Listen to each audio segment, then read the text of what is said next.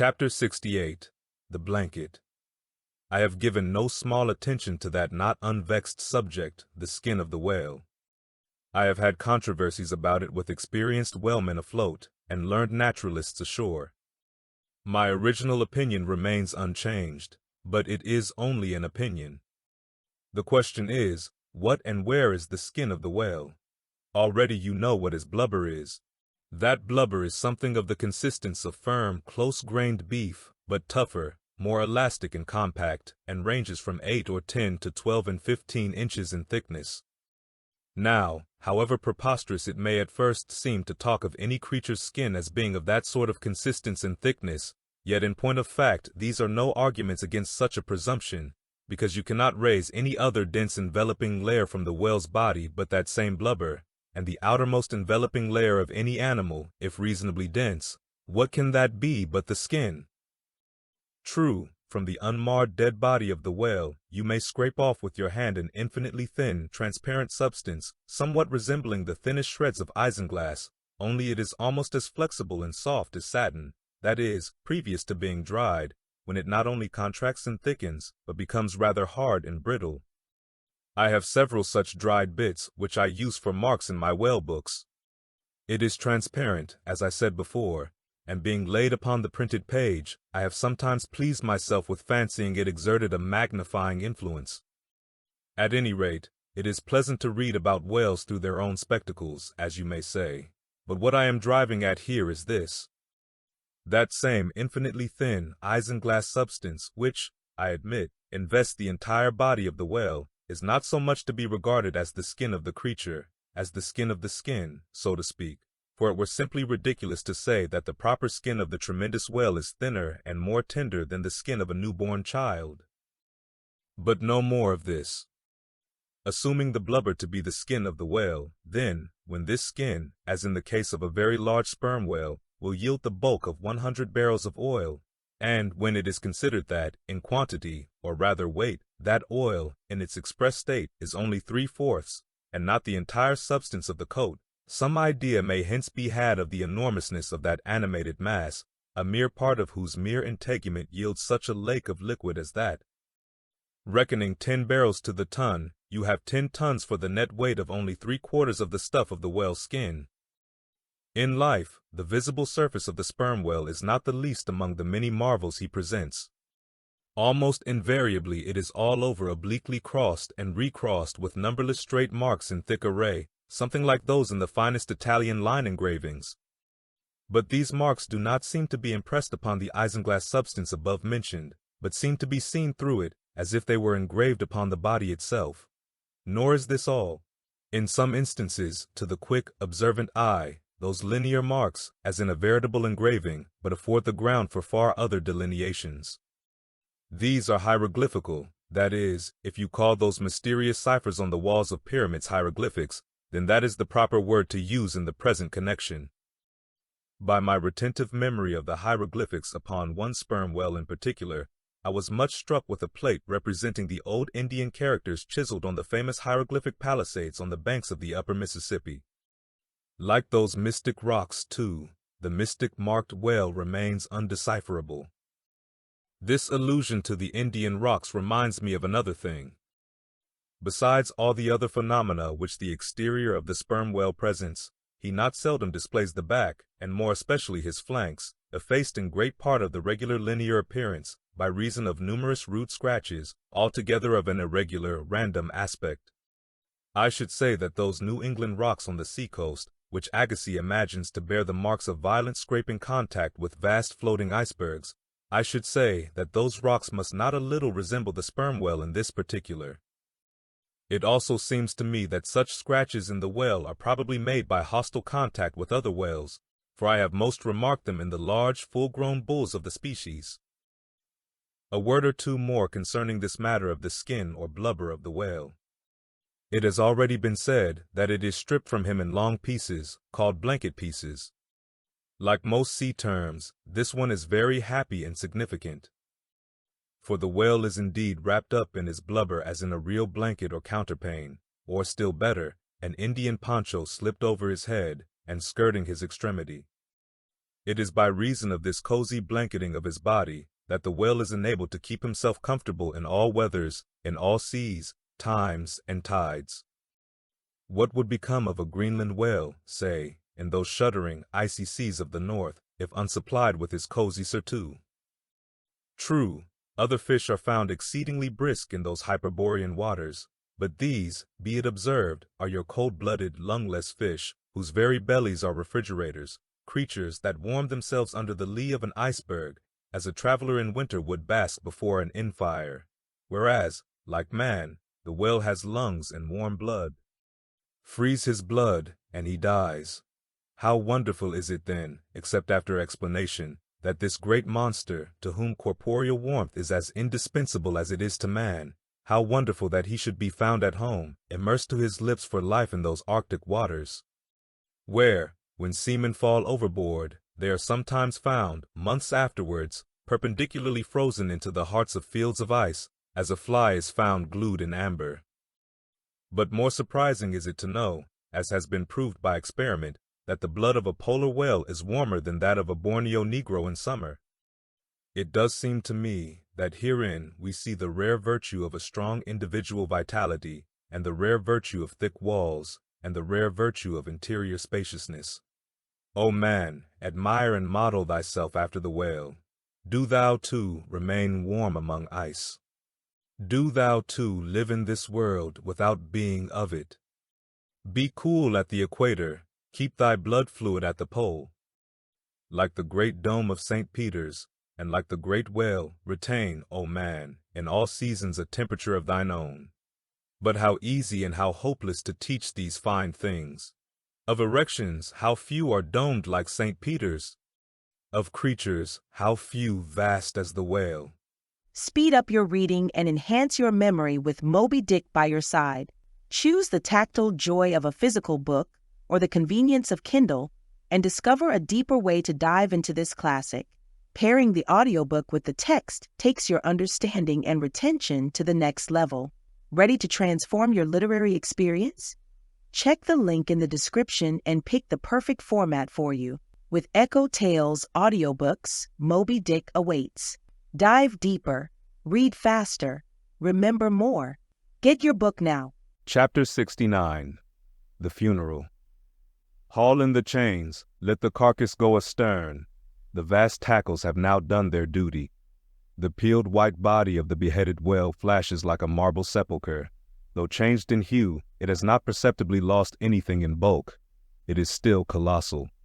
Slowly it floats more and more away, the water round it torn and splashed by the insatiate sharks, and the air above vexed with rapacious flights of screaming fowls, whose beaks are like so many insulting poniards in the whale.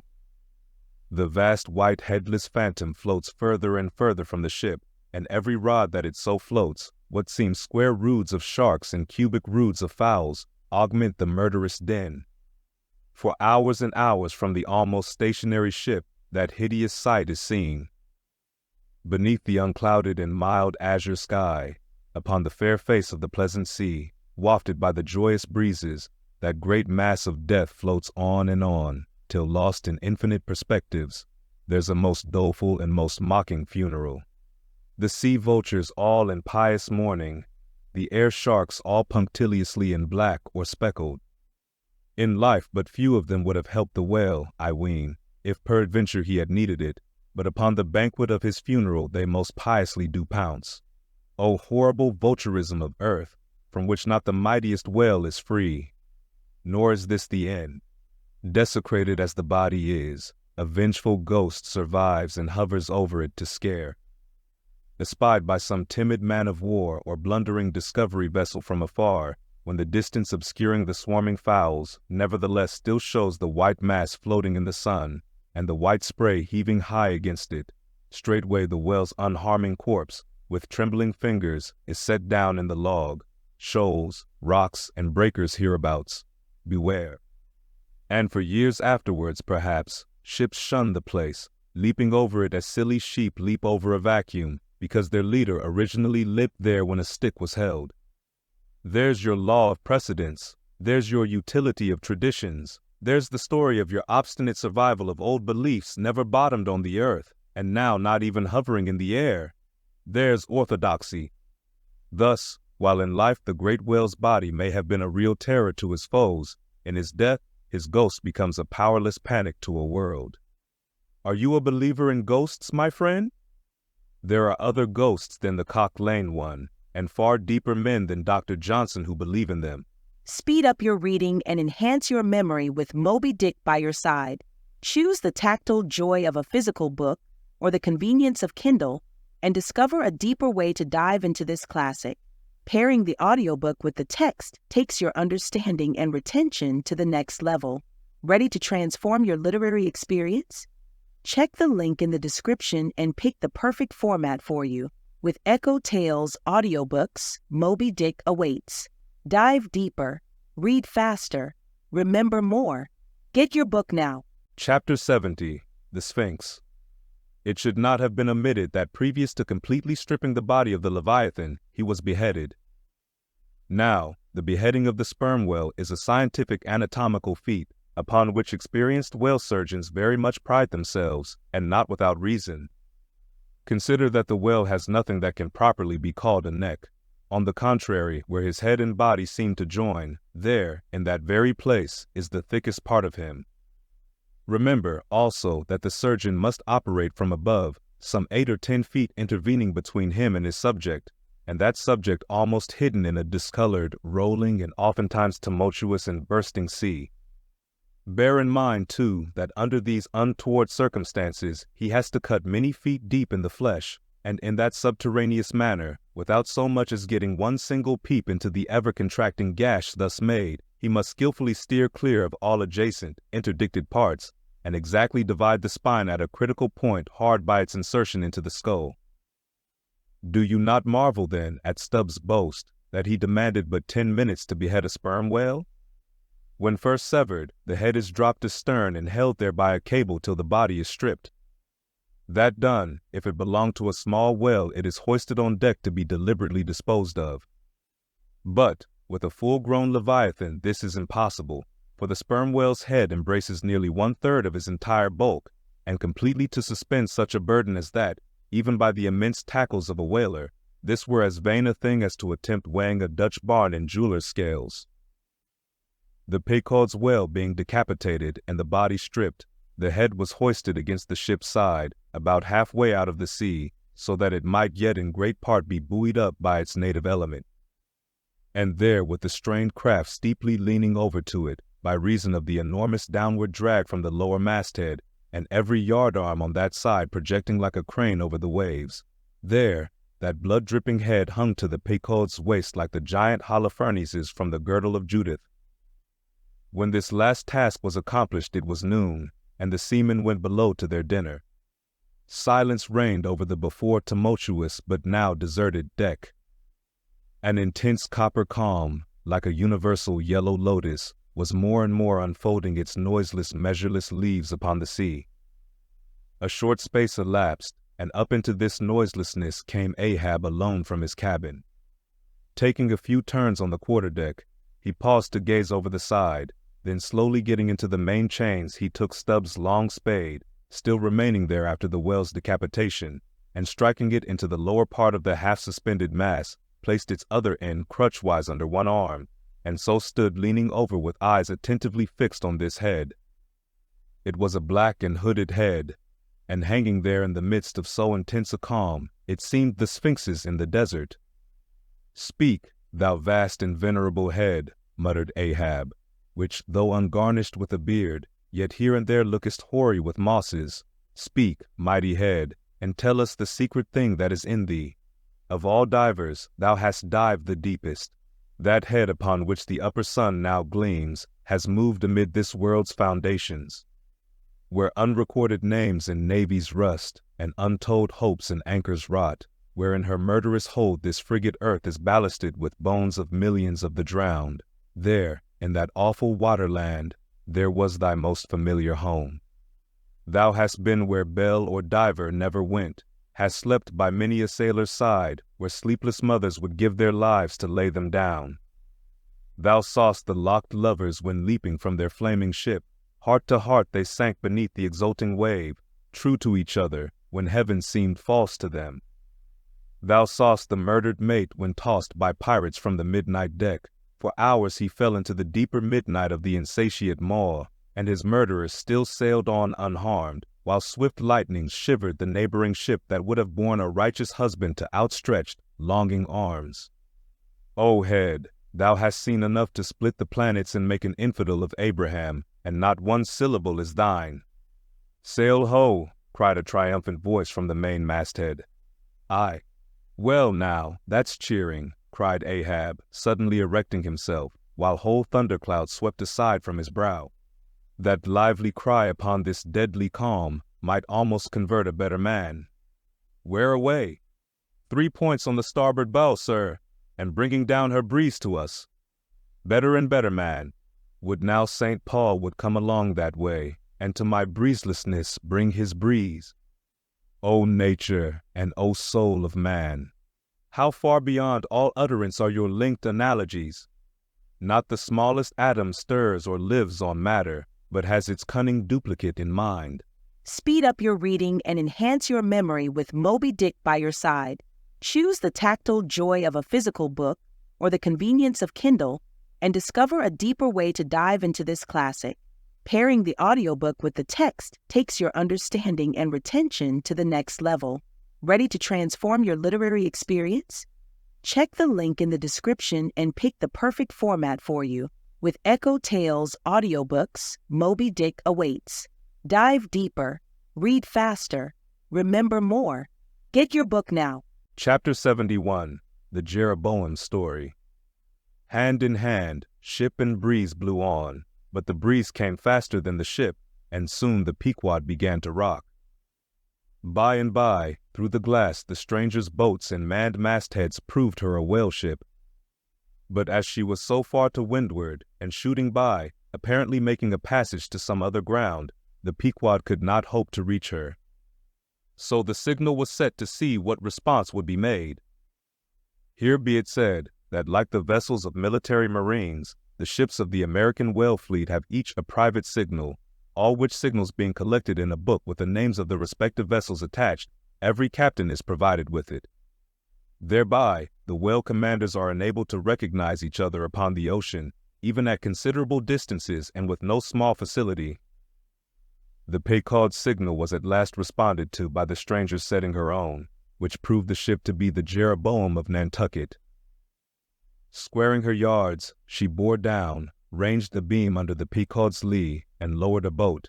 It soon drew nigh, but as the side ladder was being rigged by Starbuck's order to accommodate the visiting captain, the stranger in question waved his hand from his boat's stern, in token of that proceeding being entirely unnecessary.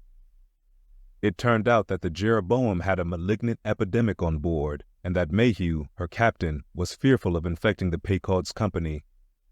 For, though himself and boat's crew remained untainted, and though his ship was half a rifle shot off, and an incorruptible sea and air rolling and flowing between, yet conscientiously adhering to the timid quarantine of the land, he peremptorily refused to come into direct contact with the Pequod. But this did by no means prevent all communications. Preserving an interval of some few yards between itself and the ship, the Jeroboam's boat, by the occasional use of its oars, contrived to keep parallel to the Pequod as she heavily forged through the sea, for by this time it blew very fresh, with her main topsail aback, though, indeed, at times by the sudden onset of a large rolling wave, the boat would be pushed some way ahead, but would be soon skillfully brought to her proper bearings again. Subject to this, and other the like interruptions now and then, a conversation was sustained between the two parties, but at intervals not without still another interruption of a very different sort. Pulling an oar in the Jeroboam's boat was a man of a singular appearance, even in that wild whaling life where individual notabilities make up all totalities. He was a small, short, youngish man, sprinkled all over his face with freckles, and wearing redundant yellow hair. A long-skirted, cabalistically cut coat of a faded walnut tinge enveloped him, the overlapping sleeves of which were rolled up on his wrists. A deep, settled, fanatic delirium was in his eyes. So soon as this figure had been first descried, Stubb had exclaimed, that's he, the long-togged scaramouche the town host company told us of." Stubb here alluded to a strange story told of the Jeroboam and a certain man among her crew some time previous when the Pequod spoke the town ho. According to this account and what was subsequently learned, it seemed that the Scaramouche in question had gained a wonderful ascendancy over almost everybody in the Jeroboam. His story was this.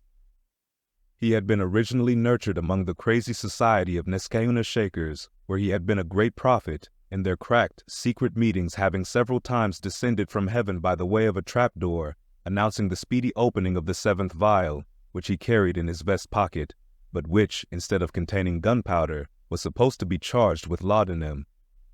A strange apostolic whim having seized him, he had left Nescauna for Nantucket, where, with that cunning peculiar to craziness, he assumed a steady, common-sense exterior and offered himself as a green-hand candidate for the Jeroboam's whaling voyage. They engaged him, but straightway upon the ship's getting out of sight of land, his insanity broke out in a freshet.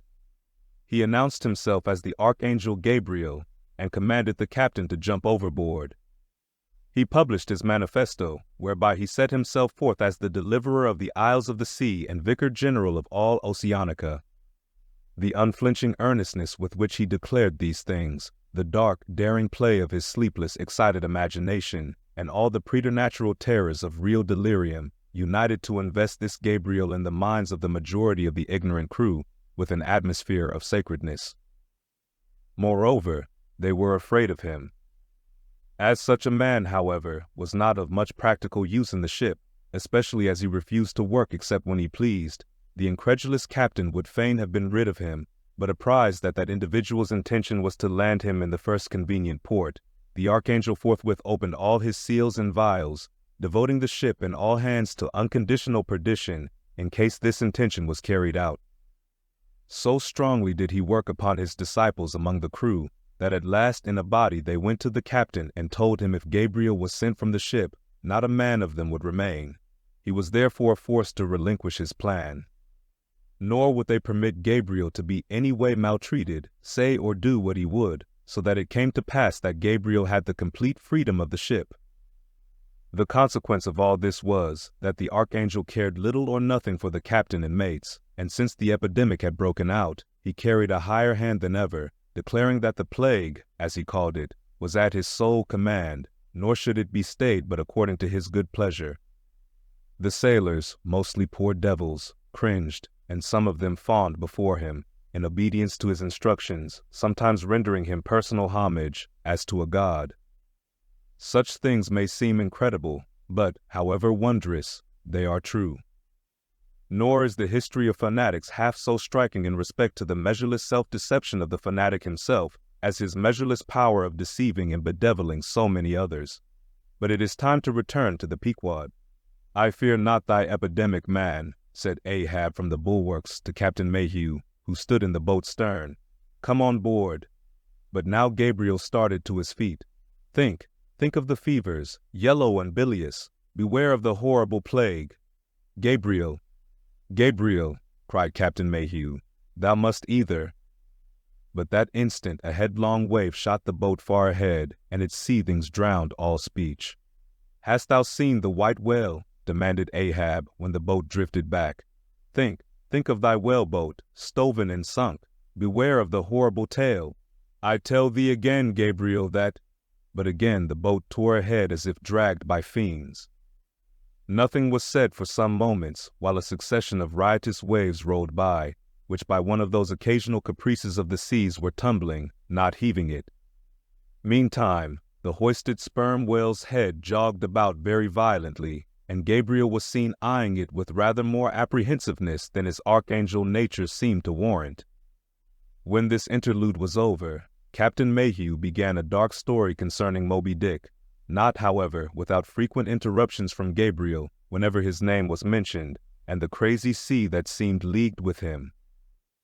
It seemed that the Jeroboam had not long left home, when upon speaking a whale ship, her people were reliably apprised of the existence of Moby Dick and the havoc he had made. Greedily sucking in this intelligence, Gabriel solemnly warned the captain against attacking the white whale, in case the monster should be seen. In his gibbering insanity, pronouncing the white whale to be no less a being than the Shaker God incarnated, the Shakers receiving the Bible.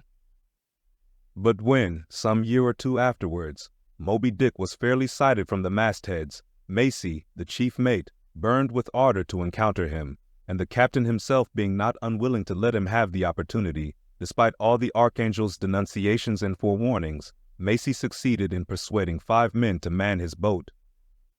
With them he pushed off, and after much weary pulling and many perilous unsuccessful onsets, he at last succeeded in getting one iron fast. Meantime, Gabriel, ascending to the main royal masthead, was tossing one arm in frantic gestures and hurling forth prophecies of speedy doom to the sacrilegious assailants of his divinity. Now, while Macy, the mate, was standing up in his boat's bow, and with all the reckless energy of his tribe was venting his wild exclamations upon the whale, and essaying to get a fair chance for his poised lance, lo! A broad white shadow rose from the sea, by its quick, fanning motion, temporarily taking the breath out of the bodies of the oarsmen. Next instant, the luckless mate, so full of furious life, was smitten bodily into the air, and making a long arc in his descent, fell into the sea at the distance of about 50 yards. Not a chip of the boat was harmed, nor a hair of any oarsman's head, but the mate forever sank. It is well to parenthesize here that of the fatal accidents in the sperm whale fishery, this kind is perhaps almost as frequent as any. Sometimes nothing is injured but the man who is thus annihilated. Oftener the boat's bow is knocked off, or the thigh board, in which the headsman stands, is torn from its place and accompanies the body. But strangest of all is the circumstance that in more instances than one, when the body has been recovered, not a single mark of violence is discernible, the man being stark dead. The whole calamity, with the falling form of Macy, was plainly descried from the ship. Raising a piercing shriek, "The vial! The vial!" Gabriel called off the terror-stricken crew from the further hunting of the whale. This terrible event clothed the Archangel with added influence, because his credulous disciples believed that he had specifically foreannounced it, instead of only making a general prophecy, which anyone might have done, and so have chanced to hit one of many marks in the wide margin allowed. He became a nameless terror to the ship. Mayhew having concluded his narration, Ahab put such questions to him that the stranger captain could not forbear inquiring whether he intended to hunt the white whale, if opportunity should offer, to which Ahab answered, "Aye." Straightway, then, Gabriel once more started to his feet, glaring upon the old man, and vehemently exclaimed, with downward pointed finger, think of the blasphemer, dead, and down there, beware of the blasphemer's end." Ahab stolidly turned aside, then said to Mayhew, "Captain, I have just bethought me of my letter bag. There is a letter for one of thy officers, if I mistake not. Starbuck, look over the bag." Every whale ship takes out a goodly number of letters for various ships, whose delivery to the persons to whom they may be addressed depends upon the mere chance of encountering them in the 4 oceans. Thus, most letters never reach their mark, and many are only received after attaining an age of 2 or 3 years or more. Soon Starbuck returned with a letter in his hand.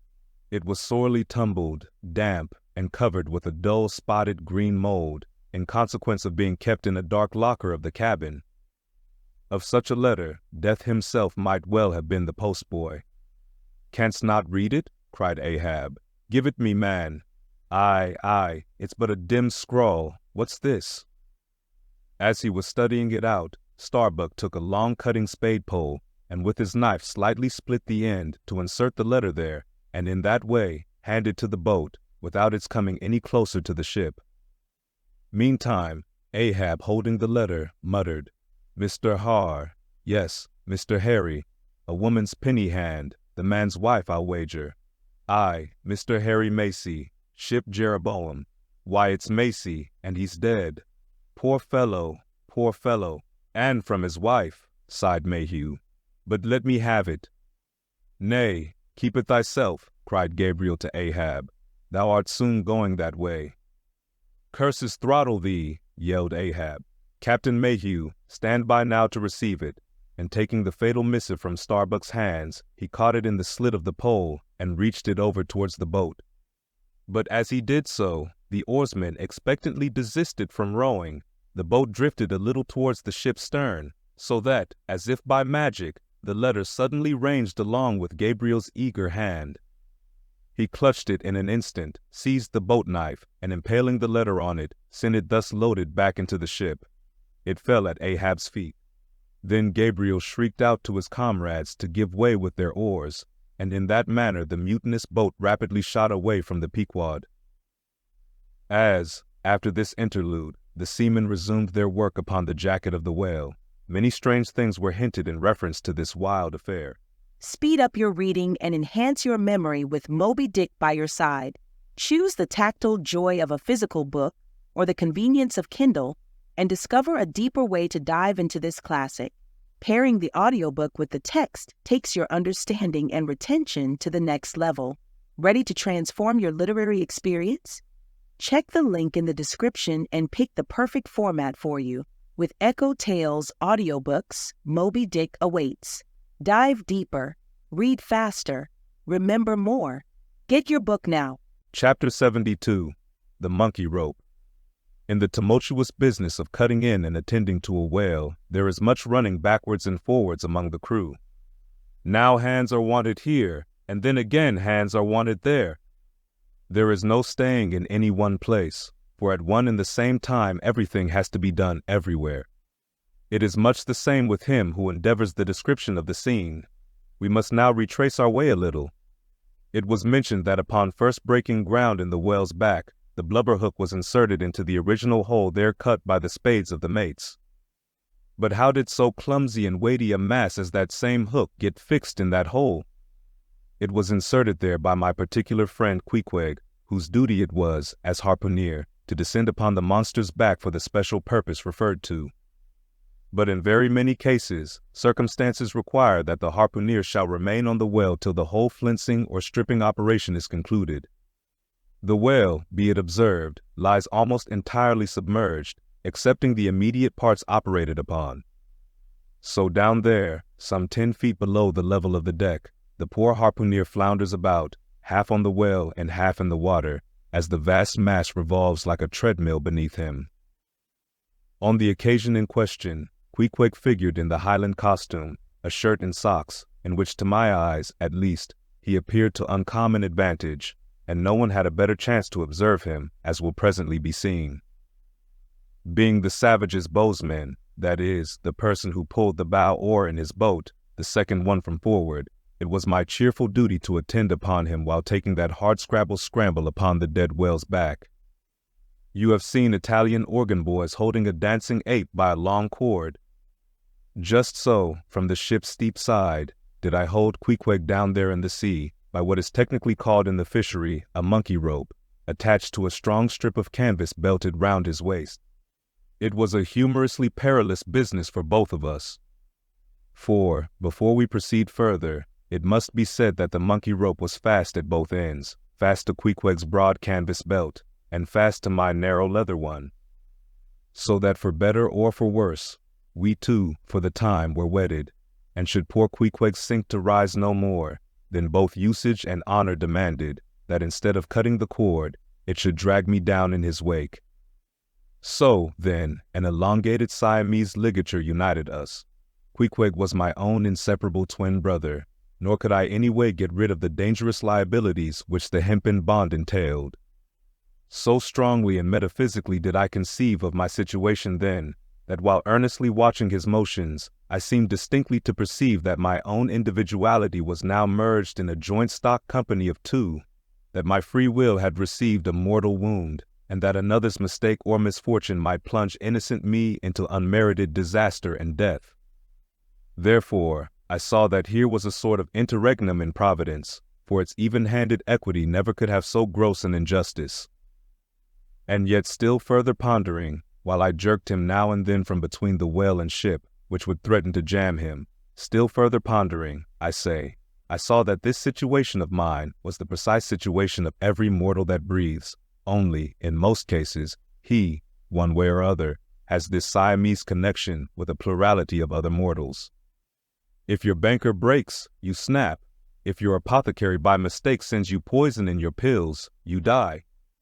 True, you may say that, by exceeding caution, you may possibly escape these and the multitudinous other evil chances of life. But handle Queequeg's monkey rope heedfully as I would, sometimes he jerked it so that I came very near sliding overboard. Nor could I possibly forget that, do what I would, I only had the management of one end of it. The monkey rope is found in all whalers, but it was only in the Pequod that the monkey and his holder were ever tied together. This improvement upon the original usage was introduced by no less a man than Stubb, in order to afford the imperiled harpooner the strongest possible guarantee for the faithfulness and vigilance of his monkey rope holder. I have hinted that I would often jerk poor Queequeg from between the whale and the ship, where he would occasionally fall from the incessant rolling and swaying of both. But this was not the only jamming jeopardy he was exposed to. Unappalled by the massacre made upon them during the night, the sharks now freshly and more keenly allured by the before-pent blood which began to flow from the carcass, the rabid creatures swarmed round it like bees in a beehive. And right in among those sharks was Queequeg, who often pushed them aside with his floundering feet.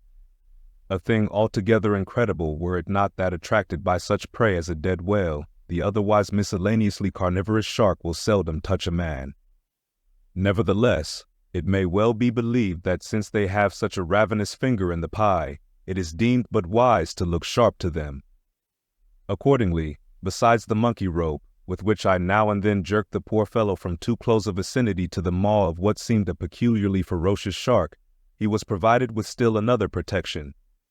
Suspended over the side in one of the stages, Tashtego and Dagu continually flourished over his head a couple of keen whale spades, wherewith they slaughtered as many sharks as they could reach. This procedure of theirs, to be sure, was very disinterested and benevolent of them. They meant Queequeg's best happiness, I admit, but in their hasty zeal to befriend him, and from the circumstance that both he and the sharks were at times half hidden by the blood-muddled water, those indiscreet spades of theirs would come nearer amputating a leg than a tail.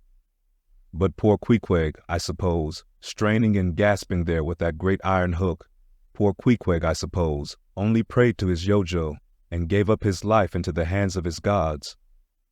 Well, well, my dear comrade and twin brother, thought I, as I drew in and then slacked off the rope to every swell of the sea, what matters it after all? Are you not the precious image of each and all of us men in this whaling world? That unsounded ocean you gasp in is life, those sharks, your foes, those spades, your friends, and what between sharks and spades you are in a sad pickle and peril, poor lad. But courage, there is good cheer in store for you, Queequeg. For now, as with blue lips and bloodshot eyes the exhausted savage at last climbs up the chains and stands all dripping and involuntarily trembling over the side, the steward advances, and with a benevolent, consolatory glance hands him, what, some hot cognac? No. Hands him, ye gods. Hands him a cup of tepid ginger and water. Ginger, do I smell ginger? Suspiciously asked Stubb, coming near. Yes, this must be ginger, peering into the as yet untasted cup. Then, standing as if incredulous for a while, he calmly walked towards the astonished steward, slowly saying, Ginger? Ginger? And will you have the goodness to tell me, Mr. Doughboy, where lies the virtue of ginger? Ginger, is ginger the sort of fuel you use, Doughboy, to kindle a fire in this shivering cannibal? Ginger, what the devil is ginger? Sea coal? Firewood? Lucifer matches? Tinder? Gunpowder? What the devil is ginger, I say, that you offer this cup to our poor Queequeg here? There is some sneaking temperance society movement about this business, he suddenly added, now approaching Starbuck, who had just come from forward. Will you look at that connikin, sir? Smell of it, if you please. Then, watching the mate's countenance, he added, The steward, Mr. Starbuck, had the face to offer that calomel and jalap to Queequeg there, this instant off the whale. Is the steward an apothecary, sir? And may I ask whether this is the sort of bitters by which he blows back the life into a half-drowned man? I trust not, said Starbuck. It is poor stuff enough. Aye, aye, steward, cried Stubb. We'll teach you to drug a harpooner. None of your apothecary's medicine here. You want to poison us, do ye? You have got out insurances on our lives and want to murder us all and pocket the proceeds, do ye? It was not me, cried Doughboy. It was Aunt Charity that brought the ginger on board and bade me never give the harpooneers any spirits, but only this ginger jub, so she called it. Ginger jub, you gingerly rascal, take that and run along with ye to the lockers and get something better. I hope I do no wrong, Mr. Starbuck. It is the captain's orders, grog for the harpooneer on a whale. Enough, replied Starbuck, only don't hit him again, but, oh, I never hurt when I hit, except when I hit a whale or something of that sort, and this fellow's a weasel. What were you about saying, sir? Only this, go down with him and get what thou wantest thyself. When Stubb reappeared, he came with a dark flask in one hand and a sort of tea caddy in the other. The first contained strong spirits and was handed to Queequeg. The second was Aunt Charity's gift, and that was freely given to the waves. Speed up your reading and enhance your memory with Moby Dick by your side. Choose the tactile joy of a physical book or the convenience of Kindle and discover a deeper way to dive into this classic. Pairing the audiobook with the text takes your understanding and retention to the next level. Ready to transform your literary experience? Check the link in the description and pick the perfect format for you. With EchoTales Audiobooks, Moby Dick awaits. Dive deeper, read faster, remember more. Get your book now. Chapter 73. Stubb and Flask kill a right whale and then have a talk over him. It must be borne in mind that all this time we have a sperm whale's prodigious head hanging to the Pequod's side. But we must let it continue hanging there a while till we can get a chance to attend to it. For the present other matters press, and the best we can do now for the head is to pray heaven the tackles may hold. Now, during the past night and forenoon, the Pequod had gradually drifted into a sea, which, by its occasional patches of yellow brit, gave unusual tokens of the vicinity of right whales, a species of the leviathan that but few supposed to be at this particular time lurking anywhere near. And though all hands commonly disdained the capture of those inferior creatures, and though the Pequod was not commissioned to cruise for them at all, and though she had passed numbers of them near the Crozettes without lowering a boat, yet now that a sperm whale had been brought alongside and beheaded, to the surprise of all, the announcement was made that a right whale should be captured that day if opportunity offered. Nor was this long wanting. Tall spouts were seen to leeward, and two boats, Stubbs and Flasks, were detached in pursuit. Pulling further and further away, they at last became almost invisible to the men at the masthead. But suddenly in the distance they saw a great heap of tumultuous white water, and soon after news came from aloft that one or both the boats must be fast. An interval passed, and the boats were in plain sight, in the act of being dragged right towards the ship by the towing whale. So close did the monster come to the hull that at first it seemed as if he meant it malice, but suddenly going down in a maelstrom, within 3 rods of the planks, he wholly disappeared from view, as if diving under the keel. "Cut! Cut!" was the cry from the ship to the boats, which for one instant seemed on the point of being brought with a deadly dash against the vessel's side. But having plenty of line yet in the tubs, and the whale not sounding very rapidly, they paid out abundance of rope, and at the same time pulled with all their might so as to get ahead of the ship. For a few minutes the struggle was intensely critical, for while they still slacked out the tightened line in one direction and still plied their oars in another, the contending strain threatened to take them under. But it was only a few feet advance they sought to gain, and they stuck to it till they did gain it, when instantly a swift tremor was felt running like lightning along the keel, as the strained line, scraping beneath the ship, suddenly rose to view under her bows, snapping and quivering, and so flinging off its drippings, that the drops fell like bits of broken glass on the water, while the whale beyond also rose to sight, and once more the boats were free to fly. But the fagged whale abated his speed, and blindly altering his course, went round the stern of the ship, towing the 2 boats after him, so that they performed a complete circuit. Meantime, they hauled more and more upon their lines, till close flanking him on both sides, Stubb answered Flask with lance for lance, and thus round and round the Pequod the battle went, while the multitudes of sharks that had before swum round the sperm whale's body, rushed to the fresh blood that was spilled, thirstily drinking at every new gash as the eager Israelites did at the new bursting fountains that poured from the smitten rock. At last his spout grew thick, and with a frightful roll and vomit, he turned upon his back a corpse. While the two headsmen were engaged in making fast cords to his flukes, and in other ways getting the mast in readiness for towing, some conversation ensued between them. "I wonder what the old man wants with this lump of foul lard," said Stubb, not without some disgust at the thought of having to do with so ignoble a leviathan. "Wants with it?" said Flask, coiling some spare line in the boat's bow. "Did you never hear that the ship which but once has a sperm whale's head hoisted on her starboard side, and at the same time a right whale's on the larboard, did you never hear, Stubb, that ship can never afterwards capsize?" "Why not?" "I don't know, but I heard that Gamboge ghost of a Fadala saying so, and he seems to know all about ship's charms. But I sometimes think he'll charm the ship to no good at last. I don't half like that chap, Stubb. Did you ever notice how that tusk of his is a sort of carved into a snake's head, Stubb? Sink him! I never look at him at all. But if ever I get a chance of a dark night, and he standing hard by the bulwarks, and no one by, look down there, Flask, pointing into the sea with a peculiar motion of both hands. I will I. Flask, I take that Fadala to be the devil in disguise.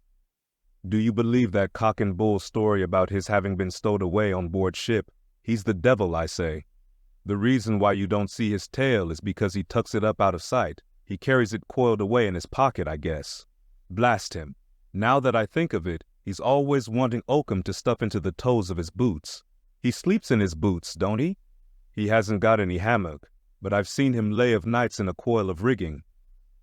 No doubt, and it's because of his cursed tail. He coils it down, do ye see, in the eye of the rigging.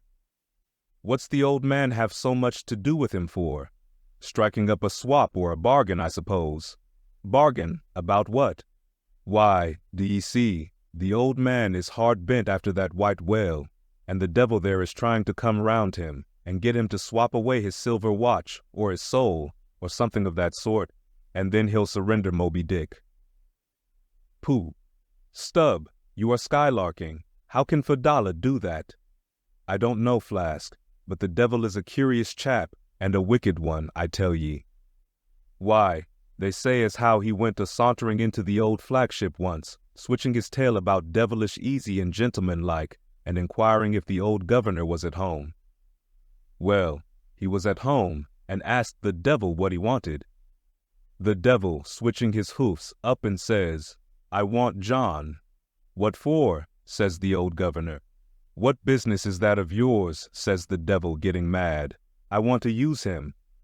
Take him, says the governor, and by the Lord, Flask, if the devil didn't give John the Asiatic cholera before he got through with him, I'll eat this whale in one mouthful. But look sharp, ain't you already there? Well then, pull ahead, and let's get the whale alongside. I think I remember some such story as you were telling, said Flask, when at last the two boats were slowly advancing with their burden towards the ship, but I can't remember where. 3 Spaniards, Adventures of those 3 bloody-minded soldados. Did ye read it there, Flask? I guess ye did. No, never saw such a book, heard of it though. But now, tell me, Stubb, do you suppose that that devil you were speaking of just now was the same you say is now on board the Pequod? Am I the same man that helped kill this whale? Doesn't the devil live forever? Who ever heard that the devil was dead? Did you ever see any parson a-wearing mourning for the devil? And if the devil has a latchkey to get into the admiral's cabin, don't you suppose he can crawl into a porthole? Tell me that, Mr. Flask. How old do you suppose Fadala is, Stubb? Do you see that mainmast there? Pointing to the ship. Well, that's the figure one. Now take all the hoops in the Pequod's hold and string along in a row with that mast for aughts, do you see? Well, that wouldn't begin to be Fadala's age. Nor all the coopers in creation couldn't show hoops enough to make aughts enough. But see here, Stubb, I thought you a little boasted just now that you meant to give Fadala a sea toss if you got a good chance. Now, if he's so old as all those hoops of yours come to, and if he is going to live forever, what good will it do to pitch him overboard, Tell me that. Give him a good ducking anyhow. But he'd crawl back. Duck him again, and keep ducking him. Suppose he should take it into his head to duck you, though, yes, and drown you. What then? I should like to see him try it. I'd give him such a pair of black eyes that he wouldn't dare to show his face in the Admiral's cabin again for a long while, let alone down in the orlop there, where he lives, and hereabouts on the upper decks where he sneaks so much. Damn the devil, Flask. So you suppose I'm afraid of the devil? Who's afraid of him, except the old governor who daresn't catch him and put him in double darbies as he deserves, but lets him go about kidnapping people? Aye, and signed a bond with him, that all the people the devil kidnapped, he'd roast for him. There's a governor. Do you suppose Fadala wants to kidnap Captain Ahab? Do I suppose it? You'll know it before long, Flask. But I am going now to keep a sharp lookout on him, and if I see anything very suspicious going on, I'll just take him by the nape of his neck and say, "Look here, Beelzebub, you don't do it, and if he makes any fuss, by the Lord I'll make a grab into his pocket for his tail, take it to the capstan, and give him such a wrenching and heaving that his tail will come short off at the stump, do you see? And then, I rather guess when he finds himself docked in that queer fashion, he'll sneak off without the poor satisfaction of feeling his tail between his legs." "And what will you do with the tail, Stubb?" "Do with it? Sell it for an ox whip when we get home. What else?" "Now, do you mean what you say, and have been saying all along, Stubb?" "Mean or not mean, here we are at the ship." The boats were here hailed to tow the whale on the larboard side, where fluke chains and other necessaries were already prepared for securing him. "Didn't I tell you so?" said Flask. "Yes, you'll soon see this right whale's head hoisted up opposite that Parmacetti's." In good time, Flask's saying proved true. As before, the Pequod steeply leaned over towards the sperm whale's head. Now, by the counterpoise of both heads, she regained her even keel, though sorely strained, you may well believe. So, when on one side you hoist in Locke's head, you go over that way, but now on the other side, hoist in Kant's and you come back again, but in very poor plight. Thus, some minds forever keep trimming boat. O ye foolish, throw all these thunderheads overboard, and then you will float light and right. In disposing of the body of a right whale, when brought alongside the ship, the same preliminary proceedings commonly take place as in the case of a sperm whale, only in the latter instance, the head is cut off whole, but in the former, the lips and tongue are separately removed and hoisted on deck, with all the well-known black bone attached to what is called the crown piece. But nothing like this, in the present case, had been done. The carcasses of both whales had dropped astern, and the head-laden ship not a little resembled a mule carrying a pair of overburdening panniers. Meantime, Fadala was calmly eyeing the right whale's head, and ever and anon glancing from the deep wrinkles there to the lines in his own hand. And Ahab chanced so to stand that the Parsee occupied his shadow, while if the Parsee's shadow was there at all, it seemed only to blend with and lengthen Ahab's. As the crew toiled on, Laplandish speculations were bandied among them concerning all these passing things. Speed up your reading and enhance your memory with Moby Dick by your side. Choose the tactile joy of a physical book or the convenience of Kindle and discover a deeper way to dive into this classic. Pairing the audiobook with the text takes your understanding and retention to the next level. Ready to transform your literary experience? Check the link in the description and pick the perfect format for you. With EchoTales Audiobooks, Moby Dick awaits. Dive deeper, read faster, remember more. Get your book now. Chapter 74. The Sperm Whale's Head, Contrasted View. Here now are two great whales, laying their heads together. Let us join them, and lay together our own. Of the grand order of folio leviathans, the sperm whale and the right whale are by far the most noteworthy. They are the only whales regularly hunted by man. To the Nantucketer, they present the two extremes of all the known varieties of the whale. As the external difference between them is mainly observable in their heads, and as a head of each is this moment hanging from the Pequod side, and as we may freely go from one to the other by merely stepping across the deck, where, I should like to know, will you obtain a better chance to study practical cetology than here? In the first place, you are struck by the general contrast between these heads. Both are massive enough in all conscience, but there is a certain mathematical symmetry in the sperm whales which the right whale sadly lacks. There is more character in the sperm whale's head. As you behold it, you involuntarily yield the immense superiority to him in point of pervading dignity. In the present instance, too, this dignity is heightened by the pepper and salt color of his head at the summit, giving token of advanced age and large experience. In short, he is what the fishermen technically call a gray-headed whale. Let us now note what is least dissimilar in these heads, namely, the two most important organs, the eye and the ear. Far back on the side of the head, and low down, near the angle of either whale's jaw, if you narrowly search, you will at last see a lashless eye, which you would fancy to be a young colt's eye, so out of all proportion is it to the magnitude of the head. Now, from this peculiar sideway position of the whale's eyes, it is plain that he can never see an object which is exactly ahead, no more than he can one exactly astern. In a word, the position of the whale's eyes corresponds to that of a man's ears, and you may fancy for yourself how it would fare with you did you sideways survey objects through your ears. You would find that you could only command some 30 degrees of vision in advance of the straight sideline of sight, and about 30 more behind it.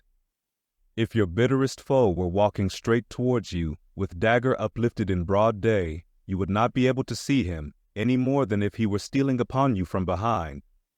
In a word, you would have two backs, so to speak, but at the same time also two fronts, side fronts, for what is it that makes the front of a man? What, indeed, but his eyes? Moreover, while in most other animals that I can now think of, the eyes are so planted as imperceptibly to blend their visual power, so as to produce one picture and not two to the brain, the peculiar position of the whale's eyes, effectually divided as they are by many cubic feet of solid head, which towers between them like a great mountain separating two lakes and valleys.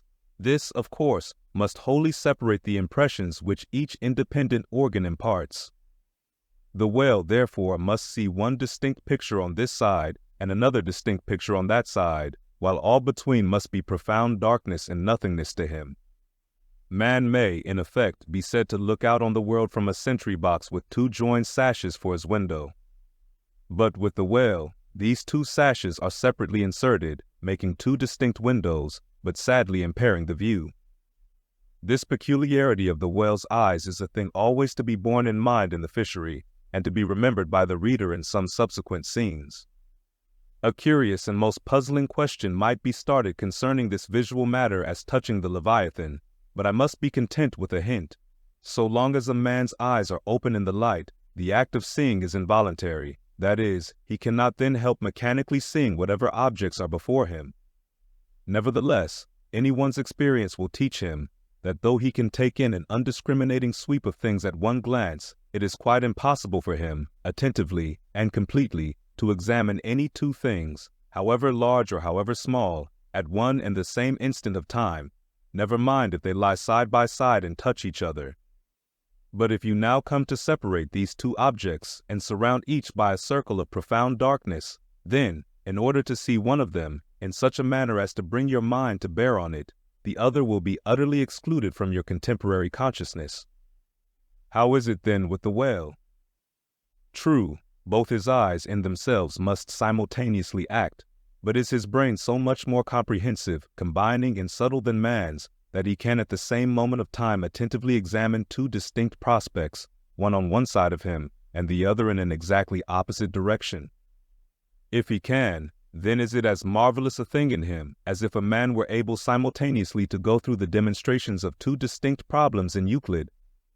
Nor, strictly investigated, is there any incongruity in this comparison. It may be but an idle whim, but it has always seemed to me that the extraordinary vacillations of movement displayed by some whales when beset by 3 or 4 boats, the timidity and liability to queer frights so common to such whales, I think that all this indirectly proceeds from the helpless perplexity of volition, in which their divided and diametrically opposite powers of vision must involve them. But the ear of the whale is full as curious as the eye. If you are an entire stranger to their race, you might hunt over these two heads for hours and never discover that organ. The ear has no external leaf whatever, and into the hole itself you can hardly insert a quill, so wondrously minute is it. It is lodged a little behind the eye. With respect to their ears, this important difference is to be observed between the sperm whale and the right. While the ear of the former has an external opening, that of the latter is entirely and evenly covered over with a membrane, so as to be quite imperceptible from without. Is it not curious that so vast a being as the whale should see the world through so small an eye, and hear the thunder through an ear which is smaller than a hare's? But if his eyes were broad as the lens of Herschel's great telescope, and his ears capacious as the porches of cathedrals, would that make him any longer of sight or sharper of hearing? Not at all. Why then do you try to enlarge your mind, subtleize it? Let us now, with whatever levers and steam engines we have at hand, cant over the sperm whale's head, that it may lie bottom up, then, ascending by a ladder to the summit, have a peep down the mouth, and were it not that the body is now completely separated from it, with a lantern, we might descend into the great Kentucky mammoth cave of his stomach. But let us hold on here by this tooth, and look about us where we are. What a really beautiful and chaste-looking mouth, from floor to ceiling, lined, or rather papered with a glistening white membrane, glossy as bridal satins. But come out now, and look at this portentous lower jaw, which seems like the long narrow lid of an immense snuff-box, with a hinge at one end instead of one side. If you pry it up, so as to get it overhead, and expose its rows of teeth, it seems a terrific portcullis, and such, alas, it proves to many a poor wight in the fishery, upon whom these spikes fall with impaling force. But far more terrible is it to behold, when fathoms down in the sea, you see some sulky whale, floating there suspended, with his prodigious jaw, some 15 feet long, hanging straight down at right angles with his body, for all the world like a ship's jibboom. This whale is not dead. He is only dispirited, out of sorts perhaps, hypochondriac, and so supine that the hinges of his jaw have relaxed, leaving him there in that ungainly sort of plight, a reproach to all his tribe, who must, no doubt, imprecate lockjaws upon him.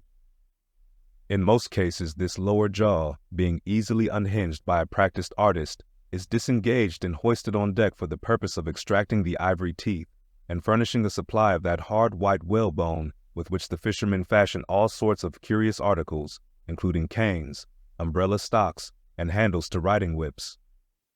With a long, weary hoist, the jaw is dragged on board, as if it were an anchor, and when the proper time comes, some few days after the other work, Queequeg, Daggoo, and Tashtigo, being all accomplished dentists, are set to drawing teeth. With a keen-cutting spade, Queequeg lances the gums, then the jaw is lashed down to ring bolts, and a tackle being rigged from aloft, they drag out these teeth, as Michigan oxen drag stumps of old oaks out of wild woodlands. There are generally 42 teeth in all, in old whales, much worn down but undecayed, nor filled after our artificial fashion. The jaw is afterwards sawn into slabs, and piled away like joists for building houses. Speed up your reading and enhance your memory with Moby Dick by your side. Choose the tactile joy of a physical book or the convenience of Kindle, and discover a deeper way to dive into this classic. Pairing the audiobook with the text takes your understanding and retention to the next level. Ready to transform your literary experience? Check the link in the description and pick the perfect format for you. With EchoTales Audiobooks, Moby Dick awaits. Dive deeper, read faster, remember more. Get your book now. Chapter 75. The Right Whale's Head, Contrasted View. Crossing the deck, let us now have a good long look at the right whale's head. As in general shape, the noble sperm whale's head may be compared to a Roman war chariot, especially in front, where it is so broadly rounded. So, at a broad view, the right whale's head bears a rather inelegant resemblance to a gigantic galliot-toed shoe. 200 years ago, an old Dutch voyager likened its shape to that of a shoemaker's last. And in this same last or shoe, that old woman of the nursery tale, with the swarming brood, might very comfortably be lodged, she and all her progeny.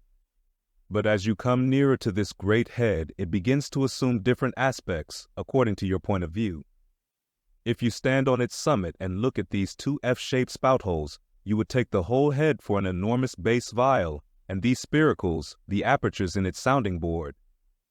Then again, if you fix your eye upon this strange, crested, comb-like incrustation on the top of the mass, this green, barnacled thing, which the Greenlanders call the crown, and the southern fishers the bonnet of the right whale, fixing your eyes solely on this, you would take the head for the trunk of some huge oak with a bird's nest in its crotch. At any rate, when you watch those live crabs that nestle here on this bonnet, such an idea will be almost sure to occur to you, unless, indeed, your fancy has been fixed by the technical term crown also bestowed upon it, in which case you will take great interest in thinking how this mighty monster is actually a diademed king of the sea, whose green crown has been put together for him in this marvelous manner. But if this whale be a king, he is a very sulky-looking fellow to grace a diadem. Look at that hanging lower lip. What a huge sulk and pout is there!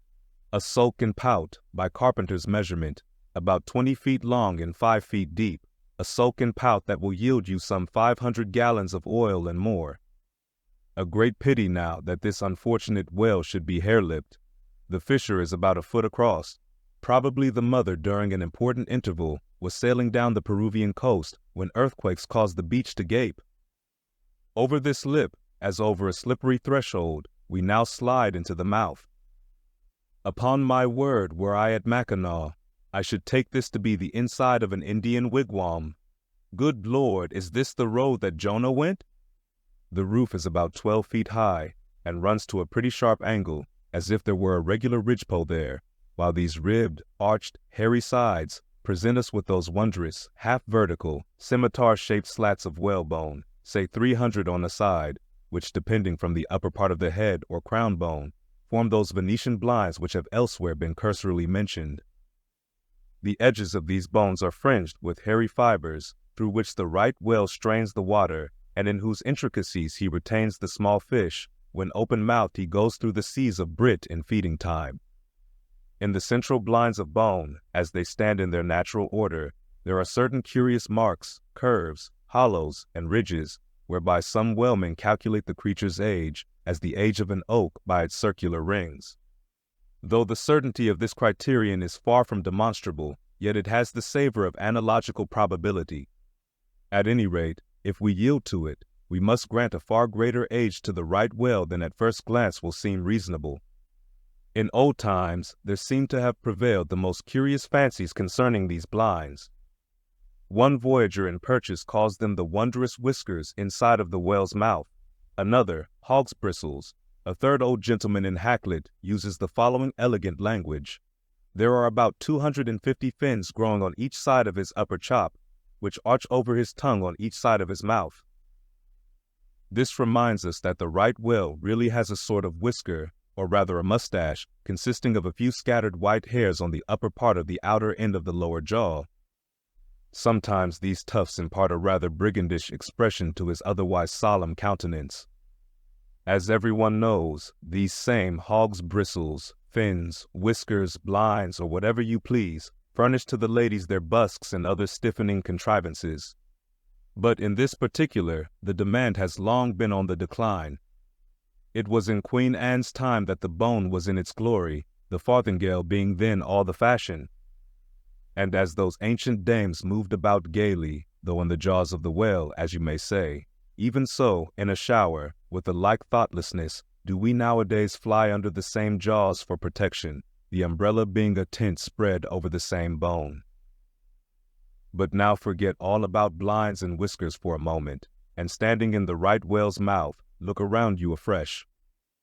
Seeing all these colonnades of bones so methodically ranged about, would you not think you were inside of the great Harlem organ and gazing upon its 1,000 pipes? For a carpet to the organ we have a rug of the softest turkey, the tongue, which is glued, as it were, to the floor of the mouth. It is very fat and tender, and apt to tear in pieces in hoisting it on deck.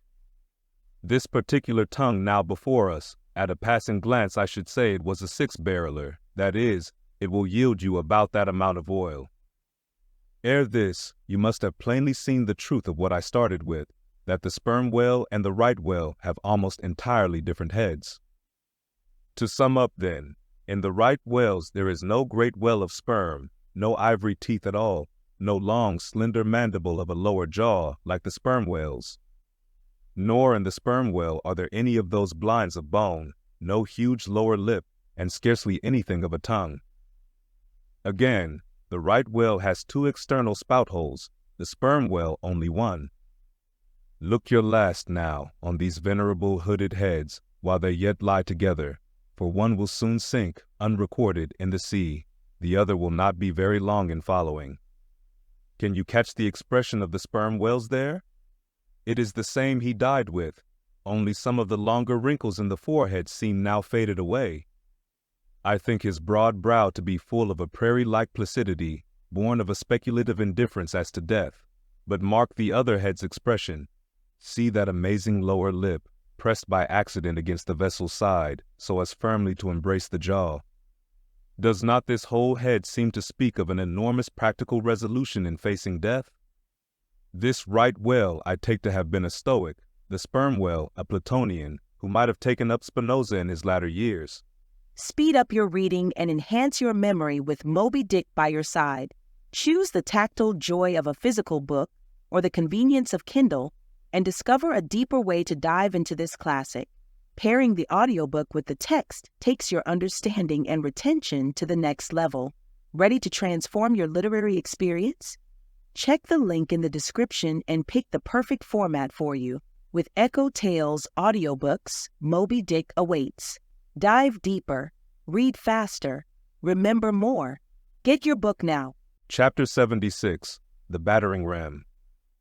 Ere quitting, for the nonce, the sperm whale's head, I would have you, as a sensible physiologist, simply, particularly remark its front aspect in all its compacted collectedness.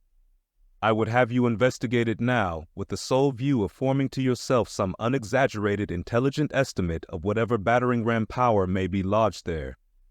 Here is a vital point, for you must either satisfactorily settle this matter with yourself, or forever remain an infidel as to one of the most appalling, but not the less true events, perhaps anywhere to be found in all recorded history. You observe that in the ordinary swimming position of the sperm whale, the front of his head presents an almost wholly vertical plane to the water.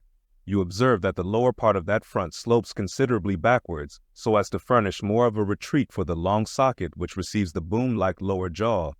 You observe that the mouth is entirely under the head, much in the same way, indeed, as though your own mouth were entirely under your chin. Moreover, you observe that the whale has no external nose, and that what nose he has, his spout hole, is on the top of his head. You observe that his eyes and ears are at the sides of his head, nearly 1/3 of his entire length from the front. Wherefore, you must now have perceived that the front of the sperm whale's head is a dead, blind wall, without a single organ or tender prominence of any sort whatsoever. Furthermore, you are now to consider that only in the extreme, lower, backward-sloping part of the front of the head is there the slightest vestige of bone, and not till you get near 20 feet from the forehead do you come to the full cranial development. So that this whole enormous boneless mass is as one wad. Finally, though, as will soon be revealed, its contents partly comprise the most delicate oil, yet you are now to be apprised of the nature of the substance which so impregnably invests all that apparent effeminacy. In some previous place I have described to you how the blubber wraps the body of the whale as the rind wraps an orange. Just so with the head, but with this difference. About the head this envelope, though not so thick, is of a boneless toughness, inestimable by any man who has not handled it. The severest pointed harpoon, the sharpest lance darted by the strongest human arm, impotently rebounds from it. It is as though the forehead of the sperm whale were paved with horses' hoofs. I do not think that any sensation lurks in it. Bethink yourself also of another thing. When 2 large, loaded Indiamen chance to crowd and crush towards each other in the docks, what do the sailors do?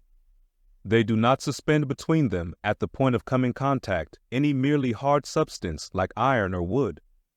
No, they hold there a large round wad of tow and cork, enveloped in the thickest and toughest of oxhide. that bravely and uninjured takes the jam which would have snapped all their oaken handspikes and iron crowbars. By itself, this sufficiently illustrates the obvious fact I drive at. But supplementary to this, it has hypothetically occurred to me that as ordinary fish possess what is called a swimming bladder in them, capable at will of distension or contraction, and as the sperm whale, as far as I know, has no such provision in him, considering, too, the otherwise inexplicable manner in which he now depresses his head altogether beneath the surface, and anon swims with it high elevated out of the water, considering the unobstructed elasticity of its envelope, considering the unique interior of his head, it has hypothetically occurred to me, I say, that those mystical lung-celled honeycombs there may possibly have some hitherto unknown and unsuspected connection with the outer air, so as to be susceptible to atmospheric distension and contraction. If this be so, fancy the irresistibleness of that might, to which the most impalpable and destructive of all elements contributes. Now, mark, unerringly impelling this dead, impregnable, uninjurable wall, and this most buoyant thing within, there swims behind it all a mass of tremendous life, only to be adequately estimated as piled wood is, by the cord, and all obedient to one volition, as the smallest insect. So that when I shall hereafter detail to you all the specialities and concentrations of potency everywhere lurking in this expansive monster, when I shall show you some of his more inconsiderable braining feats, I trust you will have renounced all ignorant incredulity, and be ready to abide by this, that though the sperm whale stove a passage through the Isthmus of Darien and mixed the Atlantic with the Pacific, you would not elevate one hair of your eyebrow. For unless you own the whale, you are but a provincial and sentimentalist in truth. But clear truth is a thing for salamander giants only to encounter. How small the chances for the provincials then? What befell the weakling youth lifting the dread goddess's veil at Lice? Speed up your reading and enhance your memory with Moby Dick by your side. Choose the tactile joy of a physical book or the convenience of Kindle and discover a deeper way to dive into this classic. Pairing the audiobook with the text takes your understanding and retention to the next level. Ready to transform your literary experience? Check the link in the description and pick the perfect format for you. With EchoTales Audiobooks, Moby Dick awaits. Dive deeper, read faster, remember more. Get your book now. Chapter 77. The Great Heidelberg Tun. Now comes the bailing of the case. But to comprehend it aright, you must know something of the curious internal structure of the thing operated upon. Regarding the sperm whale's head as a solid oblong, you may, on an inclined plane, sideways divide it into two quoins, whereof the lower is the bony structure, forming the cranium and jaws, and the upper an unctuous mass wholly free from bones, its broad forward end forming the expanded vertical apparent forehead of the whale. At the middle of the forehead horizontally subdivide this upper quoin, and then you have two almost equal parts, which before were naturally divided by an internal wall of a thick tendinous substance. Quoin is not a Euclidean term, it belongs to the pure nautical mathematics. I know not that it has been defined before. A quoin is a solid which differs from a wedge in having its sharp end formed by the steep inclination of one side, instead of the mutual tapering of both sides. The lower subdivided part, called the junk, is one immense honeycomb of oil, formed by the crossing and recrossing into 10,000 infiltrated cells of tough elastic white fibers throughout its whole extent. The upper part, known as the case, may be regarded as the great Heidelberg tun of the sperm whale. And as that famous great tierce is mystically carved in front, so the whale's vast plated forehead forms innumerable strange devices for the emblematical adornment of his wondrous tun. Moreover, as that of Heidelberg was always replenished with the most excellent of the wines of the Rhenish valleys, so the tun of the whale contains by far the most precious of all his oily vintages, namely, the highly prized spermaceti in its absolutely pure, limpid, and odoriferous state. Nor is this precious substance found unalloyed in any other part of the creature. Though in life it remains perfectly fluid, yet, upon exposure to the air, after death, it soon begins to concrete, sending forth beautiful crystalline shoots, as when the first thin delicate ice is just forming in water. A large whale's case generally yields about 500 gallons of sperm, though from unavoidable circumstances, considerable of it is spilled, leaks, and dribbles away, or is otherwise irrevocably lost in the ticklish business of securing what you can. I know not with what fine and costly material the Heidelberg tun was coated within, but in superlative richness that coating could not possibly have compared with the silken pearl-colored membrane, like the lining of a fine pelissa, forming the inner surface of the sperm whale's case. It will have been seen that the Heidelberg tun of the sperm whale embraces the entire length of the entire top of the head, and since, as has been elsewhere set forth, the head embraces 1/3 of the whole length of the creature, then setting that length down at 80 feet for a good-sized whale, you have more than 26 feet for the depth of the tun, when it is lengthwise hoisted up and down against the ship's side.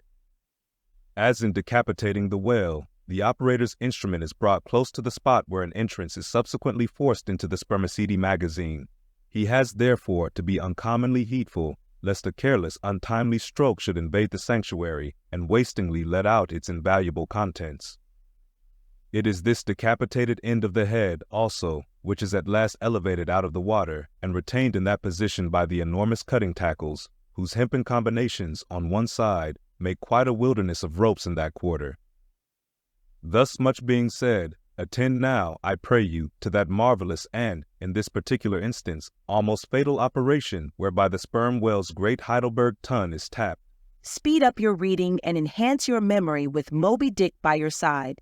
Choose the tactile joy of a physical book or the convenience of Kindle and discover a deeper way to dive into this classic. Pairing the audiobook with the text takes your understanding and retention to the next level. Ready to transform your literary experience? Check the link in the description and pick the perfect format for you. With EchoTales Audiobooks, Moby Dick awaits. Dive deeper, read faster, remember more. Get your book now. Chapter 78.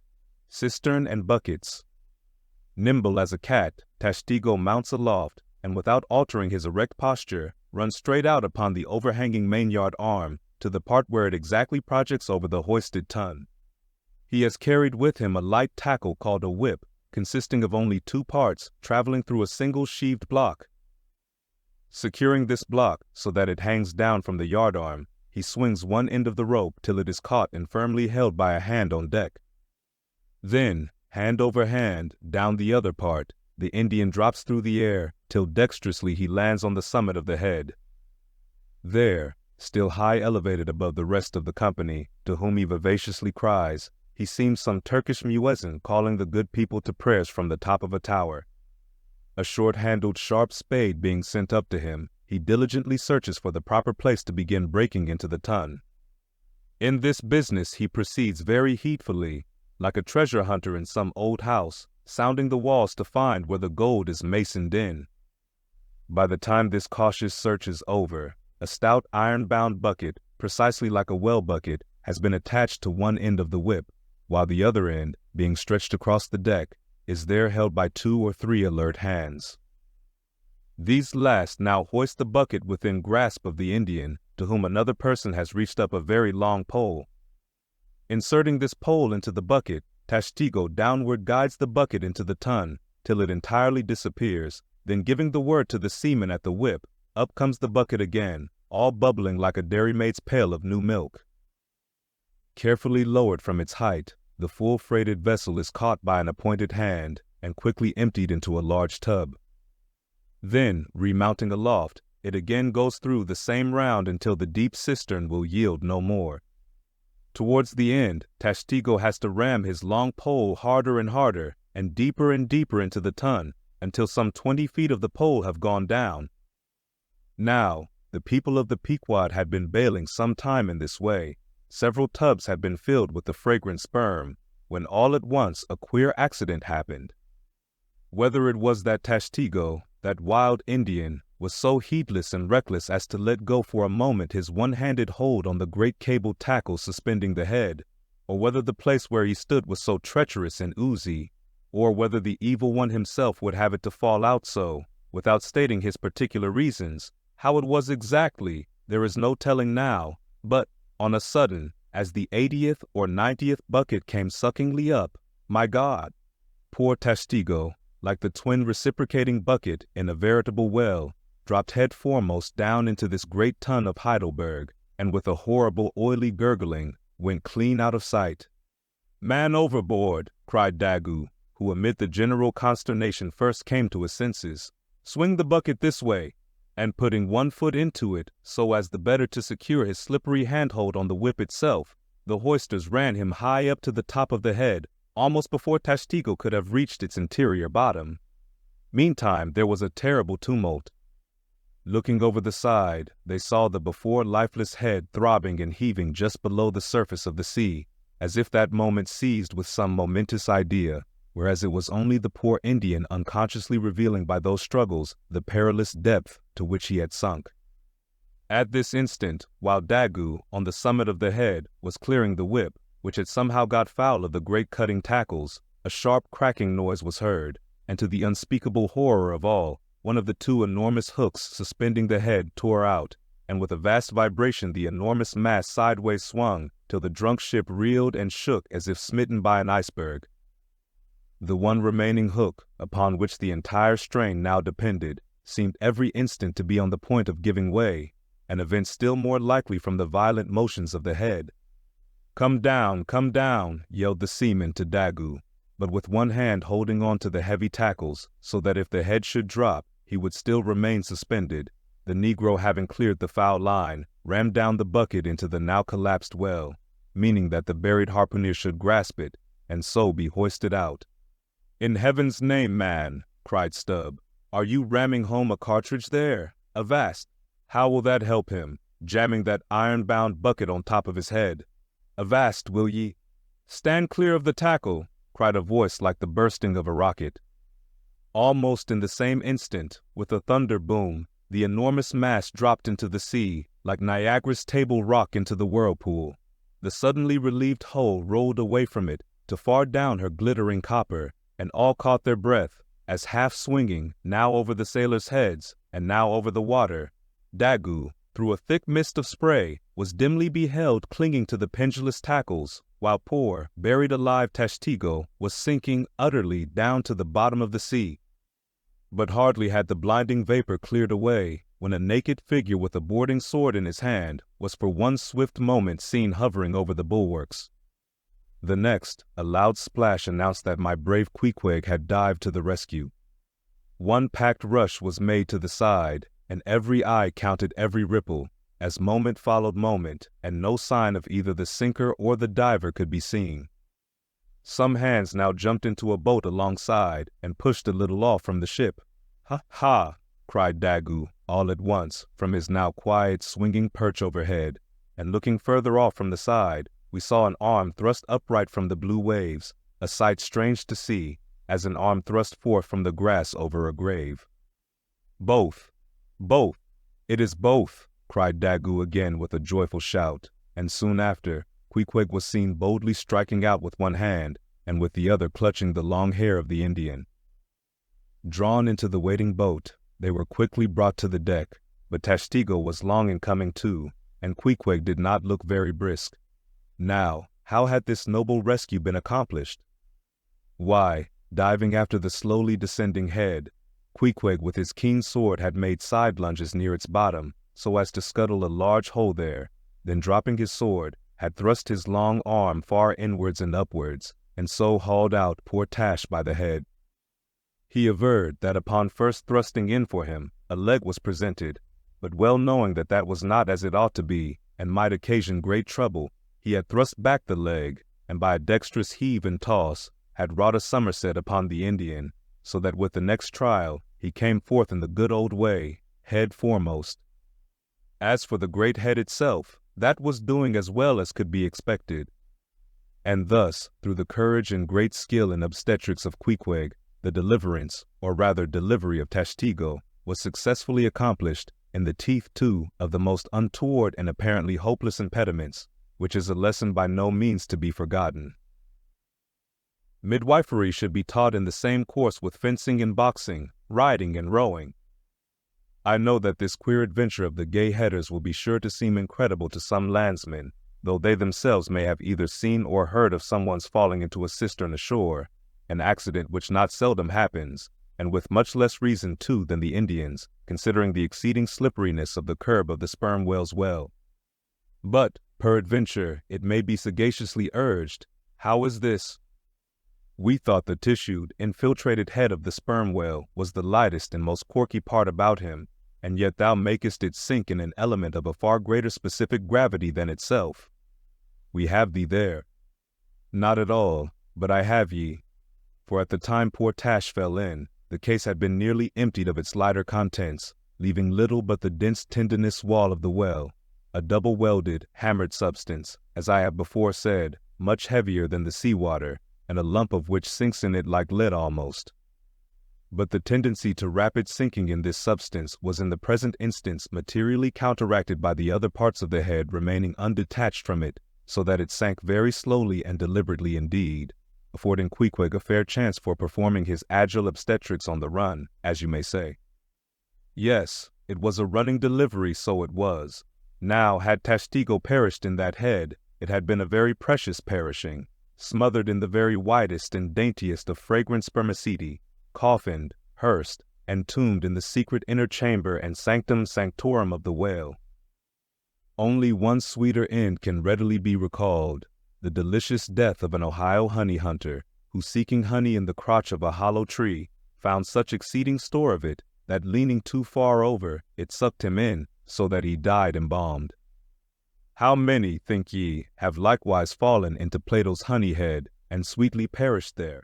Speed up your reading and enhance your memory with Moby Dick by your side. Choose the tactile joy of a physical book or the convenience of Kindle, and discover a deeper way to dive into this classic. Pairing the audiobook with the text takes your understanding and retention to the next level. Ready to transform your literary experience? Check the link in the description and pick the perfect format for you. With EchoTales Audiobooks, Moby Dick awaits. Dive deeper, read faster, remember more. Get your book now. Chapter 79. The Prairie. To scan the lines of his face or feel the bumps on the head of this Leviathan, this is a thing which no physiognomist or phrenologist has as yet undertaken. Such an enterprise would seem almost as hopeful as for Lavater to have scrutinized the wrinkles on the rock of Gibraltar, or for Gaul to have mounted a ladder and manipulated the dome of the Pantheon. Still, in that famous work of his, Lavater not only treats of the various faces of men, but also attentively studies the faces of horses, birds, serpents, and fish, and dwells in detail upon the modifications of expression discernible therein. Nor have Gaul and his disciple Sportsheim failed to throw out some hints touching the phrenological characteristics of other beings than man.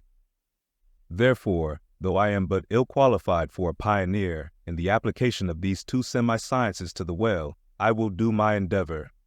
I try all things, I achieve what I can.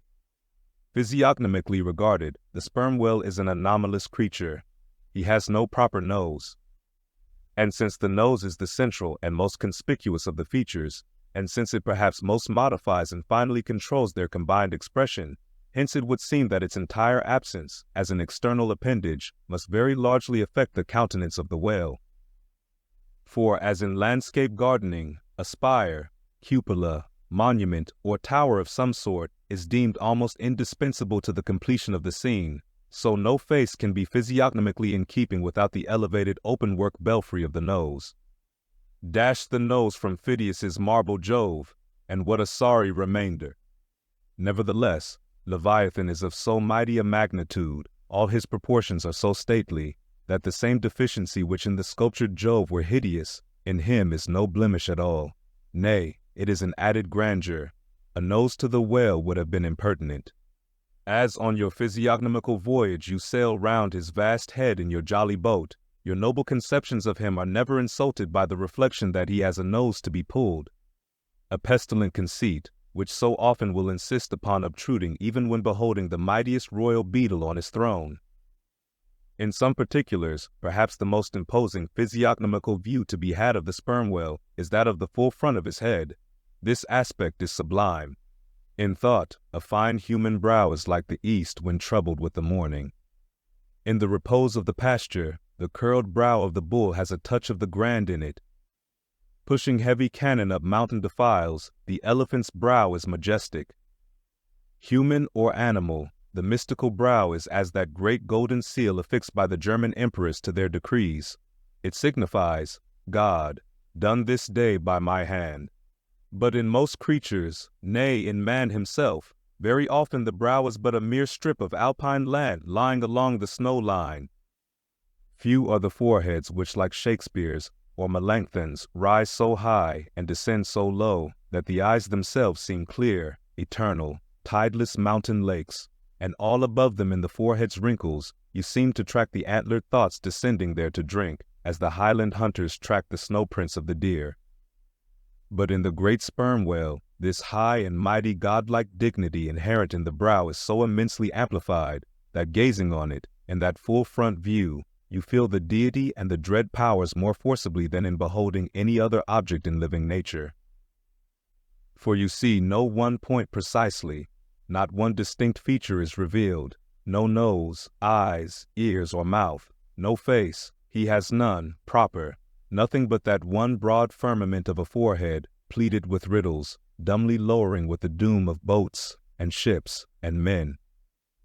Nor, in profile, does this wondrous brow diminish, though that way viewed its grandeur does not domineer upon you so.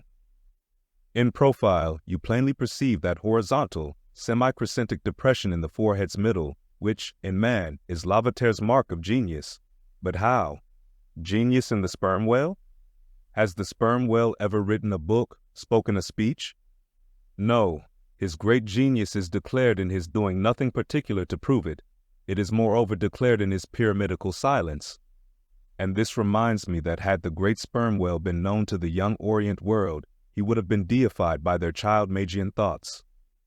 They deified the crocodile of the Nile because the crocodile is tongueless, and the sperm whale has no tongue, or at least it is so exceedingly small as to be incapable of protrusion.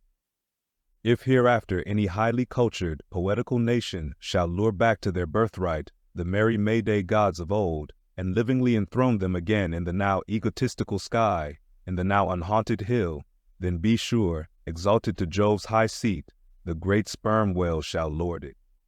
Champollion deciphered the wrinkled granite hieroglyphics, but there is no Champollion to decipher the Egypt of every man's and every being's face.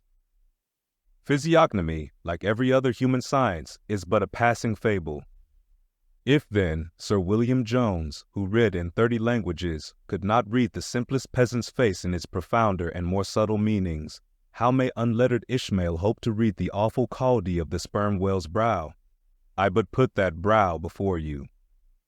Read it if you can. Speed up your reading and enhance your memory with Moby Dick by your side. Choose the tactile joy of a physical book or the convenience of Kindle and discover a deeper way to dive into this classic. Pairing the audiobook with the text takes your understanding and retention to the next level.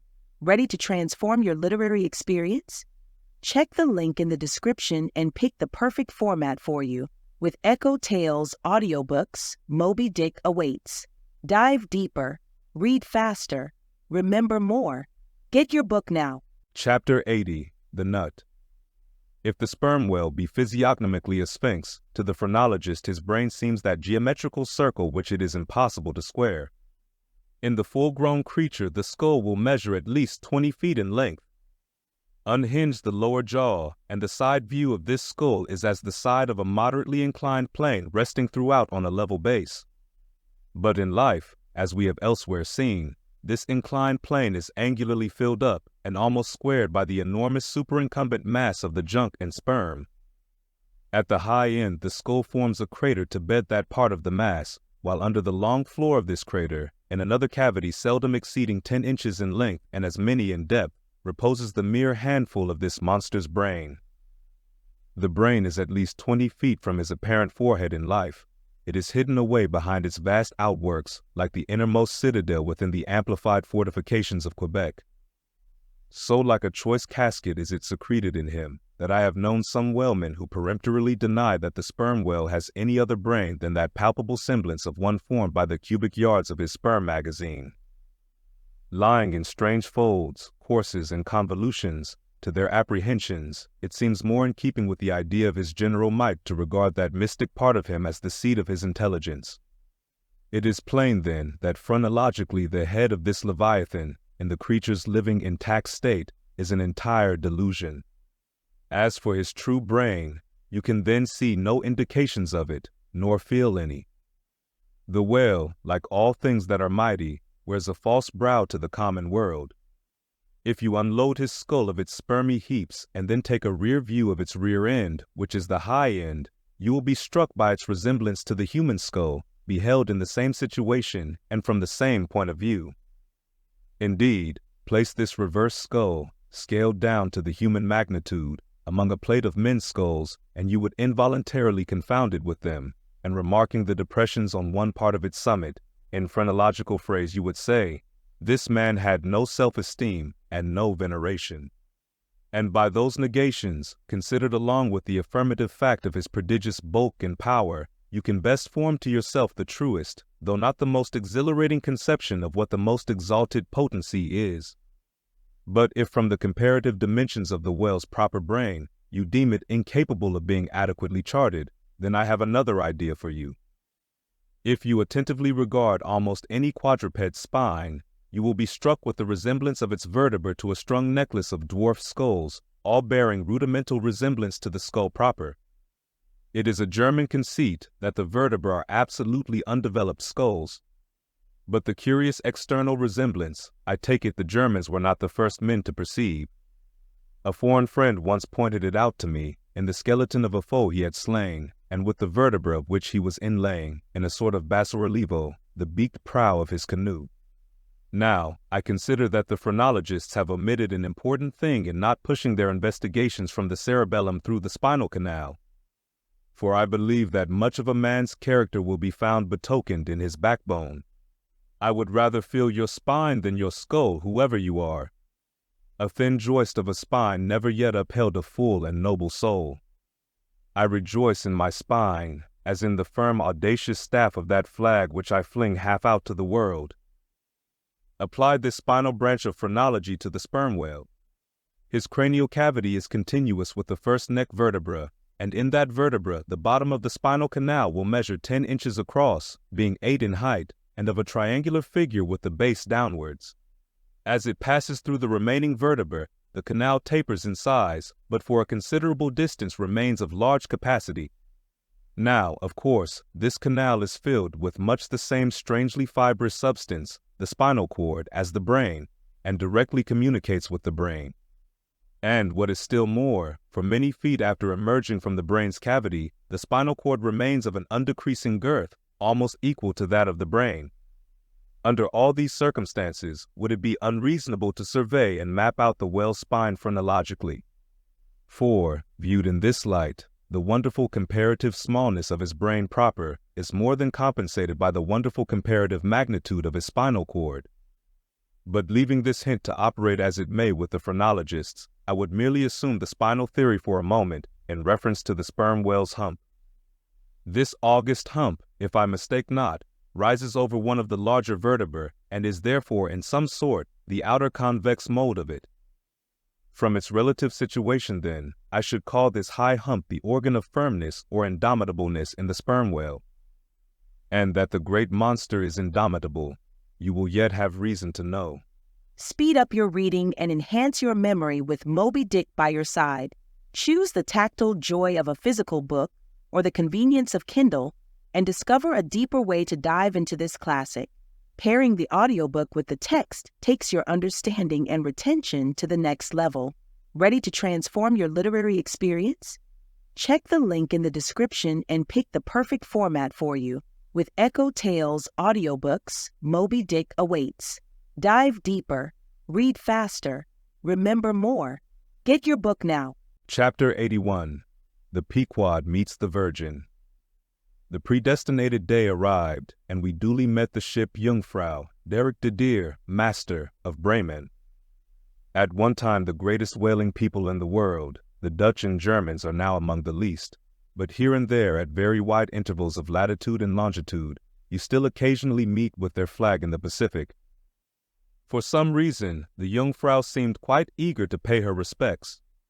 While yet some distance from the Pequod, she rounded to, and dropping a boat, her captain was impelled towards us, impatiently standing in the bows instead of the stern. "What has he in his hand there?" cried Starbuck, pointing to something wavingly held by the German. "Impossible. A lamp feeder." "Not that," said Stubb. No, it's a coffee pot, Mr. Starbuck. He's coming off to make us our coffee, is the yarman. Don't you see that big tin can there alongside of him? That's his boiling water. Oh, he's all right, is the yarman." "Go along with you," cried Flask. "It's a lamp feeder and an oil can.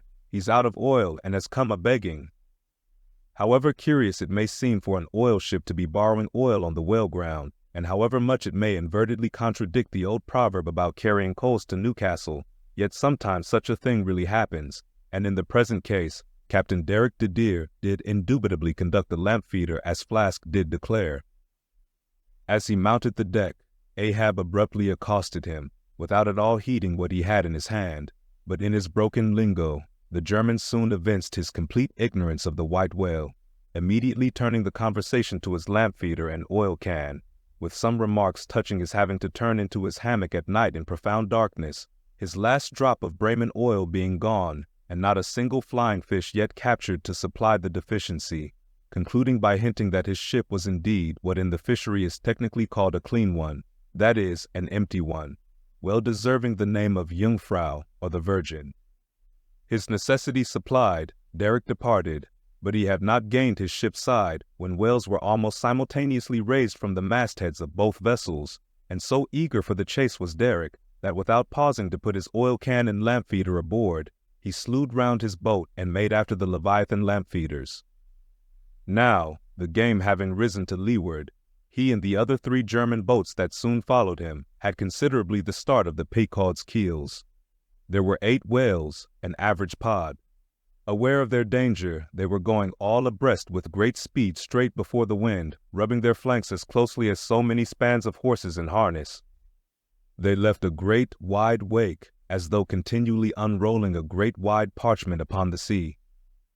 Full in this rapid wake, and many fathoms in the rear, swam a huge, humped old bull, which by his comparatively slow progress, as well as by the unusual yellowish incrustations overgrowing him, seemed afflicted with the jaundice or some other infirmity. Whether this whale belonged to the pod in advance seemed questionable, for it is not customary for such venerable leviathans to be at all social. Nevertheless, he stuck to their wake, though indeed their backwater must have retarded him, because the white bone or swell at his broad muzzle was a dashed one, like the swell formed when 2 hostile currents meet. His spout was short, slow, and laborious, coming forth with a choking sort of gush, and spending itself in torn shreds, followed by strange subterranean commotions in him, which seemed to have egress at his other buried extremity, causing the waters behind him to upbubble. "Who's got some paregoric?" said Stubb. "He has the stomach ache, I'm afraid." Lord, think of having half an acre of stomach ache. Adverse winds are holding mad Christmas in him, boys. It's the first foul wind I ever knew to blow from astern. But look, did ever whale yaw so before? It must be, he's lost his tiller. As an overladen Indiaman bearing down the Hindustan coast with a deck-load of frightened horses, careens, berries, rolls, and wallows on her way, so did this old whale heave his aged bulk, and now and then partly turning over on his cumbrous rib ends, expose the cause of his devious wake in the unnatural stump of his starboard fin. Whether he had lost that fin in battle, or had been born without it, it were hard to say. "Only wait a bit, old chap, and I'll give ye a sling for that wounded arm," cried cruel Flask, pointing to the well line near him. "Mind he don't sling thee with it," cried Starbuck. "Give way, or the German will have him." With one intent, all the combined rival boats were pointed for this one fish, because not only was he the largest and therefore the most valuable whale, but he was nearest to them, and the other whales were going with such great velocity, moreover, as almost to defy pursuit for the time.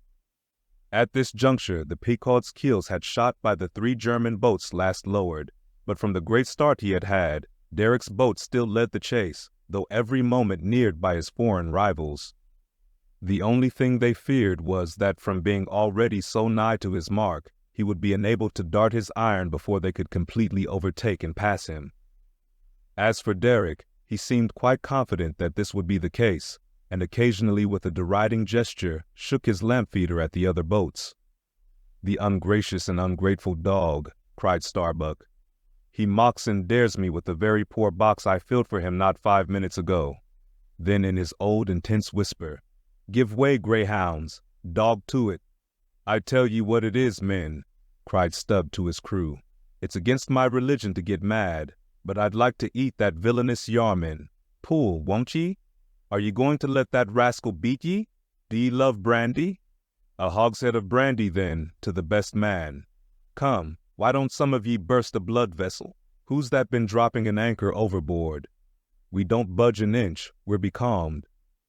Hello, here's grass growing in the boat's bottom, and by the Lord, the mast there's budding. This won't do, boys. Look at that Yarman.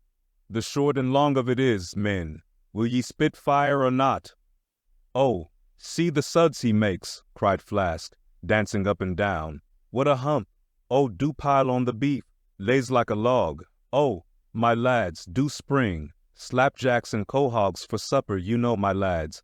Baked clams and muffins, oh, do spring. He's 100-barreler, don't lose him now. Don't, oh, don't. See that Yarman. Oh, won't ye pull for your duff, my lads? Such a sog, such a sogger. Don't ye love sperm? There goes $3,000, men. A bank, a whole bank. The Bank of England. Oh, do. What's that Yarman about now?"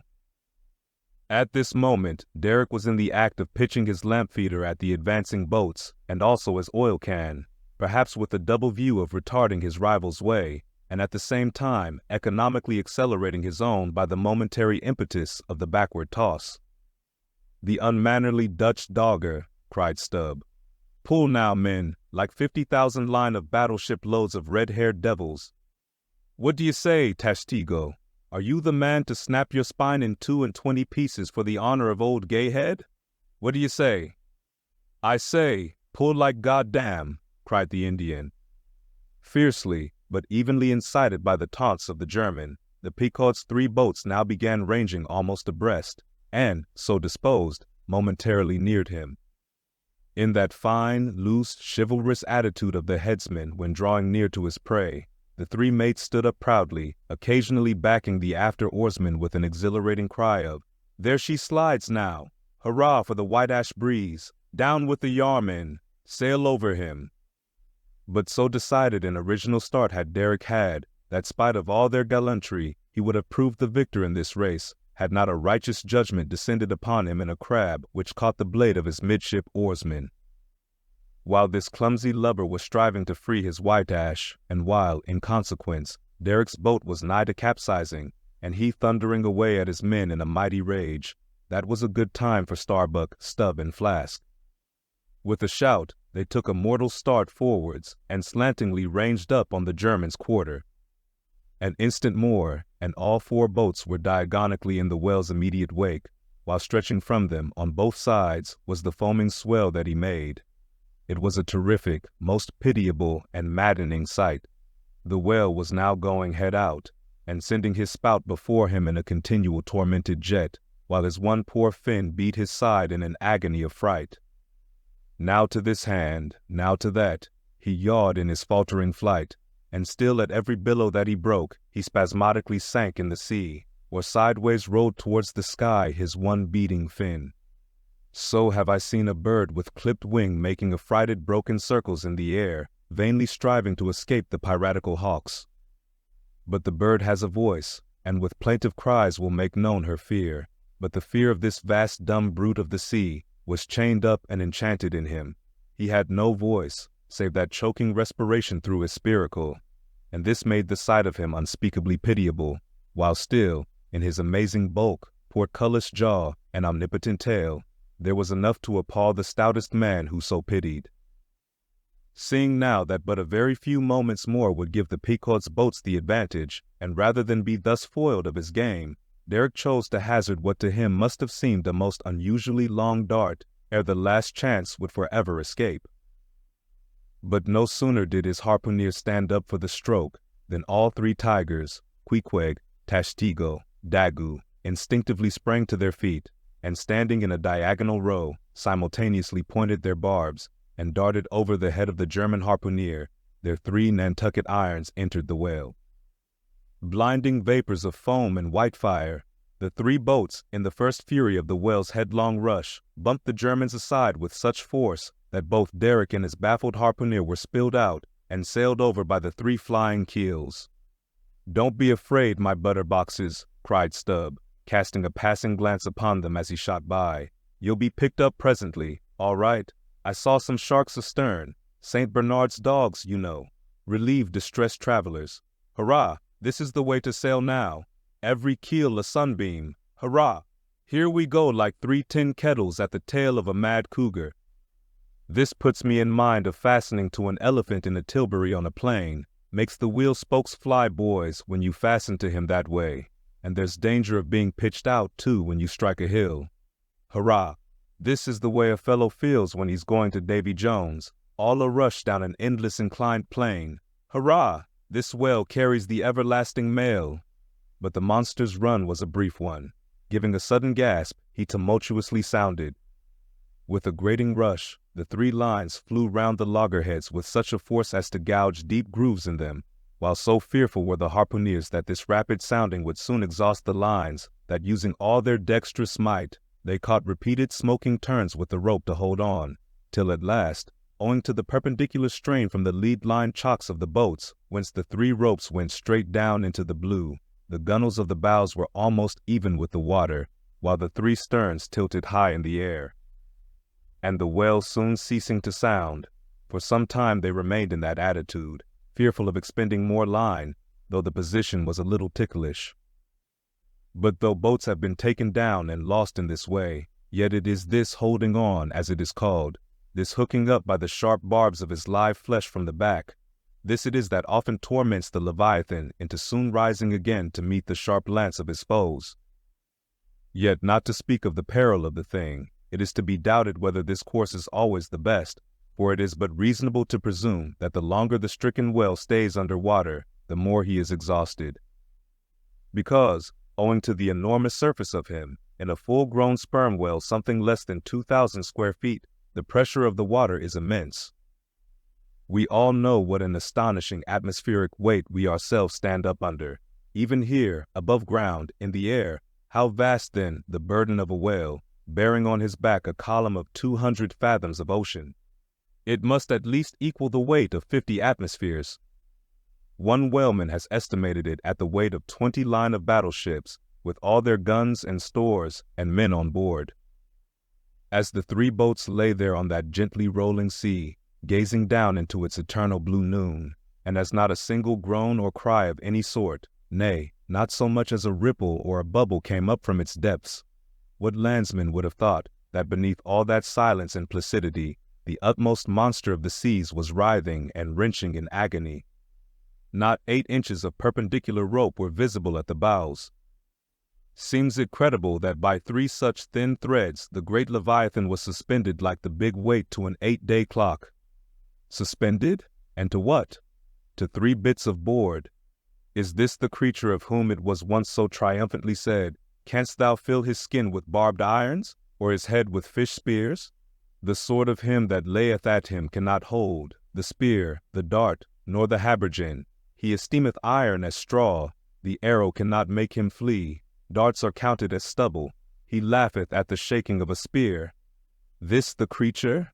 This he? Oh, that unfulfillment should follow the prophets, for with the strength of 1,000 thighs in his tail, Leviathan had run his head under the mountains of the sea to hide him from the Pequod's fish spears. In that sloping afternoon sunlight, the shadows that the 3 boats sent down beneath the surface must have been long enough and broad enough to shade half Xerxes' army. Who can tell how appalling to the wounded whale must have been such huge phantoms flitting over his head?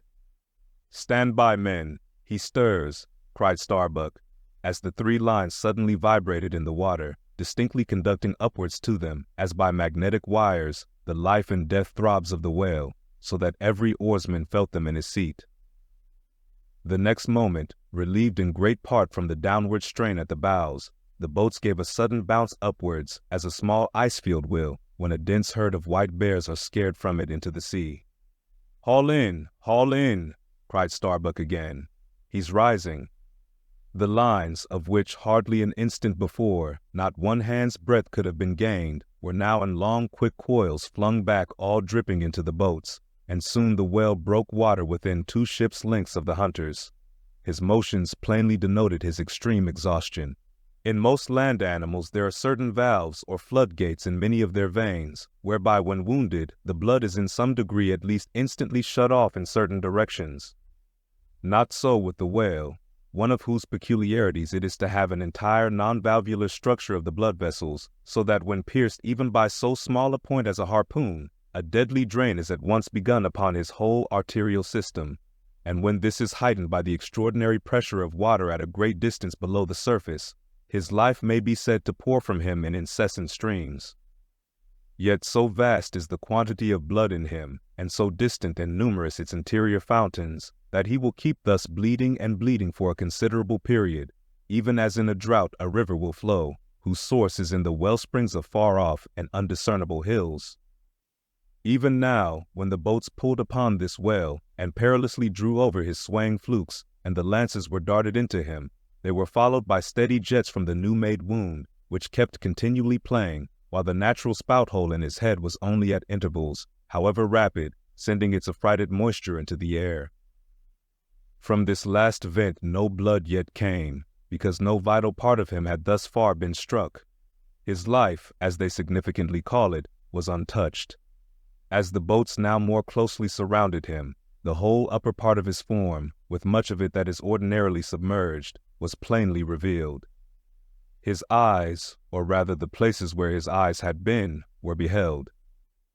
As strange misgrown masses gather in the knotholes of the noblest oaks when prostrate, so from the points which the whale's eyes had once occupied, now protruded blind bulbs, horribly pitiable to see. But pity there was none. For all his old age, and his one arm, and his blind eyes, he must die the death and be murdered, in order to light the gay bridals and other merrymakings of men, and also to illuminate the solemn churches that preach unconditional inoffensiveness by all to all. Still rolling in his blood, at last he partially disclosed a strangely discolored bunch or protuberance, the size of a bushel, low down on the flank. "A nice spot," cried Flask. "Just let me prick him there once." "Avast," cried Starbuck. "There's no need of that." But humane Starbuck was too late. At the instant of the dart an ulcerous jet shot from this cruel wound, and goaded by it into more than sufferable anguish, the whale, now spouting thick blood, with swift fury blindly darted at the craft, bespattering them and their glorying crews all over with showers of gore, capsizing Flask's boat and marring the bows. It was his death stroke. For, by this time, so spent was he by loss of blood, that he helplessly rolled away from the wreck he had made, lay panting on his side, impotently flapped with his stumped fin, then over and over slowly revolved like a waning world, turned up the white secrets of his belly, lay like a log, and died. It was most piteous, that last expiring spout, as when by unseen hands the water is gradually drawn off from some mighty fountain, and with half-stifled melancholy gurglings the spray column lowers and lowers to the ground, so the last long-dying spout of the whale. Soon, while the crews were awaiting the arrival of the ship, the body showed symptoms of sinking with all its treasures unrifled. Immediately, by Starbuck's orders, lines were secured to it at different points, so that ere long every boat was a buoy, the sunken whale being suspended a few inches beneath them by the cords. By very heedful management, when the ship drew nigh, the whale was transferred to her side, and was strongly secured there by the stiffest fluke chains, for it was plain that unless artificially upheld, the body would at once sink to the bottom. It so chanced that almost upon first cutting into him with the spade, the entire length of a corroded harpoon was found embedded in his flesh, on the lower part of the bunch before described. But as the stumps of harpoons are frequently found in the dead bodies of captured whales, with the flesh perfectly healed around them, and no prominence of any kind to denote their place, therefore, there must needs have been some other unknown reason in the present case, fully to account for the ulceration alluded to. But still more curious was the fact of a lance-head of stone being found in him, not far from the buried iron, the flesh perfectly firm about it. Who had darted that stone lance, and when? It might have been darted by some Northwest Indian long before America was discovered. What other marvels might have been rummaged out of this monstrous cabinet there is no telling. But a sudden stop was put to further discoveries by the ship's being unprecedentedly dragged over sideways to the sea, owing to the body's immensely increasing tendency to sink. However, Starbuck, who had the ordering of affairs, hung on to it to the last, hung on to it so resolutely indeed, that when at length the ship would have been capsized, if still persisting in locking arms with the body, then, when the command was given to break clear from it, such was the immovable strain upon the timber heads to which the fluke chains and cables were fastened, that it was impossible to cast them off. Meantime, everything in the Pequod was aslant. To cross to the other side of the deck was like walking up the steep gabled roof of a house. The ship groaned and gasped. Many of the ivory inlayings of her bulwarks and cabins were started from their places by the unnatural dislocation.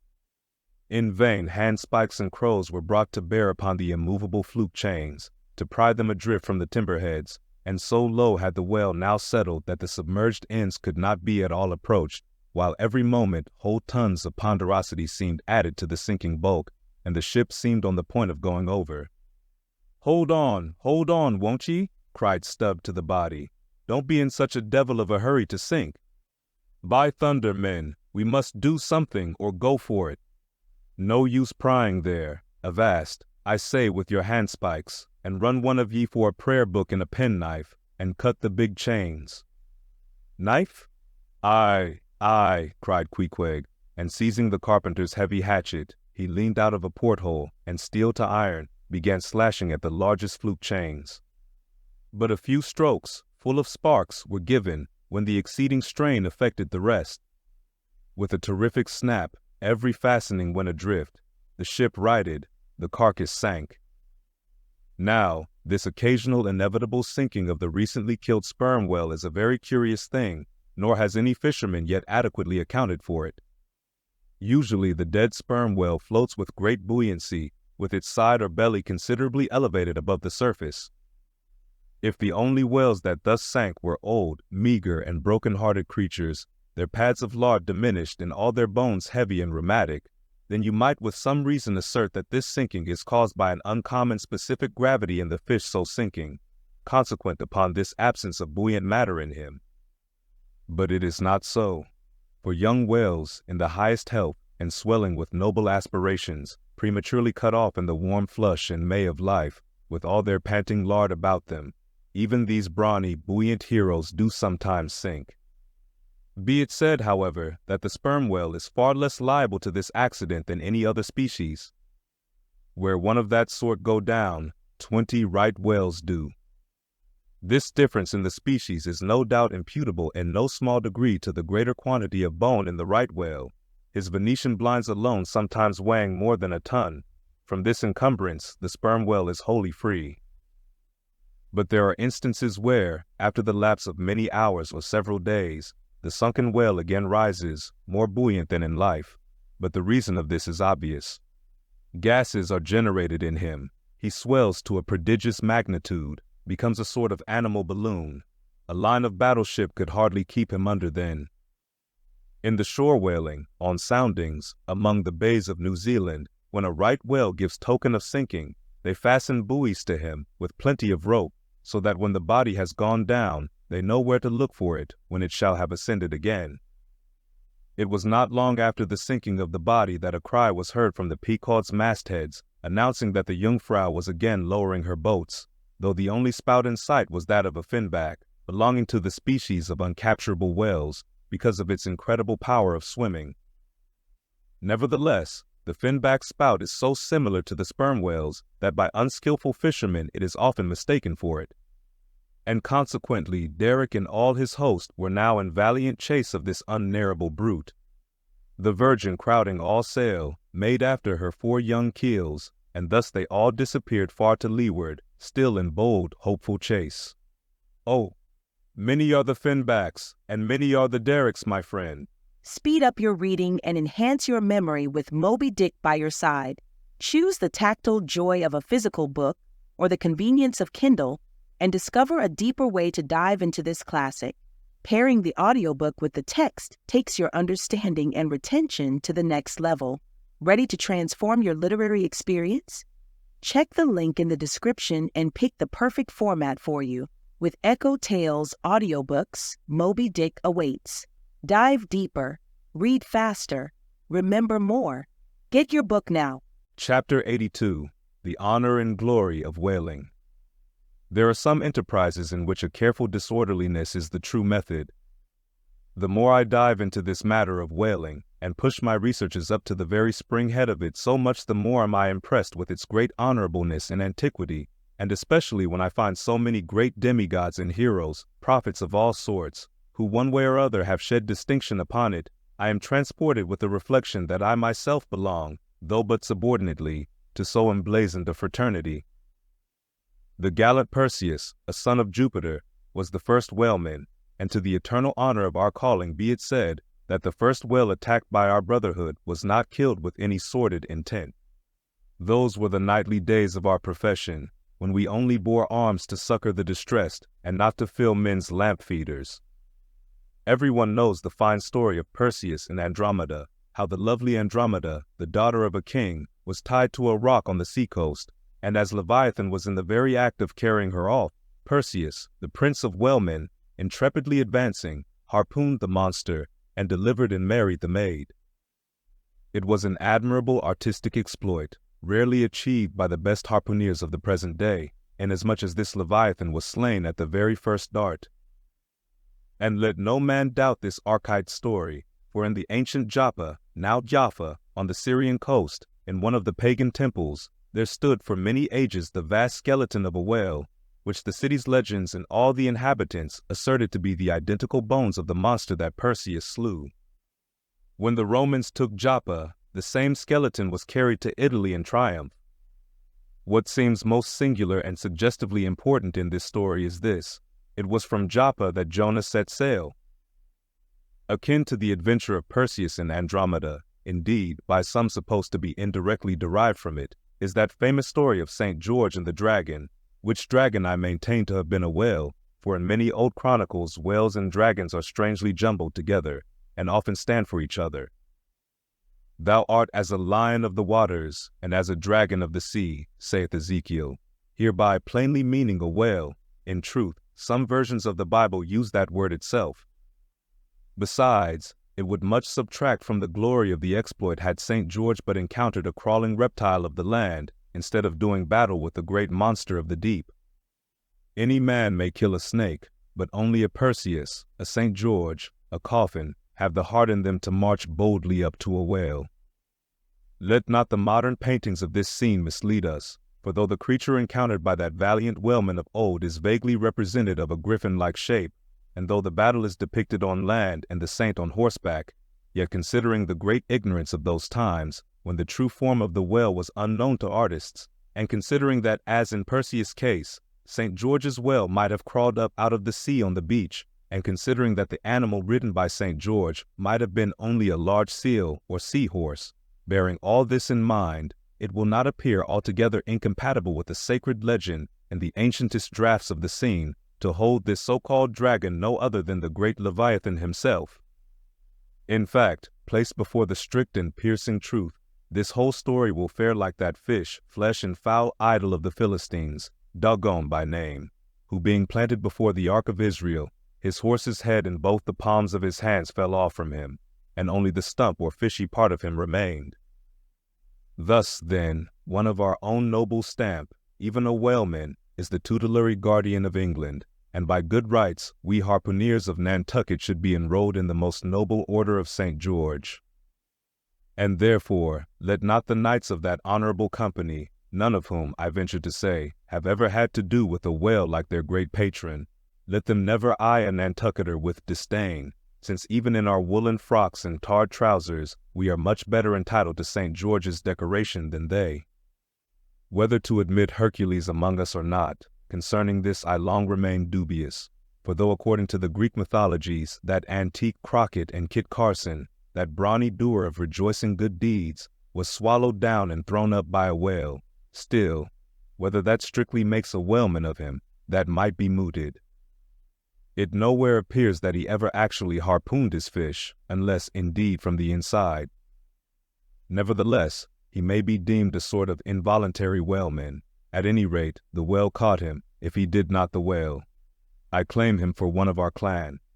But, by the best contradictory authorities, this Grecian story of Hercules and the whale is considered to be derived from the still more ancient Hebrew story of Jonah and the whale, and vice versa.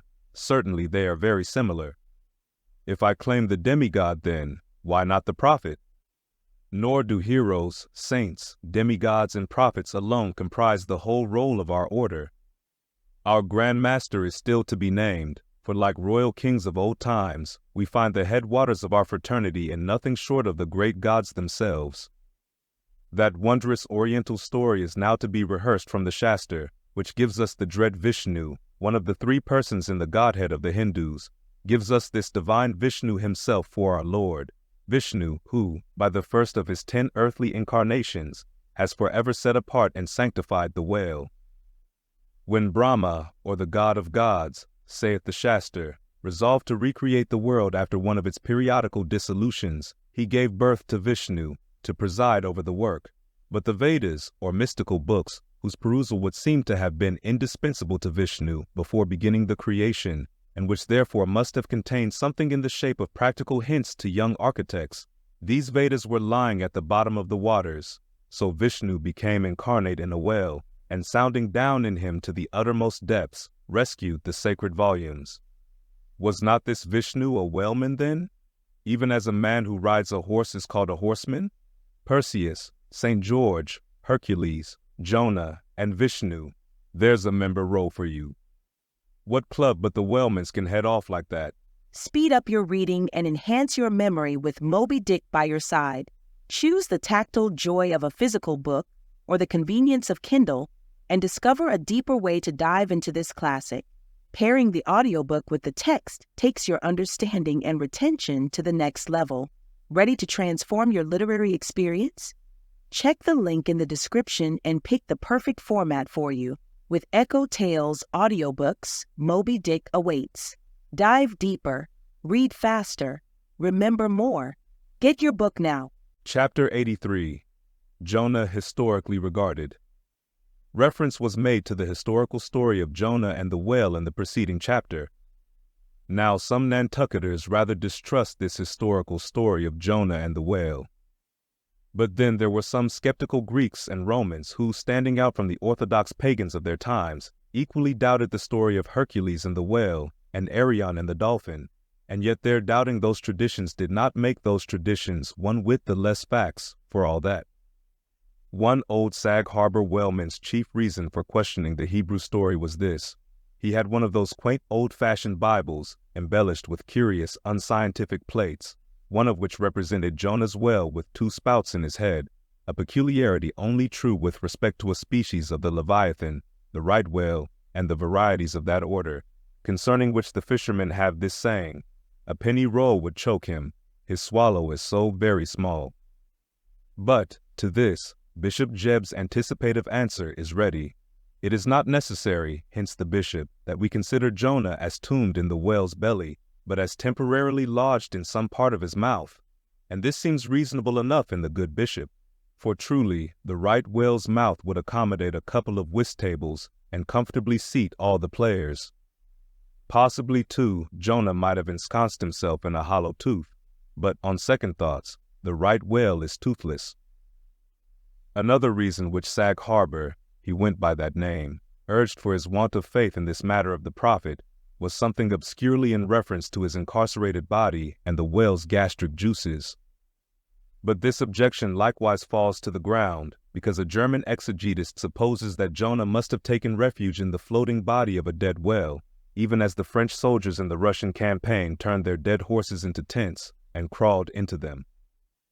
Besides, it has been divined by other continental commentators that when Jonah was thrown overboard from the Joppa ship, he straightway effected his escape to another vessel nearby, some vessel with a whale for a figurehead, and, I would add, possibly called the whale, as some craft are nowadays christened the shark, the gull, the eagle.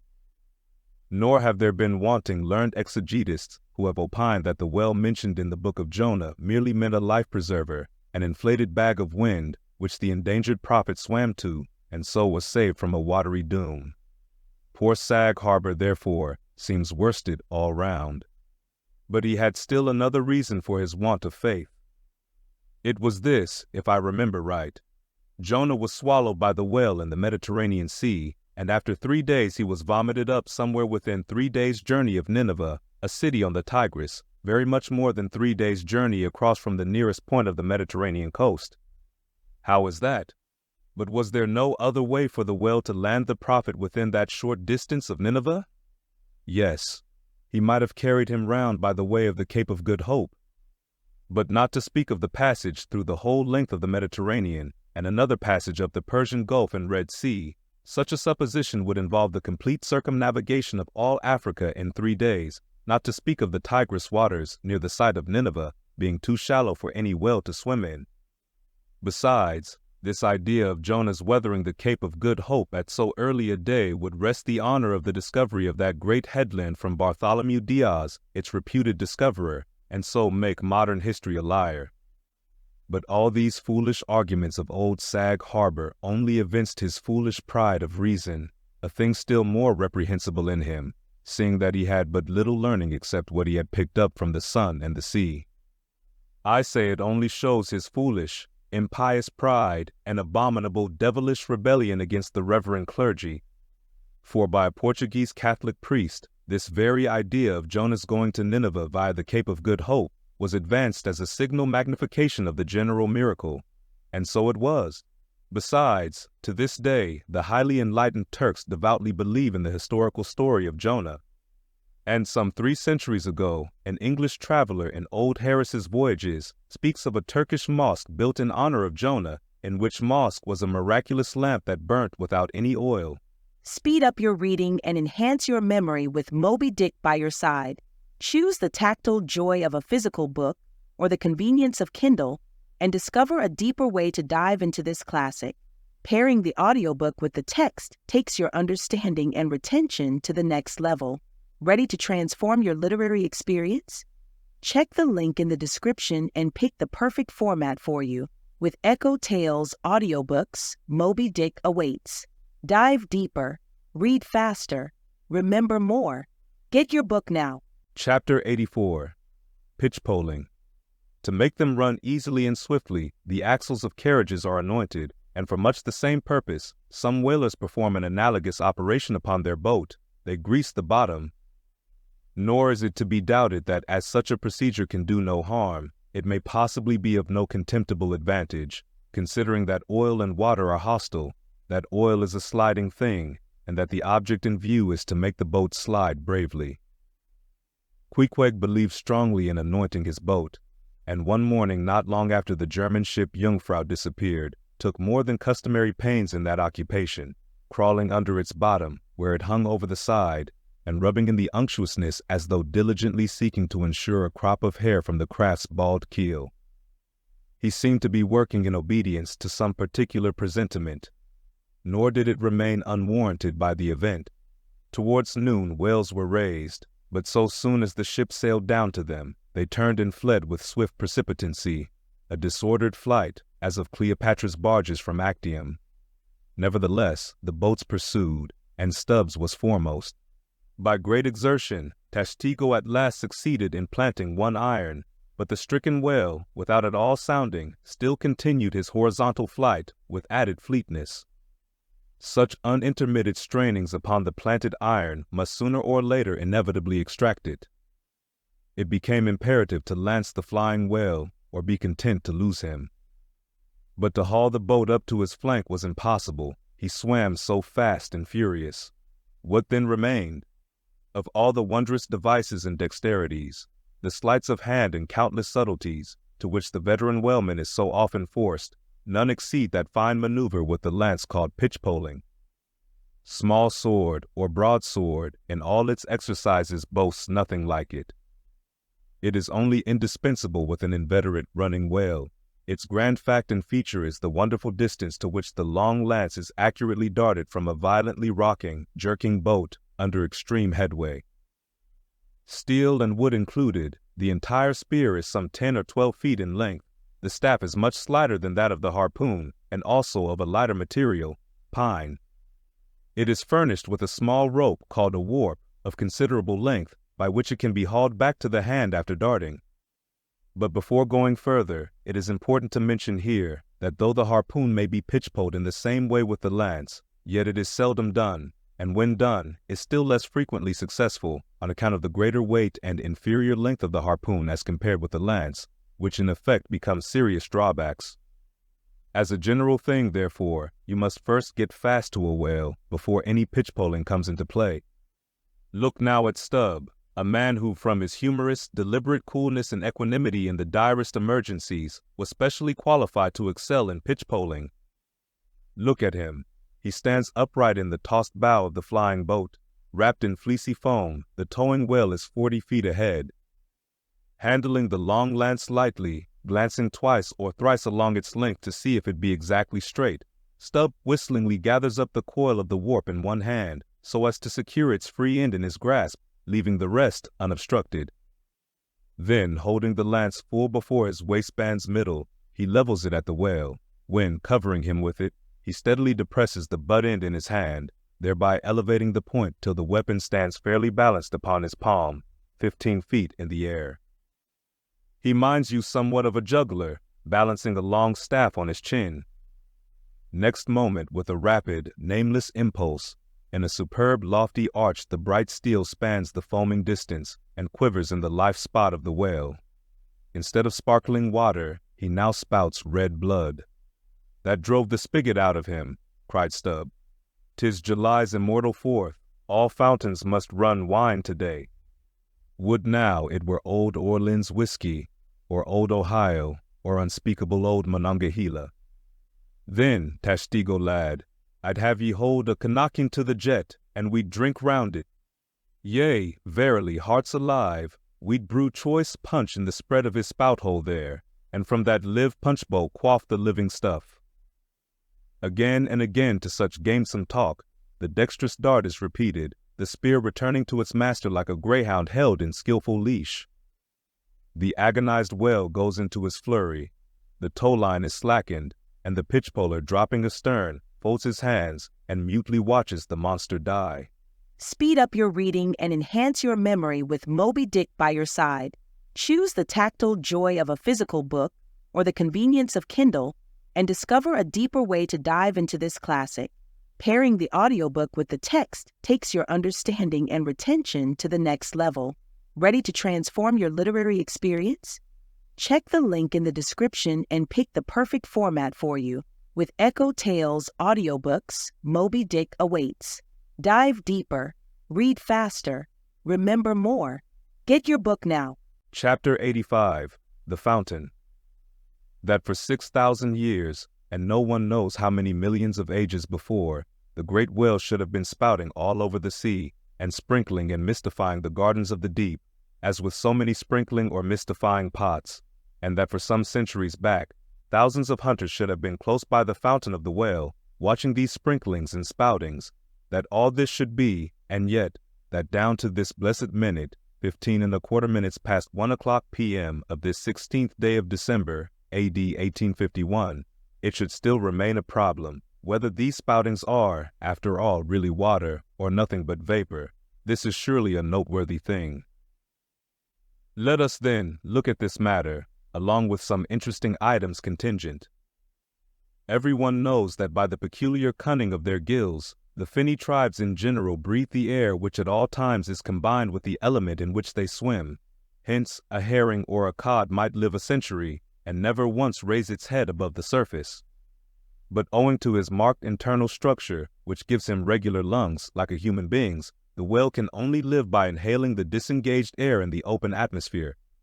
Wherefore the necessity for his periodical visits to the upper world.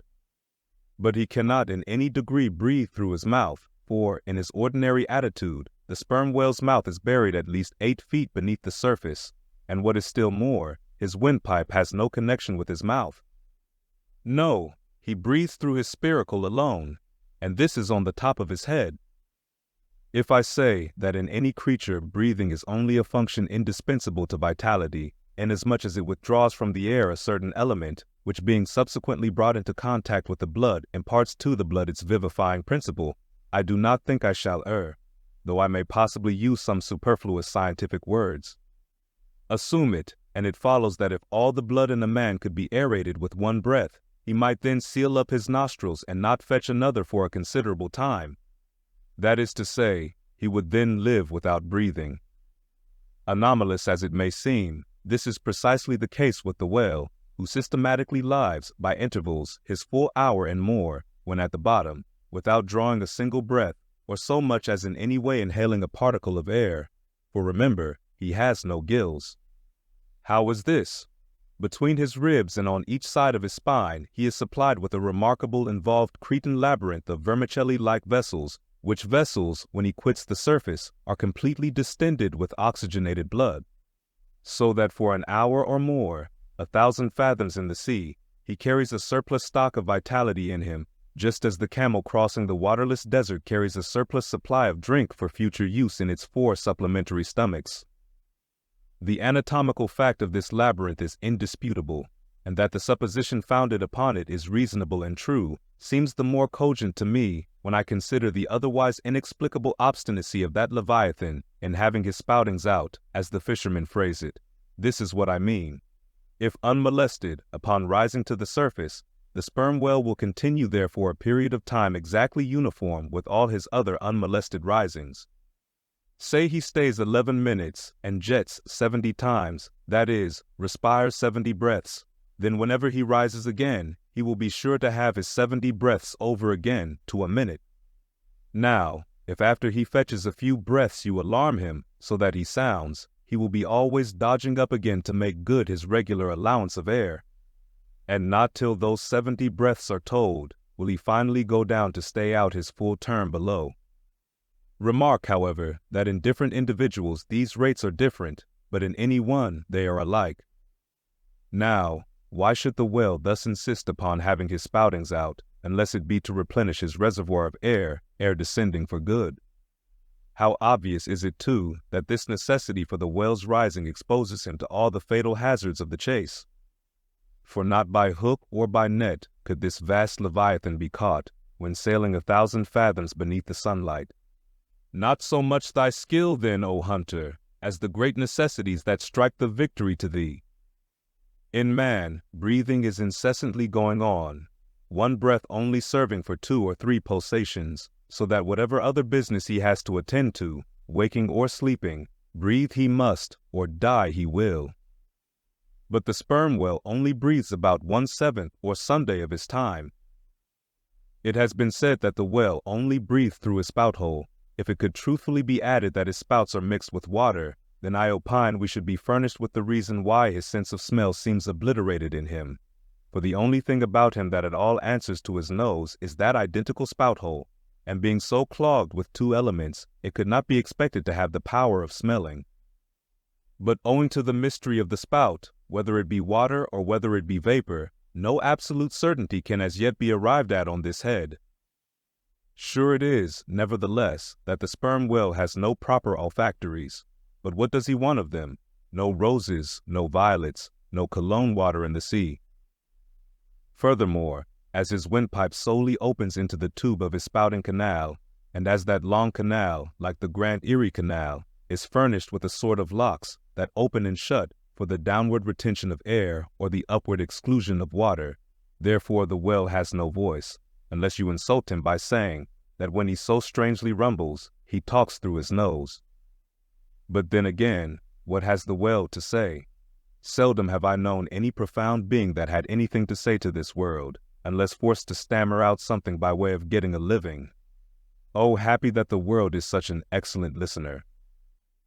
Now, the spouting canal of the sperm whale, chiefly intended as it is for the conveyance of air, and for several feet laid along, horizontally, just beneath the upper surface of his head, and a little to one side, this curious canal is very much like a gas pipe laid down in a city on one side of a street, But the question returns whether this gas pipe is also a water pipe.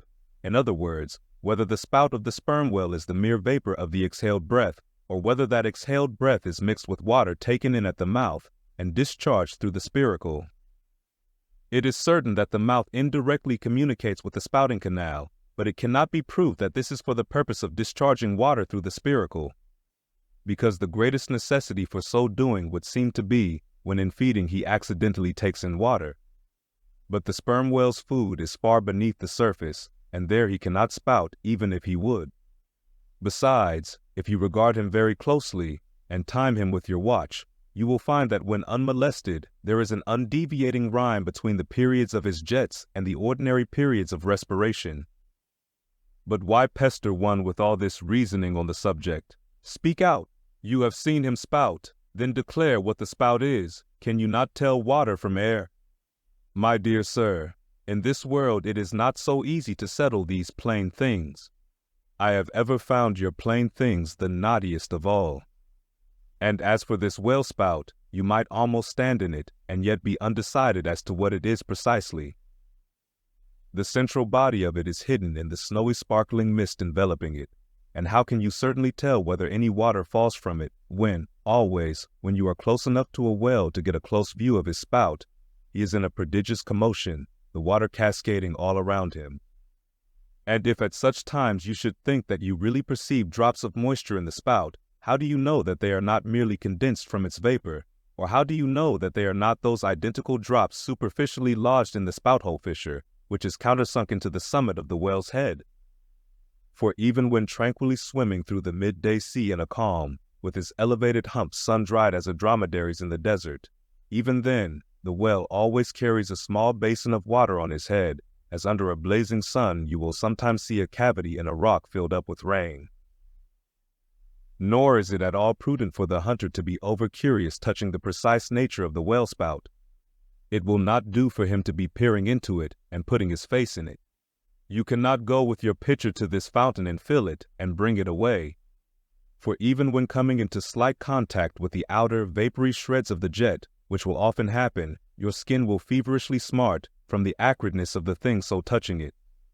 And I know one who, coming into still closer contact with the spout, whether with some scientific object in view or otherwise, I cannot say, the skin peeled off from his cheek and arm.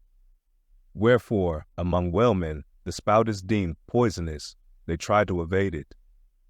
Another thing, I have heard it said, and I do not much doubt it, that if the jet is fairly spouted into your eyes, it will blind you. The wisest thing the investigator can do then, it seems to me, is to let this deadly spout alone.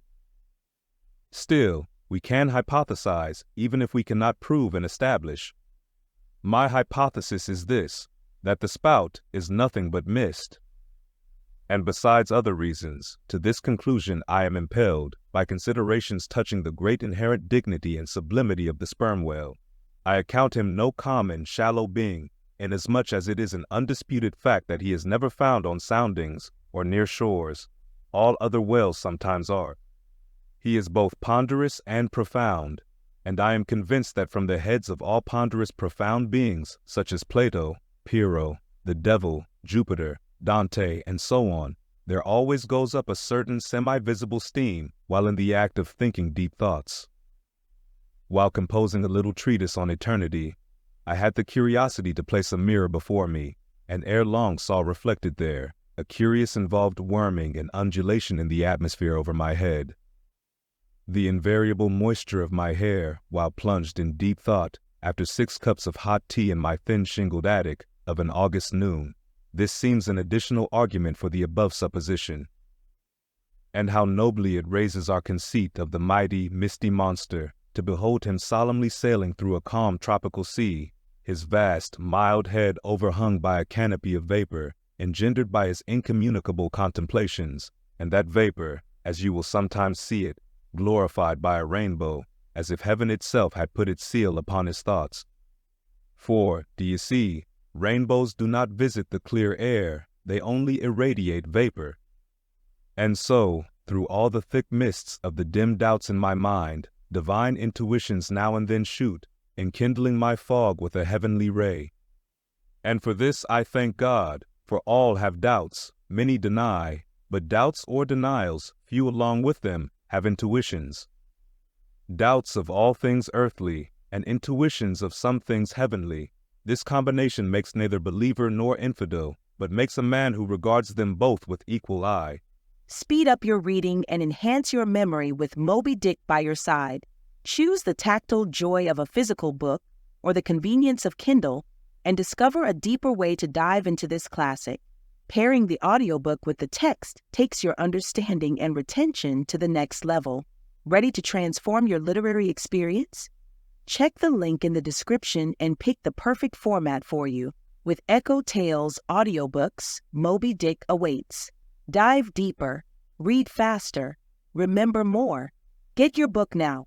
Chapter 86. The Tale. Other poets have warbled the praises of the soft eye of the antelope and the lovely plumage of the bird that never alights. Less celestial, I celebrate a tale. Reckoning the largest size sperm whale's tail to begin at that point of the trunk where it tapers to about the girth of a man, it comprises upon its upper surface alone an area of at least 50 square feet. The compact round body of its root expands into two broad, firm, flat palms or flukes, gradually shoaling away to less than an inch in thickness. At the crotch or junction, these flukes slightly overlap, then sideways recede from each other like wings, leaving a wide vacancy between. In no living thing are the lines of beauty more exquisitely defined than in the crescentic borders of these flukes. At its utmost expansion in the full-grown whale, the tail will considerably exceed 20 feet across. The entire member seems a dense webbed bed of welded sinews, but cut into it, and you find that three distinct strata compose it: upper, middle, and lower. The fibers in the upper and lower layers are long and horizontal, those of the middle one very short and running crosswise between the outside layers. This triune structure, as much as anything else, imparts power to the tail. To the student of old Roman walls, the middle layer will furnish a curious parallel to the thin course of tiles always alternating with the stone in those wonderful relics of the antique, and which undoubtedly contribute so much to the great strength of the masonry. But as if this vast local power in the tendinous tail were not enough, the whole bulk of the Leviathan is knit over with a warp and woof of muscular fibers and filaments, which passing on either side the loins and running down into the flukes, insensibly blend with them, and largely contribute to their might, so that in the tail the confluent measureless force of the whole whale seems concentrated to a point. Could annihilation occur to matter, this were the thing to do it. Nor does this, its amazing strength, at all tend to cripple the graceful flexion of its motions, where infantileness of ease undulates through a titanism of power. On the contrary, those motions derive their most appalling beauty from it. Real strength never impairs beauty or harmony, but it often bestows it, and in everything imposingly beautiful, strength has much to do with the magic. Take away the tied tendons that all over seem bursting from the marble in the carved Hercules, and its charm would be gone. As devout Eckermann lifted the linen sheet from the naked corpse of Guta, he was overwhelmed with the massive chest of the man that seemed as a Roman triumphal arch. When Angelo paints even God the Father in human form, mark what robustness is there. And whatever they may reveal of the divine love in the Son, the soft, curled, hermaphroditical Italian pictures in which his idea has been most successfully embodied, these pictures, so destitute as they are of all brawniness, hint nothing of any power, but the mere negative, feminine one of submission and endurance, which on all hands it is conceded, form the peculiar practical virtues of his teachings. Such is the subtle elasticity of the organ I treat of, that whether wielded in sport, or in earnest, or in anger, whatever be the mood it be in, its flexions are invariably marked by exceeding grace. Therein no fairy's arm can transcend it. 5 great motions are peculiar to it. First, when used as a fin for progression. Second, when used as a mace in battle. Third, in sweeping. Fourth, in lobetailing. Fifth, in peaking flukes.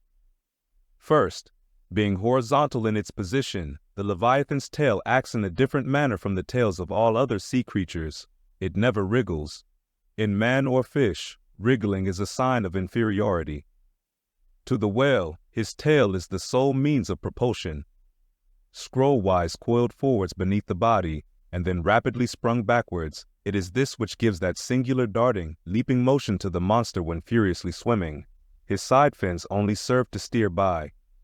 Second, it is a little significant that while one sperm whale only fights another sperm whale with his head and jaw, nevertheless, in his conflicts with man, he chiefly and contemptuously uses his tail.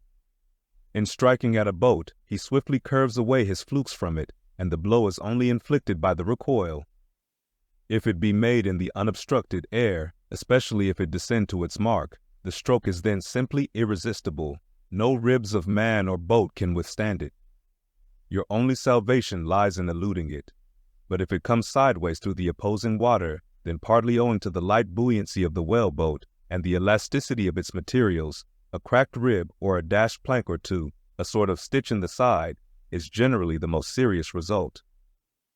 These submerged side blows are so often received in the fishery that they are accounted mere child's play. Someone strips off a frock, and the hole is stopped. Third, I cannot demonstrate it, but it seems to me that in the whale the sense of touch is concentrated in the tail, for in this respect there is a delicacy in it only equaled by the daintiness of the elephant's trunk. This delicacy is chiefly evinced in the action of sweeping, when in maidenly gentleness the whale with a certain soft slowness moves his immense flukes from side to side upon the surface of the sea. And if he feel but a sailor's whisker, woe to that sailor, whiskers and all. What tenderness there is in that preliminary touch!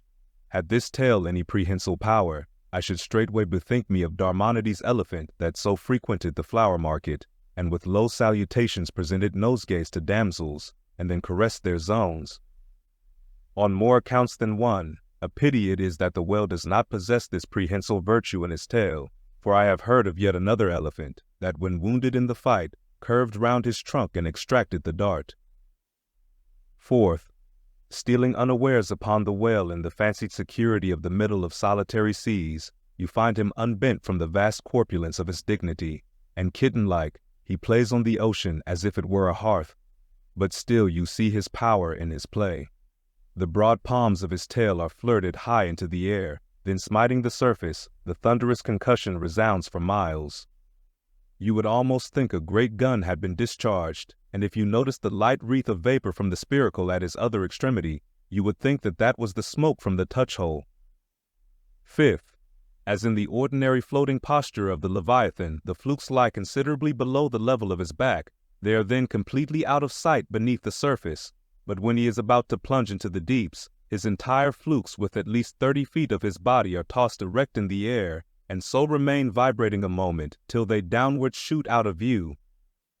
Excepting the sublime breach, somewhere else to be described, this peaking of the whale's flukes is perhaps the grandest sight to be seen in all animated nature. Out of the bottomless profundities, the gigantic tail seems spasmodically snatching at the highest heaven. So, in dreams, have I seen majestic Satan thrusting forth his tormented colossal claw from the flame Baltic of hell. But in gazing at such scenes, it is all in all what mood you are in. If in the Dantean, the devils will occur to you. If in that of Isaiah, the archangels. Standing at the masthead of my ship during the sunrise that crimsoned sky and sea, I once saw a large herd of whales in the east, all heading towards the sun, and for a moment vibrating in concert with peaked flukes. As it seemed to me at the time, such a grand embodiment of adoration of the gods was never beheld, even in Persia, the home of the fire worshippers. As Ptolemy Philopater testified of the African elephant, I then testified of the whale, pronouncing him the most devout of all beings.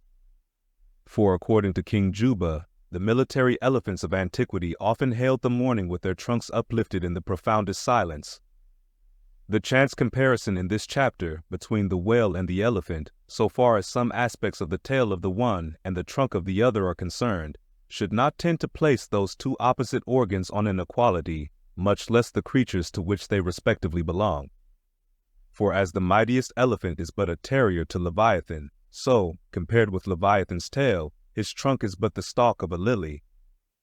The most direful blow from the elephant's trunk were as the playful tap of a fan, compared with the measureless crush and crash of the sperm whale's ponderous flukes, which in repeated instances have one after the other hurled entire boats with all their oars and crews into the air, very much as an Indian juggler tosses his balls.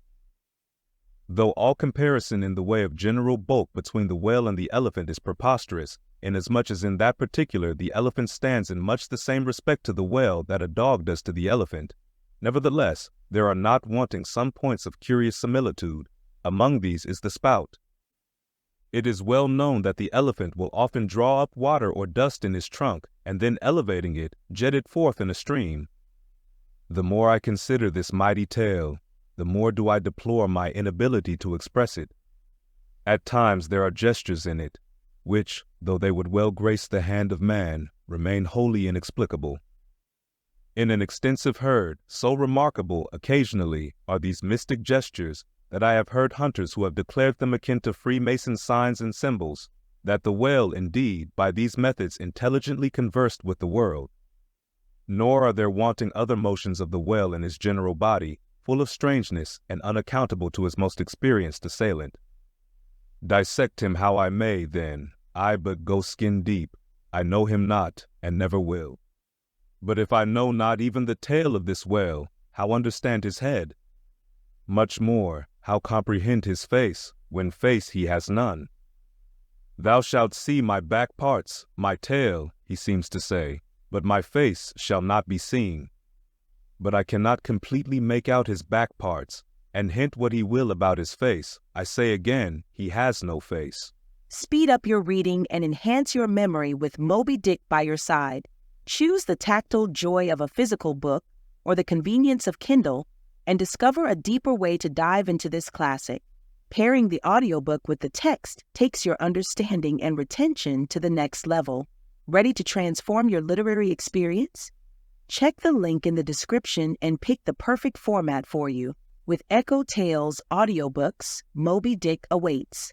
Dive deeper, read faster, remember more. Get your book now. Chapter 87. The Grand Armada. The long and narrow peninsula of Malacca, extending southeastward from the territories of Burma, forms the most southerly point of all Asia. In a continuous line from that peninsula stretch the long islands of Sumatra, Java, Bali, and Timor, which with many others form a vast mole or rampart, lengthwise connecting Asia with Australia and dividing the long unbroken Indian Ocean from the thickly studded Oriental archipelagos. This rampart is pierced by several sally ports for the convenience of ships and whales, conspicuous among which are the Straits of Sunda and Malacca. By the Straits of Sunda, chiefly, vessels bound to China from the west emerge into the China Seas. Those narrow Straits of Sunda divide Sumatra from Java, and standing midway in that vast rampart of islands, buttressed by that bold green promontory, known to seamen as Java Head, they not a little correspond to the central gateway opening into some vast walled empire, and considering the inexhaustible wealth of spices and silks and jewels and gold and ivory with which the 1,000 islands of that Oriental Sea are enriched, it seems a significant provision of nature that such treasures, by the very formation of the land, should at least bear the appearance, however ineffectual, of being guarded from the all-grasping Western world. The shores of the Straits of Sunda are unsupplied with those domineering fortresses which guard the entrances to the Mediterranean, the Baltic, and the Propontis. Unlike the Danes, these Orientals do not demand the obsequious homage of lowered topsails from the endless procession of ships before the wind, which for centuries past, by night and by day, have passed between the islands of Sumatra and Java, freighted with the costliest cargoes of the East. But while they freely waive a ceremonial like this, they do by no means renounce their claim to more solid tribute. Time out of mind, the piratical proas of the Malays, lurking among the low-shaded coves and islets of Sumatra, have sallied out upon the vessels sailing through the straits, fiercely demanding tribute at the point of their spears. Though by the repeated bloody chastisements they have received at the hands of European cruisers, the audacity of these corsairs has of late been somewhat repressed, yet, even at the present day, we occasionally hear of English and American vessels, which, in those waters, have been remorselessly boarded and pillaged. With a fair, fresh wind, the Pequod was now drawing nigh to these straits, Ahab purposing to pass through them into the Javan Sea, and thence, cruising northwards, over waters known to be frequented here and there by the sperm whale, sweep inshore by the Philippine Islands, and gain the far coast of Japan in time for the great whaling season there. By these means, the circumnavigating Pequod would sweep almost all the known sperm whale cruising grounds of the world, previous to descending upon the line in the Pacific, where Ahab, though everywhere else foiled in his pursuit, firmly counted upon giving battle to Moby Dick in the sea he was most known to frequent, and at a season when he might most reasonably be presumed to be haunting it. But how now, in this zoned quest, does Ahab touch no land? Does his crew drink air? Surely he will stop for water. Nay, for a long time now, the circus-running sun has raced within his fiery ring, and needs no sustenance but what's in himself. So Ahab, mark this too in the whaler, while other hulls are loaded down with alien stuff to be transferred to foreign wharves, the world-wandering whaleship carries no cargo but herself and crew, their weapons and their wants. She has a whole lake's contents bottled in her ample hold. She is ballasted with utilities, not altogether with unusable pig-lead and kentledge. She carries years' water in her, clear old prime Nantucket water, which, when 3 years afloat, the Nantucketer in the Pacific prefers to drink before the brackish fluid, but yesterday rafted off in casks from the Peruvian or Indian streams. Hence it is that, while other ships may have gone to China from New York and back again, touching at a score of ports, the whale ship, in all that interval, may not have sighted one grain of soil, her crew having seen no man but floating seamen like themselves. So that did you carry them the news that another flood had come, they would only answer, "Well, boys, here's the ark." Now, as many sperm whales have been captured off the western coast of Java, in the near vicinity of the Straits of Sunda, indeed, as most of the ground round about was generally recognized by the fishermen as an excellent spot for cruising. Therefore, as the Pequod gained more and more upon Java Head, the lookouts were repeatedly hailed and admonished to keep wide awake. But though the green palmy cliffs of the land soon loomed on the starboard bow, and with delighted nostrils the fresh cinnamon was snuffed in the air, yet not a single jet was descried. Almost renouncing all thought of falling in with any game hereabouts, the ship had well nigh entered the straits, when the customary cheering cry was heard from aloft, and ere long a spectacle of singular magnificence saluted us. But here be it premised, that owing to the unwearied activity with which of late they have been hunted over all 4 oceans, the sperm whales, instead of almost invariably sailing in small detached companies, as in former times, are now frequently met with in extensive herds, sometimes embracing so great a multitude that it would almost seem as if numerous nations of them had sworn solemn league and covenant for mutual assistance and protection.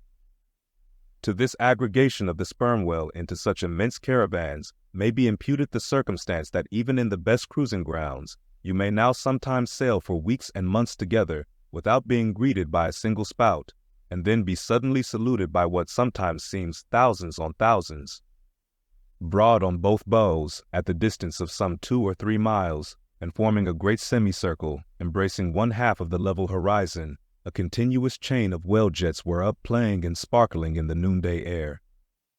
Unlike the straight perpendicular twin jets of the right whale, which, dividing at top, fall over in 2 branches, like the cleft drooping boughs of a willow, the single forward slanting spout of the sperm whale presents a thick-curled bush of white mist, continually rising and falling away to leeward. Seen from the Pequod's deck, then, as she would rise on a high hill of the sea, this host of vapory spouts, individually curling up into the air, and beheld through a blending atmosphere of bluish haze, showed like the 1,000 cheerful chimneys of some dense metropolis, descried of a balmy autumnal morning by some horseman on a height. As marching armies approaching an unfriendly defile in the mountains accelerate their march, all eagerness to place that perilous passage in their rear, and once more expand in comparative security upon the plain, even so did this vast fleet of whales now seem hurrying forward through the straits, gradually contracting the wings of their semicircle, and swimming on, in one solid but still crescentic center. Crowding all sail, the Pequod pressed after them, the harpooneers handling their weapons, and loudly cheering from the heads of their yet suspended boats. If the wind only held, Little doubt had they that chased through these straits of Sunda, the vast host would only deploy into the oriental seas to witness the capture of not a few of their number. And who could tell whether, in that congregated caravan, Moby Dick himself might not temporarily be swimming, like the worshipped white elephant in the coronation procession of the Siamese. So, with stunsail piled on stunsail, we sailed along, driving these leviathans before us, when, of a sudden, the voice of Tashtigo was heard, loudly directing attention to something in our wake. Corresponding to the crescent in our van, we beheld another in our rear. It seemed formed of detached white vapors, rising and falling something like the spouts of the whales, only they did not so completely come and go, for they constantly hovered, without finally disappearing. Leveling his glass at this sight, Ahab quickly revolved in his pivot hole, crying, "Aloft there, and rig whips and buckets to wet the sails! Malays, sir, and after us!" As if too long lurking behind the headlands, till the Pequod should fairly have entered the straits, these rascally Asiatics were now in hot pursuit, to make up for their overcautious delay. But when the swift Pequod, with a fresh leading wind, was herself in hot chase, how very kind of these tawny philanthropists to assist in speeding her on to her own chosen pursuit, mere riding whips and rowels to her that they were.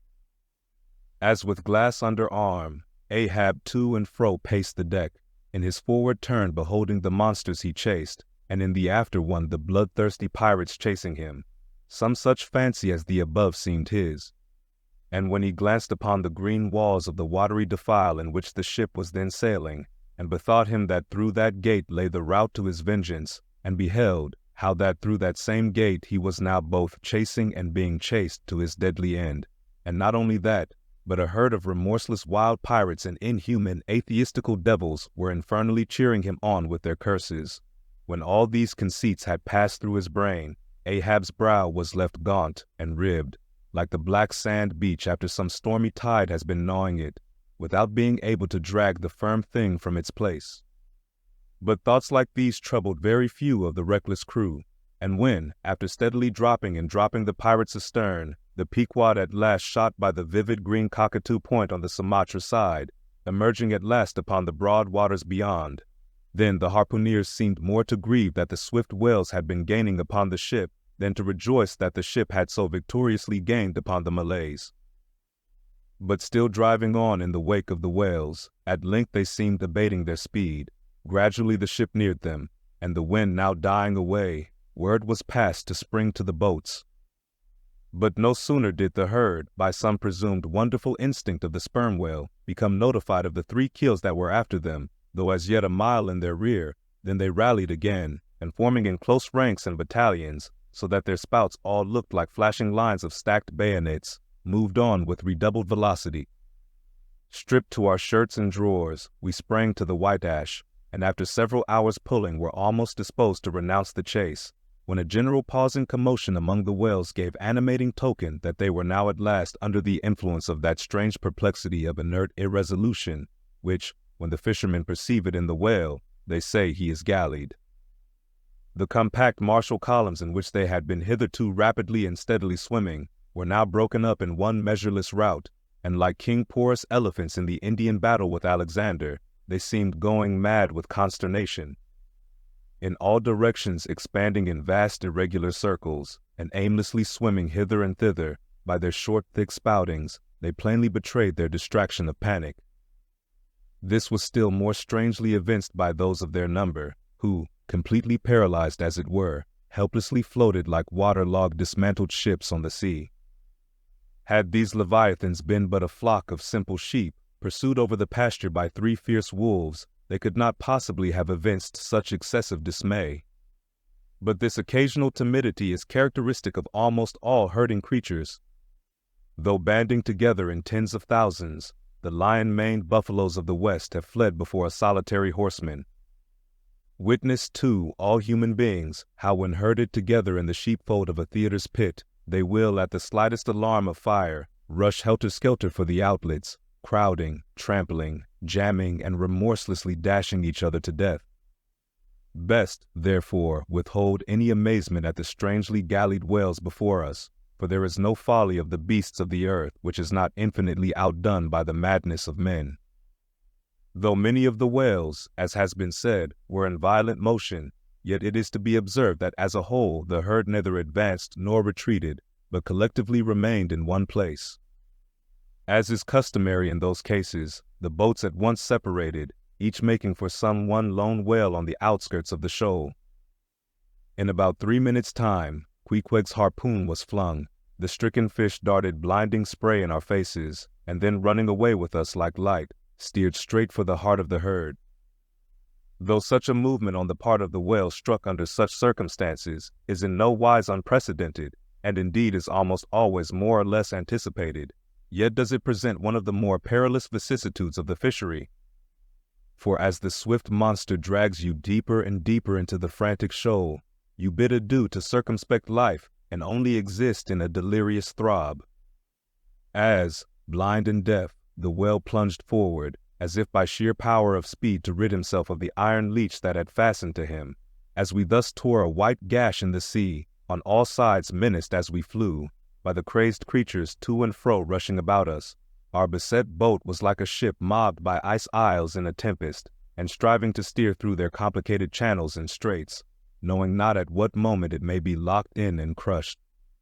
But not a bit daunted, Queequeg steered us manfully, now sheering off from this monster directly across our route in advance, now edging away from that whose colossal flukes were suspended overhead, while all the time Starbuck stood up in the bows, lance in hand, pricking out of our way whatever whales he could reach by short darts, for there was no time to make long ones. Nor were the oarsmen quite idle, though their wonted duty was now altogether dispensed with. They chiefly attended to the shouting part of the business. "Out of the way, Commodore!" cried one, to a great dromedary that of a sudden rose bodily to the surface, and for an instant threatened to swamp us. "Hard down with your tail there!" cried a second to another, which, close to our gunwale, seemed calmly cooling himself with his own fan-like extremity. All whaleboats carry certain curious contrivances, originally invented by the Nantucket Indians, called drugs. 2 thick squares of wood of equal size are stoutly clenched together so that they cross each other's grain at right angles. A line of considerable length is then attached to the middle of this block, and the other end of the line being looped, it can in a moment be fastened to a harpoon. It is chiefly among gallied whales that this drug is used. For then, more whales are close round you than you can possibly chase at one time. But sperm whales are not every day encountered. While you may, then, you must kill all you can. And if you cannot kill them all at once, you must wing them, so that they can be afterwards killed at your leisure. Hence it is that at times like these the drug comes into requisition. Our boat was furnished with 3 of them. The first and second were successfully darted, and we saw the whale staggeringly running off, fettered by the enormous sidelong resistance of the towing drug. They were cramped like malefactors with a chain and ball. But upon flinging the third, in the act of tossing overboard the clumsy wooden block, it caught under one of the seats of the boat, and in an instant tore it out and carried it away, dropping the oarsman in the boat's bottom as the seat slid from under him. On both sides the sea came in at the wounded planks, but we stuffed 2 or 3 drawers and shirts in, and so stopped the leaks for the time. It had been next to impossible to dart these drugged harpoons, were it not that as we advanced into the herd, our whale's way greatly diminished. Moreover, that as we went still further and further from the circumference of commotion, the direful disorders seemed waning. So that when at last the jerking harpoon drew out, and the towing whale sideways vanished, then, with the tapering force of his parting momentum, we glided between 2 whales into the innermost heart of the shoal, as if from some mountain torrent we had slid into a serene valley lake. Here the storms and the roaring glens between the outermost whales were heard but not felt. In this central expanse the sea presented that smooth satin-like surface, called a sleek, produced by the subtle moisture thrown off by the whale in his more quiet moods. Yes, we were now in that enchanted calm which they say lurks at the heart of every commotion. And still in the distracted distance we beheld the tumults of the outer concentric circles, and saw successive pods of whales, 8 or 10 in each, swiftly going round and round, like multiplied spans of horses in a ring, and so closely shoulder to shoulder that a titanic circus rider might easily have overarched the middle ones, and so have gone round on their backs. Owing to the density of the crowd of reposing whales more immediately surrounding the embayed axis of the herd, no possible chance of escape was at present afforded us. We must watch for a breach in the living wall that hemmed us in, the wall that had only admitted us in order to shut us up. Keeping at the center of the lake, we were occasionally visited by small tame cows and calves, the women and children of this routed host. Now, inclusive of the occasional wide intervals between the revolving outer circles, and inclusive of the spaces between the various pods in any one of those circles, the entire area at this juncture, embraced by the whole multitude, must have contained at least 2 or 3 square miles. At any rate, though indeed such a test at such a time might be deceptive, spoutings might be discovered from our low boat that seemed playing up almost from the rim of the horizon. I mention this circumstance because, as if the cows and calves had been purposely locked up in this innermost fold, and as if the wide extent of the herd had hitherto prevented them from learning the precise cause of its stopping, or possibly, being so young, unsophisticated, and every way innocent and inexperienced, however it may have been, these smaller whales, now and then visiting our becalmed boat from the margin of the lake, evinced a wondrous fearlessness and confidence, or else a still becharmed panic, which it was impossible not to marvel at. Like household dogs they came snuffling round us, right up to our gunwales, and touching them, till it almost seemed that some spell had suddenly domesticated them. Queequeg patted their foreheads, Starbuck scratched their backs with his lance, but fearful of the consequences, for the time refrained from darting it. But far beneath this wondrous world upon the surface, another and still stranger world met our eyes as we gazed over the side. For, suspended in those watery vaults, floated the forms of the nursing mothers of the whales, and those that by their enormous girth seemed shortly to become mothers. The lake, as I have hinted, was to a considerable depth exceedingly transparent, and as human infants while suckling will calmly and fixedly gaze away from the breast, as if leading 2 different lives at the time, and while yet drawing mortal nourishment, be still spiritually feasting upon some unearthly reminiscence, even so did the young of these whales seem looking up towards us, but not at us, as if we were but a bit of gulf-weed in their newborn sight. Floating on their sides, the mothers also seemed quietly eyeing us. One of these little infants, that from certain queer tokens seemed hardly a day old, might have measured some 14 feet in length and some 6 feet in girth. He was a little frisky, though as yet his body seemed scarce yet recovered from that irksome position it had so lately occupied in the maternal reticule, where, tail to head, and all ready for the final spring, the unborn whale lies bent like a Tartar's bow. The delicate side fins and the palms of his flukes still freshly retained the plaited, crumpled appearance of a baby's ears newly arrived from foreign parts. "Line! Line!" cried Queequeg, looking over the gunwale. "Him fast! Him fast! Who lined him? Who struck? 2 whale, 1 big, 1 little."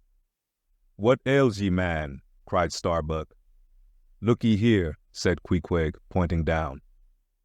As when the stricken whale, that from the tub has reeled out hundreds of fathoms of rope, as, after deep sounding, he floats up again, and shows the slackened curling line buoyantly rising and spiraling towards the air, so now, Starbuck saw long coils of the umbilical cord of Madame Leviathan, by which the young cub seemed still tethered to its dam.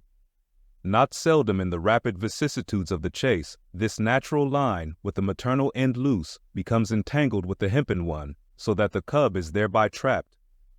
Some of the subtlest secrets of the seas seemed divulged to us in this enchanted pond. We saw young Leviathan amours in the deep. The sperm whale, as with all other species of the Leviathan, but unlike most other fish, breeds indifferently at all seasons, after a gestation which may probably be set down at 9 months, producing but 1 at a time, though in some few known instances giving birth to an Esau and Jacob, a contingency provided for in suckling by 2 teats, curiously situated, 1 on each side of the anus, but the breasts themselves extend upwards from that. When by chance these precious parts in a nursing whale are cut by the hunter's lance, the mothers pouring milk and blood rivalingly discolor the sea for rods.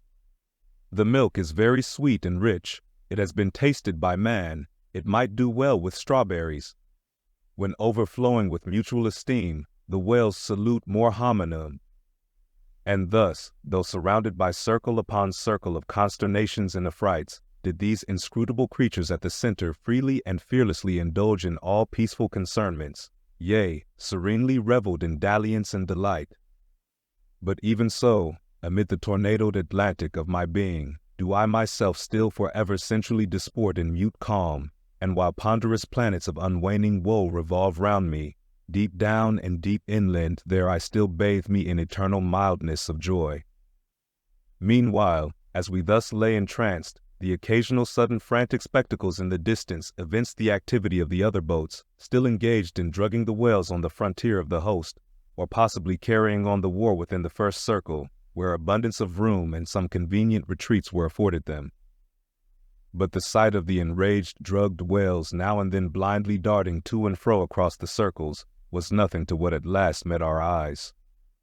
It is sometimes the custom when fast to a whale more than commonly powerful and alert, to seek to hamstring him, as it were, by sundering or maiming his gigantic tail tendon. It is done by darting a short-handled cutting spade, to which is attached a rope for hauling it back again.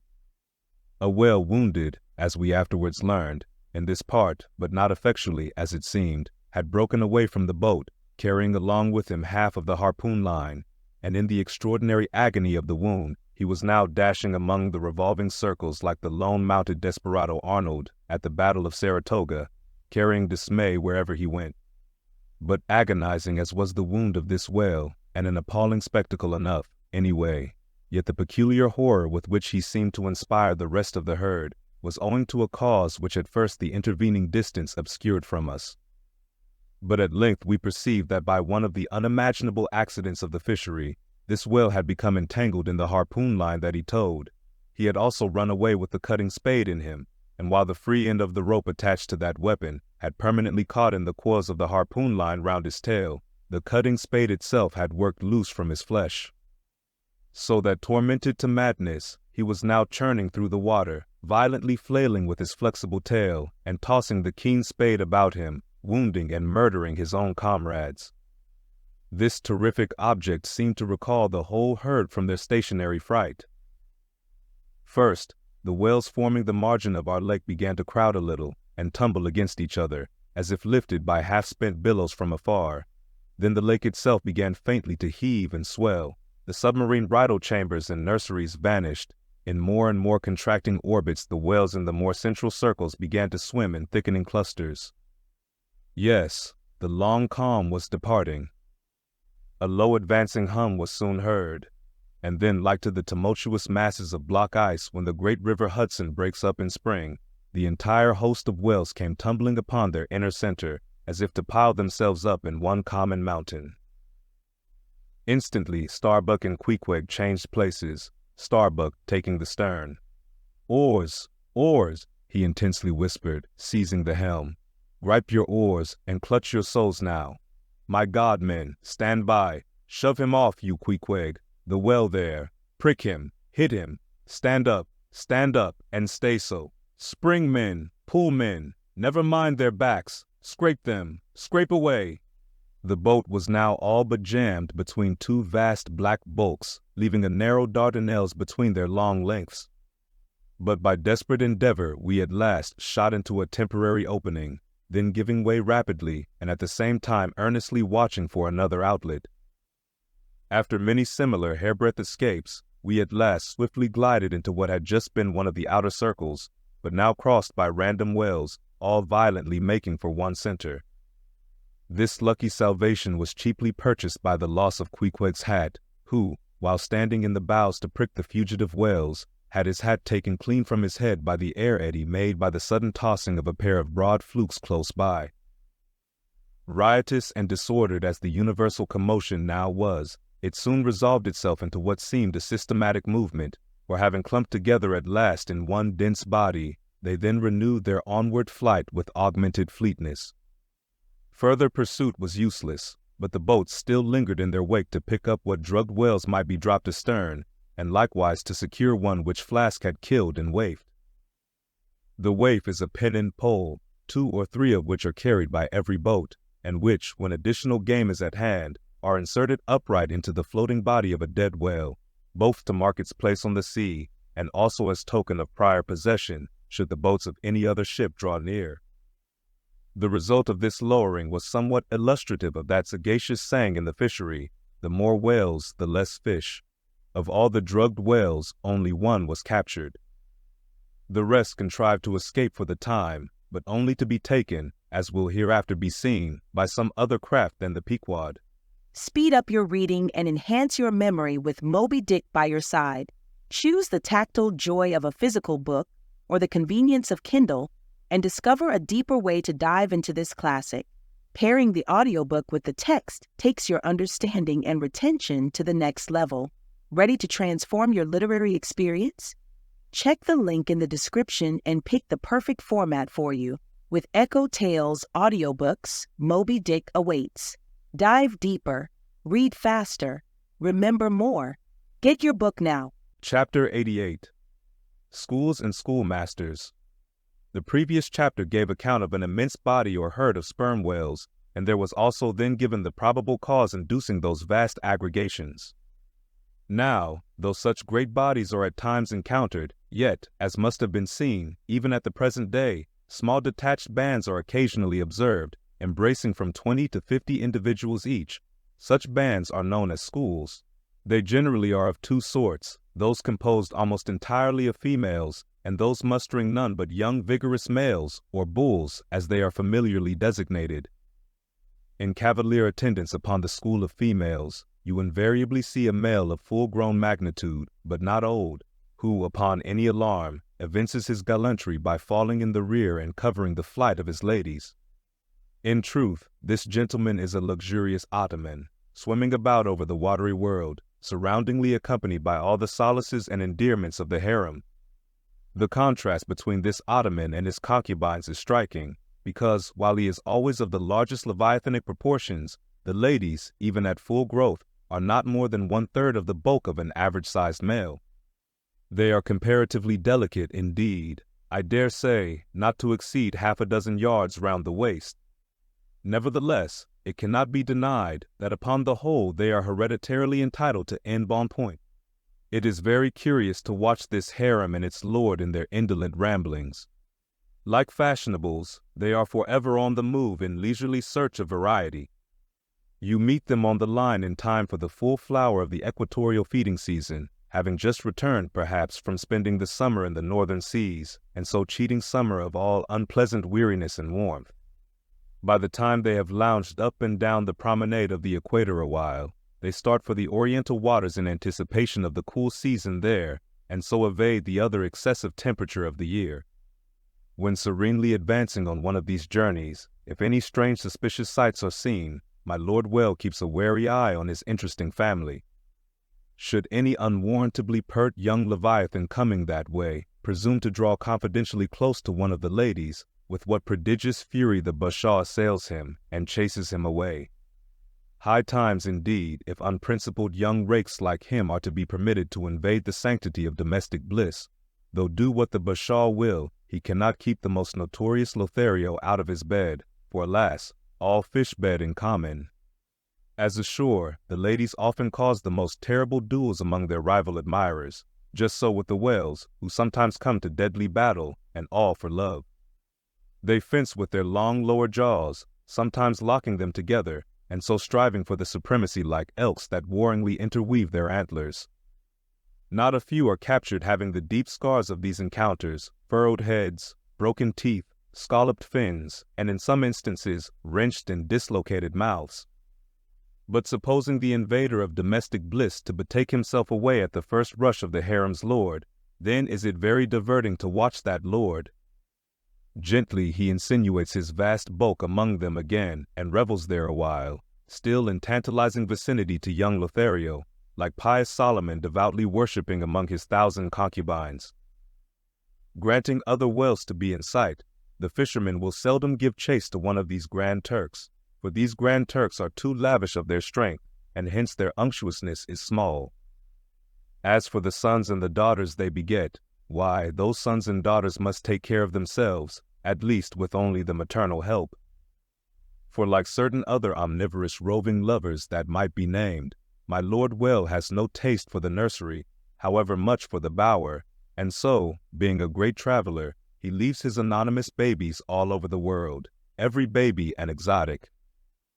In good time, nevertheless, as the ardor of youth declines, as years and dumps increase, as reflection lends her solemn pauses, in short, as a general lassitude overtakes the sated Turk, then a love of ease and virtue supplants the love for maidens. Our Ottoman enters upon the impotent, repentant, admonitory stage of life, forswears, disbands the harem, and grown to an exemplary sulky old soul, goes about all alone among the meridians and parallels saying his prayers, and warning each young Leviathan from his amorous errors.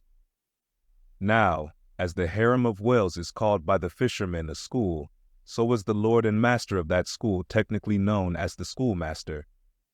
It is therefore not in strict character, however admirably satirical, that after going to school himself, he should then go abroad inculcating not what he learned there, but the folly of it. His title, schoolmaster, would very naturally seem derived from the name bestowed upon the harem itself, but some have surmised that the man who first thus entitled this sort of Ottoman whale must have read the memoirs of Vidocq, and informed himself what sort of a country schoolmaster that famous Frenchman was in his younger days, and what was the nature of those occult lessons he inculcated into some of his pupils. The same secludedness and isolation to which the schoolmaster whale betakes himself in his advancing years is true of all aged sperm whales. Almost universally, a lone whale, as a solitary Leviathan is called, proves an ancient one. Like venerable moss-bearded Daniel Boone, he will have no one near him but nature herself, and her he takes to wife in the wilderness of waters, and the best of wives she is, though she keeps so many moody secrets. The schools composing none but young and vigorous males, previously mentioned, offer a strong contrast to the harem schools. For while those female whales are characteristically timid, the young males, or 40-barrel bulls as they call them, are by far the most pugnacious of all leviathans, and proverbially the most dangerous to encounter, excepting those wondrous gray-headed, grizzled whales sometimes met, and these will fight you like grim fiends exasperated by a penal gout. The 40-barrel bull schools are larger than the harem schools. Like a mob of young collegians, they are full of fight, fun, and wickedness, tumbling round the world at such a reckless, rollicking rate that no prudent underwriter would insure them any more than he would a riotous lad at Yale or Harvard. They soon relinquish this turbulence, though, and when about 3/4 grown, break up, and separately go about in quest of settlements, that is, harems. Another point of difference between the male and female schools is still more characteristic of the sexes. Say you strike a 40-barrel bull, poor devil, all his comrades quit him. But strike a member of the harem school, and her companions swim around her with every token of concern, sometimes lingering so near her and so long as themselves to fall a prey. Speed up your reading and enhance your memory with Moby Dick by your side. Choose the tactile joy of a physical book or the convenience of Kindle, and discover a deeper way to dive into this classic. Pairing the audiobook with the text takes your understanding and retention to the next level. Ready to transform your literary experience? Check the link in the description and pick the perfect format for you. With EchoTales Audiobooks, Moby Dick awaits. Dive deeper, read faster, remember more. Get your book now. Chapter 89. Fast Fish and Loose Fish. The allusion to the waif and waif poles in the last chapter but one necessitates some account of the laws and regulations of the whale fishery, of which the waif may be deemed the grand symbol and badge.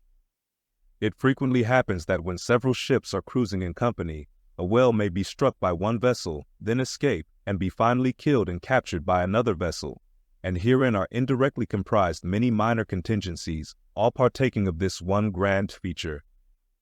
For example, after a weary and perilous chase and capture of a whale, the body may get loose from the ship by reason of a violent storm, and drifting far away to leeward, be retaken by a second whaler, who, in a calm, snugly tows it alongside, without risk of life or line. Thus the most vexatious and violent disputes would often arise between the fishermen, Were there not some written or unwritten, universal, undisputed law applicable to all cases? Perhaps the only formal whaling code authorized by legislative enactment was that of Holland. It was decreed by the States General in A.D. 1695. But though no other nation has ever had any written whaling law, yet the American fishermen have been their own legislators and lawyers in this matter. They have provided a system which for terse comprehensiveness surpasses Justinian's Pandex and the bylaws of the Chinese Society for the suppression of meddling with other people's business. Yes, these laws might be engraven on a Queen Anne's farthing or the barb of a harpoon and worn round the neck, so small are they. Aye, a fast fish belongs to the party fast to it. 2. A loose fish is fair game for anybody who can soonest catch it. But what plays the mischief with this masterly code is the admirable brevity of it, which necessitates a vast volume of commentaries to expound it. First, what is a fast fish? Alive or dead, a fish is technically fast when it is connected with an occupied ship or boat by any medium at all controllable by the occupant or occupants, a mast, an oar, a 9-inch cable, a telegraph wire, or a strand of cobweb. It is all the same. Likewise, a fish is technically fast when it bears a waif or any other recognized symbol of possession, so long as the party waifing it plainly evince their ability at any time to take it alongside, as well as their intention so to do. These are scientific commentaries, but the commentaries of the whalemen themselves sometimes consist in hard words and harder knocks, the coke upon Littleton of the fist. True, among the more upright and honorable whalemen, allowances are always made for peculiar cases, where it would be an outrageous moral injustice for one party to claim possession of a whale previously chased or killed by another party, but others are by no means so scrupulous. Some 50 years ago there was a curious case of whale trover litigated in England, wherein the plaintiffs set forth that after a hard chase of a whale in the northern seas, and when indeed they, the plaintiffs, had succeeded in harpooning the fish, they were at last, through peril of their lives, obliged to forsake not only their lines, but their boat itself. Ultimately, the defendants, the crew of another ship, came up with the whale, struck, killed, seized, and finally appropriated it before the very eyes of the plaintiffs. And when those defendants were remonstrated with, their captain snapped his fingers in the plaintiffs' teeth and assured them that by way of doxology to the deed he had done, he would now retain their line, harpoons, and boat, which had remained attached to the whale at the time of the seizure. Wherefore the plaintiffs now sued for the recovery of the value of their whale, line, harpoons, and boat. Mr. Erskine was counsel for the defendants. Lord Ellenborough was the judge. In the course of the defense, the witty Erskine went on to illustrate his position by alluding to a recent crime case, wherein a gentleman, after in vain trying to bridle his wife's viciousness, had at last abandoned her upon the seas of life, but in the course of years, repenting of that step, he instituted an action to recover possession of her.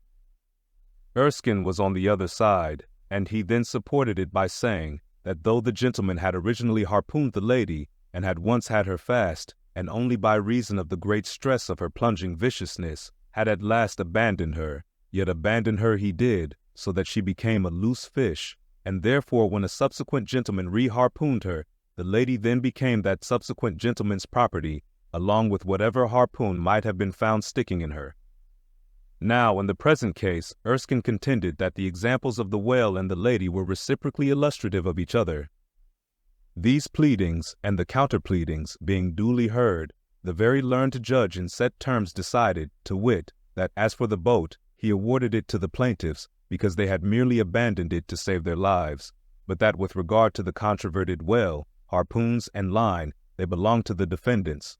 The whale, because it was a loose fish at the time of the final capture, and the harpoons and line because when the fish made off with them, it, the fish, acquired a property in those articles, and hence anybody who afterwards took the fish had a right to them. Now the defendants afterwards took the fish, ergo, the aforesaid articles were theirs.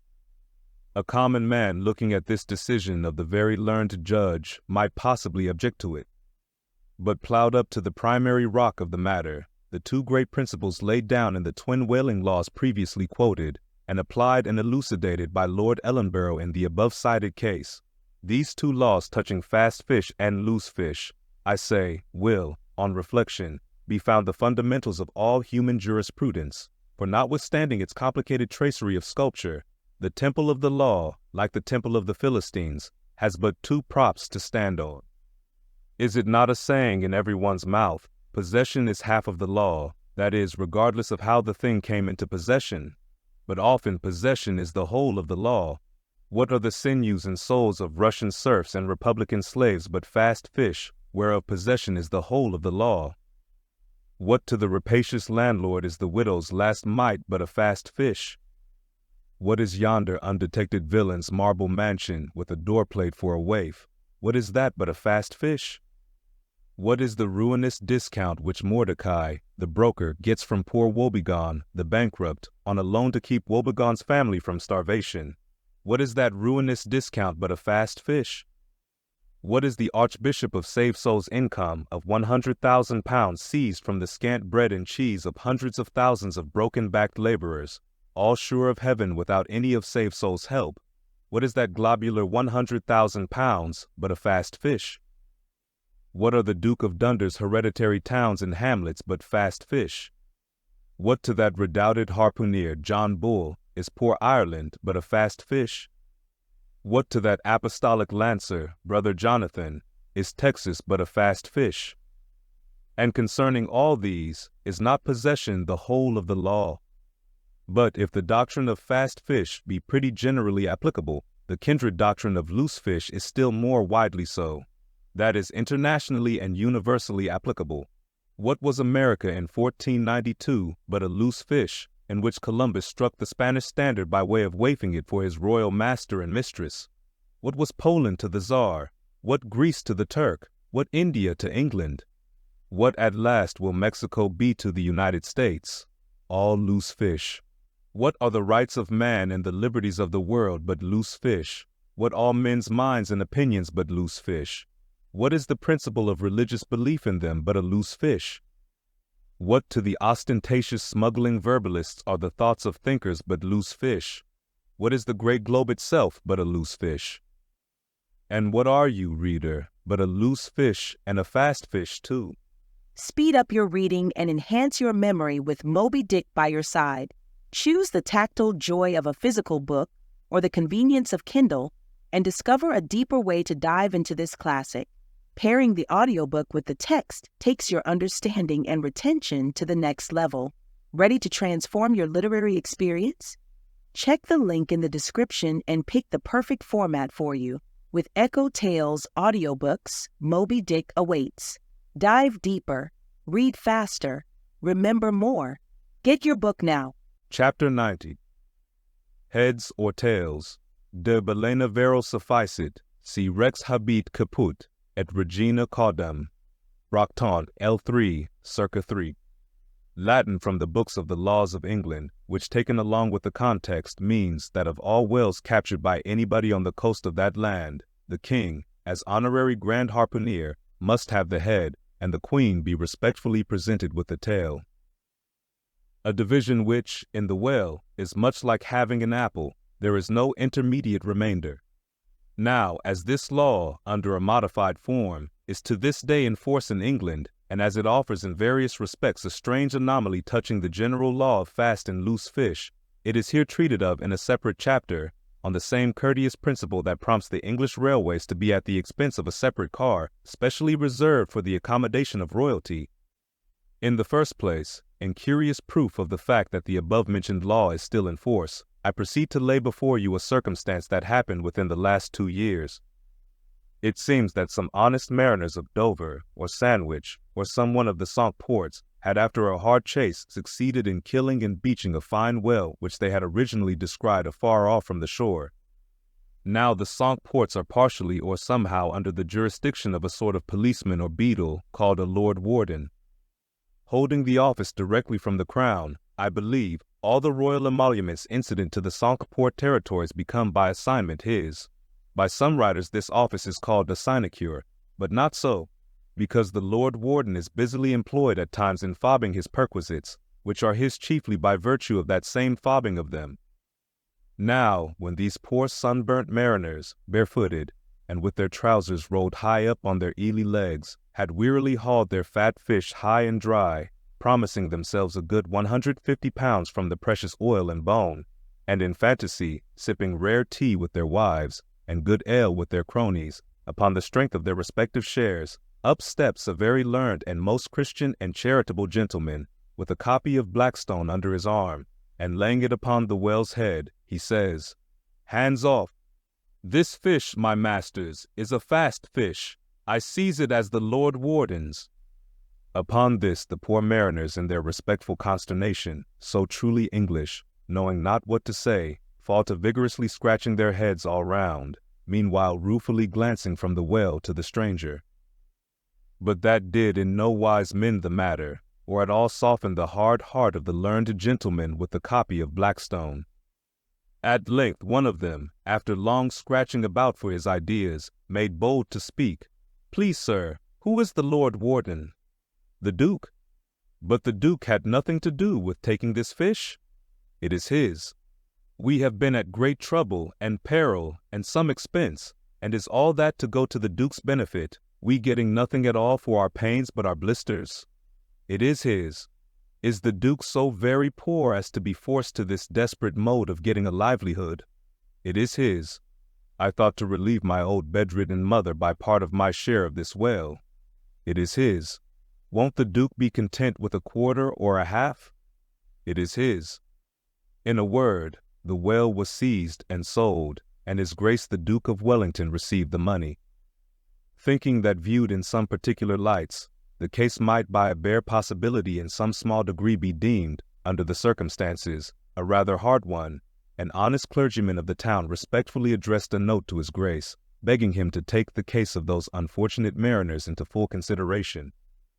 To which my Lord Duke in substance replied, both letters were published, that he had already done so and received the money, and would be obliged to the reverend gentleman if for the future he, the reverend gentleman, would decline meddling with other people's business. Is this the still militant old man, standing at the corners of the three kingdoms, on all hands coercing alms of beggars? It will readily be seen that in this case the alleged right of the Duke to the whale was a delegated one from the sovereign. We must needs inquire then on what principle the sovereign is originally invested with that right. The law itself has already been set forth, but Plowden gives us the reason for it. Says Plowden, the whale so caught belongs to the king and queen because of its superior excellence. And by the soundest commentators this has ever been held a cogent argument in such matters. But why should the king have the head and the queen the tail? A reason for that, ye lawyers.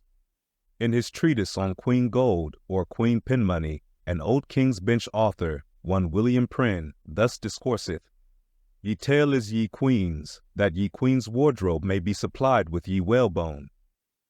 Now this was written at a time when the black limber bone of the Greenland or right whale was largely used in ladies' bodices.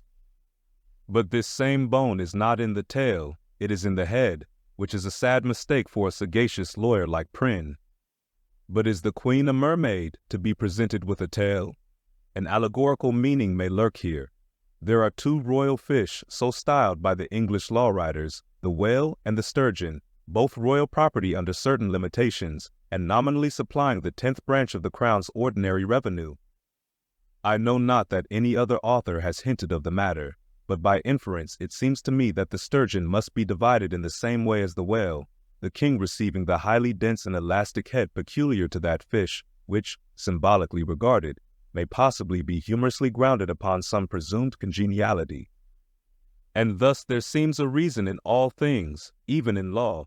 Speed up your reading and enhance your memory with Moby Dick by your side. Choose the tactile joy of a physical book or the convenience of Kindle and discover a deeper way to dive into this classic.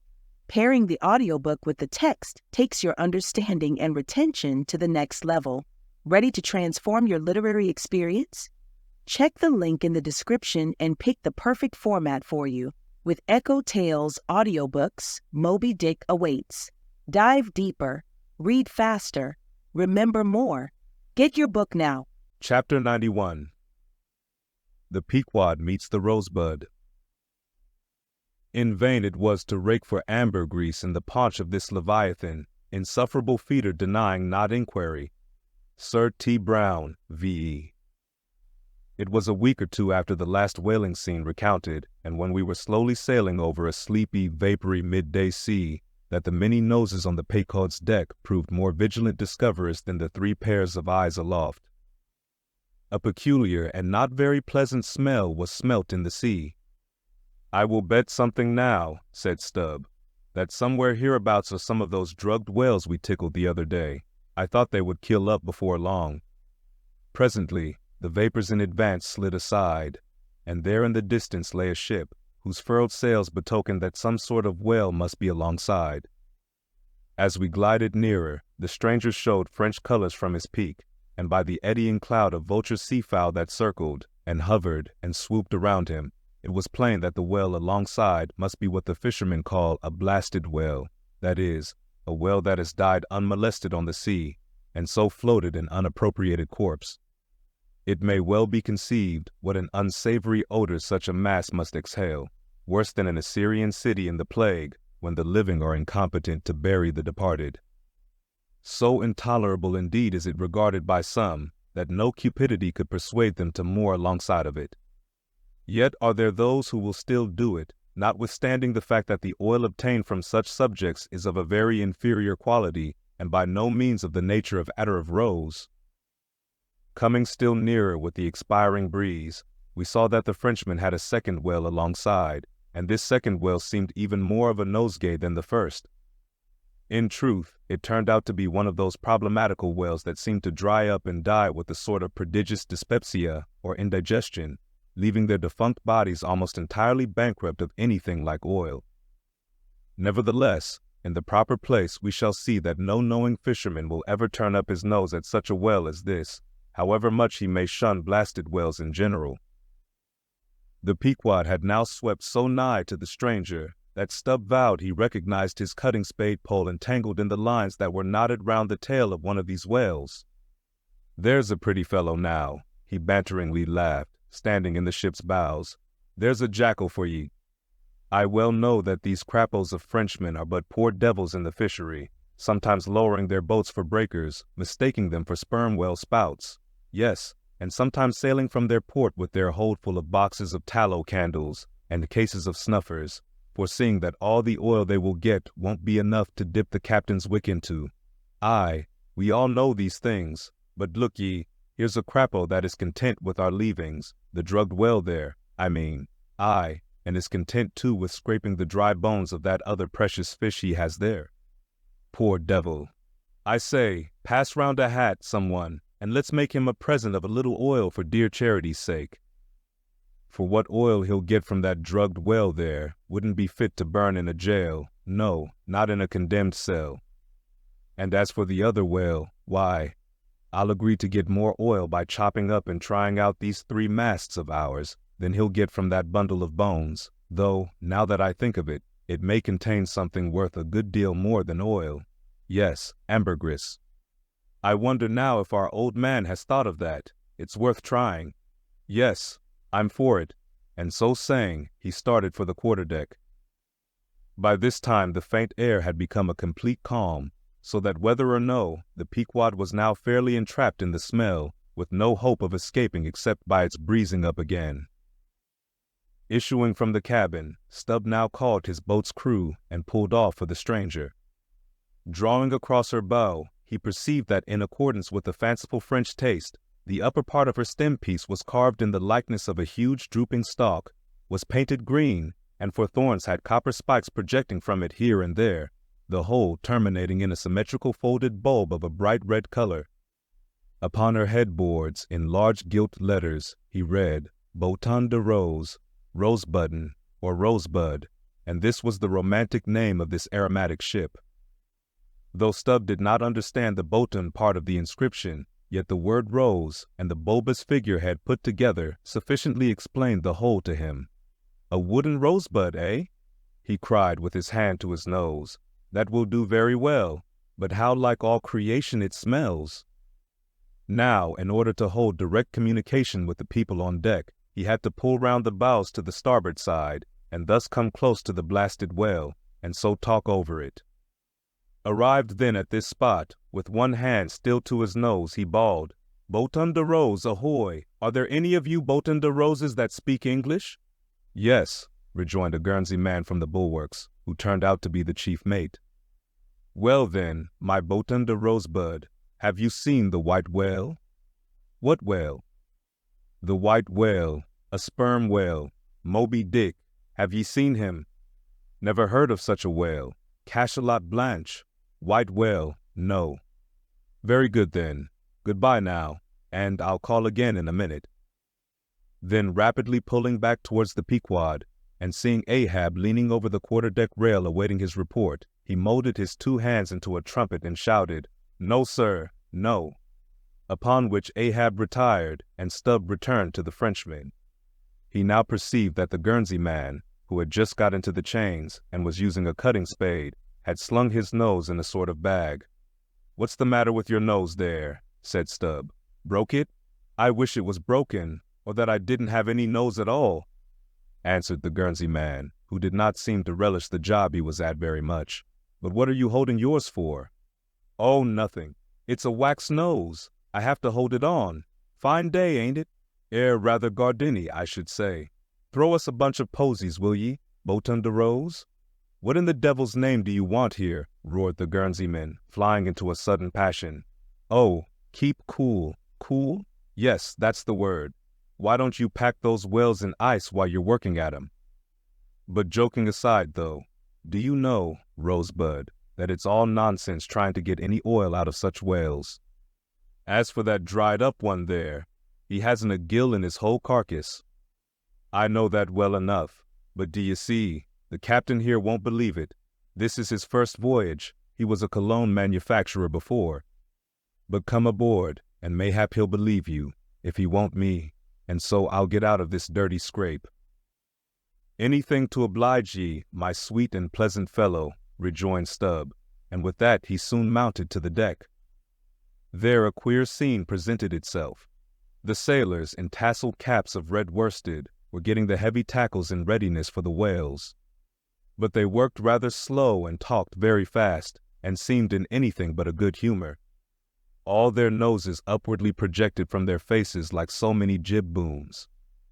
Now and then pairs of them would drop their work and run up to the masthead to get some fresh air. Some, thinking they would catch the plague, dipped oakum in coal tar and at intervals held it to their nostrils. Others, having broken the stems of their pipes almost short off at the bowl, were vigorously puffing tobacco smoke so that it constantly filled their olfactories. Stubb was struck by a shower of outcries and anathemas proceeding from the captain's roundhouse abaft, and looking in that direction saw a fiery face thrust from behind the door, which was held ajar from within. This was the tormented surgeon, who, after in vain remonstrating against the proceedings of the day, had betaken himself to the captain's roundhouse, cabinet he called it, to avoid the pest, but still could not help yelling out his entreaties and indignations at times. Marking all this, Stubb argued well for his scheme, and turning to the Guernsey man had a little chat with him, during which the stranger mate expressed his detestation of his captain as a conceited ignoramus, who had brought them all into so unsavory and unprofitable a pickle. Sounding him carefully, Stubb further perceived that the Guernsey man had not the slightest suspicion concerning the ambergris.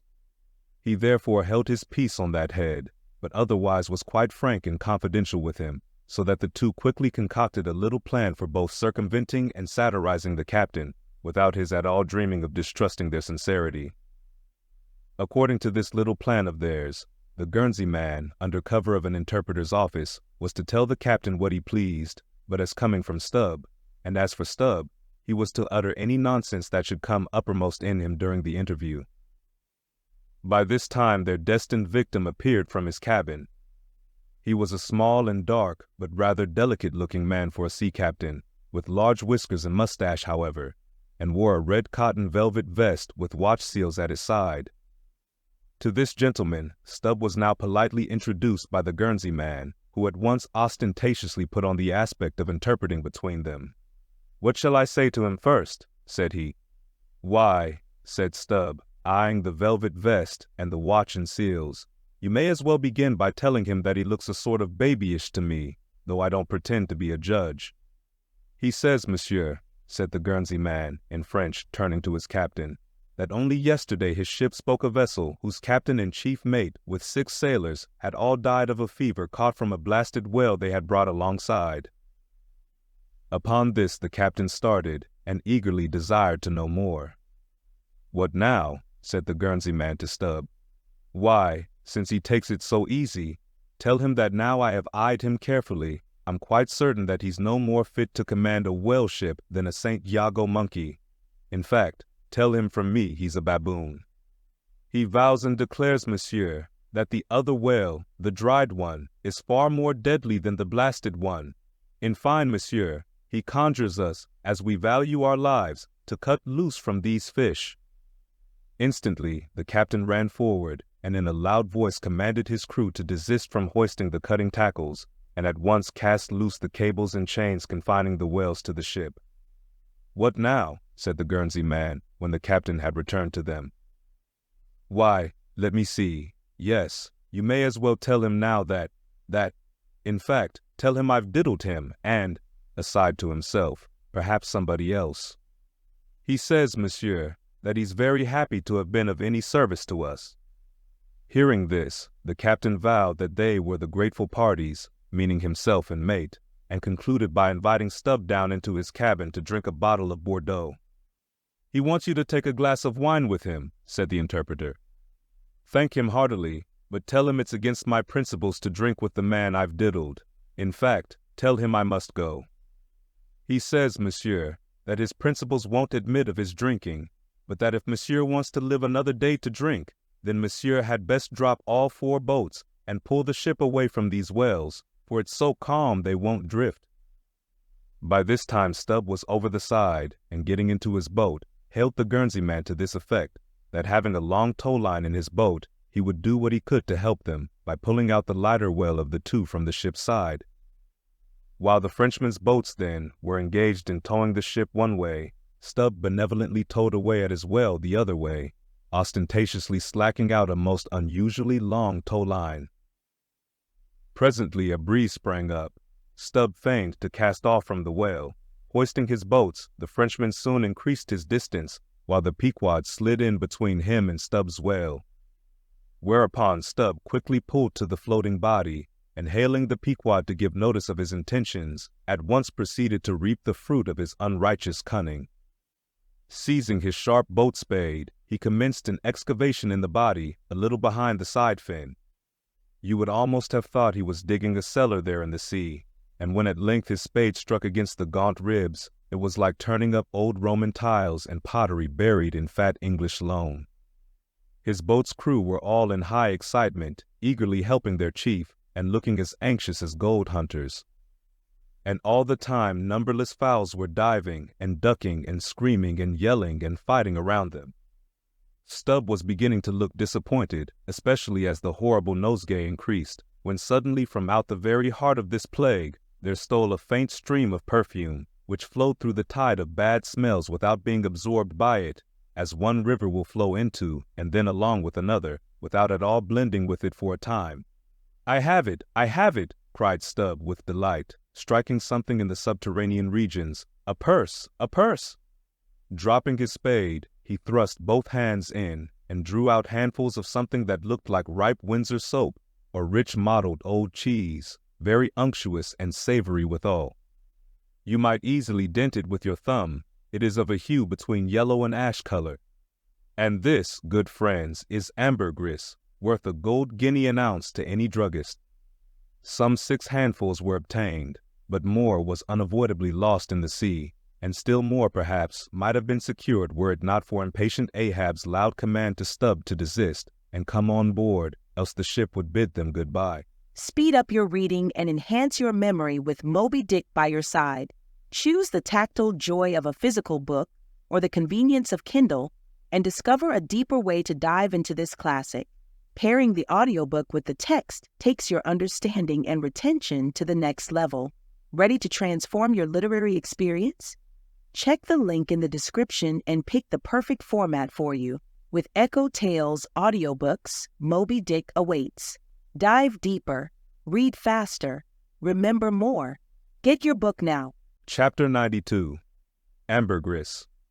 Now this ambergris is a very curious substance, and so important as an article of commerce, that in 1791 a certain Nantucket-born Captain Coffin was examined at the bar of the English House of Commons on that subject. For at that time, and indeed until a comparatively late day, the precise origin of ambergris remained, like amber itself, a problem to the learned. Though the word ambergris is but the French compound for gray amber, yet the two substances are quite distinct. For amber, though at times found on the seacoast, is also dug up in some far inland soils, whereas ambergris is never found except upon the sea. Besides, amber is a hard, transparent, brittle, odorless substance used for mouthpieces to pipes, for beads and ornaments, but ambergris is soft, waxy, and so highly fragrant and spicy that it is largely used in perfumery, in pastiles, precious candles, hair powders, and pomatum. The Turks use it in cooking, and also carry it to Mecca for the same purpose that frankincense is carried to St. Peter's in Rome. Some wine merchants drop a few grains into claret to flavor it. Who would think, then, that such fine ladies and gentlemen should regale themselves with an essence found in the inglorious bowels of a sick whale? Yet so it is. By some, ambergris is supposed to be the cause, and by others the effect, of the dyspepsia in the whale. How to cure such a dyspepsia it were hard to say, unless by administering 3 or 4 boatloads of Brandreth's pills, and then running out of harm's way, as laborers do in blasting rocks. I have forgotten to say that there were found in this ambergris certain hard, round, bony plates, which at first Stubb thought might be sailors' trousers buttons, but it afterwards turned out that they were nothing more than pieces of small squid bones embalmed in that manner. Now that the incorruption of this most fragrant ambergris should be found in the heart of such decay, is this nothing? Bethink thee of that saying of St. Paul in Corinthians, about corruption and incorruption, how that we are sown in dishonor, but raised in glory. And likewise call to mind that saying of Paracelsus about what it is that maketh the best musk. Also forget not the strange fact that of all things of ill savor, cologne water, in its rudimental manufacturing stages, is the worst. I should like to conclude the chapter with the above appeal, but cannot, owing to my anxiety to repel a charge often made against whalemen, and which, in the estimation of some already biased minds, might be considered as indirectly substantiated by what has been said of the Frenchman's 2 whales. Elsewhere in this volume the slanderous aspersion has been disproved, that the vocation of whaling is throughout a slatternly, untidy business. But there is another thing to rebut. They hint that all whales always smell bad. Now how did this odious stigma originate? I opine that it is plainly traceable to the first arrival of the Greenland whaling ships in London more than 2 centuries ago. Because those whalemen did not then, and do not now, try out their oil at sea as the southern ships have always done, but cutting up the fresh blubber in small bits, thrust it through the bungholes of large casks, and carry it home in that manner. The shortness of the season in those icy seas, and the sudden and violent storms to which they are exposed, forbidding any other course. The consequence is, that upon breaking into the hold and unloading one of these whale cemeteries in the Greenland dock, a savor is given forth somewhat similar to that arising from excavating an old city graveyard for the foundations of a lying-in hospital. I partly surmise also that this wicked charge against whalers may be likewise imputed to the existence on the coast of Greenland, in former times, of a Dutch village called Schmerenberg, or Smeerenberg, which latter name is the one used by the learned Vogel von Slack in his great work on smells, a textbook on that subject. As its name imports, smear, fat, berg, to put up, this village was founded in order to afford a place for the blubber of the Dutch whale fleet to be tried out, without being taken home to Holland for that purpose. It was a collection of furnaces, fat kettles, and oil sheds, and when the works were in full operation certainly gave forth no very pleasant savor. But all this is quite different with a South Sea sperm whaler, which in a voyage of 4 years perhaps, after completely filling her hold with oil, does not perhaps consume 50 days in the business of boiling out, and in the state that it is casked, the oil is nearly scentless. The truth is, that living or dead, if but decently treated, whales as a species are by no means creatures of ill odor. nor can whalemen be recognized as the people of the Middle Ages affected to detect a Jew in the company by the nose. Nor indeed can the whale possibly be otherwise than fragrant when, as a general thing, he enjoys such high health, taking abundance of exercise, always out of doors, though, it is true, seldom in the open air. I say that the motion of a sperm whale's flukes above water dispenses a perfume, as when a musk-scented lady rustles her dress in a warm parlor. What then shall I liken the sperm whale to for fragrance, considering his magnitude? Must it not be to that famous elephant with jeweled tusks and redolent with myrrh, which was led out of an Indian town to do honor to Alexander the Great? Speed up your reading and enhance your memory with Moby Dick by your side. Choose the tactile joy of a physical book or the convenience of Kindle and discover a deeper way to dive into this classic. Pairing the audiobook with the text takes your understanding and retention to the next level. Ready to transform your literary experience? Check the link in the description and pick the perfect format for you. With EchoTales Audiobooks, Moby Dick awaits. Dive deeper, read faster, remember more. Get your book now. Chapter 93, The Castaway. It was but some few days after encountering the Frenchman that a most significant event befell the most insignificant of the Pequod's crew, an event most lamentable, and which ended in providing the sometimes madly merry and predestinated craft with a living and ever-accompanying prophecy of whatever shattered sequel might prove her own. Now, in the whale ship, it is not everyone that goes in the boats. Some few hands are reserved, called ship-keepers, whose province it is to work the vessel while the boats are pursuing the whale. As a general thing, these ship-keepers are as hardy fellows as the men comprising the boat's crews. But if there happen to be an unduly slender, clumsy, or timorous wight in the ship, that wight is certain to be made a ship-keeper. It was so in the Pequod with the little Negro Pippin by nickname, Pip by abbreviation. Poor Pip.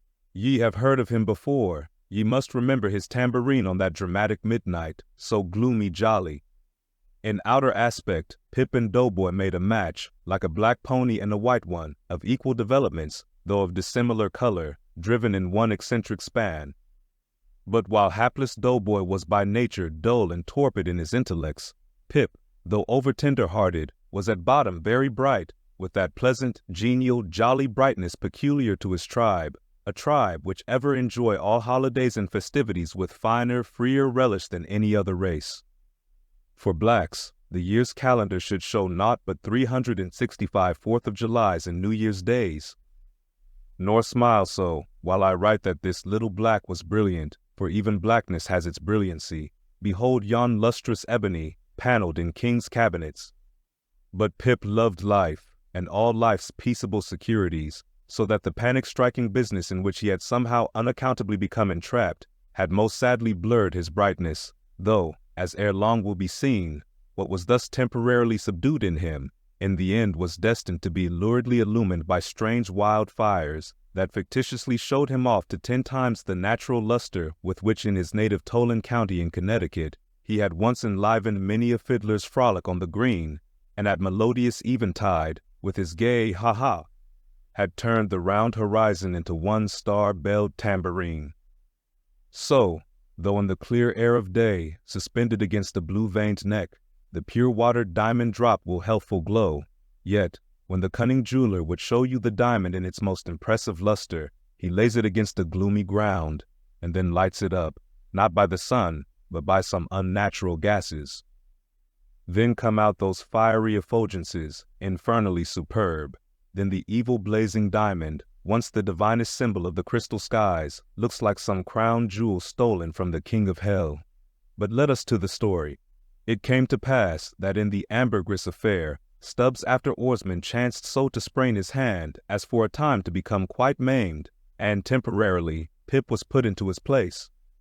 The first time Stubbs lowered with him, Pip evinced much nervousness, but happily, for that time, escaped close contact with the whale, and therefore came off not altogether discreditably, though Stubb, observing him, took care, afterwards, to exhort him to cherish his courageousness to the utmost, for he might often find it needful.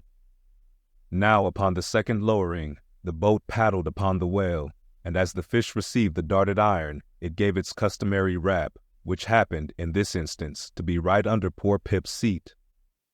The involuntary consternation of the moment caused him to leap, paddle in hand, out of the boat, and in such a way that part of the slack whale line coming against his chest, he breasted it overboard with him, so as to become entangled in it, when at last plumping into the water.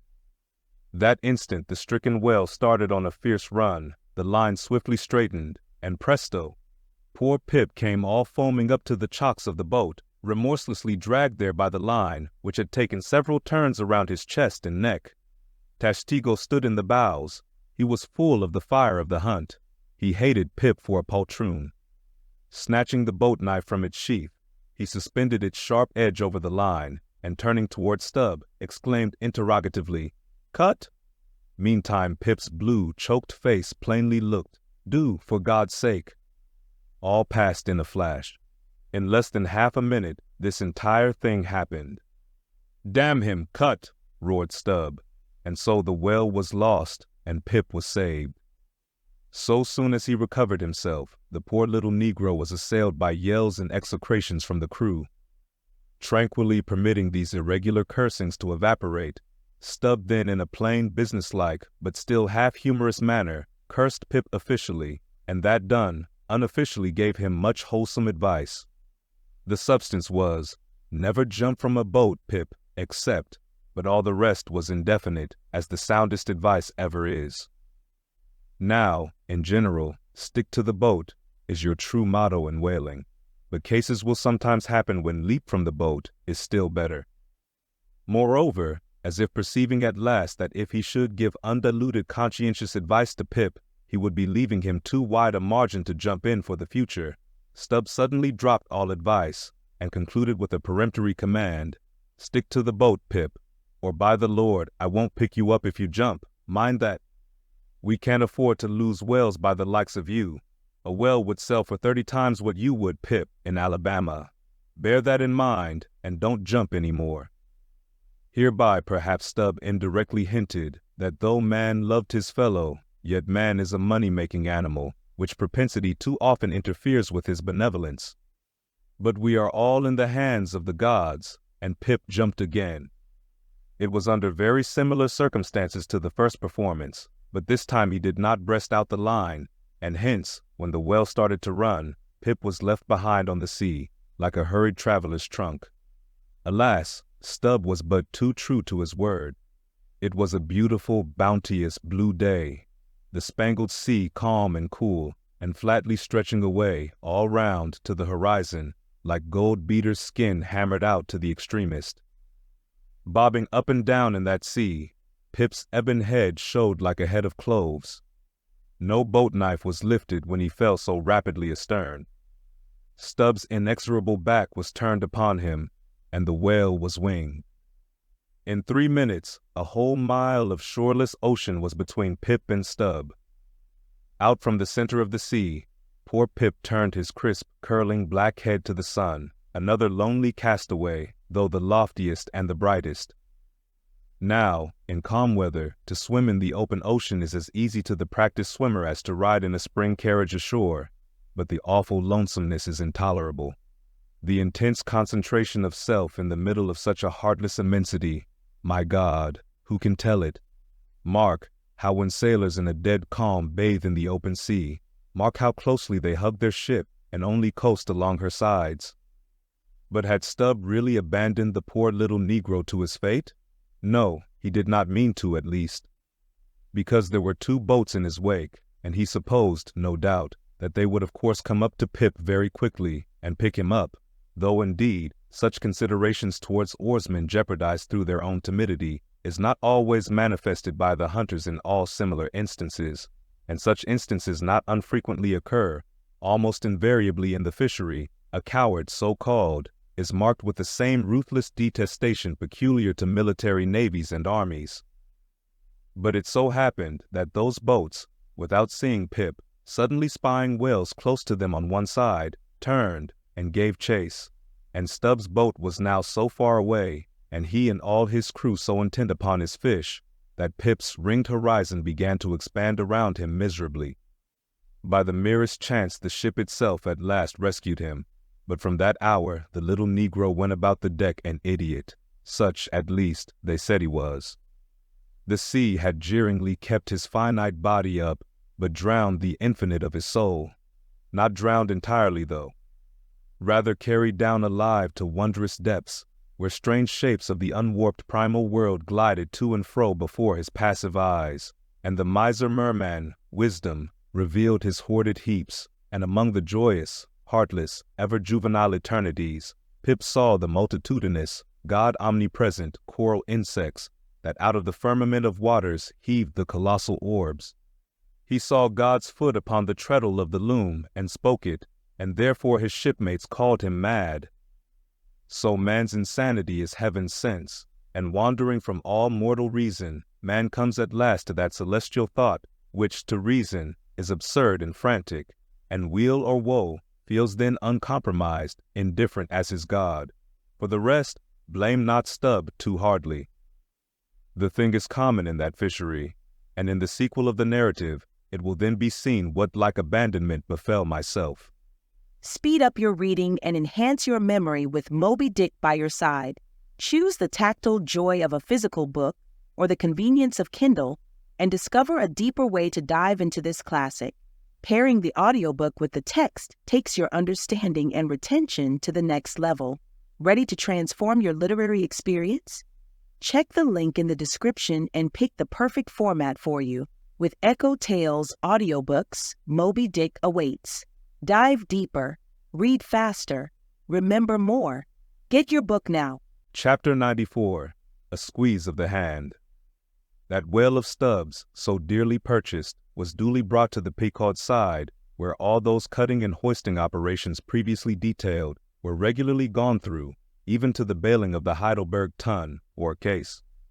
While some were occupied with this latter duty, others were employed in dragging away the larger tubs so soon as filled with the sperm, and when the proper time arrived, this same sperm was carefully manipulated ere going to the try-works, of which anon. It had cooled and crystallized to such a degree that when, with several others, I sat down before a large Constantine's bath of it, I found it strangely concreted into lumps, here and there rolling about in the liquid part. It was our business to squeeze these lumps back into fluid, a sweet and unctuous duty. No wonder that in old times this sperm was such a favorite cosmetic, such a clearer, such a sweetener, such a softener, such a delicious mollifier. After having my hands in it for only a few minutes, my fingers felt like eels and began, as it were, to serpentine and spiralize. As I sat there at my ease, cross-legged on the deck, after the bitter exertion at the windlass, under a blue tranquil sky, the ship under indolent sail, and gliding so serenely along, as I bathed my hands among those soft, gentle globules of infiltrated tissues, woven almost within the hour, as they richly broke to my fingers, and discharged all their opulence, like fully ripe grapes their wine, as I snuffed up that uncontaminated aroma, literally and truly, like the smell of spring violets, I declare to you that for the time I lived as in a musky meadow. I forgot all about our horrible oath. In that inexpressible sperm, I washed my hands and my heart of it. I almost began to credit the old Paracelsan superstition that sperm is of rare virtue in allaying the heat of anger. While bathing in that bath, I felt divinely free from all ill will or petulance or malice of any sort whatsoever. Squeeze, squeeze, squeeze, all the morning long. I squeezed that sperm till I myself almost melted into it. I squeezed that sperm till a strange sort of insanity came over me, and I found myself unwittingly squeezing my co-laborers' hands in it, mistaking their hands for the gentle globules. Such an abounding, affectionate, friendly, loving feeling did this avocation beget, that at last I was continually squeezing their hands and looking up into their eyes sentimentally, as much as to say, "Oh, my dear fellow beings, why should we longer cherish any social acerbities, or know the slightest ill humor or envy? Come, let us squeeze hands all round. Nay, let us all squeeze ourselves into each other. Let us squeeze ourselves universally into the very milk and sperm of kindness. Would that I could keep squeezing that sperm forever. For now, since by many prolonged, repeated experiences, I have perceived that in all cases man must eventually lower, or at least shift, his conceit of attainable felicity, not placing it anywhere in the intellect or the fancy, but in the wife, the heart, the bed, the table, the saddle, the fireside, the country. Now that I have perceived all this, I am ready to squeeze case eternally. In thoughts of the visions of the night, I saw long rows of angels in paradise, each with his hands in a jar of spermaceti. Now, while discoursing of sperm, it behooves to speak of other things akin to it, in the business of preparing the sperm whale for the try-works. First comes white horse, so called, which is obtained from the tapering part of the fish, and also from the thicker portions of his flukes. It is tough with congealed tendons, a wad of muscle, but still contains some oil. After being severed from the whale, the white horse is first cut into portable oblongs ere going to the mincer. They look much like blocks of Berkshire marble. Plum pudding is the term bestowed upon certain fragmentary parts of the whale's flesh, here and there adhering to the blanket of blubber, and often participating to a considerable degree in its unctuousness. It is a most refreshing, convivial, beautiful object to behold. As its name imports, it is of an exceedingly rich mottled tint, with a bestreaked snowy and golden ground, dotted with spots of the deepest crimson and purple. It is plums of rubies in pictures of citron. Spite of reason, it is hard to keep yourself from eating it. I confess that once I stole behind the foremast to try it. It tasted something as I should conceive a royal cutlet from the thigh of Louis le Gros might have tasted, supposing him to have been killed the first day after the venison season, and that particular venison season contemporary with an unusually fine vintage of the vineyards of Champagne. There is another substance, and a very singular one, which turns up in the course of this business, but which I feel it to be very puzzling adequately to describe. It is called slopgullion, an appellation original with the whalemen, and even so is the nature of the substance. It is an ineffably oozy, stringy affair, most frequently found in the tubs of sperm after a prolonged squeezing and subsequent decanting. I hold it to be the wondrously thin, ruptured membranes of the case, coalescing. Gurry, so called, is a term properly belonging to right whalemen, but sometimes incidentally used by the sperm fishermen. It designates the dark, glutinous substance which is scraped off the back of the Greenland or right whale, and much of which covers the decks of those inferior souls who hunt that ignoble leviathan, nippers. Strictly, this word is not indigenous to the whale's vocabulary, but as applied by whalemen, it becomes so. A whaleman's nipper is a short, firm strip of tendinous stuff cut from the tapering part of leviathan's tail.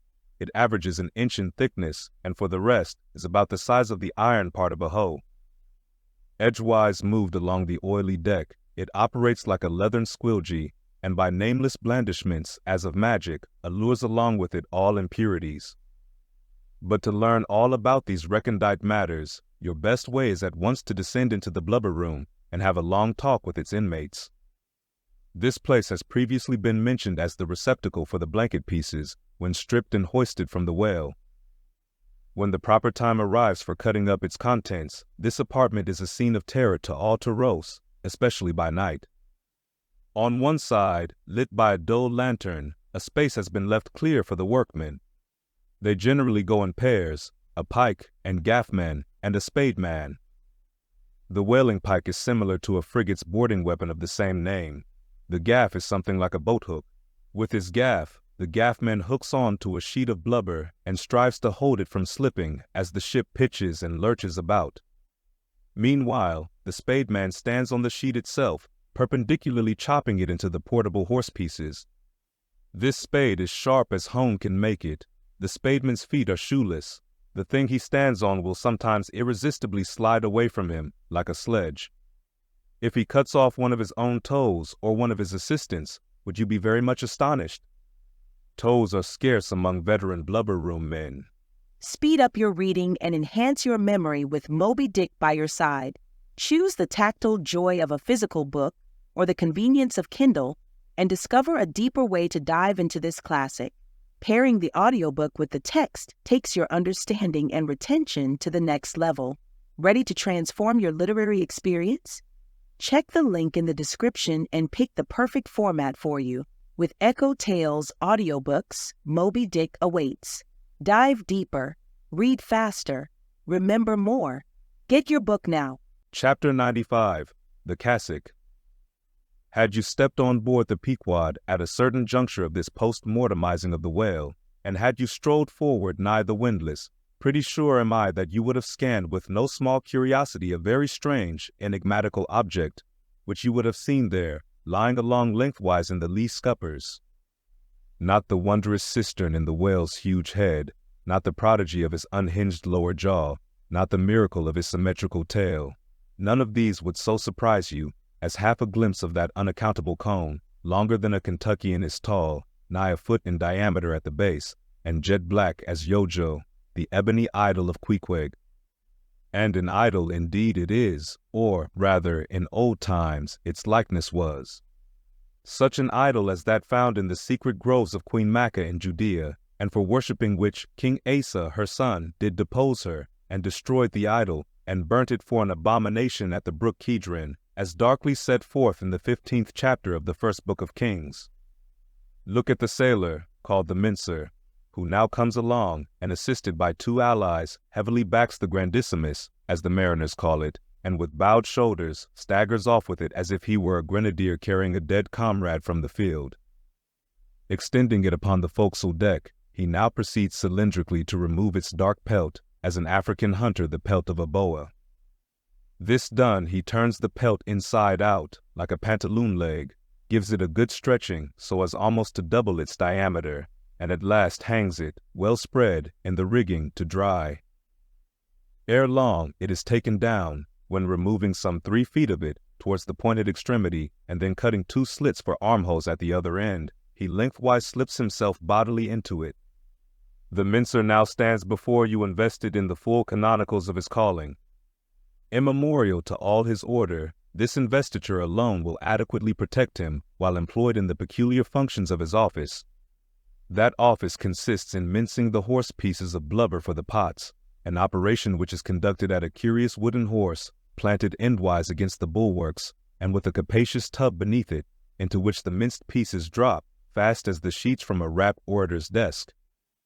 Arrayed in decent black, occupying a conspicuous pulpit, intent on Bible leaves, what a candidate for an archbishopric, what a lad for a pope were this mincer. Bible leaves, Bible leaves. This is the invariable cry from the mates to the mincer.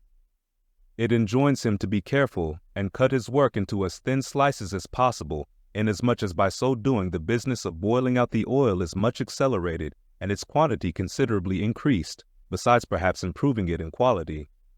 Speed up your reading and enhance your memory with Moby Dick by your side. Choose the tactile joy of a physical book or the convenience of Kindle and discover a deeper way to dive into this classic. Pairing the audiobook with the text takes your understanding and retention to the next level. Ready to transform your literary experience? Check the link in the description and pick the perfect format for you. With EchoTales Audiobooks, Moby Dick awaits. Dive deeper, read faster, remember more.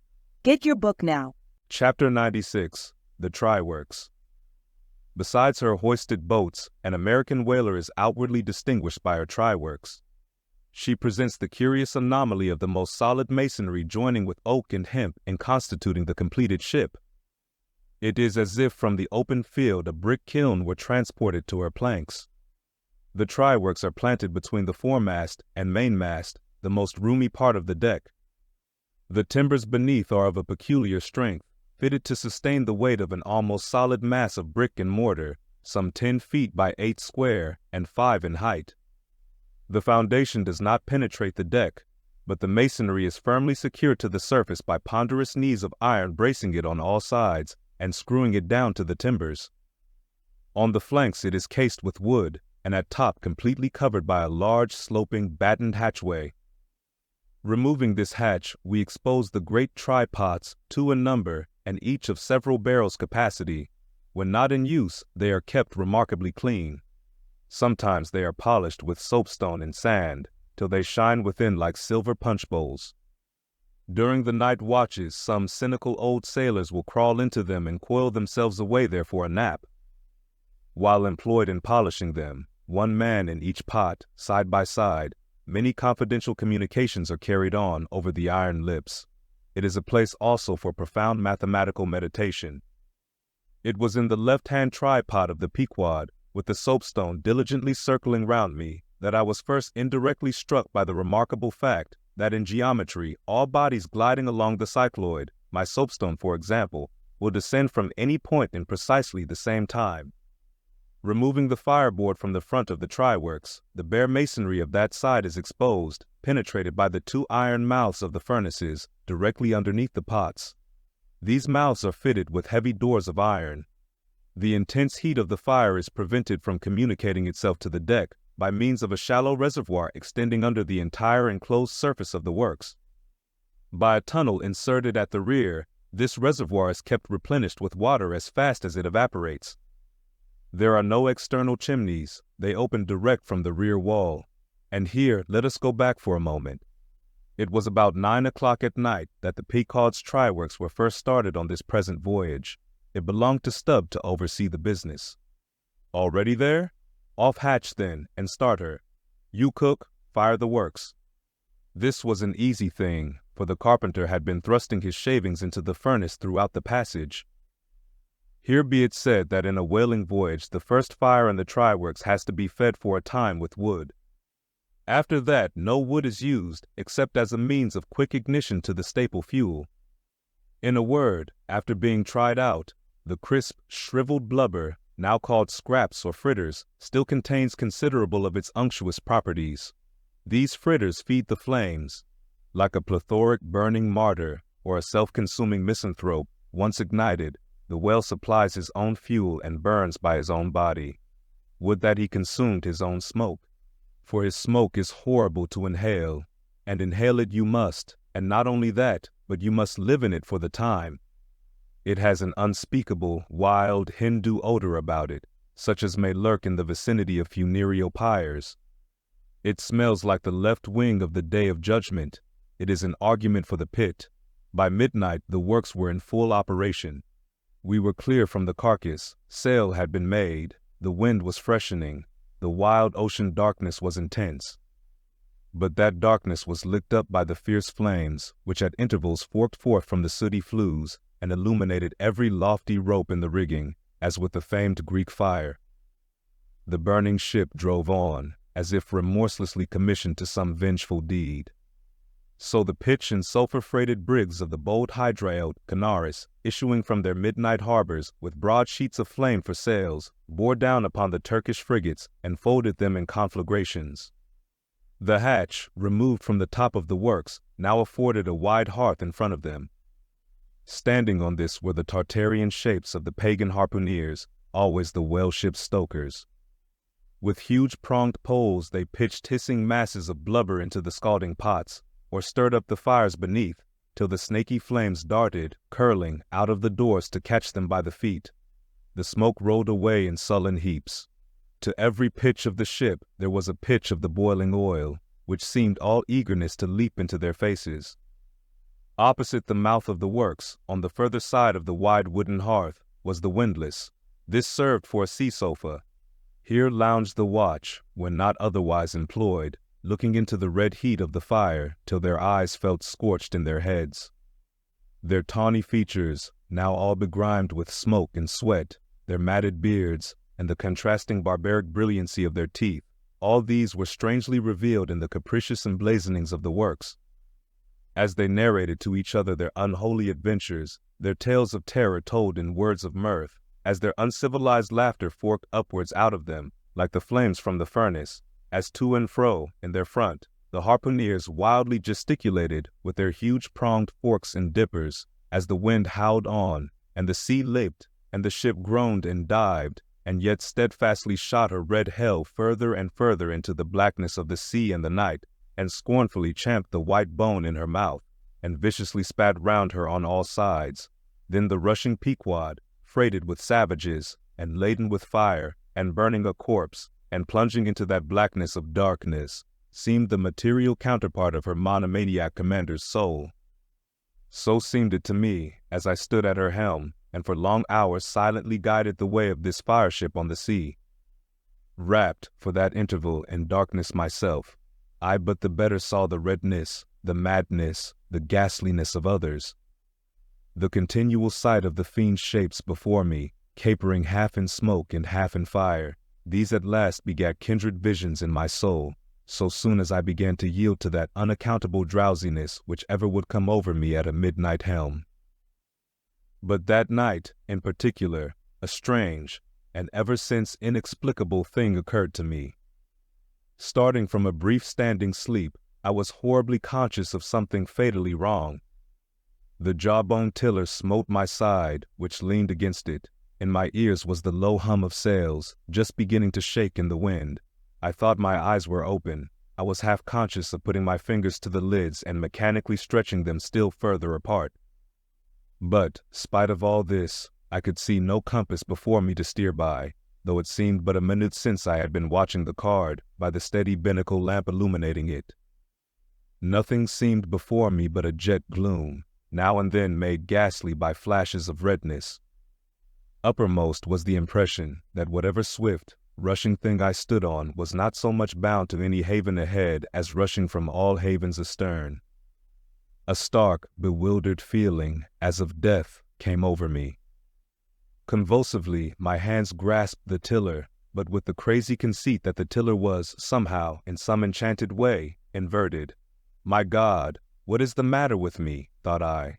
Lo, in my brief sleep I had turned myself about and was fronting the ship's stern, with my back to her prow and the compass. In an instant I faced back, just in time to prevent the vessel from flying up into the wind, and very probably capsizing her. How glad and how grateful the relief from this unnatural hallucination of the night, and the fatal contingency of being brought by the lee. Look not too long in the face of the fire, O man. Never dream with thy hand on the helm. Turn not thy back to the compass. Accept the first hint of the hitching tiller. Believe not the artificial fire, when its redness makes all things look ghastly. Tomorrow, in the natural sun, the skies will be bright. Those who glared like devils in the forking flames, the morn will show in far other, at least gentler relief. The glorious, golden, glad sun, the only true lamp, all others but liars. Nevertheless, the sun hides not Virginia's dismal swamp, nor Rome's accursed Campagna, nor wide Sahara, nor all the millions of miles of deserts and of griefs beneath the moon. The sun hides not the ocean, which is the dark side of this earth, and which is 2/3 of this earth. So, therefore, that mortal man who hath more of joy than sorrow in him, that mortal man cannot be true, not true or undeveloped. With books the same. The truest of all men was the man of sorrows, and the truest of all books is Solomon's, and Ecclesiastes is the fine hammered steel of woe. All is vanity. All. This willful world hath not got hold of unchristian Solomon's wisdom yet. But he who dodges hospitals and jails, and walks fast crossing graveyards, and would rather talk of operas than hell, calls Cooper, Young, Pascal, Rousseau, poor devils all of sick men, and throughout a carefree lifetime swears by Rabelais as passing wise, and therefore jolly. Not that man is fitted to sit down on tombstones, and break the green damp mold with unfathomably wondrous Solomon. But even Solomon, he says, the man that wandereth out of the way of understanding shall remain, i.e., even while living, in the congregation of the dead. Give not thyself up, then, to fire, lest it invert thee, deaden thee, as for the time it did me. There is a wisdom that is woe, but there is a woe that is madness. And there is a Catskill eagle in some souls that can alike dive down into the blackest gorges and soar out of them again and become invisible in the sunny spaces. And even if he forever flies within the gorge, that gorge is in the mountains, so that even in his lowest swoop the mountain eagle is still higher than other birds upon the plain, even though they soar. Speed up your reading and enhance your memory with Moby Dick by your side. Choose the tactile joy of a physical book or the convenience of Kindle, and discover a deeper way to dive into this classic. Pairing the audiobook with the text takes your understanding and retention to the next level. Ready to transform your literary experience? Check the link in the description and pick the perfect format for you. With EchoTales Audiobooks, Moby Dick awaits. Dive deeper, read faster, remember more. Get your book now. Chapter 97. The Lamp. Had you descended from the Pequod's try-works to the Pequod's forecastle, where the off-duty watch was sleeping, for one single moment you would have almost thought you were standing in some illuminated shrine of canonized kings and counselors. There they lay in their triangular oaken vaults, each mariner a chiseled muteness, a score of lamps flashing upon his hooded eyes. In merchantmen, oil for the sailor is more scarce than the milk of queens. To dress in the dark, and eat in the dark, and stumble in darkness to his palate, this is his usual lot. But the whaleman, as he seeks the food of light, so he lives in light. He makes his berth in Aladdin's lamp, and lays him down in it, so that in the pitchiest night the ship's black hull still houses an illumination. See with what entire freedom the whaleman takes his handful of lamps, often but old bottles and vials though, to the copper cooler at the try-works, and replenishes them there, as mugs of ale at a vat.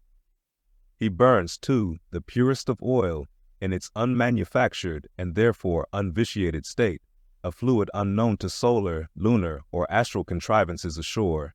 It is sweet as early grass butter in April. He goes and hunts for his oil, so as to be sure of its freshness and genuineness, even as the traveler on the prairie hunts up his own supper of game. Speed up your reading and enhance your memory with Moby Dick by your side. Choose the tactile joy of a physical book or the convenience of Kindle and discover a deeper way to dive into this classic. Pairing the audiobook with the text takes your understanding and retention to the next level. Ready to transform your literary experience? Check the link in the description and pick the perfect format for you. With EchoTales Audiobooks, Moby Dick awaits. Dive deeper, read faster, remember more. Get your book now. Chapter 98.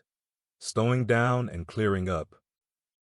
Already has it been related how the great Leviathan is afar off descried from the masthead, how he is chased over the watery moors, and slaughtered in the valleys of the deep, how he is then towed alongside and beheaded, and how, on the principle which entitled the headsman of old to the garments in which the beheaded was killed, his great padded surtout becomes the property of his executioner, how, in due time, he is condemned to the pots, and, like Shadrach, Meshach, and Abednego, his spermaceti, oil, and bone pass unscathed through the fire.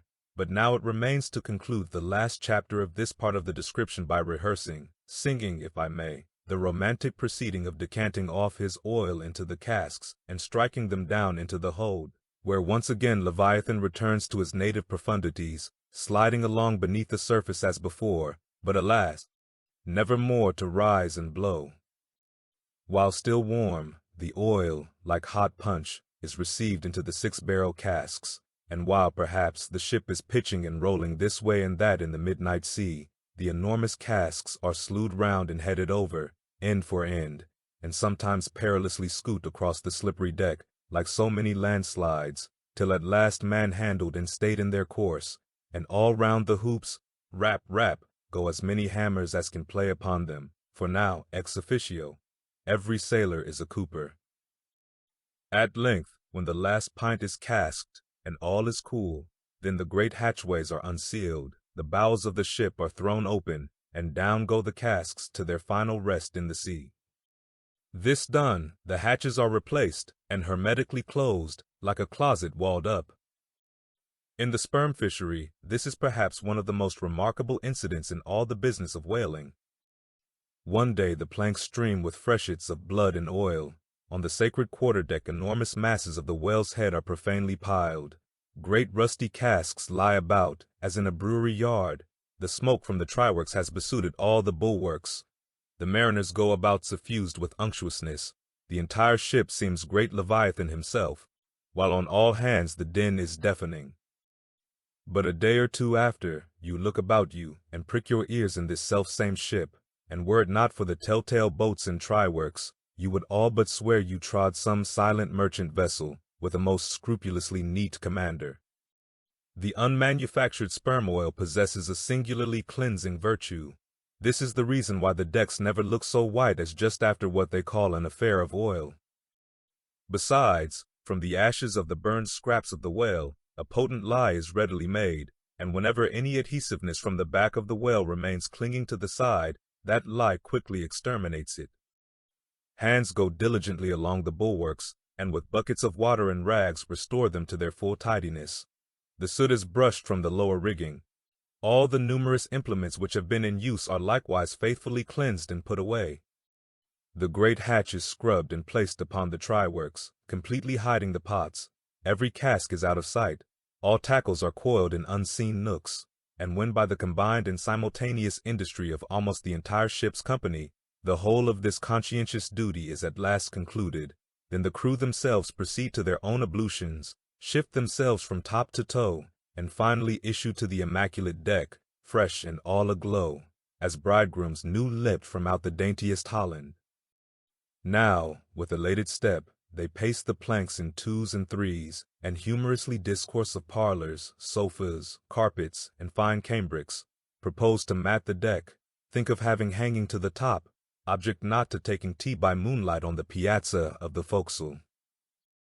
To hint to such musked mariners of oil and bone and blubber were little short of audacity. They know not the thing you distantly allude to. Away, and bring us napkins. But mark, aloft there, at the three mastheads, stand three men intent on spying out more whales, which, if caught, infallibly will again soil the old oaken furniture, and drop at least one small grease spot somewhere. Yes, and many is the time when, after the severest uninterrupted labors, which know no night, continuing straight through for 96 hours, when from the boat, where they have swelled their wrists with all day rowing on the line, they only step to the deck to carry vast chains, and heave the heavy windlass, and cut and slash, yea, and in their very sweatings to be smoked and burned anew by the combined fires of the equatorial sun and the equatorial try-works, when, on the heel of all this, they have finally bestirred themselves to cleanse the ship, and make a spotless dairy room of it, many is the time the poor fellows, just buttoning the necks of their clean frocks, are startled by the cry of, "There she blows!" And away they fly to fight another whale, and go through the whole weary thing again. Oh, my friends, but this is man-killing, yet this is life. For hardly have we mortals by long toilings extracted from this world's vast bulk its small but valuable sperm, and then, with weary patience, cleansed ourselves from its defilements, and learned to live here in clean tabernacles of the soul. Hardly is this done, when, there she blows. The ghost is spouted up, and away we sail to fight some other world, and go through young life's old routine again. Oh, the metempsychosis, oh! Pythagoras, that in bright Greece, 2,000 years ago, did die, so good, so wise, so mild. I sailed with thee along the Peruvian coast last voyage, and, foolish as I am, taught thee, a green simple boy, how to splice a rope. Speed up your reading and enhance your memory with Moby Dick by your side. Choose the tactile joy of a physical book or the convenience of Kindle, and discover a deeper way to dive into this classic. Pairing the audiobook with the text takes your understanding and retention to the next level. Ready to transform your literary experience? Check the link in the description and pick the perfect format for you. With EchoTales Audiobooks, Moby Dick awaits. Dive deeper, read faster, remember more. Get your book now. Chapter 99. The Doubloon. Ere now it has been related how Ahab was wont to pace his quarter-deck, taking regular turns at either limit, the binnacle and mainmast. But in the multiplicity of other things requiring narration, it has not been added how that sometimes in these walks, when most plunged in his mood, he was wont to pause in turn at each spot and stand there strangely eyeing the particular object before him. When he halted before the binnacle, with his glance fastened on the pointed needle in the compass, that glance shot like a javelin with the pointed intensity of his purpose, and when resuming his walk he again paused before the mainmast, then, as the same riveted glance fastened upon the riveted gold coin there, he still wore the same aspect of nailed firmness, only dashed with a certain wild longing, if not hopefulness. But one morning, turning to pass the doubloon, he seemed to be newly attracted by the strange figures and inscriptions stamped on it, as though now for the first time beginning to interpret for himself in some monomaniac way whatever significance might lurk in them. And some certain significance lurks in all things, else all things are little worth, and the round world itself but an empty cipher, except to sell by the cartload, as they do hills about Boston, to fill up some morass in the Milky Way. Now this doubloon was of purest virgin gold, raked somewhere out of the heart of gorgeous hills, whence, east and west, over golden sands, the headwaters of many a Pactolus flows. And though now nailed amidst all the rustiness of iron bolts and the verdigris of copper spikes, yet, untouchable and immaculate to any foulness, it still preserved its Quito glow. Nor, though placed amongst a ruthless crew, and every hour passed by ruthless hands, and through the livelong night shrouded with thick darkness which might cover any pilfering approach, nevertheless every sunrise found the doubloon where the sunset left it last. For it was set apart and sanctified to one awe-striking end, and however wanton in their sailor ways, one and all, the mariners revered it as the white whale's talisman. Sometimes they talked it over in the weary watch by night, wondering whose it was to be at last, and whether he would ever live to spend it. Now those noble golden coins of South America are as medals of the sun and tropic token pieces. Here palms, alpacas, and volcanoes, sun's disks and stars, ecliptics, horns of plenty, and rich banners waving, are in luxuriant profusion stamped, so that the precious gold seems almost to derive an added preciousness and enhancing glories by passing through those fancy mints, so Spanishly poetic. It so chanced that the doubloon of the Pequod was a most wealthy example of these things. On its round border it bore the letters, República del Ecuador, Quito. So this bright coin came from a country planted in the middle of the world, and beneath the great equator, and named after it, and it had been cast midway up the Andes, in the unwaning clime that knows no autumn. Zoned by those letters you saw the likeness of 3 Andes summits, from one a flame, a tower on another, on the third a crowing cock, while arching over all was a segment of the partition zodiac, the signs all marked with their usual cabalistics, and the keystone sun entering the equinoctial point at Libra. Before this equatorial coin, Ahab, not unobserved by others, was now pausing. There's something ever egotistical in mountain tops and towers, and all other grand and lofty things. Look here, 3 peaks as proud as Lucifer.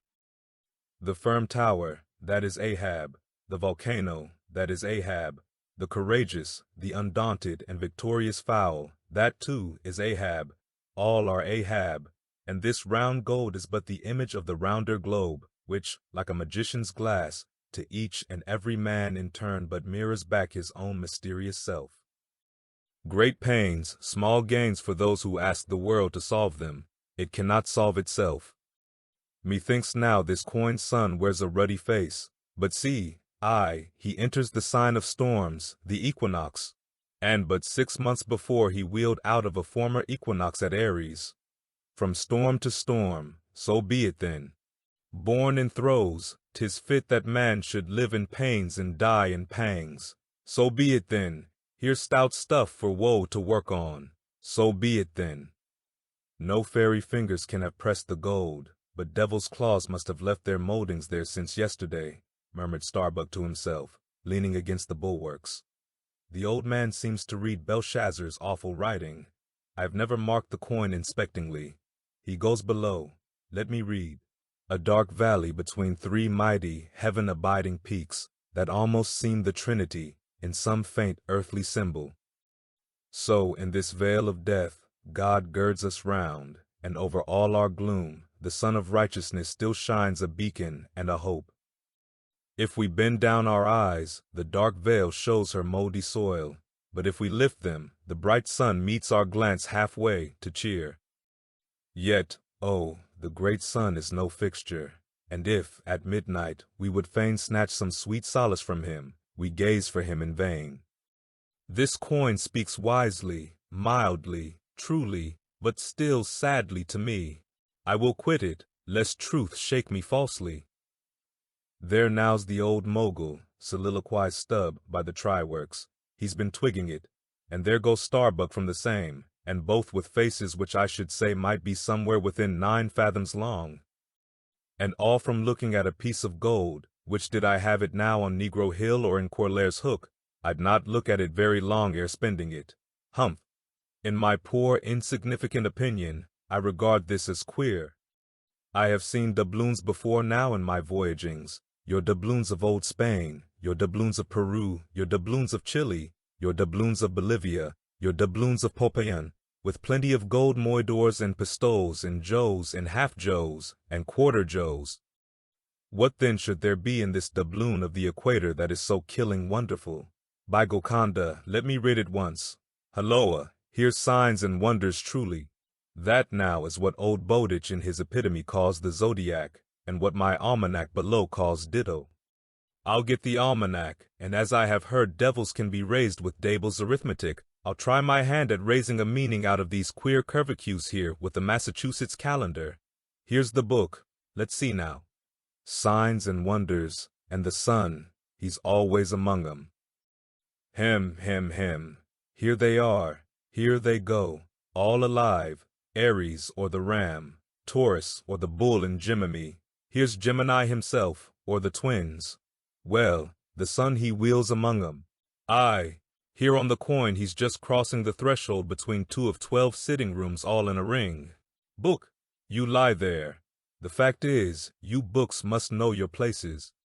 You'll do to give us the bare words and facts, but we come in to supply the thoughts.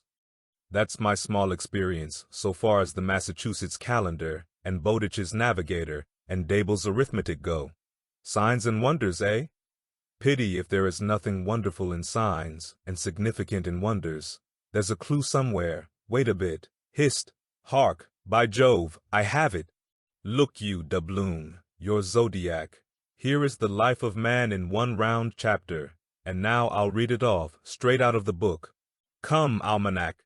To begin, there's Aries, or the ram, lecherous dog, he begets us. Then Taurus, or the bull, he bumps us the first thing. Then Gemini, or the twins, that is, virtue and vice. We try to reach virtue when lo, comes Cancer the crab, and drags us back. And here, going from virtue, Leo, a roaring lion, lies in the path. He gives a few fierce bites and surly dabs with his paw. We escape, and hail Virgo, the virgin. That's our first love. We marry and think to be happy for aye, when pop comes Libra, or the scales. Happiness weighed and found wanting, and while we are very sad about that, Lord, how we suddenly jump, as Scorpio, or the scorpion, stings us in the rear. We are curing the wound, when come the arrows all round. Sagittarius, or the archer, is amusing himself. As we pluck out the shafts, stand aside. Here's the battering ram, Capricornus, or the goat. Full tilt, he comes rushing, and headlong we are tossed, when Aquarius, or the water-bearer, pours out his whole deluge and drowns us, and to wind up with Pisces, or the fishes, we sleep. There's a sermon now, writ in high heaven, and the sun goes through it every year, and yet comes out of it all alive and hearty. Jollily he, aloft there, wheels through toil and trouble, and so, alow here, does jolly Stub.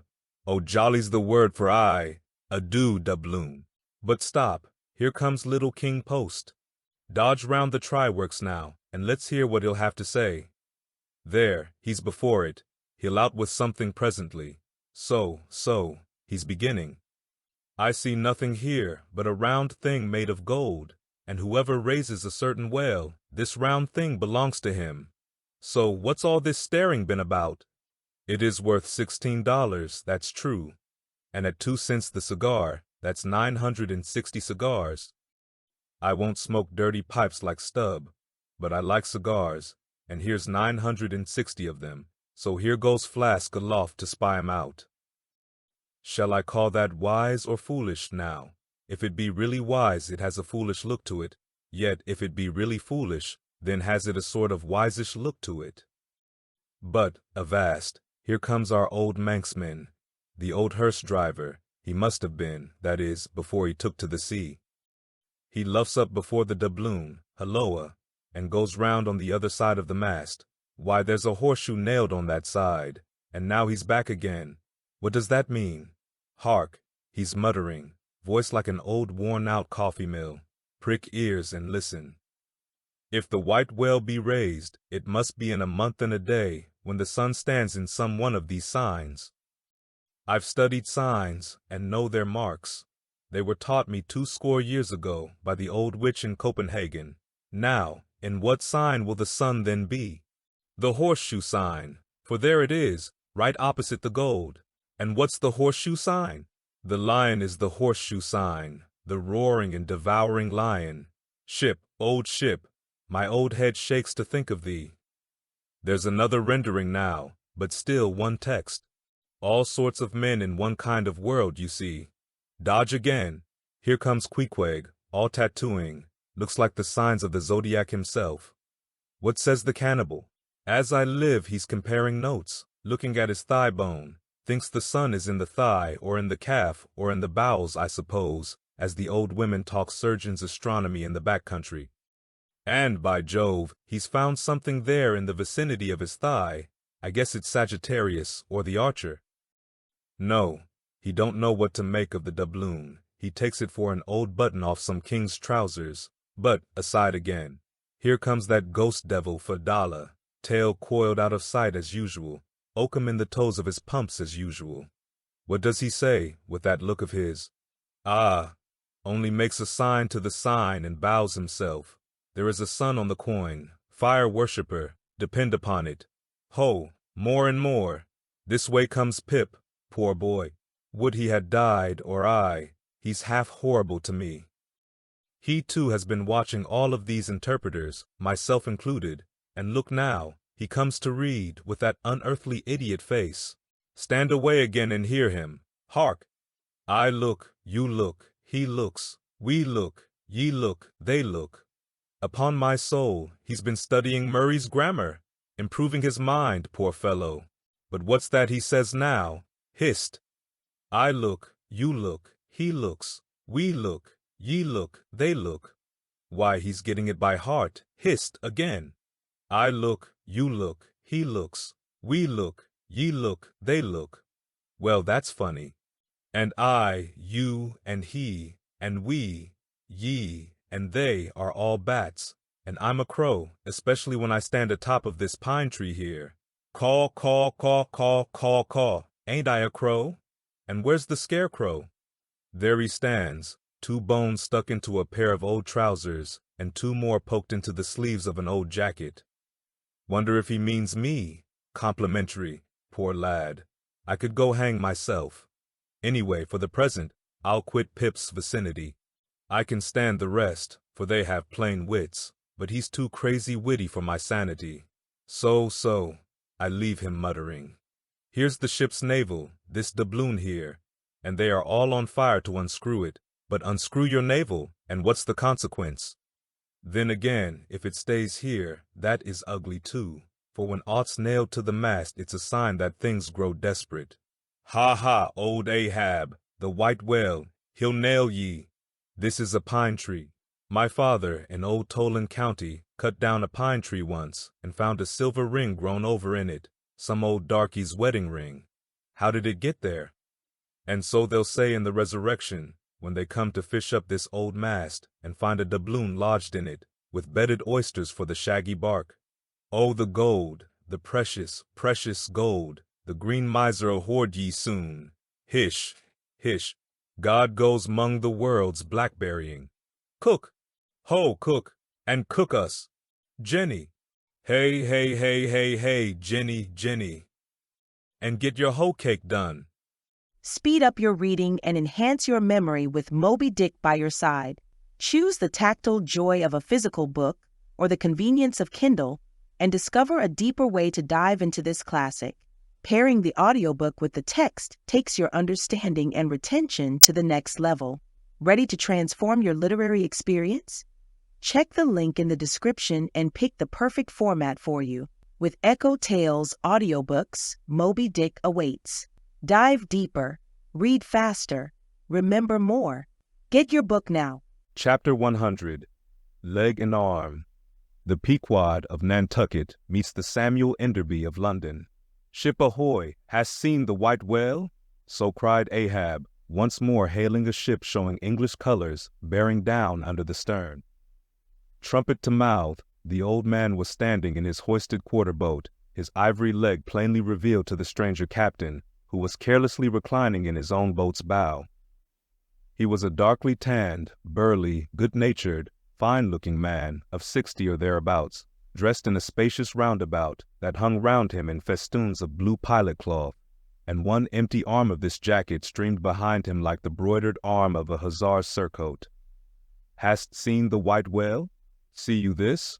And withdrawing it from the folds that had hidden it, he held up a white arm of sperm whale bone, terminating in a wooden head like a mallet. "Man my boat!" cried Ahab impetuously, and tossing about the oars near him. "Stand by to lower." In less than a minute, without quitting his little craft, he and his crew were dropped to the water and were soon alongside of the stranger. But here a curious difficulty presented itself. In the excitement of the moment, Ahab had forgotten that since the loss of his leg he had never once stepped on board of any vessel at sea but his own, and then it was always by an ingenious and very handy mechanical contrivance peculiar to the Pequod, and a thing not to be rigged and shipped in any other vessel at a moment's warning. Now, it is no very easy matter for anybody, except those who are almost hourly used to it, like whalemen, to clamber up a ship's side from a boat on the open sea, for the great swells now lift the boat high up towards the bulwarks, and then instantaneously drop it halfway down to the kelson. So, deprived of one leg, and the strange ship of course being altogether unsupplied with the kindly invention, Ahab now found himself abjectly reduced to a clumsy landsman again, hopelessly eyeing the uncertain changeful height he could hardly hope to attain. It has before been hinted, perhaps, that every little untoward circumstance that befell him, and which indirectly sprang from his luckless mishap, almost invariably irritated or exasperated Ahab. And in the present instance, all this was heightened by the sight of the two officers of the strange ship, leaning over the side, by the perpendicular ladder of nailed cleats there, and swinging towards him a pair of tastefully ornamented man-ropes, for at first they did not seem to bethink them that a one-legged man must be too much of a cripple to use their sea banisters. But this awkwardness only lasted a minute, because the strange captain, observing at a glance how affairs stood, cried out, I see, a vast heaving there. Jump, boys, and swing over the cutting tackle." As good luck would have it, they had had a whale alongside a day or two previous, and the great tackles were still aloft, and the massive curved blubber hook, now clean and dry, was still attached to the end. This was quickly lowered to Ahab, who at once comprehending it all, slid his solitary thigh into the curve of the hook. It was like sitting in the fluke of an anchor or the crotch of an apple tree, and then giving the word, held himself fast, and at the same time also helped to hoist his own weight by pulling hand over hand upon one of the running parts of the tackle. Soon he was carefully swung inside the high bulwarks and gently landed upon the capstan head. With his ivory arm frankly thrust forth in welcome, the other captain advanced, and Ahab, putting out his ivory leg and crossing the ivory arm like two swordfish blades, cried out in his walrus way, Aye, hearty, let us shake bones together, an arm and a leg, an arm that never can shrink, do ye see, and a leg that never can run. Where didst thou see the white whale? How long ago?" "The white whale," said the Englishman, pointing his ivory arm towards the east, and taking a rueful sight along it, as if it had been a telescope. "There I saw him, on the line, last season." "And he took that arm off, did he?" asked Ahab, now sliding down from the capstan, and resting on the Englishman's shoulder as he did so. "Aye, he was the cause of it, at least, and that leg too." "Spin me the yarn," said Ahab. "How was it?" "It was the first time in my life that I ever cruised on the line," began the Englishman. "I was ignorant of the white whale at that time. Well, one day we lowered for a pod of 4 or 5 whales, and my boat fastened to one of them. A regular circus horse he was, too, that went milling and milling round so, that my boat's crew could only trim dish by sitting all their sterns on the outer gunwale. Presently up breaches from the bottom of the sea a bouncing great whale, with a milky white head and hump, all crow's feet and wrinkles. It was he, cried Ahab, suddenly letting out his suspended breath, and harpoons sticking in near his starboard fin. Aye, they were mine, My irons, cried Ahab exultingly, but on. Give me a chance then, said the Englishman good-humoredly. Well, this old great-grandfather with the white head and hump runs all afoam into the pod and goes to snapping furiously at my fast line. I see, wanted to part it, free the fast fish, an old trick. I know him. How it was exactly, continued the one-armed commander, I do not know, but in biting the line it got foul of his teeth, caught there somehow, but we didn't know it then, so that when we afterwards pulled on the line, bounce we came plump onto his hump, instead of the other whales, that went off to windward, all fluking. Seeing how matters stood, and what a noble great whale it was, the noblest and biggest I ever saw, sir, in my life, I resolved to capture him, spite of the boiling rage he seemed to be in. And thinking the haphazard line would get loose, or the tooth it was tangled to my draw, for I have a devil of a boat's crew for a pull on a whale line. Seeing all this, I say, I jumped into my first mate's boat, Mr. Mounttop's here. By the way, Captain, Mounttop, the captain. As I was saying, I jumped into Mounttop's boat, which, do you see, was gunwale and gunwale with mine then, and snatching the first harpoon, let this old great-grandfather have it. But, Lord, look you, sir, hearts and souls alive, man, the next instant, in a jiff, I was blind as a bat, both eyes out, all befogged and bedridden with black foam, the whale's tail looming straight up out of it, perpendicular in the air like a marble steeple. No use sterning all then, but as I was groping at midday, with a blinding sun, all crown jewels, as I was groping, I say, after the second iron, to toss it overboard, down comes the tail like a lima tower, cutting my boat in two, leaving each half in splinters, and flukes first, the white hump back through the wreck as though it was all chips. We all struck out. To escape his terrible flailings, I seized hold of my harpoon pole sticking in him, and for a moment clung to that like a sucking fish.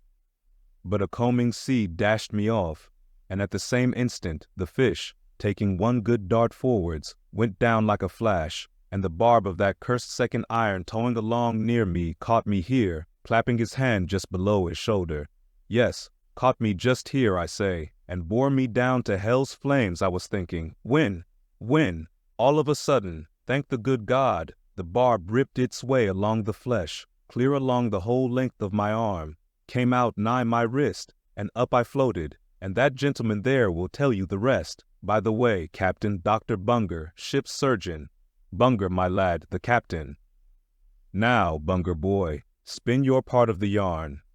The professional gentleman thus familiarly pointed out had been all the time standing near them, with nothing specific visible to denote his gentlemanly rank on board. His face was an exceedingly round but sober one.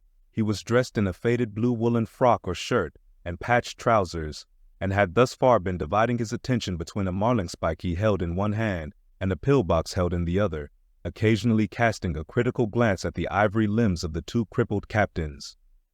But, at his superior's introduction of him to Ahab, he politely bowed and straightway went on to do his captain's bidding. It was a shocking bad wound, began the whale surgeon, and taking my advice, Captain Boomer here, stood our old Sammy. Samuel Enderby is the name of my ship, interrupted the one-armed captain, addressing Ahab. Go on, boy. Stood our old Sammy off to the northward, to get out of the blazing hot weather there on the line. But it was no use.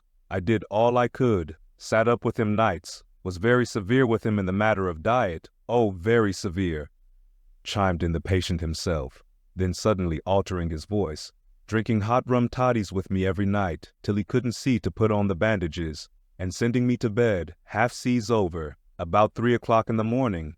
Oh, ye stars! He sat up with me indeed, and was very severe in my diet. Oh, a great watcher, and very dietetically severe, is Dr. Bunger. Bunger, you dog, laugh out, why don't ye? You know you're a precious jolly rascal.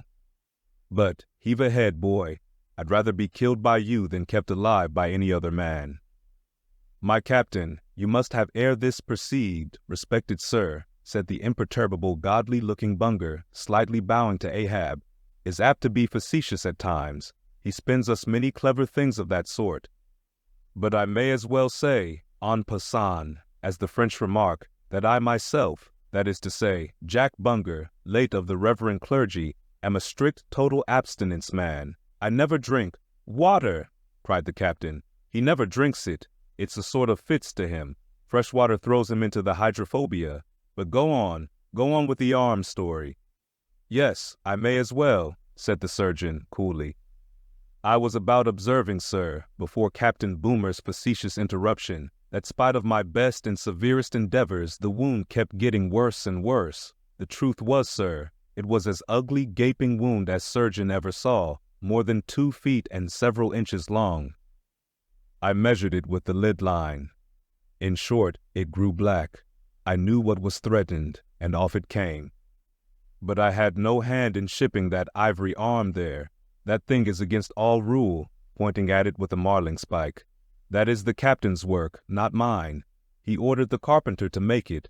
He had that club hammer there put to the end, to knock someone's brains out with, I suppose, as he tried mine once. He flies into diabolical passions sometimes. Do ye see this dent, sir? Removing his hat and brushing aside his hair, and exposing a bowl-like cavity in his skull, but which bore not the slightest scary trace, or any token of ever having been a wound. Well, the captain there will tell you how that came here. He knows. No, I don't, said the captain. But his mother did. He was born with it. Oh, you solemn rogue, you Bunger. Was there ever such another Bunger in the watery world? Bunger, when you die, you ought to die in pickle, you dog. You should be preserved to future ages, you rascal. What became of the white whale? Now cried Ahab, who thus far had been impatiently listening to this byplay between the 2 Englishmen. Oh, cried the one-armed captain. Oh, yes. Well, after he sounded, we didn't see him again for some time. In fact, as I before hinted, I didn't then know what whale it was that had served me such a trick, till some time afterwards, when coming back to the line, we heard about Moby Dick, as some call him, and then I knew it was he. Didst thou cross his wake again? Twice. But could not fasten. Didn't want to try to. Ain't one limb enough? What should I do without this other arm? And I'm thinking Moby Dick doesn't bite so much as he swallows. Well then, interrupted Bunger, give him your left arm for bait to get the right. Do you know, gentlemen, very gravely and mathematically bowing to each captain in succession, do you know, gentlemen, that the digestive organs of the whale are so inscrutably constructed by divine providence that it is quite impossible for him to completely digest even a man's arm? And he knows it too, so that what you take for the white whale's malice is only his awkwardness. For he never means to swallow a single limb, he only thinks to terrify by feints. But sometimes he is like the old juggling fellow, formerly a patient of mine in Ceylon, that making believe swallow jackknives, once upon a time let one drop into him in good earnest, and there it stayed for a 12-month or more, when I gave him an emetic, and he heaved it up in small tacks, d'ye see. No possible way for him to digest that jackknife, and fully incorporate it into his general bodily system. Yes, Captain Boomer, if you are quick enough about it, and have a mind to pawn one arm for the sake of the privilege of giving decent burial to the other, why in that case the arm is yours. Only let the whale have another chance at you shortly, that's all. No, thank ye, Bunger, said the English captain. He's welcome to the arm he has, since I can't help it, and didn't know him then, but not to another one. No more white whales for me. I've lowered for him once, and that has satisfied me. There would be great glory in killing him, I know that, and there is a shipload of precious sperm in him, but, hark ye, he's best let alone. Don't you think so, Captain? Glancing at the ivory leg. He is, but he will still be hunted for all that. What is best let alone, that accursed thing is not always what least allures. He's all a magnet. How long since thou saw'st him last? Which way heading? Bless my soul, and curse the foul fiends, cried Bunger, stoopingly walking round Ahab, and like a dog, strangely snuffing. This man's blood, bring the thermometer. It's at the boiling point. His pulse makes these planks beat, sir, taking a lancet from his pocket and drawing near to Ahab's arm. Avast, roared Ahab, dashing him against the bulwarks. "Man the boat! Which way heading?" "Good God!" cried the English captain, to whom the question was put. "What's the matter? He was heading east, I think. Is your captain crazy?" whispering Fadala. But Fadala, putting a finger on his lip, slid over the bulwarks to take the boat's steering oar, and Ahab, swinging the cutting tackle towards him, commanded the ship's sailors to stand by to lower. In a moment he was standing in the boat's stern, and the Manila men were springing to their oars. In vain the English captain hailed him. With back to the stranger's ship, and face set like a flint to his own, Ahab stood upright till alongside of the Pequod. Speed up your reading and enhance your memory with Moby Dick by your side. Choose the tactile joy of a physical book or the convenience of Kindle, and discover a deeper way to dive into this classic. Pairing the audiobook with the text takes your understanding and retention to the next level. Ready to transform your literary experience? Check the link in the description and pick the perfect format for you. With EchoTales Audiobooks, Moby Dick awaits. Dive deeper, read faster, remember more. Get your book now. Chapter 101. The Decanter. Ere the English ship fades from sight, be it set down here that she hailed from London and was named after the late Samuel Enderby, merchant of that city, the original of the famous whaling house of Enderby and Sons, a house which in my poor whaleman's opinion comes not far behind the united royal houses of the Tudors and Bourbons in point of real historical interest. How long prior to the year of our Lord 1775 this great whaling house was in existence, my numerous fish documents do not make plain, but in that year, 1775, it fitted out the first English ships that ever regularly hunted the sperm whale, though for some score of years previous, ever since 1726, our valiant coffins and macies of Nantucket and the Vineyard had in large fleets pursued that leviathan, but only in the North and South Atlantic, not elsewhere. Be it distinctly recorded here that the Nantucketers were the first among mankind to harpoon with civilized steel the great sperm whale, and that for half a century they were the only people of the whole globe who so harpooned him. In 1778, a fine ship, the Amelia, fitted out for the express purpose and at the sole charge of the vigorous Enderbys, boldly rounded Cape Horn, and was the first among the nations to lower a whaleboat of any sort in the great South Sea. The voyage was a skillful and lucky one, and returning to her berth with her hold full of the precious sperm, the Amelia's example was soon followed by other ships, English and American, and thus the vast sperm whale grounds of the Pacific were thrown open. But not content with this good deed, the indefatigable house again bestirred itself. Samuel and all his sons, how many, their mother only knows, and under their immediate auspices, and partly, I think, at their expense, the British government was induced to send the sloop of war Rattler on a whaling voyage of discovery into the South Sea. Commanded by a naval post captain, the Rattler made a rattling voyage of it, and did some service, how much does not appear. But this is not all. In 1819, the same house fitted out a discovery whale ship of their own to go on a tasting cruise to the remote waters of Japan. That ship, well called the Siren, made a noble experimental cruise, and it was thus that the great Japanese whaling ground first became generally known. The Siren in this famous voyage was commanded by a Captain Coffin, a Nantucketer. All honor to the Enderbys, therefore, whose house, I think, exists to the present day, though doubtless the original Samuel must long ago have slipped his cable for the great South Sea of the other world. The ship named after him was worthy of the honor, being a very fast sailer and a noble craft every way. I boarded her once at midnight somewhere off the Patagonian coast, and drank good flip down at the forecastle. It was a fine gam we had, and they were all trumps, every soul on board, a short life to them and a jolly death. And that fine gam I had, long, very long after old Ahab touched her planks with his ivory heel. It minds me of the noble, solid Saxon hospitality of that ship, and may my parson forget me, and the devil remember me, if I ever lose sight of it. Flip? Did I say we had flip? Yes, and we flipped it at the rate of 10 gallons the hour, and when the squall came, for it's squally off there by Patagonia, and all hands, visitors and all, were called to reef topsails, we were so top-heavy that we had to swing each other aloft in bowlines, and we ignorantly furrowed the skirts of our jackets into the sails, so that we hung there, reefed fast in the howling gale, a warning example to all drunken tars. However, the masts did not go overboard, and by we scrambled down, so sober that we had to pass the flip again, though the savage salt spray bursting down the forecastle scuttle rather too much diluted and pickled it to my taste.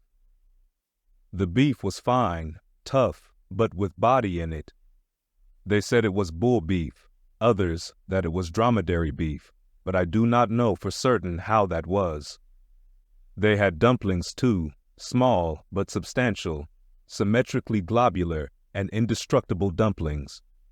I fancy that you could feel them and roll them about in you after they were swallowed.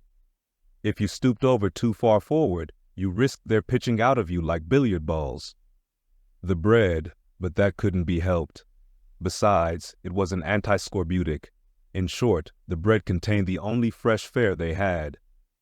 But the forecastle was not very light, and it was very easy to step over into a dark corner when you ate it. But all in all, taking her from truck to helm, considering the dimensions of the cook's boilers, including his own live parchment boilers, fore and aft, I say, the Samuel Enderby was a jolly ship, of good fare and plenty, fine flip and strong, crack fellows all, and capital from boot heels to hatband. But why was it, think ye, that the Samuel Enderby and some other English whalers I know of, not all though, were such famous, hospitable ships, that passed round the beef, and the bread, and the can, and the joke, and were not soon weary of eating, and drinking, and laughing? I will tell you. The abounding good cheer of these English whalers is matter for historical research. Nor have I been at all sparing of historical whale research when it has seemed needed. The English were preceded in the whale fishery by the Hollanders, Zealanders, and Danes, from whom they derived many terms still extant in the fishery, and what is yet more, their fat old fashions, touching plenty to eat and drink. For, as a general thing, the English merchant ship scrimps her crew, but not so the English whaler. Hence, in the English, this thing of whaling good cheer is not normal and natural, but incidental and particular, and therefore must have some special origin, which is here pointed out, and will be still further elucidated. During my researches in the Leviathanic histories, I stumbled upon an ancient Dutch volume, which, by the musty whaling smell of it, I knew must be about whalers. The title was Dan Koopman, wherefore I concluded that this must be the invaluable memoirs of some Amsterdam cooper in the fishery, as every whale ship must carry its cooper. I was reinforced in this opinion by seeing that it was the production of one Fitz Swackhammer. But my friend Dr. Snodhead, a very learned man, professor of Low Dutch and High German in the College of Santa Claus in St. Potts, to whom I handed the work for translation, giving him a box of sperm candles for his trouble, this same Dr. Snodhead, so soon as he spied the book, assured me that Dan Koopman did not mean the cooper, but the merchant. In short, this ancient and learned Low Dutch book treated of the commerce of Holland, and among other subjects, contained a very interesting account of its whale fishery.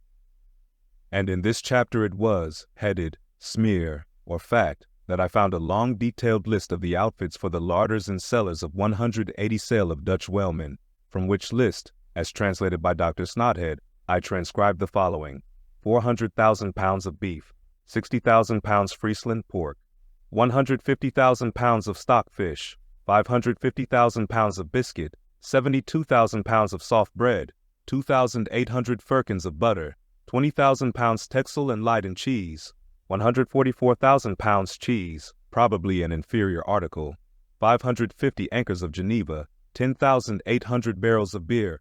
Most statistical tables are parchingly dry in the reading. Not so in the present case, however, where the reader is flooded with whole pipes, barrels, quarts, and gills of good gin and good cheer. At the time, I devoted 3 days to the studious digesting of all this beer, beef, and bread, during which many profound thoughts were incidentally suggested to me, capable of a transcendental and platonic application. And, furthermore, I compiled supplementary tables of my own, touching the probable quantity of stockfish, etc., consumed by every Low Dutch harpooner in that ancient Greenland and Spitzbergen whale fishery. In the first place, the amount of butter and Texel and Leyden cheese consumed seems amazing. I impute it, though, to their naturally unctuous natures, being rendered still more unctuous by the nature of their vocation, and especially by their pursuing their game in those frigid polar seas, on the very coasts of that Eskimo country where the convivial natives pledge each other in bumpers of train oil. The quantity of beer, too, is very large, 10,800 barrels. Now, as those polar fisheries could only be prosecuted in the short summer of that climate, so that the whole cruise of one of these Dutch whalemen, including the short voyage to and from the Spitzbergen Sea, did not much exceed 3 months, say, and reckoning 30 men to each of their fleet of 180 sail, we have 5,400 Low Dutch seamen in all. Therefore, I say, we have precisely 2 barrels of beer per man for a 12 weeks' allowance, exclusive of his fair proportion of that 550 anchors of gin. Now, whether these gin and beer harpooneers, so fuddled as one might fancy them to have been, were the right sort of men to stand up in a boat's head and take good aim at flying whales, this would seem somewhat improbable. Yet they did aim at them, and hit them too. But this was very far north, be it remembered, where beer agrees well with the constitution. Upon the equator, in our southern fishery, beer would be apt to make the harpooneer sleepy at the masthead and boozy in his boat, and grievous loss might ensue to Nantucket and New Bedford. But no more. Enough has been said to show that the old Dutch whalers of 2 or 3 centuries ago were high livers, and that the English whalers have not neglected so excellent an example. For, say they, when cruising in an empty ship, if you can get nothing better out of the world, get a good dinner out of it, at least. And this empties the decanter. Speed up your reading and enhance your memory with Moby Dick by your side. Choose the tactile joy of a physical book or the convenience of Kindle and discover a deeper way to dive into this classic. Pairing the audiobook with the text takes your understanding and retention to the next level. Ready to transform your literary experience? Check the link in the description and pick the perfect format for you. With EchoTales Audiobooks, Moby Dick awaits. Dive deeper, read faster, remember more. Get your book now. Chapter 102, A Bower in the Ass Sides. Hitherto, in descriptively treating of the sperm whale, I have chiefly dwelt upon the marvels of his outer aspect, or separately and in detail upon some few interior structural features. But to a large and thorough sweeping comprehension of him, it behooves me now to unbutton him still further, and untagging the points of his hose, unbuckling his garters, and casting loose the hooks in the eyes of the joints of his innermost bones, set him before you in his ultimatum, that is to say, in his unconditional skeleton. But how now, Ishmael? How is it that you, a mere oarsman in the fishery, pretend to know aught about the subterranean parts of the whale? Did erudite Stubb, mounted upon your capstan, deliver lectures on the anatomy of the cetacea, and by help of the windlass hold up a specimen rib for exhibition? Explain thyself, Ishmael. Can you land a full-grown whale on your deck for examination, as a cook dishes a roast pig? Surely not. A veritable witness have you hitherto been, Ishmael, but have a care how you seize the privilege of Jonah alone, the privilege of discoursing upon the joists and beams, the rafters, ridgepole, sleepers, and underpinnings, making up the framework of Leviathan, and belike of the tallow vats, dairy rooms, butteries, and cheeseries in his bowels. I confess that since Jonah, few whalemen have penetrated very far beneath the skin of the adult whale. Nevertheless, I have been blessed with an opportunity to dissect him in miniature. In a ship I belonged to, a small cub sperm whale was once bodily hoisted to the deck for his poke or bag, to make sheaths for the barbs of the harpoons and for the heads of the lances. Think you I let that chance go, without using my boat hatchet and jackknife, and breaking the seal and reading all the contents of that young cub? And as for my exact knowledge of the bones of the Leviathan in their gigantic, full-grown development, for that rare knowledge I am indebted to my late royal friend Tranquo, King of Tranquo, one of the ass sides. For being at Tranquo years ago, when attached to the trading ship Dey of Algiers, I was invited to spend part of the Arsacidian holidays with the Lord of Tranquo at his retired palm villa at Pupella, a seaside glen not very far distant from what our sailors called Bamboo Town, his capital.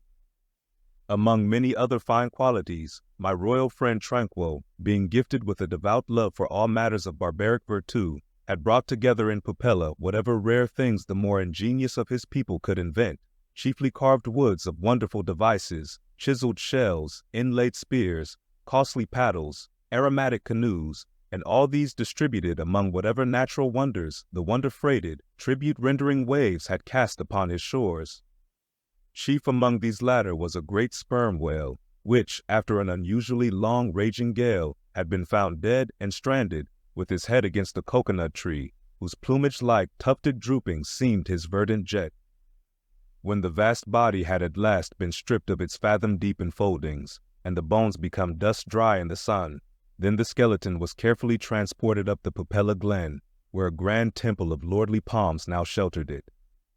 The ribs were hung with trophies, the vertebrae were carved with Arsacidean annals in strange hieroglyphics. In the skull, the priests kept up an unextinguished aromatic flame, so that the mystic head again sent forth its vapory spout, while, suspended from a bough, the terrific lower jaw vibrated over all the devotees, like the hair-hung sword that so affrighted Damocles. It was a wondrous sight. The wood was green as mosses of the icy glen. The trees stood high and haughty, feeling their living sap. The industrious earth beneath was as a weaver's loom, with a gorgeous carpet on it, whereof the ground-vine tendrils formed the warp and woof, and the living flowers the figures. All the trees, with all their laden branches, all the shrubs and ferns and grasses, the message-carrying air, all these unceasingly were active. Through the lacings of the leaves, the great sun seemed a flying shuttle weaving the unwearied verdure. O busy weaver, unseen weaver, pause, one word, whither flows the fabric? What palace may it deck? Wherefore all these ceaseless toilings? Speak, weaver, stay thy hand, but one single word with thee. Nay, the shuttle flies, the figures float from forth the loom, the freshet rushing carpet forever slides away. The weaver god, he weaves, and by that weaving is he deafened, that he hears no mortal voice, and by that humming, we too, who look on the loom are deafened, and only when we escape it shall we hear the thousand voices that speak through it. For even so it is in all material factories. The spoken words that are inaudible among the flying spindles, those same words are plainly heard without the walls, bursting from the open casements. Thereby have villainies been detected. Ah, mortal, then, be heedful, for so, in all this din of the great world's loom, thy subtlest thinkings may be overheard afar. Now, amid the green, life-restless loom of that Arsacidean wood, the great, white, worshipped skeleton lay lounging, a gigantic idler. Yet, as the ever-woven verdant warp and woof intermixed and hummed around him, the mighty idler seemed the cunning weaver, himself all woven over with the vines, every month assuming greener, fresher verdure, but himself a skeleton. Life folded death, death trellised life, the grim god wived with youthful life, and begat him curly-headed glories. Now, when with royal Tranquil I visited this wondrous well, and saw the skull and altar, and the artificial smoke ascending from where the real jet had issued, I marveled that the king should regard a chapel as an object of virtu. He laughed. But more I marveled that the priests should swear that smoky jet of his was genuine. To and fro I paced before this skeleton, brushed the vines aside, broke through the ribs, and with a ball of Arsacidean twine, wandered, eddied long amid its many winding, shaded colonnades and arbors. But soon my line was out, and following it back, I emerged from the opening where I entered. I saw no living thing within, naught was there but bones. Cutting me a green measuring rod, I once more dived within the skeleton. From their arrow slit in the skull, the priests perceived me taking the altitude of the final rib. "How now?" they shouted. "Darst thou measure this our god? That's for us?" "Aye, priests. Well, how long do ye make him then?" But hereupon a fierce contest rose among them, concerning feet and inches. They cracked each other's sconces with their yardsticks. The great skull echoed, and seizing that lucky chance, I quickly concluded my own admeasurements. These admeasurements I now propose to set before you. But first, be it recorded that, in this matter, I am not free to utter any fancied measurement I please, because there are skeleton authorities you can refer to test my accuracy. There is a Leviathanic museum, they tell me, in Hull, England, one of the whaling ports of that country, where they have some fine specimens of finbacks and other whales. Likewise, I have heard that in the Museum of Manchester in New Hampshire, they have what the proprietors call the only perfect specimen of a Greenland or river whale in the United States. Moreover, at a place in Yorkshire, England, Burton Constable by name, a certain Sir Clifford Constable has in his possession the skeleton of a sperm whale, but of moderate size, by no means of the full-grown magnitude of my friend King Tranquil's. In both cases, the stranded whales to which these two skeletons belonged were originally claimed by their proprietors upon similar grounds, King Tranquil seizing his because he wanted it, and Sir Clifford because he was lord of the seigneuries of those parts. Sir Clifford's whale has been articulated throughout, so that, like a great chest of drawers, you can open and shut him in all his bony cavities, spread out his ribs like a gigantic fan, and swing all day upon his lower jaw. Locks are to be put upon some of his trapdoors and shutters, and a footman will show round future visitors with a bunch of keys at his side. Sir Clifford thinks of charging 2d for a peep at the whispering gallery in the spinal column, 3d to hear the echo in the hollow of his cerebellum, and 6d for the unrivaled view from his forehead. The skeleton dimensions I shall now proceed to set down are copied verbatim from my right arm, where I had them tattooed, as in my wild wanderings at that period, there was no other secure way of preserving such valuable statistics. But as I was crowded for space, and wished the other parts of my body to remain a blank page for a poem I was then composing, at least what untattooed parts might remain, I did not trouble myself with the odd inches, nor, indeed, should inches at all enter into a congenial measurement of the whale. Speed up your reading and enhance your memory with Moby Dick by your side. Choose the tactile joy of a physical book or the convenience of Kindle, and discover a deeper way to dive into this classic. Pairing the audiobook with the text takes your understanding and retention to the next level. Ready to transform your literary experience? Check the link in the description and pick the perfect format for you. With EchoTales Audiobooks, Moby Dick awaits. Dive deeper, read faster, remember more. Get your book now. Chapter 103, Measurement of the Whale Skeleton. In the first place, I wish to lay before you a particular plain statement touching the living bulk of this Leviathan, whose skeleton we are briefly to exhibit. Such a statement may prove useful here.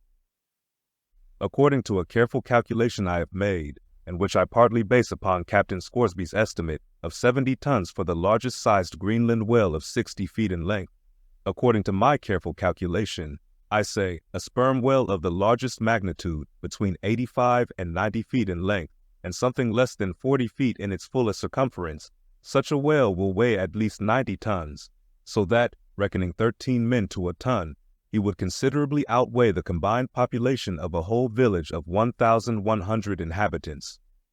Think you not then that brains, like yoked cattle, should be put to this Leviathan, to make him at all budge to any landsman's imagination?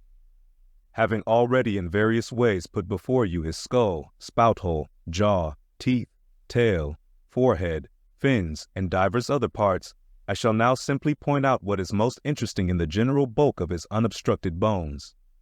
But as the colossal skull embraces so very large a proportion of the entire extent of the skeleton, as it is by far the most complicated part, and as nothing is to be repeated concerning it in this chapter, you must not fail to carry it in your mind, or under your arm as we proceed, otherwise you will not gain a complete notion of the general structure we are about to view. In length, the sperm whale's skeleton at Tranquil measured 72 feet, so that when fully invested and extended in life, he must have been 90 feet long, for in the whale, the skeleton loses about 1/5 in length compared with the living body. Of this 72 feet, his skull and jaw comprise some 20 feet, leaving some 50 feet of plain backbone. Attached to this backbone, for something less than a third of its length, was the mighty circular basket of ribs which once enclosed his vitals. To me, this vast ivory-ribbed chest, with the long, unrelieved spine extending far away from it in a straight line, not a little resembled the hull of a great ship new laid upon the stocks, when only some 20 of her naked bow ribs are inserted, and the keel is otherwise, for the time, but a long, disconnected timber. The ribs were 10 on a side. The first, to begin from the neck, was nearly 6 feet long. The second, third, and fourth were each successively longer, till you came to the climax of the fifth, or one of the middle ribs, which measured 8 feet and some inches. From that part, the remaining ribs diminished, till the 10th and last only spanned 5 feet and some inches. In general thickness, they all bore a seemly correspondence to their length. The middle ribs were the most arched. In some of the ass sides they are used for beams whereon to lay footpath bridges over small streams. In considering these ribs, I could not but be struck anew with the circumstance, so variously repeated in this book, that the skeleton of the whale is by no means the mold of his invested form. The largest of the tranquil ribs, one of the middle ones, occupied that part of the fish which, in life, is greatest in depth. Now, the greatest depth of the invested body of this particular whale must have been at least 16 feet, whereas the corresponding rib measured but little more than 8 feet. So that this rib only conveyed half of the true notion of the living magnitude of that part. Besides, for some way, where I now saw but a naked spine, all that had been once wrapped round with tons of added bulk in flesh, muscle, blood, and bowels. Still more, for the ample fins, I here saw but a few disordered joints, and in place of the weighty and majestic but boneless flukes, an utter blank. How vain and foolish then, thought I, for timid, untraveled man to try to comprehend aright this wondrous whale by merely poring over his dead, attenuated skeleton, stretched in this peaceful wood. No, only in the heart of quickest perils, only when within the eddyings of his angry flukes, only on the profound, unbounded sea, can the fully invested whale be truly and livingly found out. But the spine, for that, the best way we can consider it is, with a crane, to pile its bones high up on end, no speedy enterprise. But now it's done, it looks much like Pompey's pillar. There are 40 and odd vertebrae in all, which in the skeleton are not locked together. They mostly lie like the great knobbed blocks on a Gothic spire, forming solid courses of heavy masonry. The largest, a middle one, is in width something less than 3 feet, and in depth more than 4. The smallest, where the spine tapers away into the tail, is only 2 inches in width, and looks something like a white billiard ball. I was told that there were still smaller ones, but they had been lost by some little cannibal urchins, the priest's children, who had stolen them to play marbles with. Thus we see how that the spine of even the hugest of living things tapers off at last into simple child's play. Speed up your reading and enhance your memory with Moby Dick by your side. Choose the tactile joy of a physical book or the convenience of Kindle and discover a deeper way to dive into this classic. Pairing the audiobook with the text takes your understanding and retention to the next level. Ready to transform your literary experience? Check the link in the description and pick the perfect format for you. With EchoTales Audiobooks, Moby Dick awaits. Dive deeper, read faster, remember more. Get your book now. Chapter 104, The Fossil Whale. From his mighty bulk, the whale affords a most congenial theme whereon to enlarge, amplify, and generally expatiate. Would you could not compress him. By good rights he should only be treated of in imperial folio. Not to tell over again his furlongs from spiracle to tail, and the yards he measures about the waist. Only think of the gigantic involutions of his intestines, where they lie in him like great cables and hawsers coiled away in the subterranean orlop deck of a line of battleship. Since I have undertaken to manhandle this leviathan, it behooves me to approve myself omnisciently exhaustive in the enterprise, not overlooking the minutest seminal germs of his blood, and spinning him out to the uttermost coil of his bowels. Having already described him in most of his present habitatory and anatomical peculiarities, it now remains to magnify him in an archaeological, fossiliferous, and antediluvian point of view. Applied to any other creature than the Leviathan, to an ant or a flea, such portly terms might justly be deemed unwarrantably grandiloquent. But when Leviathan is the text, the case is altered. Fain am I to stagger to this emprise under the weightiest words of the dictionary. And here be it said, that whenever it has been convenient to consult one in the course of these dissertations, I have invariably used a huge quarto edition of Johnson, expressly purchased for that purpose, because that famous lexicographer's uncommon personal bulk more fitted him to compile a lexicon to be used by a well author like me. One often hears of writers that rise and swell with their subject, though it may seem but an ordinary one. How then, with me, writing of this Leviathan? Unconsciously my chorography expands into placard capitals. Give me a condor's quill. Give me Vesuvius' crater for an inkstand. Friends, hold my arms. For in the mere act of penning my thoughts of this Leviathan, they weary me, and make me faint with their outreaching comprehensiveness of sweep, as if to include the whole circle of the sciences, and all the generations of whales, and men, and mastodons, past, present, and to come, with all the revolving panoramas of empire on earth, and throughout the whole universe, not excluding its suburbs. Such, and so magnifying is the virtue of a large and liberal theme. We expand to its bulk. To produce a mighty book, you must choose a mighty theme. No great and enduring volume can ever be written on the flea, though many there be who have tried it. Ere entering upon the subject of fossil whales, I present my credentials as a geologist by stating that in my miscellaneous time I have been a stonemason, and also a great digger of ditches, canals, and wells, wine vaults, cellars, and cisterns of all sorts. Likewise, by way of preliminary, I desire to remind the reader that while in the earlier geological strata there are found the fossils of monsters now almost completely extinct, the subsequent relics discovered in what are called the tertiary formations seem the connecting, or at any rate intercepted links, between the antichronical creatures and those whose remote posterity are said to have entered the ark. All the fossil whales hitherto discovered belong to the tertiary period, which is the last preceding the superficial formations. And though none of them precisely answer to any known species of the present time, they are yet sufficiently akin to them in general respects to justify their taking rank as cetacean fossils.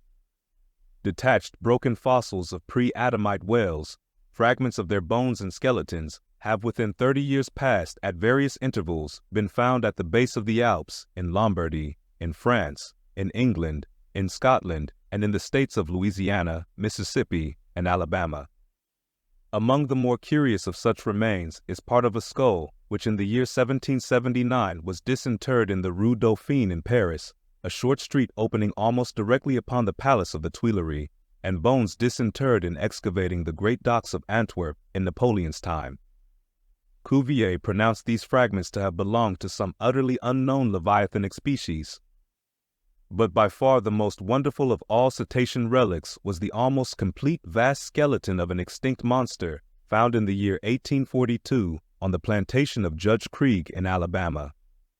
The awe-stricken credulous slaves in the vicinity took it for the bones of one of the fallen angels. The Alabama doctors declared it a huge reptile and bestowed upon it the name of Basilosaurus. But some specimen bones of it being taken across the sea to Owen, the English anatomist, it turned out that this alleged reptile was a whale, though of a departed species. A significant illustration of the fact, again and again repeated in this book, that the skeleton of the whale furnishes but little clue to the shape of his fully invested body. So Owen rechristened the monster Zeuglodon, and in his paper read before the London Geological Society, pronounced it, in substance, one of the most extraordinary creatures which the mutations of the globe have blotted out of existence.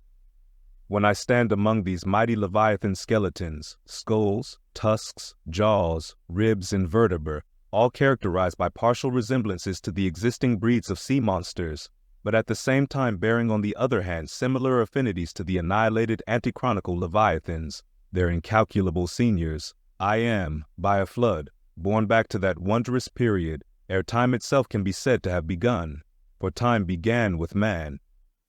Here Saturn's great chaos rolls over me, and I obtain dim, shuddering glimpses into those polar eternities, when wedged bastions of ice pressed hard upon what are now the tropics, and in all the 25,000 miles of this world's circumference, not an inhabitable hand's breadth of land was visible. Then the whole world was the whales. and, king of creation, he left his wake along the present lines of the Andes and the Himmels. Who can show a pedigree like Leviathan? Ahab's harpoon had shed older blood than the pharaohs. Methuselah seems a schoolboy. I look round to shake hands with Shem. I am horror-struck at this anti-Mosaic, unsourced existence of the unspeakable terrors of the whale, which, having been before all time, must needs exist after all humane ages are over. But not alone has this Leviathan left his pre-Adamite traces in the stereotype plates of nature, and in limestone and marl bequeathed his ancient bust, but upon Egyptian tablets, whose antiquity seems to claim for them an almost fossiliferous character, we find the unmistakable print of his fin. In an apartment of the great temple of Dendera, some 50 years ago, there was discovered upon the granite ceiling a sculptured and painted planisphere, abounding in centaurs, griffins, and dolphins, similar to the grotesque figures on the celestial globe of the moderns. Gliding among them, old Leviathan swam as of yore. Was there swimming in that planisphere, centuries before Solomon was cradled? Nor must there be omitted another strange attestation of the antiquity of the whale, in his own osseous post-diluvian reality, as set down by the venerable John Leo, the old Barbary traveler. Not far from the seaside, they have a temple, the rafters and beams of which are made of whale bones, for whales of a monstrous size are oftentimes cast up dead upon that shore. The common people imagine that by a secret power bestowed by God upon the temple, no whale can pass it without immediate death. But the truth of the matter is that on either side of the temple there are rocks that shoot 2 miles into the sea and wound the whales when they light upon them. They keep a whale's rib of an incredible length for a miracle, which lying upon the ground with its convex part uppermost makes an arch, the head of which cannot be reached by a man upon a camel's back. This rib, says John Leo, is said to have lain there 100 years before I saw it. Their historians affirm that a prophet who prophesied of Muhammad came from this temple, and some do not stand to assert that the prophet Jonas was cast forth by the whale at the base of the temple. In this Afric temple of the whale I leave you, reader, and if you be a Nantucketer and a whaleman, you will silently worship there. Speed up your reading and enhance your memory with Moby Dick by your side. Choose the tactile joy of a physical book or the convenience of Kindle and discover a deeper way to dive into this classic. Pairing the audiobook with the text takes your understanding and retention to the next level. Ready to transform your literary experience? Check the link in the description and pick the perfect format for you. With EchoTales Audiobooks, Moby Dick awaits. Dive deeper, read faster, remember more. Get your book now. Chapter 105. Does the whale's magnitude diminish? Will he perish? Inasmuch, then, as this Leviathan comes floundering down upon us from the headwaters of the eternities, it may be fitly inquired whether, in the long course of his generations, he has not degenerated from the original bulk of his sires. But upon investigation we find that not only are the whales of the present day superior in magnitude to those whose fossil remains are found in the tertiary system, embracing a distinct geological period prior to man, but of the whales found in that tertiary system, those belonging to its latter formations exceed in size those of its earlier ones. Of all the pre-Adamite whales yet exhumed, by far the largest is the Alabama one mentioned in the last chapter, and that was less than 70 feet in length in the skeleton. Whereas, we have already seen that the tape measure gives 72 feet for the skeleton of a large-sized modern whale. And I have heard, on whalemen's authority, that sperm whales have been captured near 100 feet long at the time of capture.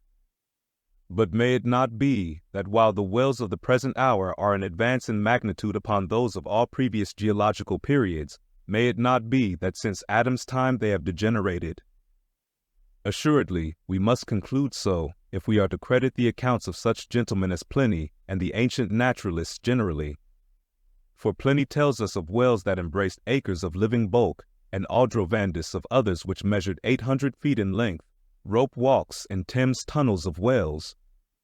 And even in the days of Banks and Solander, Cook's naturalists, we find a Danish member of the Academy of Sciences setting down certain Iceland whales, Radensisker or wrinkled bellies, at 120 yards, that is, 360 feet.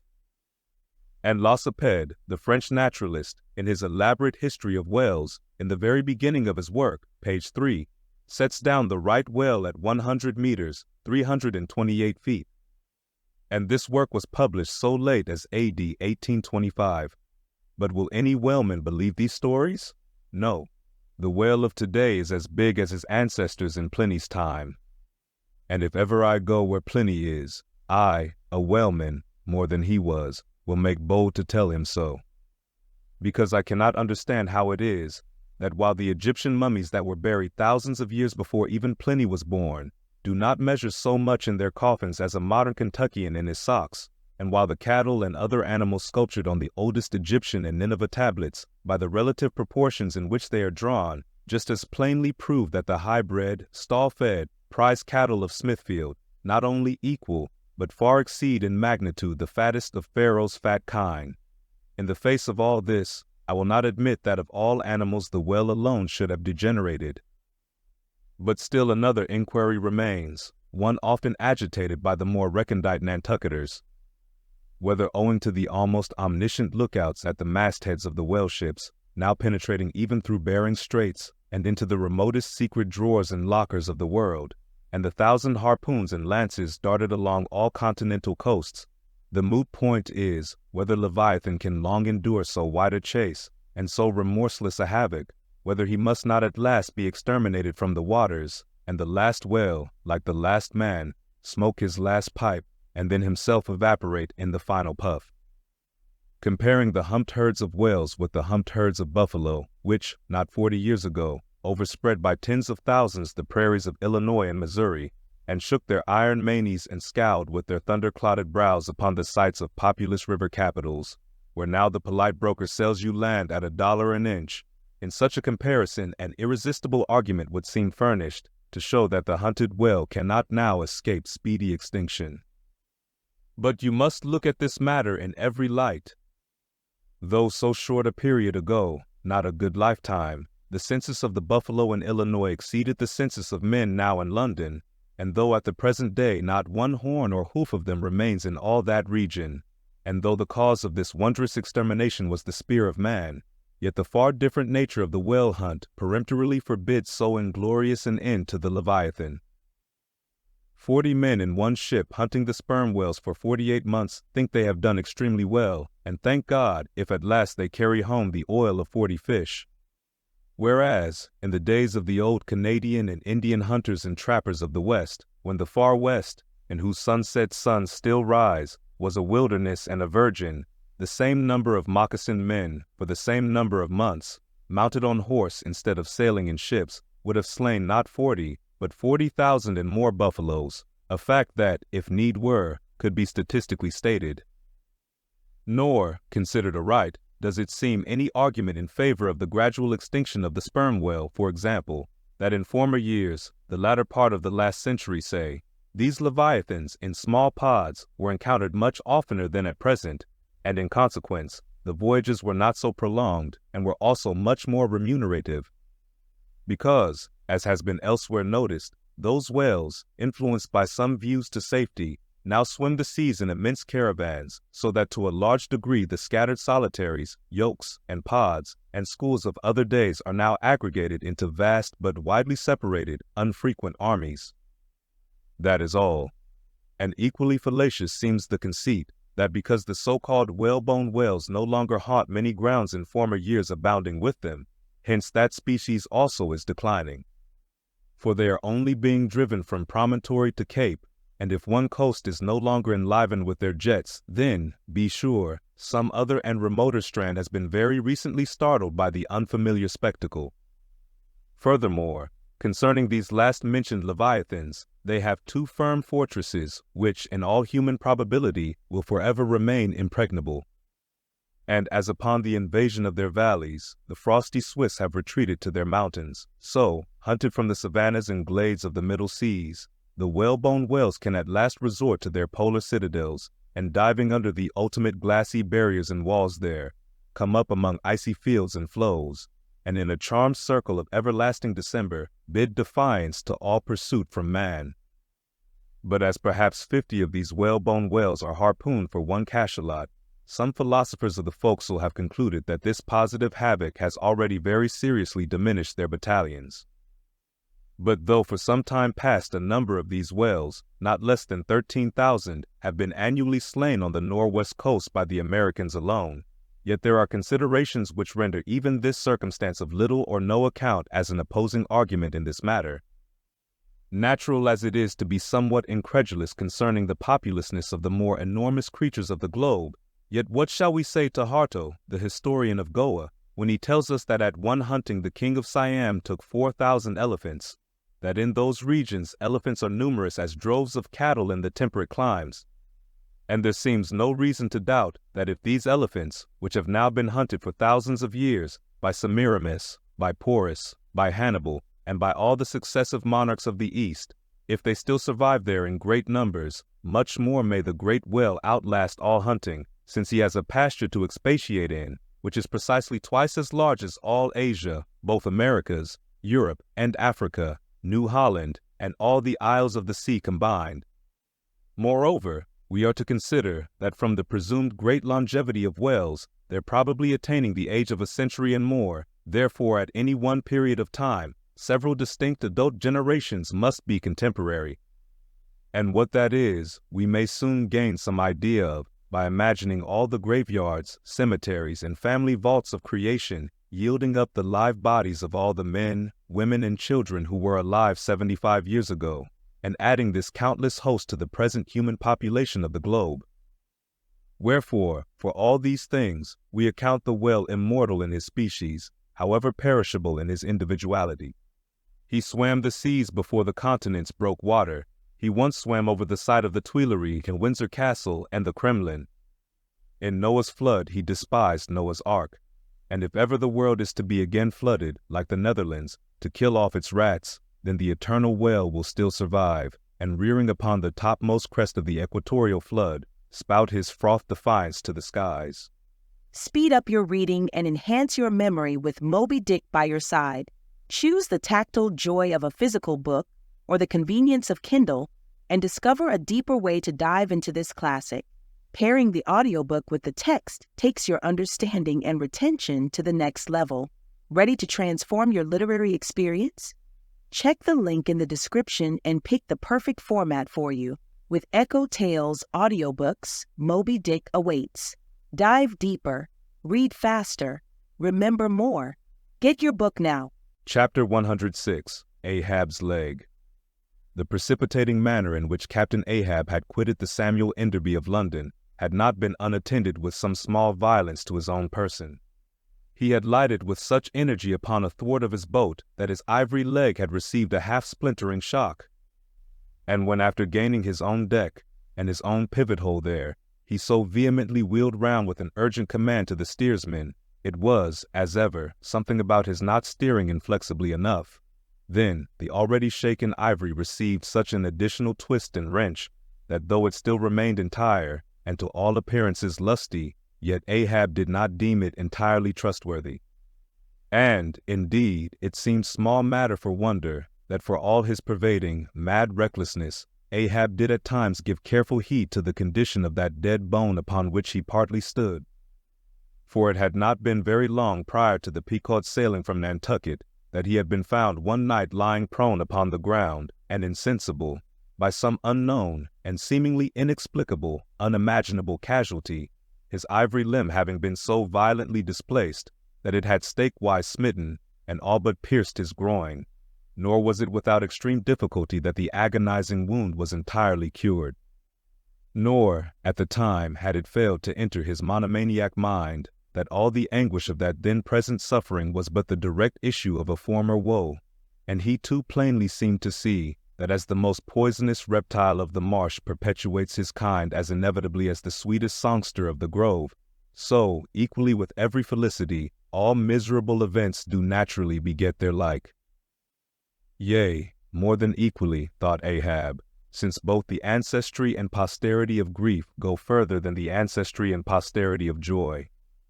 For, not to hint of this, that it is an inference from certain canonic teachings, that while some natural enjoyments here shall have no children born to them for the other world, but, on the contrary, shall be followed by the joy childlessness of all hell's despair, whereas some guilty mortal miseries shall still fertilely beget to themselves an eternally progressive progeny of griefs beyond the grave.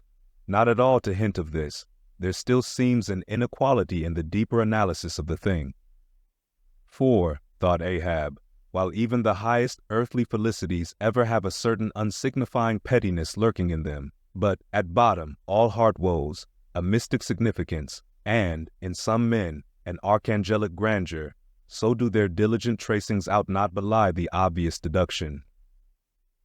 To trail the genealogies of these high mortal miseries carries us at last among the sourceless primogenitures of the gods, so that, in the face of all the glad, haymaking suns, and soft symboling round harvest moons, we must needs give in to this, that the gods themselves are not forever glad. The ineffaceable, sad birthmark in the brow of man is but the stamp of sorrow in the signers. Unwittingly, here a secret has been divulged, which perhaps might more properly, in set way, have been disclosed before. With many other particulars concerning Ahab, always had it remained a mystery to some, why it was that for a certain period, both before and after the sailing of the Pequod, he had hidden himself away with such grand llama-like exclusiveness, and for that one interval sought speechless refuge, as it were, among the marble senate of the dead. Captain Peleg's brooded reason for this thing appeared by no means adequate, though, indeed, as touching all Ahab's deeper part, every revelation partook more of significant darkness than of explanatory light. But, in the end, it all came out. This one matter did, at least. That direful mishap was at the bottom of his temporary recklessness.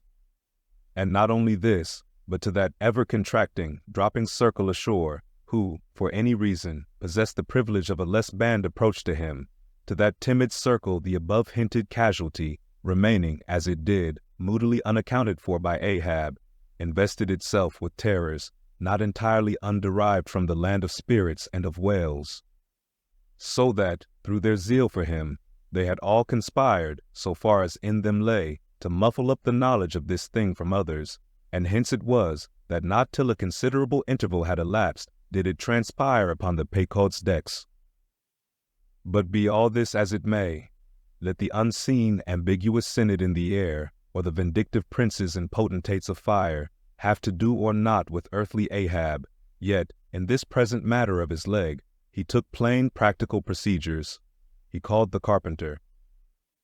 And when that functionary appeared before him, he bade him without delay set about making a new leg, and directed the mates to see him supplied with all the studs and joists of jaw ivory, sperm whale, which had thus far been accumulated on the voyage, in order that a careful selection of the stoutest, clearest grained stuff might be secured. This done, the carpenter received orders to have the leg completed that night, and to provide all the fittings for it, independent of those pertaining to the distrusted one in use. Moreover, the ship's forge was ordered to be hoisted out of its temporary idleness in the hold, and to accelerate the affair, the blacksmith was commanded to proceed at once to the forging of whatever iron contrivances might be needed. Speed up your reading and enhance your memory with Moby Dick by your side. Choose the tactile joy of a physical book or the convenience of Kindle, and discover a deeper way to dive into this classic. Pairing the audiobook with the text takes your understanding and retention to the next level. Ready to transform your literary experience? Check the link in the description and pick the perfect format for you. With EchoTales Audiobooks, Moby Dick awaits. Dive deeper, read faster, remember more. Get your book now. Chapter 107. The Carpenter. Seat thyself sotanically among the moons of Saturn, and take high abstracted man alone, and he seems a wonder, a grandeur, and a woe. But from the same point, take mankind in mass, and for the most part, they seem a mob of unnecessary duplicates, both contemporary and hereditary. But most humble though he was, and far from furnishing an example of the high humane abstraction, the Pequod's carpenter was no duplicate. Hence, he now comes in person on this stage. Like all sea-going ship carpenters, and more especially those belonging to whaling vessels, he was, to a certain off-handed, practical extent, alike experienced in numerous trades and callings collateral to his own, the carpenter's pursuit being the ancient and outbranching trunk of all those numerous handicrafts which more or less have to do with wood as an auxiliary material. But, besides the application to him of the generic remark above, this carpenter of the Pequod was singularly efficient in those thousand nameless mechanical emergencies continually recurring in a large ship upon a 3 or 4 years' voyage in uncivilized and far distant seas. For not to speak of his readiness in ordinary duties, repairing stove boats, sprung spars, reforming the shape of clumsy bladed oars, inserting bull's eyes in the deck, or new tree nails in the side planks, and other miscellaneous matters more directly pertaining to his special business.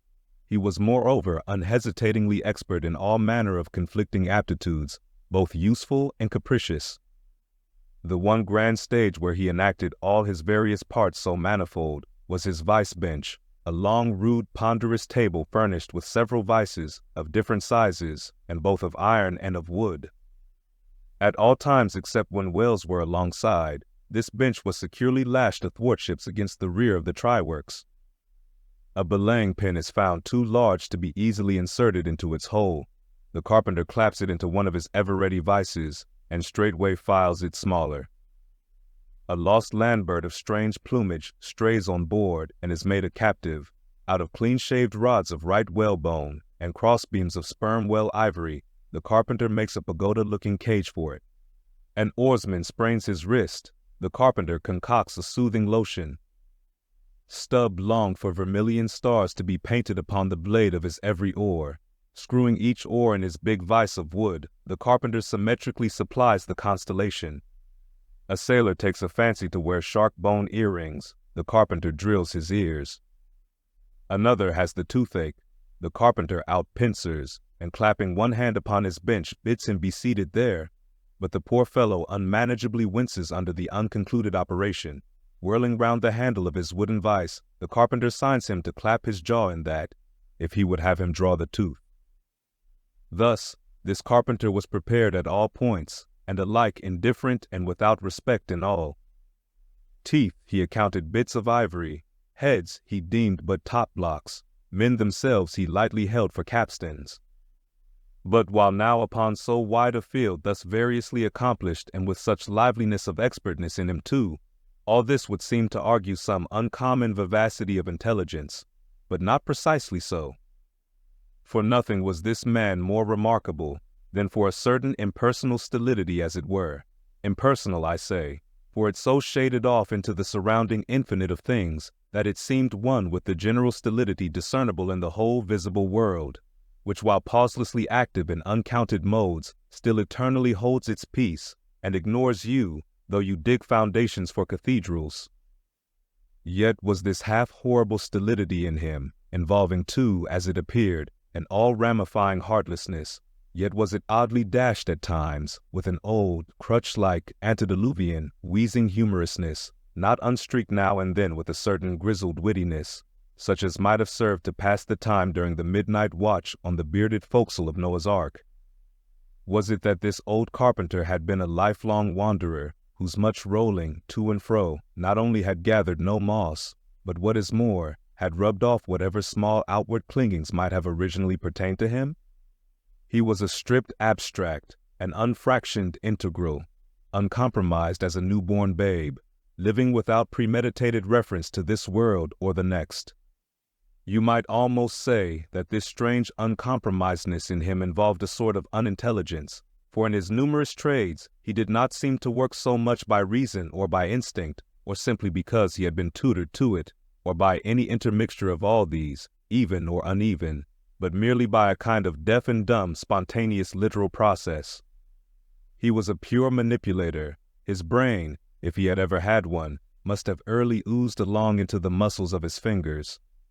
He was like one of those unreasoning, but still highly useful, multum in parvo, Sheffield contrivances, assuming the exterior, though a little swelled, of a common pocket knife, but containing not only blades of various sizes, but also screwdrivers, corkscrews, tweezers, awls, pens, rulers, nail filers, countersinkers. So, if his superiors wanted to use the carpenter for a screwdriver, all they had to do was to open that part of him, and the screw was fast, or if for tweezers, take him up by the legs, and there they were. Yet, as previously hinted, this omnitude, open and shut carpenter was, after all, no mere machine of an automaton. If he did not have a common soul in him, he had a subtle something that somehow anomalously did its duty. What that was, whether essence of quicksilver or a few drops of hartshorn, there is no telling. But there it was, and there it had abided for now some 60 years or more.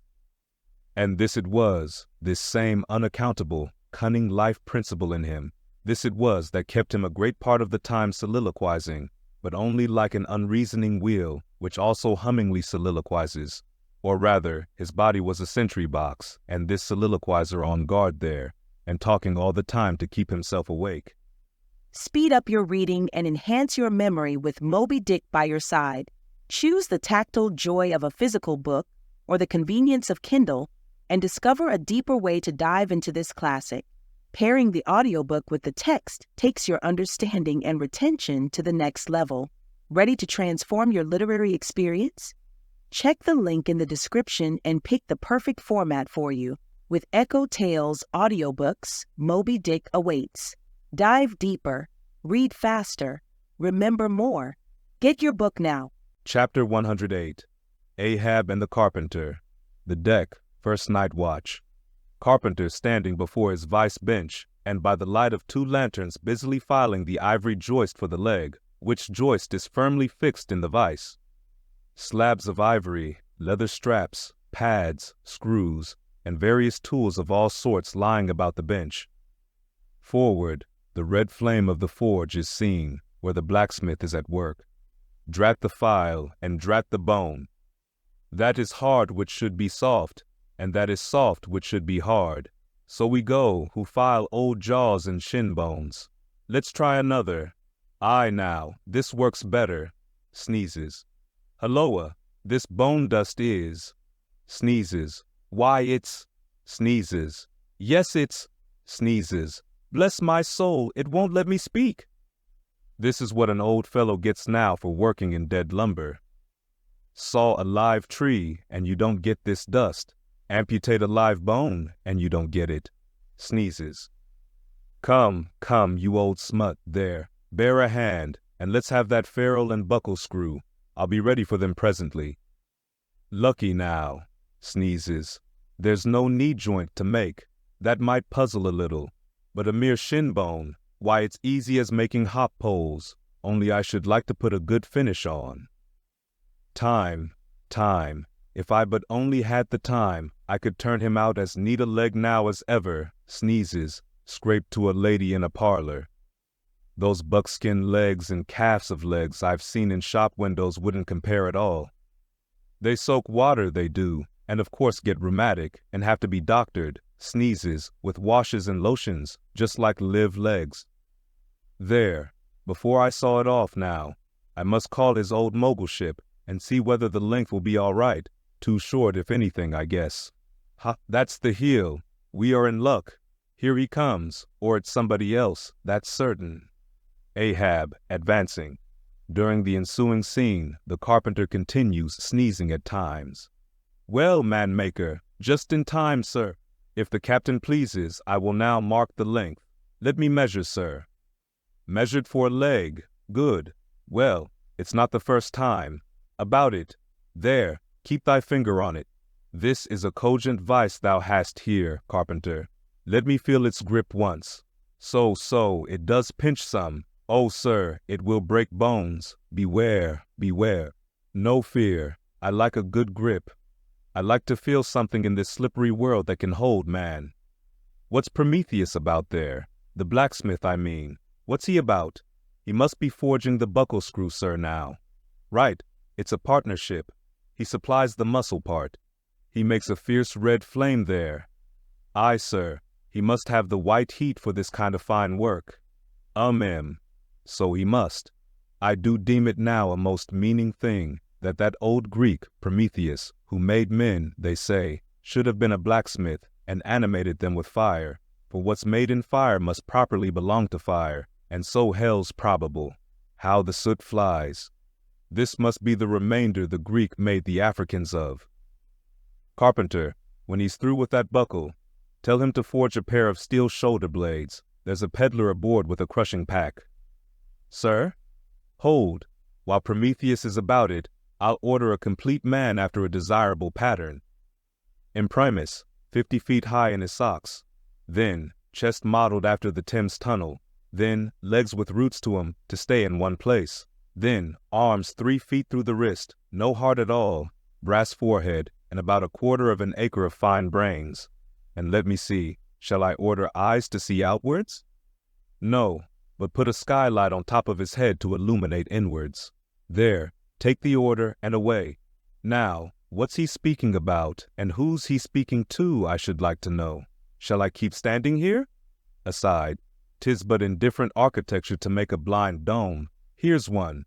No, no, no, I must have a lantern. Ho, ho, that's it, hey. Here are 2, sir. One will serve my turn. What art thou thrusting that thief-catcher into my face for, man? Thrusted light is worse than presented pistols. I thought, sir, that you spoke to Carpenter. Carpenter? Why, but no, a very tidy, and, I may say, an extremely gentlemanlike sort of business thou art in here, Carpenter. Or wouldst thou rather work in clay? Sir? Clay? Clay, sir? That's mud. We leave clay to ditchers, sir. The fellow's impious. What art thou sneezing about? Bone is rather dusty, sir. Take the hint, then, and when thou art dead, never bury thyself under living people's noses. Sir. Oh, I guess so. Yes. Oh dear. Look ye, Carpenter, I dare say thou callest thyself a right good workman-like workman, eh? Well then, will it speak thoroughly well for thy work, if, when I come to mount this leg thou makest, I shall nevertheless feel another leg in the same identical place with it, that is, Carpenter, my old lost leg, the flesh and blood one, I mean. Canst thou not drive that old Adam away? Truly, sir, I begin to understand somewhat now. Yes, I have heard something curious on that score, sir, how that a dismasted man never entirely loses the feeling of his old spar, but it will be still pricking him at times. May I humbly ask if it be really so, sir? It is, man. Look, put thy live leg here in the place where mine once was. So, now, here is only one distinct leg to the eye, yet 2 to the soul. Where thou feelest tingling life, there, exactly there to a hair do I. Is't a riddle? I should humbly call it a poser, sir. Hist, then, how dost thou know that some entire, living, thinking thing may not be invisibly and uninterpenetratingly standing precisely where thou now standest, aye, and standing there in thy spite? In thy most solitary hours, then, dost thou not fear eavesdroppers? Hold, don't speak, and if I still feel the smart of my crushed leg, though it be now so long dissolved, then why mayst not thou, Carpenter, feel the fiery pains of hell forever, and without a body? Ha, good Lord! Truly, sir, if it comes to that, I must calculate over again. I think I didn't carry a small figure, sir. Look ye, pudding head should never grant premises. How long before the leg is done? Perhaps an hour, sir. Bungle away at it then, and bring it to me. Turns to go. O life! Here I am, proud as Greek god, and yet standing debtor to this blockhead for a bone to stand on. Cursed be that mortal interindebtedness which will not do away with ledgers. I would be free as air, and I'm down in the whole world's books. I am so rich, I could have given bid for bid with the wealthiest praetorians at the auction of the Roman Empire, which was the world's, and yet I owe for the flesh and the tongue I brag with. By heavens, I'll get a crucible and into it, and dissolve myself down to one small compendious vertebra. So, Carpenter, resuming his work. Well, well, well. Stubb knows him best of all, and Stubb always says he's queer, says nothing but that one sufficient little word. Queer. He's queer, says Stubb. He's queer, queer, queer, and keeps dinning it into Mr. Starbuck all the time. Queer, sir. Queer, queer, very queer. And here's his leg. Yes, now that I think of it, here's his bedfellow. Has a stick of whale's jawbone for a wife, and this is his leg. He'll stand on this. What was that now about one leg standing in 3 places, and all 3 places standing in one hell? How was that? Oh, I don't wonder he looked so scornful at me. I'm a sort of strange-thoughted sometimes, they say, but that's only haphazard-like. Then, a short, little old body like me should never undertake to wade out into deep waters with tall, heron-built captains. The water chucks you under the chin pretty quick, and there's a great cry for lifeboats. And here's the heron's leg, long and slim, sure enough. Now, for most folks, one pair of legs lasts a lifetime, and that must be because they use them mercifully, as a tender-hearted old lady uses her roly-poly old coach horses. But Ahab, oh, he's a hard driver. Look, driven one leg to death, and spavined the other for life, and now wears out bone legs by the cord. Halloa there, you smut. Bear a hand there with those screws, and let's finish it before the resurrection fellow comes a-calling with his horn for all legs, true or false, as brewery men go round collecting old beer barrels to fill 'em up again. What a leg this is. It looks like a real live leg, filed down to nothing but the core. He'll be standing on this tomorrow. He'll be taking altitudes on it. Halloa, I almost forgot the little oval slate, smoothed ivory, where he figures up the latitude. So, chisel, file, and sandpaper now. Speed up your reading and enhance your memory with Moby Dick by your side. Choose the tactile joy of a physical book or the convenience of Kindle and discover a deeper way to dive into this classic. Pairing the audiobook with the text takes your understanding and retention to the next level. Ready to transform your literary experience? Check the link in the description and pick the perfect format for you. With EchoTales Audiobooks, Moby Dick awaits. Dive deeper, read faster, remember more. Get your book now. Chapter 109. Ahab and Starbuck in the cabin. According to usage, they were pumping the ship next morning, and lo, no inconsiderable oil came up with the water. The casks below must have sprung a bad leak. Much concern was shown, and Starbuck went down into the cabin to report this unfavorable affair. In sperm whalemen with any considerable quantity of oil on board, it is a regular semi-weekly duty to conduct a hose into the hold and drench the casks with seawater, which afterwards, at varying intervals, is removed by the ship's pumps.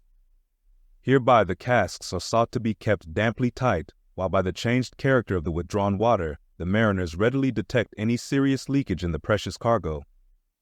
Now, from the south and west, the Pequod was drawing nigh to Formosa and the Bashy Isles, between which lies one of the tropical outlets from the China waters into the Pacific.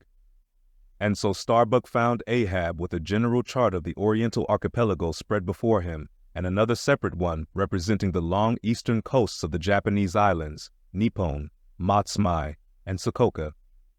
With his snow-white new ivory leg braced against the screwed leg of his table, and with a long pruning hook of a jackknife in his hand, the wondrous old man, with his back to the gangway door, was wrinkling his brow and tracing his old courses again. "Who's there?" hearing the footstep at the door, but not turning round to it. "On deck, begone." "Captain Ahab mistakes. It is I. The oil in the hold is leaking, sir. We must up burdens and break out." "Up burdens and break out? Now that we are nearing Japan, heave to here for a week to tinker a parcel of old hoops? Either do that, sir, or waste in one day more oil than we may make good in a year. What we come 20,000 miles to get is worth saving, sir." So it is, if we get it." "I was speaking of the oil in the hold, sir." "And I was not speaking or thinking of that at all. Begone, let it leak. I'm all a leak myself. Aye, leaks and leaks. Not only full of leaky casks, but those leaky casks are in a leaky ship, and that's a far worse plight than the Pequod's, man. Yet I don't stop to plug my leak, for who can find it in the deep-loaded hull, or how hope to plug it, even if found, in this life's howling gale? Starbuck, I'll not have the burdens hoisted." "What will the owners say, sir?" "Let the owners stand on Nantucket Beach and out-tile the typhoons. What cares Ahab? Owners, owners? Thou art always prating to me, Starbuck, about those miserly owners, as if the owners were my conscience. But look ye, the only real owner of anything is its commander, and hark ye, my conscience is in this ship's keel, on deck." "Captain Ahab," said the reddening mate, moving further into the cabin, with a daring so strangely respectful and cautious that it almost seemed not only every way seeking to avoid the slightest outward manifestation of itself, but within also seemed more than half distrustful of itself. "A better man than I might well pass over in thee what he would quickly enough resent in a younger man, aye, and in a happier, Captain Ahab." "Devils! Dost thou then so much as dare to critically think of me, on deck?" "Nay, sir, not yet. I do entreat, and I do dare, sir, to be forbearing. Shall we not understand each other better than hitherto, Captain Ahab?" Ahab seized a loaded musket from the rack, forming part of most South Sea men's cabin furniture, and pointing it toward Starbuck, exclaimed, "There is one God that is Lord over the earth, and one captain that is Lord over the Pequod on deck." For an instant, in the flashing eyes of the mate and his fiery cheeks, you would have almost thought that he had really received the blaze of the leveled tube. But, mastering his emotion, he half calmly rose, and as he quitted the cabin, paused for an instant and said, "Thou hast outraged, not insulted me, sir. But for that I ask thee not to beware of Starbuck. Thou wouldst but laugh. But let Ahab beware of Ahab. Beware of thyself, old man. He waxes brave, but nevertheless obeys. Most careful bravery that," murmured Ahab, as Starbuck disappeared. "What's that he said? Ahab, beware of Ahab. There's something there." Then, unconsciously using the musket for a staff, with an iron brow he paced to and fro in the little cabin, but presently the thick plates of his forehead relaxed, and returning the gun to the rack, he went to the deck. "Thou art but too good a fellow, Starbuck," he said lowly to the mate, then raising his voice to the crew, "Furl the gallant sails, and close reef the topsails, fore and aft, back the main yard, up burden, and break out in the main hold." It were perhaps vain to surmise exactly why it was that as respecting Starbuck, Ahab thus acted. It may have been a flash of honesty in him, or mere prudential policy which, under the circumstance, imperiously forbade the slightest symptom of open disaffection, however transient, in the important chief officer of his ship. However it was, his orders were executed, and the burdens were hoisted. Speed up your reading and enhance your memory with Moby Dick by your side. Choose the tactile joy of a physical book or the convenience of Kindle and discover a deeper way to dive into this classic. Pairing the audiobook with the text takes your understanding and retention to the next level. Ready to transform your literary experience? Check the link in the description and pick the perfect format for you. With EchoTales Audiobooks, Moby Dick awaits. Dive deeper, read faster, remember more. Get your book now. Chapter 110. Queequeg in his coffin. Upon searching, it was found that the casks last struck into the hold were perfectly sound, and that the leak must be further off. So, it being calm weather, they broke out deeper and deeper, disturbing the slumbers of the huge ground-tier butts, and from that black midnight sending those gigantic moles into the daylight above. So deep did they go, and so ancient and corroded and weedy the aspect of the lowermost puncheons, that you almost looked next for some moldy cornerstone cask containing coins of Captain Noah, with copies of the posted placards, vainly warning the infatuated old world from the flood.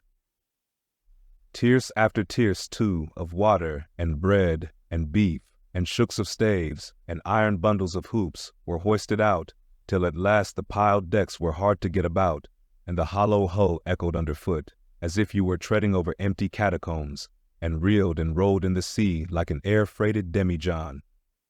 Top-heavy was the ship as a dinnerless student with all Aristotle in his head. Well was it that the typhoons did not visit them then. Now, at this time it was that my poor pagan companion and fast-bosomed friend, Queequeg, was seized with a fever, which brought him nigh to his endless end. Be it said that in this vocation of whaling, sinecures are unknown. Dignity and danger go hand in hand. Till you get to be captain, the higher you rise, the harder you toil. So with poor Queequeg, who, as harpooner, must not only face all the rage of the living whale, but, as we have elsewhere seen, mount his dead back in a rolling sea, and finally descend into the gloom of the hold, and bitterly sweating all day in that subterraneous confinement, resolutely manhandle the clumsiest casks and see to their stowage. To be short, among whalemen, the harpooneers are the holders, so-called. Poor Queequeg, when the ship was about half disemboweled, you should have stooped over the hatchway and peered down upon him there, where, stripped to his woolen drawers, the tattooed savage was crawling about amid that dampness and slime, like a green-spotted lizard at the bottom of a well. And a well, or an ice-house, it somehow proved to him, poor pagan, where, strange to say, for all the heat of his sweatings, he caught a terrible chill which lapsed into a fever, and at last, after some days' suffering, laid him in his hammock, close to the very sill of the door of death. How he wasted and wasted away in those few long, lingering days, till there seemed but little left of him but his frame and tattooing. But as all else in him thinned, and his cheekbones grew sharper, his eyes, nevertheless, seemed growing fuller and fuller. They became of a strange softness of luster, and mildly but deeply looked out at you there from his sickness, a wondrous testimony to that immortal health in him which could not die or be weakened. And like circles on the water, which, as they grow fainter, expand, so his eyes seemed rounding and rounding, like the rings of eternity. And awe that cannot be named would steal over you as you sat by the side of this waning savage, and saw as strange things in his face as any beheld who were bystanders when Zoroaster died. For whatever is truly wondrous and fearful in man, never yet was put into words or books. And the drawing near of death, which alike levels all, alike impresses all with a last revelation, which only an author from the dead could adequately tell. So that, let us say it again, no dying Chaldee or Greek had higher and holier thoughts than those whose mysterious shades you saw creeping over the face of poor Queequeg as he quietly lay in his swaying hammock, and the rolling sea seemed gently rocking him to his final rest, and the ocean's invisible flood tide lifted him higher and higher towards his destined heaven. Not a man of the crew but gave him up, and, as for Queequeg himself, what he thought of his case was forcibly shown by a curious favor he asked.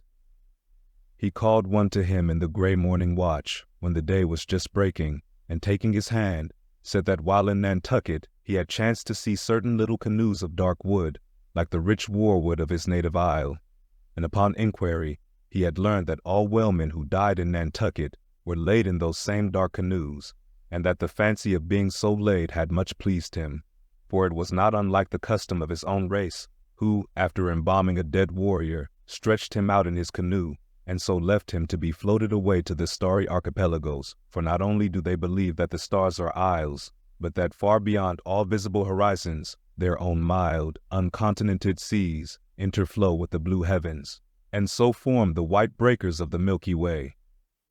He added that he shuddered at the thought of being buried in his hammock, according to the usual sea custom, tossed like something vile to the death-devouring sharks. No, he desired a canoe like those of Nantucket, all the more congenial to him, being a whaleman, that like a whaleboat these coffin canoes were without a keel, though that involved but uncertain steering, and much leeway adown the dim ages. Now, when this strange circumstance was made known aft, the carpenter was at once commanded to do Queequeg's bidding, whatever it might include. There was some heathenish, coffin-colored old lumber aboard, which, upon a long previous voyage, had been cut from the aboriginal groves of the Lackaday Islands, and from these dark planks the coffin was recommended to be made. No sooner was the carpenter apprised of the order, than taking his rule, he forthwith, with all the indifferent promptitude of his character, proceeded into the forecastle, and took Queequeg's measure with great accuracy, regularly chalking Queequeg's person as he shifted the rule. "Ah, poor fellow, he'll have to die now," ejaculated the Long Island sailor. Going to his vice bench, the carpenter, for convenience sake in general reference, now transferringly measured on it the exact length the coffin was to be, and then made the transfer permanent by cutting 2 notches at its extremities. This done, he marshaled the planks and his tools, and to work. When the last nail was driven, and the lid duly planed and fitted, he He lightly shouldered the coffin and went forward with it, inquiring whether they were ready for it yet in that direction. Overhearing the indignant but half-humorous cries with which the people on deck began to drive the coffin away, Queequeg, to everyone's consternation, commanded that the thing should be instantly brought to him, nor was there any denying him, seeing that, of all mortals, some dying men are the most tyrannical, and certainly, since they will shortly trouble us so little for evermore, the poor fellows ought to be indulged. Leaning over in his hammock, Queequeg long regarded the coffin with an attentive eye. He then called for his harpoon, had the wooden stock drawn from it, and then had the iron part placed in the coffin along with one of the paddles of his boat. All by his own request, also, biscuits were then ranged round the sides within, a flask of fresh water was placed at the head, and a small bag of woody earth scraped up in the hold at the foot, and a piece of sailcloth being rolled up for a pillow. Queequeg now entreated to be lifted into his final bed, that he might make trial of its comforts, if any it had. He lay without moving a few minutes, then told one to go to his bag and bring out his little god, Yojo. Then, crossing his arms on his breast, with Yojo between, he called for the coffin lid, hatch he called it, to be placed over him. The head part turned over with a leather hinge, and there lay Queequeg in his coffin with little but his composed countenance in view. "Rarme! It will do, it is easy," he murmured at last, and signed to be replaced in his hammock. But ere this was done, Pip, who had been slyly hovering near by all this while, drew nigh to him where he lay, and with soft sobbings took him by the hand, in the other holding his tambourine. "Poor rover, will ye never have done with all this weary roving? Where go ye now? But if the currents carry ye to those sweet Antilles where the beaches are only beat with water lilies, will ye do one little errand for me? Seek out one Pip, who's now been missing long. I think he's in those far Antilles. If ye find him, then comfort him, for he must be very sad. For look, he's left his tambourine behind. I found it. Rig-a-dig, dig, dig. Now, Queequeg, die, and I'll beat ye your dying march." "I have heard," murmured Starbuck, gazing down the scuttle, "that in violent fevers, men, all ignorance, have talked in ancient tongues, and that when the mystery is probed, it turns out always that in their wholly forgotten childhood, those ancient tongues have been really spoken in their hearing by some lofty scholars. So, to my fond faith, poor Pip, in this strange sweetness of his lunacy, brings heavenly vouchers of all our heavenly homes. Where learned he that, but there, hark, he speaks again, but more wildly now. Form 2 and 2, let's make a general of him. Ho, where's his harpoon? Lay it across here. Rig-a-dig, dig, dig, huzzah! Oh, for a gamecock now to sit upon his head and crow. Queequeg dies game, mind ye that. Queequeg dies game. Take ye good heed of that. Queequeg dies game. I say, game, game, game. But base little Pip, he died a coward, died all a shiver, out upon Pip. Hark ye, if ye find Pip, tell all the Antilles he's a runaway, a coward, a coward, a coward. Tell them he jumped from a whaleboat. I'd never beat my tambourine over base Pip, and hail him general, if he were once more dying here. No, no, shame upon all cowards, shame upon them. Let 'em go drown like Pip, that jumped from a whaleboat. Shame, shame." During all this, Queequeg lay with closed eyes, as if in a dream. Pip was led away, and the sick man was replaced in his hammock. But now that he had apparently made every preparation for death, now that his coffin was proved a good fit, Queequeg suddenly rallied. Soon there seemed no need of the carpenter's box, and thereupon, when some expressed their delighted surprise, he, in substance, said that the cause of his sudden convalescence was this: at a critical moment, he had just recalled a little duty ashore, which he was leaving undone, and therefore had changed his mind about dying. He could not die yet, he averred. They asked him then whether to live or die was a matter of his own sovereign will and pleasure. He answered, certainly. In a word, it was Queequeg's conceit that if a man made up his mind to live, mere sickness could not kill him. Nothing but a whale or a gale or some violent, ungovernable, unintelligent destroyer of that sort. Now, there is this noteworthy difference between savage and civilized, that while a sick, civilized man may be 6 months convalescing, generally speaking, a sick savage is almost half well again in a day. So, in good time my Pequod gained strength, and at length, after sitting on the windlass for a few indolent days, but eating with a vigorous appetite, he suddenly leaped to his feet, threw out his arms and legs, gave himself a good stretching, yawned a little bit, and then springing into the head of his hoisted boat, and poising a harpoon, pronounced himself fit for a fight. With a wild whimsiness, he now used his coffin for a sea chest, and emptying into it his canvas bag of clothes, set them in order there. Many spare hours he spent in carving the lid with all manner of grotesque figures and drawings, and it seemed that hereby he was striving, in his rude way, to copy parts of the twisted tattooing on his body. And this tattooing had been the work of a departed prophet and seer of his island, who, by those hieroglyphic marks, had written out on his body a complete theory of the heavens and the earth, and a mystical treatise on the art of attaining truth, so that Pequod in his own proper person was a riddle to unfold, a wondrous work in one volume, but whose mysteries not even himself could read, though his own live heart beat against them. And these mysteries were therefore destined in the end to moulder away with the living parchment whereon they were inscribed, and so be unsolved to the last. And this thought it must have been which suggested to Ahab that wild exclamation of his, when one morning turning away from surveying poor Pequod, "O devilish tantalization of the gods!" Speed up your reading and enhance your memory with Moby Dick by your side. Choose the tactile joy of a physical book or the convenience of Kindle, and discover a deeper way to dive into this classic. Pairing the audiobook with the text takes your understanding and retention to the next level. Ready to transform your literary experience? Check the link in the description and pick the perfect format for you. With EchoTales Audiobooks, Moby Dick awaits. Dive deeper, read faster, remember more.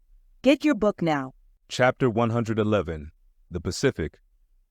When gliding by the Bashy Isles, we emerged at last upon the great South Sea. Were it not for other things, I could have greeted my dear Pacific with uncounted thanks, for now the long supplication of my youth was answered. That serene ocean rode eastwards from me 1,000 leagues of blue.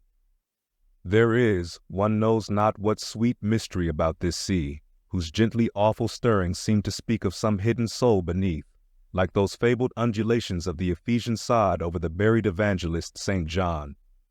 And meet it is that over these sea pastures, wide-rolling watery prairies and potters' fields of all 4 continents, the waves should rise and fall, and ebb and flow unceasingly, for here millions of mixed shades and shadows, drowned dreams, somnambulisms, reveries, all that we call lives and souls, lie dreaming, still, tossing like slumberers in their beds, the ever-rolling waves but made so by their restlessness. To any meditative Magian rover, this serene Pacific, once beheld, must ever after be the sea of his adoption. It rolls the midmost waters of the world, the Indian Ocean and Atlantic being but its arms. The same waves wash the moles of the new-built Californian towns, but yesterday planted by the recentest race of men, and lave the faded but still gorgeous skirts of Asiatic lands, older than Abraham, while all between float milky ways of coral isles, and low-lying, endless, unknown archipelagos, and impenetrable Japans. Thus, this mysterious, divine Pacific zones the world's whole bulk about, makes all coasts one bay to it, seems the tide-beating heart of earth. Lifted by those eternal swells, you needs must own the seductive god, bowing your head to Pan. But few thoughts of Pan stirred Ahab's brain, as standing like an iron statue at his accustomed place beside the mizzen rigging, with one nostril he unthinkingly snuffed the sugary musk from the Bashy Isles, in whose sweet woods mild lovers must be walking, and with the other consciously inhaled the salt breath of the new-found sea, that sea in which the hated white whale must even then be swimming. Launched at length upon these almost final waters, and gliding towards the Japanese cruising ground, the old man's purpose intensified itself. His firm lips met like the lips of a vice, The delta of his forehead's veins swelled like overladen brooks. In his very sleep, his ringing cry ran through the vaulted hull. "Stern all! The white whale spouts thick blood." Speed up your reading and enhance your memory with Moby Dick by your side. Choose the tactile joy of a physical book or the convenience of Kindle and discover a deeper way to dive into this classic. Pairing the audiobook with the text takes your understanding and retention to the next level. Ready to transform your literary experience? Check the link in the description and pick the perfect format for you. With EchoTales Audiobooks, Moby Dick awaits. Dive deeper, read faster, remember more. Get your book now. Chapter 112. The Blacksmith. Availing himself of the mild, summer-cool weather that now reigned in these latitudes, and in preparation for the peculiarly active pursuits shortly to be anticipated, Perth, the begrimed, blistered old blacksmith, had not removed his portable forge to the hold again, after concluding his contributory work for Ahab's leg, but still retained it on deck, fast lashed to ring-bolts by the foremast, being now almost incessantly invoked by the headsmen and harpooneers and boatsmen to do some little job for them, altering or repairing or new-shaping their various weapons and boat furniture. Often he would be surrounded by an eager circle, all waiting to be served, holding boat spades, pike heads, harpoons, and lances, and jealously watching his every sooty movement as he toiled. Nevertheless, this old man's was a patient hammer wielded by a patient arm. No murmur, no impatience, no petulance did come from him. Silent, slow, and solemn, bowing over still further his chronically broken back, he toiled away, as if toil were life itself, and the heavy beating of his hammer, the heavy beating of his heart. And so it was, most miserable.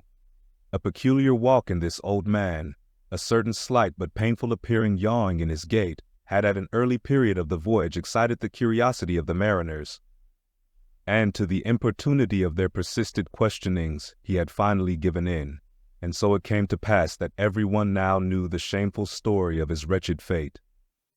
Belated, and not innocently, one bitter winter's midnight, on the road running between two country towns, the blacksmith half-stupidly felt the deadly numbness stealing over him, and sought refuge in a leaning, dilapidated barn. The issue was the loss of the extremities of both feet. Out of this revelation, part by part, at last came out the 4 acts of the gladness, and the one long and as yet uncatastrophed 5th act of the grief of his life's drama. He was an old man who, at the age of nearly 60, had postponedly encountered that thing in sorrow's technicals called ruin. He had been an artisan of famed excellence, and with plenty to do, owned a house and garden, embraced a youthful daughter-like loving wife, and 3 blithe, ruddy children, every Sunday went to a cheerful-looking church planted in a grove. But one night, under cover of darkness, and further concealed in a most cunning disguisement, a desperate burglar slid into his happy home and robbed them all of everything. And darker yet to tell, the blacksmith himself did ignorantly conduct this burglar into his family's heart. It was the bottle conjurer. Upon the opening of that fatal cork, forth flew the fiend and shriveled up his home. Now, for prudent, most wise and economic reasons, the blacksmith's shop was in the basement of his dwelling, but with a separate entrance to it, so that always had the young and loving healthy wife listened with no unhappy nervousness, but with vigorous pleasure, to the stout ringing of her young armed old husband's hammer, whose reverberations, muffled by passing through the floors and walls, came up to her, not unsweetly, in her nursery. And so, to stout labor's iron lullaby, the blacksmith's infants were rocked to slumber. Oh, woe on woe! O death, why canst thou not sometimes be timely? Hadst thou taken this old blacksmith to thyself ere his full ruin came upon him, then had the young widow had a delicious grief, and her orphans a truly venerable, legendary sire to dream of in their after years, and all of them a care-killing competency. But death plucked down some virtuous elder brother, on whose whistling daily toil solely hung the responsibilities of some other family, and left the worse than useless old man standing, till the hideous rot of life should make him easier to harvest. Why tell the whole? The blows of the basement hammer every day grew more and more between, and each blow every day grew fainter than the last. The wife sat frozen at the window, with tearless eyes, glitteringly gazing into the weeping faces of her children. The bellows fell, the forge choked up with cinders, the house was sold. The mother dived down into the long churchyard grass. Her children twice followed her thither, and the houseless, familyless old man staggered off a vagabonding crepe, his every woe unreverenced, his gray head a scorn to flaxen curls. Death seems the only desirable sequel for a career like this, but death is only a launching into the region of the strange untried. It is but the first salutation to the possibilities of the immense remote, the wild, the watery, the unshored. Therefore, to the death-longing eyes of such men, who still have left in them some interior compunctions against suicide, does the all-contributed and all-receptive ocean alluringly spread forth his whole plain of unimaginable, taking terrors, and wonderful new life adventures. And from the hearts of infinite Pacifics, the thousand mermaids sing to them, "Come hither, broken-hearted. Here is another life without the guilt of intermediate death. Here are wonders supernatural without dying for them. Come hither, bury thyself in a life which, to your now equally abhorred and abhorring, landed world, is more oblivious than death. Come hither, put up thy gravestone too within the churchyard, and come hither till we marry thee." Hearkening to these voices, east and west, by early sunrise and by fall of eve, the blacksmith's soul responded, "I come." And so Perth went a-wailing. Speed up your reading and enhance your memory with Moby Dick by your side. Choose the tactile joy of a physical book or the convenience of Kindle and discover a deeper way to dive into this classic. Pairing the audiobook with the text takes your understanding and retention to the next level. Ready to transform your literary experience? Check the link in the description and pick the perfect format for you. With EchoTales Audiobooks, Moby Dick awaits. Dive deeper, read faster, remember more. Get your book now. Chapter 113, The Forge. With matted beard and swathed in a bristling sharkskin apron, about midday, Perth was standing between his forge and anvil, the latter placed upon an ironwood log, with one hand holding a pike head in the coals, and with the other at his forge's lungs, when Captain Ahab came along, carrying in his hand a small rusty-looking leathern bag. While yet a little distance from the forge, moody Ahab paused, till at last Perth, withdrawing his iron from the fire, began hammering it upon the anvil, the red mass sending off the sparks in thick hovering flights, some of which flew close to Ahab. "Are these thy mother Carey's chickens, Perth? They are always flying in thy wake, birds of good omen too, but not to all. Look here, they burn, but thou livest among them without a scorch." "Because I am scorched all over, Captain Ahab," answered Perth, resting for a moment on his hammer. "I am past scorching, not easily canst thou scorch a scar." "Well, well, no more. Thy shrunk voice sounds too calmly, sanely woeful to me. In no paradise myself, I am impatient of all misery in others that is not mad. Thou shouldst go mad, blacksmith.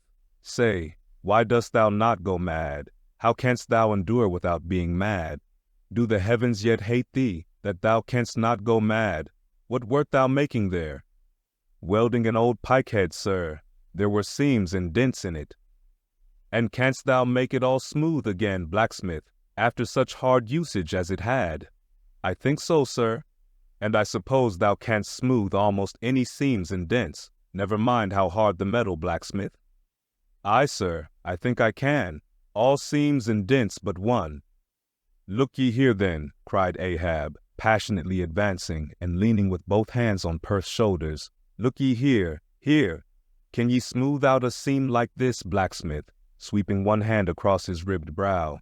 "If thou couldst read, blacksmith, glad enough would I lay my head upon thy anvil, and feel thy heaviest hammer between my eyes. Answer, canst thou smooth this seam?" "Oh, that is the one, sir. Said I not all seams and dents but one?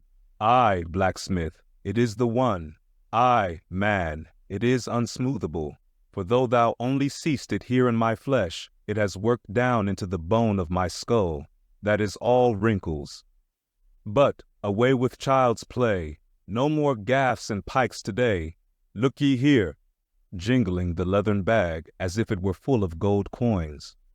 I too want a harpoon made, one that 1,000 yoke of fiends could not part, Perth, something that will stick in a whale like his own fin bone. There's the stuff, flinging the pouch upon the anvil. Look ye, blacksmith, these are the gathered nail stubs of the steel shoes of racing horses. Horseshoe stubs, sir? Why, Captain Ahab, thou hast here, then, the best and stubbornest stuff we blacksmiths ever work. I know it, old man. These stubs will weld together like glue from the melted bones of murderers. Quick, forge me the harpoon, and forge me first 12 rods for its shank, then wind and twist, and hammer these 12 together like the yarns and strands of a tow line. Quick, I'll blow the fire. When at last the 12 rods were made, Ahab tried them, one, by spiraling them, with his own hand, round a long, heavy iron bolt. A flaw, rejecting the last one. Work that over again, Perth. This done, Perth was about to begin welding the 12 into one, when Ahab stayed his hand and said he would weld his own iron. As then, with regular gasping hymns, he hammered on the anvil, Perth passing to him the glowing rods one after the other, and the hard-pressed forge shooting up its intense straight flame, the Parsee passed silently, and bowing over his head towards the fire, seemed invoking some curse or some blessing on the toil. But as Ahab looked up, he slid aside. "What's that bunch of lucifers dodging about there for?" muttered Stubb, looking on from the forecastle.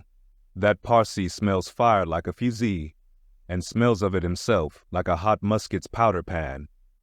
At last the shank, in one complete rod, received its final heat, and as Perth, to temper it, plunged it all hissing into the cask of water near by, the scalding steam shot up into Ahab's bent face. "Wouldst thou brand me, Perth?" Wincing for a moment with the pain. "Have I been but forging my own branding iron, then?" "Pray God, not that. Yet I fear something, Captain Ahab. Is not this harpoon for the white whale? For the white fiend? But now for the barbs, thou must make them thyself, man. Here are my razors, the best of steel. Here, and make the barbs sharp as the needle sleet of the icy sea." For a moment, the old blacksmith eyed the razors as though he would fain not use them. "Take them, man. I have no need for them, for I now neither shave, sup, nor pray till, but here, to work." Fashioned at last into an arrowy shape, and welded by Perth to the shank, the steel soon pointed the end of the iron, and as the blacksmith was about giving the barbs their final heat, prior to tempering them, he cried to Ahab to place the water cask near. No water for that. I want it of the true death temper. Ahoy there, Tashtigo, Queequeg, Dagu, what say ye, pagans? Will ye give me as much blood as will cover this barb? Holding it high up, a cluster of dark nods replied, "Yes." 3 punctures were made in the heathen flesh, and the white whale's barbs were then tempered. "Ego non baptizo te in nomine Patris, sed in nomine Diaboli," deliriously howled Ahab, as the malignant iron scorchingly devoured the baptismal blood. Now, mustering the spare poles from below, and selecting one of hickory, with the bark still investing it, Ahab fitted the end to the socket of the iron. A coil of new tow line was then unwound, and some fathoms of it taken to the windlass, and stretched to a great tension. Pressing his foot upon it, till the rope hummed like a harp string, then eagerly bending over it, and seeing no strandings, Ahab exclaimed, "Good, and now for the seizings." At one extremity the rope was unstranded, and the separate spread yarns were all braided and woven round the socket of the harpoon. The pole was then driven hard up into the socket. From the lower end the rope was traced halfway along the pole's length, and firmly secured so, with intertwistings of twine. This done, pole, iron, and rope, like the 3 fates, remained inseparable, and Ahab moodily stalked away with the weapon, the sound of his ivory leg, and the sound of the hickory pole, both hollowly ringing along every plank. But ere he entered his cabin, light, unnatural, half bantering, yet most piteous sound was heard. O Pip, thy wretched laugh, thy idle but unresting eye, all thy strange mummeries not unmeaningly blended with the black tragedy of the melancholy ship, and mocked it. Speed up your reading and enhance your memory with Moby Dick by your side. Choose the tactile joy of a physical book or the convenience of Kindle and discover a deeper way to dive into this classic. Pairing the audiobook with the text takes your understanding and retention to the next level. Ready to transform your literary experience? Check the link in the description and pick the perfect format for you. With EchoTales Audiobooks, Moby Dick awaits. Dive deeper, read faster, remember more. Get your book now. Chapter 114, The Gilder. Penetrating further and further into the heart of the Japanese cruising ground, the Pequod was soon all astir in the fishery. Often, in mild, pleasant weather, for 12, 15, 18, and 20 hours on the stretch, they were engaged in the boats, steadily pulling, or sailing, or paddling after the whales, or for an interlude of 60 or 70 minutes calmly awaiting their uprising, though with but small success for their pains. At such times, under an abated sun, afloat all day upon smooth, slow-heaving swells, seated in his boat, light as a birch canoe, and so sociably mixing with the soft waves themselves that like hearthstone cats they purr against the gunwale. These are the times of dreamy quietude, when beholding the tranquil beauty and brilliancy of the ocean's skin, one forgets the tiger heart that pants beneath it, and would not willingly remember that this velvet paw but conceals a remorseless fang. These are the times when in his whaleboat the rover softly feels a certain filial, confident, land-like feeling towards the sea, that he regards it as so much flowery earth, and the distant ship, revealing only the tops of her masts, seems struggling forward, not through high-rolling waves, but through the tall grass of a rolling prairie, as when the Western emigrants' horses only show their erected ears, while their hidden bodies widely wade through the amazing verdure. The long-drawn virgin vales, the mild blue hillsides, as over these there steals the hush, the hum, you almost swear that play-wearied children lie sleeping in these solitudes, in some glad Maytime, when the flowers of the woods are plucked. And all this mixes with your most mystic mood, so that fact and fancy, halfway meeting, interpenetrate, and form one seamless whole. Nor did such soothing scenes, however temporary, fail of at least as temporary an effect on Ahab. But if these secret golden keys did seem to open in him his own secret golden treasuries, yet did his breath upon them prove but tarnishing. O grassy glades! O ever vernal endless landscapes in the soul! In ye, though long parched by the dead drought of the earthy life, in ye, men yet may roll, like young horses in new morning clover, and for some few fleeting moments feel the cool dew of the life immortal on them. Would to God these blessed calms would last, but the mingling threads of life are woven by warp and woof, calms crossed by storms, a storm for every calm. There is no steady unretracing progress in this life. We do not advance through fixed gradations, and at the last one pause, through infancy's unconscious spell, boyhood's thoughtless faith, adolescence doubt, the common doom, then skepticism, then disbelief, resting at last in manhood's pondering repose of if. But once gone through, we trace the round again, and are infants, boys, and men, and ifs eternally. Where lies the final harbor, whence we unmoor no more? In what rapt ether sails the world, of which the weariest will never weary? Where is the foundling's father hidden?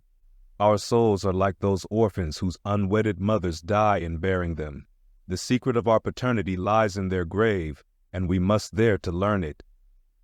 And that same day, too, gazing far down from his boat's side into that same golden sea, Starbuck lowly murmured, "Loveliness unfathomable, as ever lover saw in his young bride's eye. Tell me not of thy teeth-tiered sharks, and thy kidnapping cannibal ways. Let faith oust fact, let fancy oust memory. I look deep down and do believe." And Stubb, fish-like, with sparkling scales, leapt up in that same golden light. I am Stubb, and Stubb has his history, but here Stubb takes oaths that he has always been jolly. Speed up your reading and enhance your memory with Moby Dick by your side. Choose the tactile joy of a physical book or the convenience of Kindle and discover a deeper way to dive into this classic. Pairing the audiobook with the text takes your understanding and retention to the next level. Ready to transform your literary experience? Check the link in the description and pick the perfect format for you. With EchoTales Audiobooks, Moby Dick awaits. Dive deeper, read faster, remember more. Get your book now. Chapter 115, The Pequod Meets the Bachelor. And jolly enough were the sights and the sounds that came bearing down before the wind, some few weeks after Ahab's harpoon had been welded. It was a Nantucket ship, the Bachelor, which had just wedged in her last cask of oil and bolted down her bursting hatches, and now, in glad holiday apparel, was joyously, though somewhat vaingloriously, sailing round among the widely separated ships on the ground, previous to pointing her prow for home. The 3 men at her masthead wore long streamers of narrow red bunting at their hats. From the stern, a whaleboat was suspended, bottom down, and hanging captive from the bowsprit was seen the long lower jaw of the last whale they had slain. Signals, ensigns, and jacks of all colors were flying from her rigging on every side.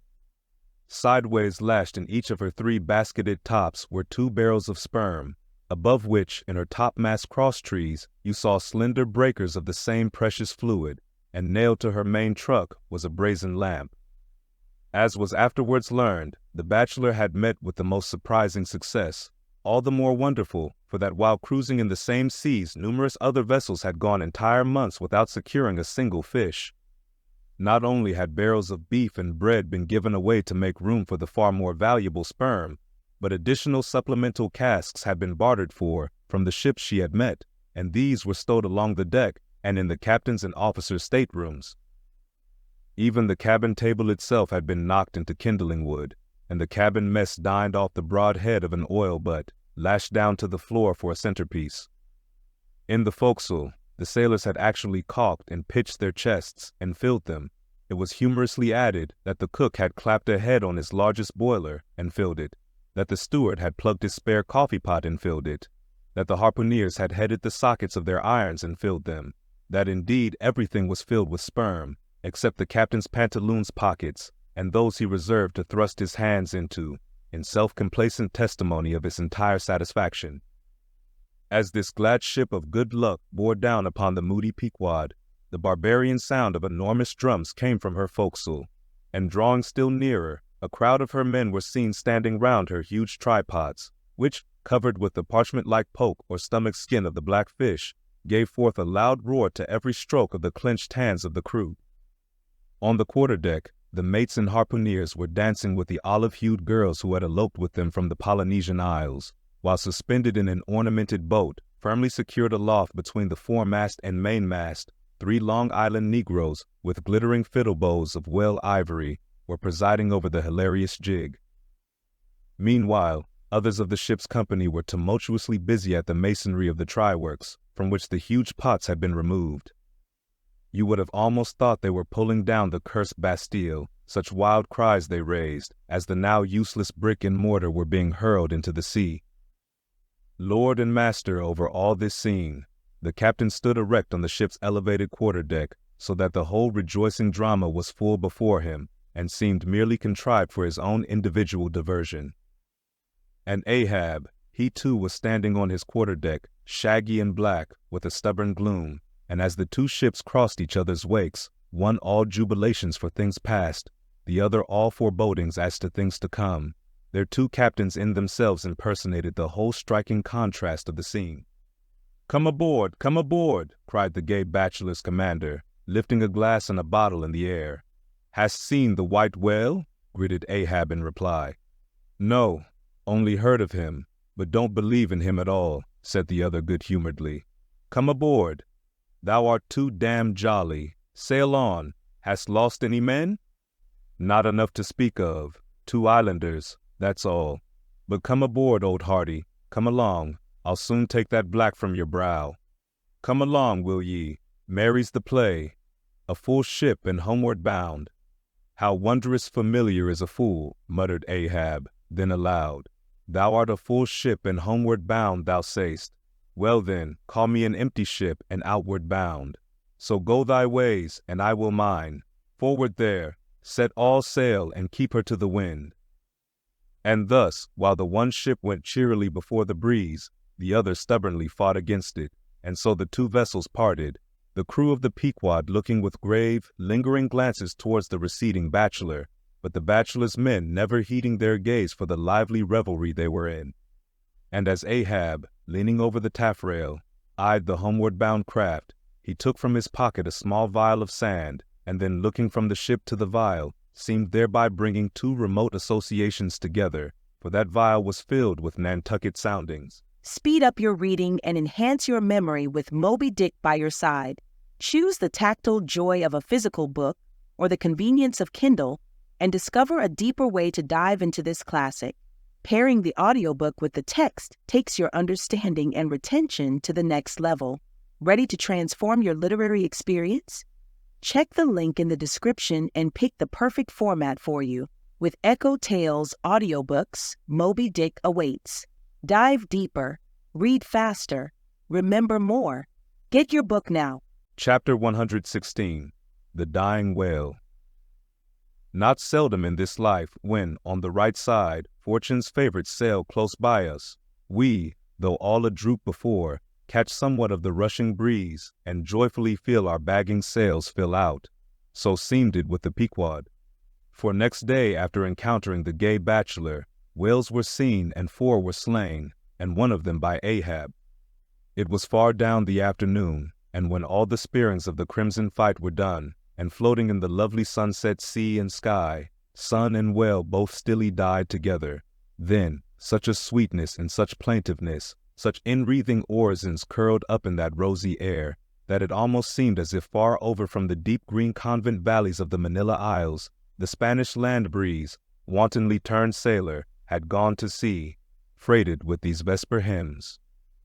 Soothed again, but only soothed to deeper gloom, Ahab, who had sterned off from the whale, sat intently watching his final wanings from the now tranquil boat.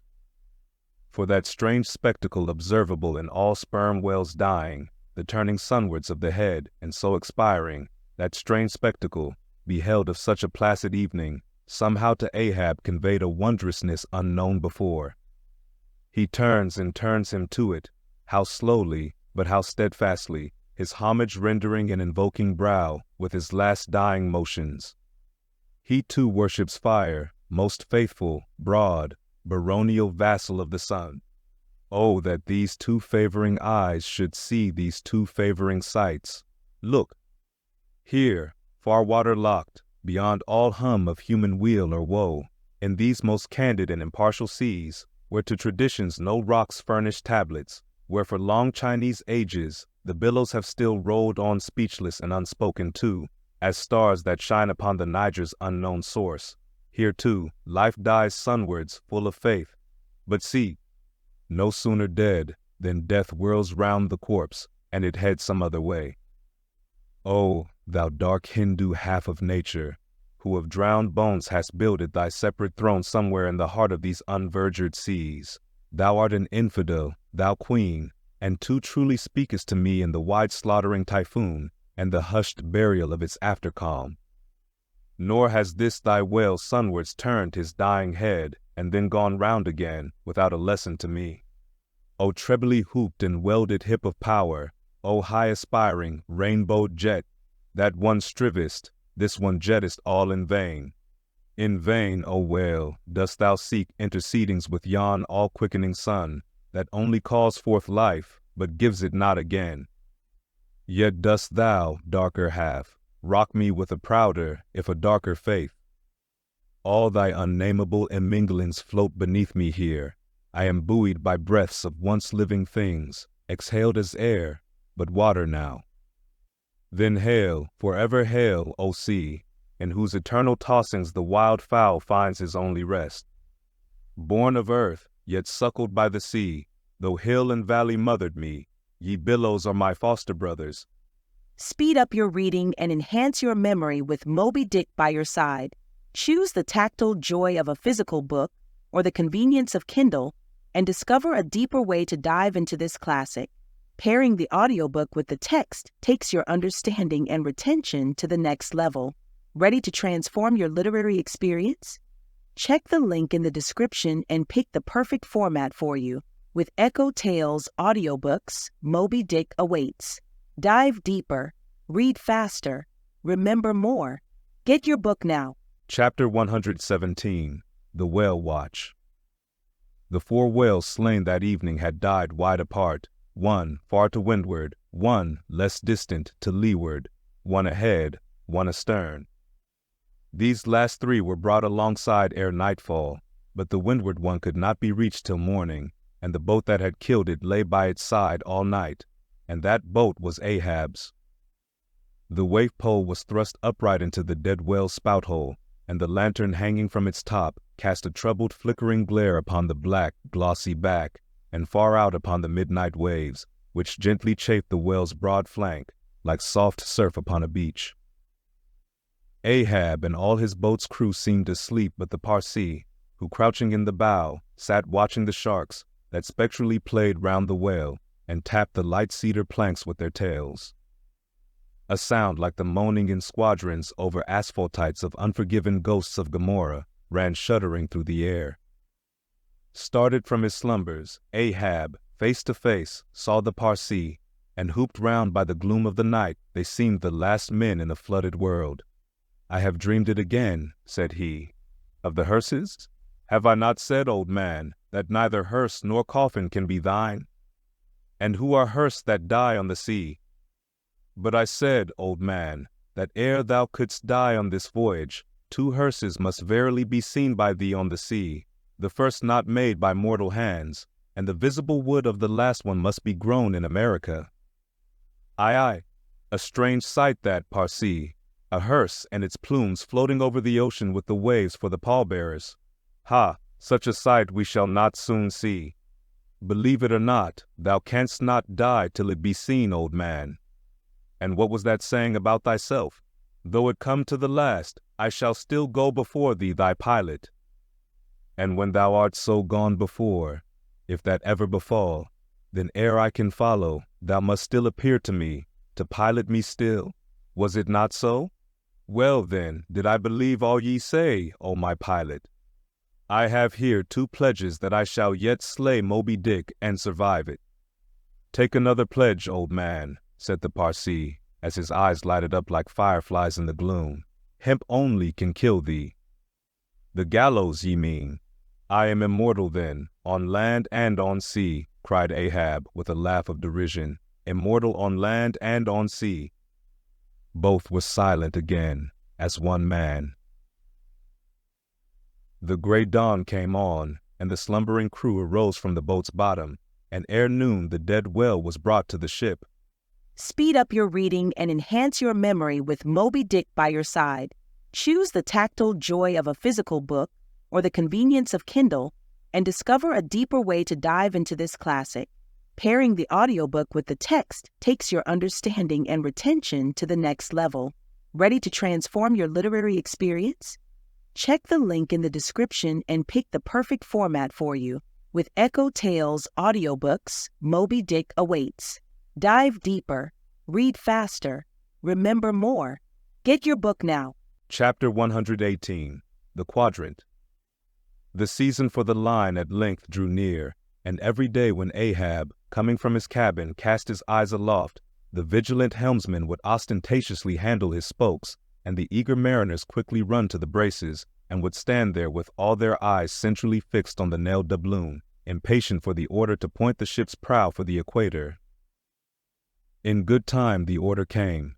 It was hard upon high noon, and Ahab, seated in the bows of his high-hoisted boat, was about taking his wonted daily observation of the sun to determine his latitude.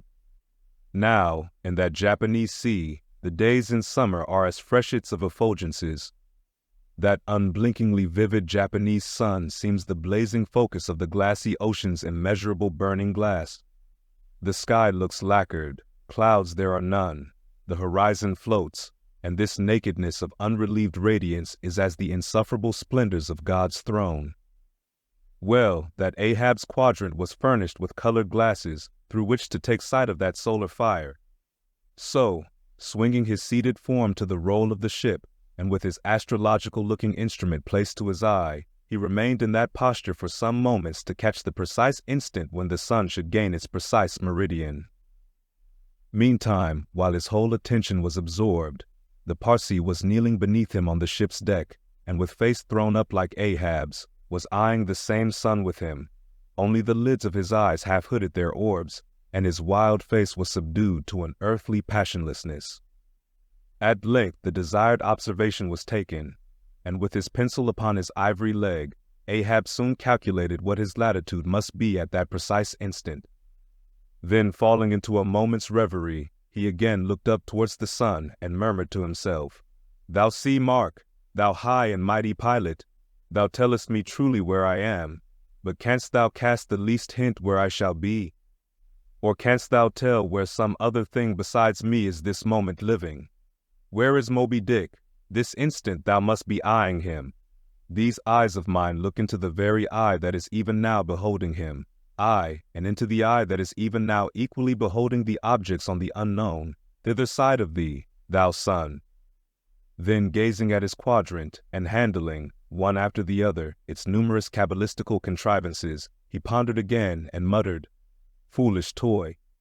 Baby's plaything of haughty admirals, and commodores, and captains, the world brags of thee, of thy cunning and might, but what after all canst thou do, but tell the poor pitiful point, where thou thyself happenest to be on this wide planet, and the hand that holds thee?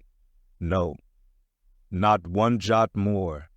Thou canst not tell where one drop of water or one grain of sand will be tomorrow noon, and yet with thy impotence thou insultest the sun. Science, curse thee, thou vain toy, and cursed be all the things that cast man's eyes aloft to that heaven, whose live vividness but scorches him, as these old eyes are even now scorched with thy light, O sun. Level by nature to this earth's horizon are the glances of man's eyes, not shot from the crown of his head, as if God had meant him to gaze on his firmament. Curse thee, thou quadrant, dashing it to the deck. No longer will I guide my earthly way by thee, the level ship's compass, and the level dead reckoning, by log and by line. These shall conduct me, and show me my place on the sea. I, lighting from the boat to the deck, thus I trample on thee, thou paltry thing that feebly pointest on high, thus I split and destroy thee." As the frantic old man thus spoke, and thus trampled with his live and dead feet, a sneering triumph that seemed meant for Ahab, and a fatalistic despair that seemed meant for himself, these passed over the mute, motionless Parsee's face. Unobserved, he rose and glided away, while, awestruck by the aspect of their commander, the seamen clustered together on the forecastle, till Ahab, troubledly pacing the deck, shouted out, "To the braces! Up helm! Square in!" In an instant the yard swung round, and as the ship half-wheeled upon her heel, her three firm-seated graceful masts, erectly poised upon her long, ribbed hull, seemed as the three Horatii pirouetting on one sufficient steed. Standing between the knight-heads, Starbuck watched the Pequod's tumultuous way, and Ahab's also, as he went lurching along the deck. I have sat before the dense coal fire and watched it all aglow, full of its tormented flaming life, and I have seen it wane at last, down, down to dumbest dust. Old man of oceans, of all this fiery life of thine, what will at length remain but one little heap of ashes? "Aye," cried Stubb, "but sea coal ashes. Mind ye that, Mr. Starbuck, sea coal, not your common charcoal." Well, well, I heard Ahab mutter, "Here someone thrust these cards into these old hands of mine, swears that I must play them, and no others. And damn me, Ahab, but thou actest right. Live in the game and die in it."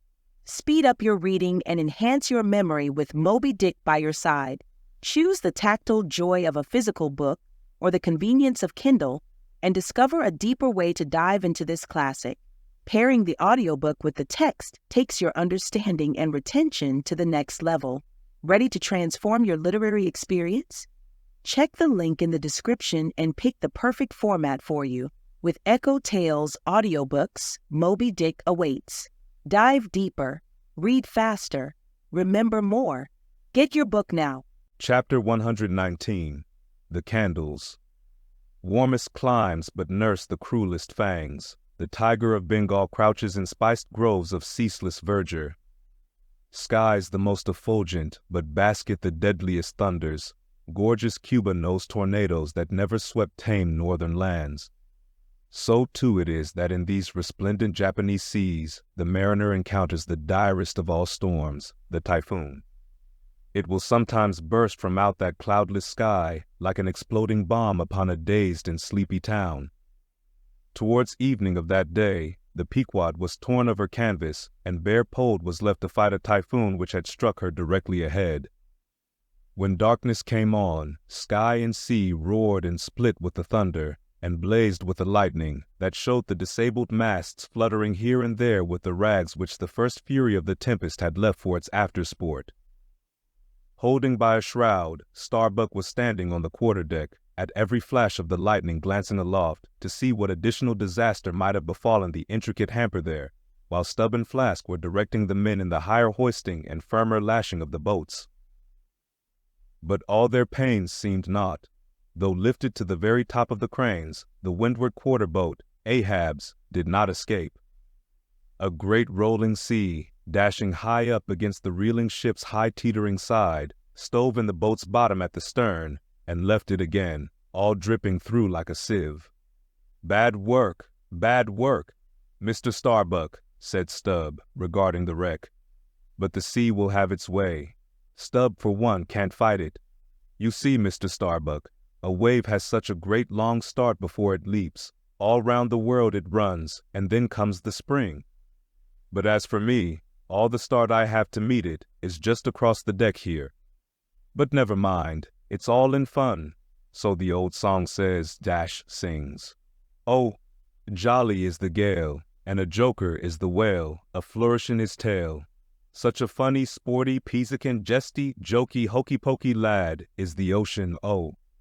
The scud all a-flyin', that's his flip only foamin', when he stirs in the spicin', such a funny, sporty, peaceant, jesty, jokey, hokey-pokey lad is the ocean, oh. Thunder splits the ships, but he only smacks his lips, a-tastin' of this flip. Such a funny, sporty, peaceant, jesty, jokey, hokey-pokey lad is the ocean, oh. Avast, Stubb, cried Starbuck, let the typhoon sing, and strike his harp here in our rigging, but if thou art a brave man, thou wilt hold thy peace. But I am not a brave man. Never said I was a brave man. I am a coward, and I sing to keep up my spirits. And I tell you what it is, Mr. Starbuck, there's no way to stop my singing in this world but to cut my throat. And when that's done, 10 to 1, I sing ye the doxology for a wind-up. Madman, look through my eyes if thou hast none of thine own. What? How can you see better of a dark night than anybody else, never mind how foolish? Here, cried Starbuck, seizing Stubb by the shoulder, and pointing his hand towards the weather bow. Markest thou not that the gale comes from the eastward, the very course Ahab is to run for Moby Dick?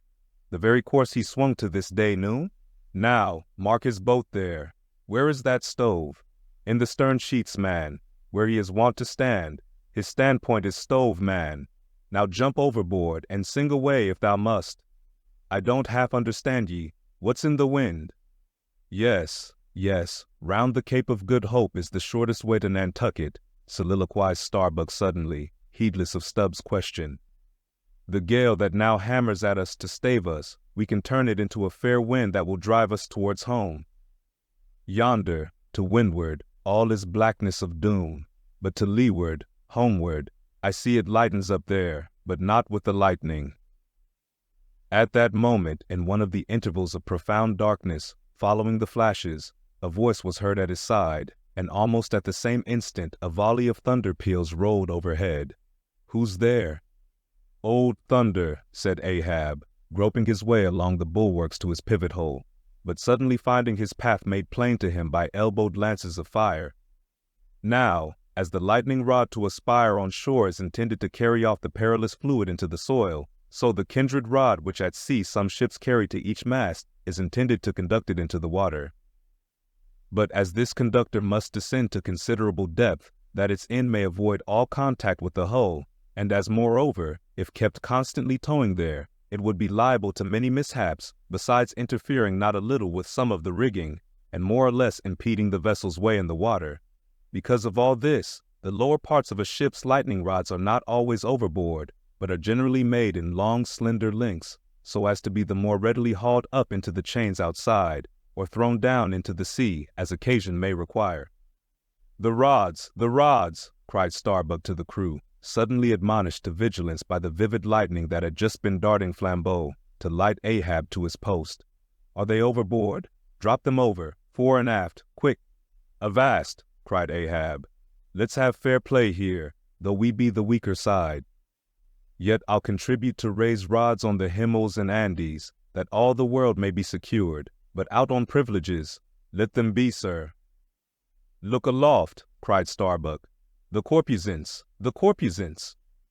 All the yardarms were tipped with a pallid fire, and touched at each tri-pointed lightning rod end with 3 tapering white flames. Each of the 3 tall masts was silently burning in that sulphurous air, like 3 gigantic wax tapers before an altar.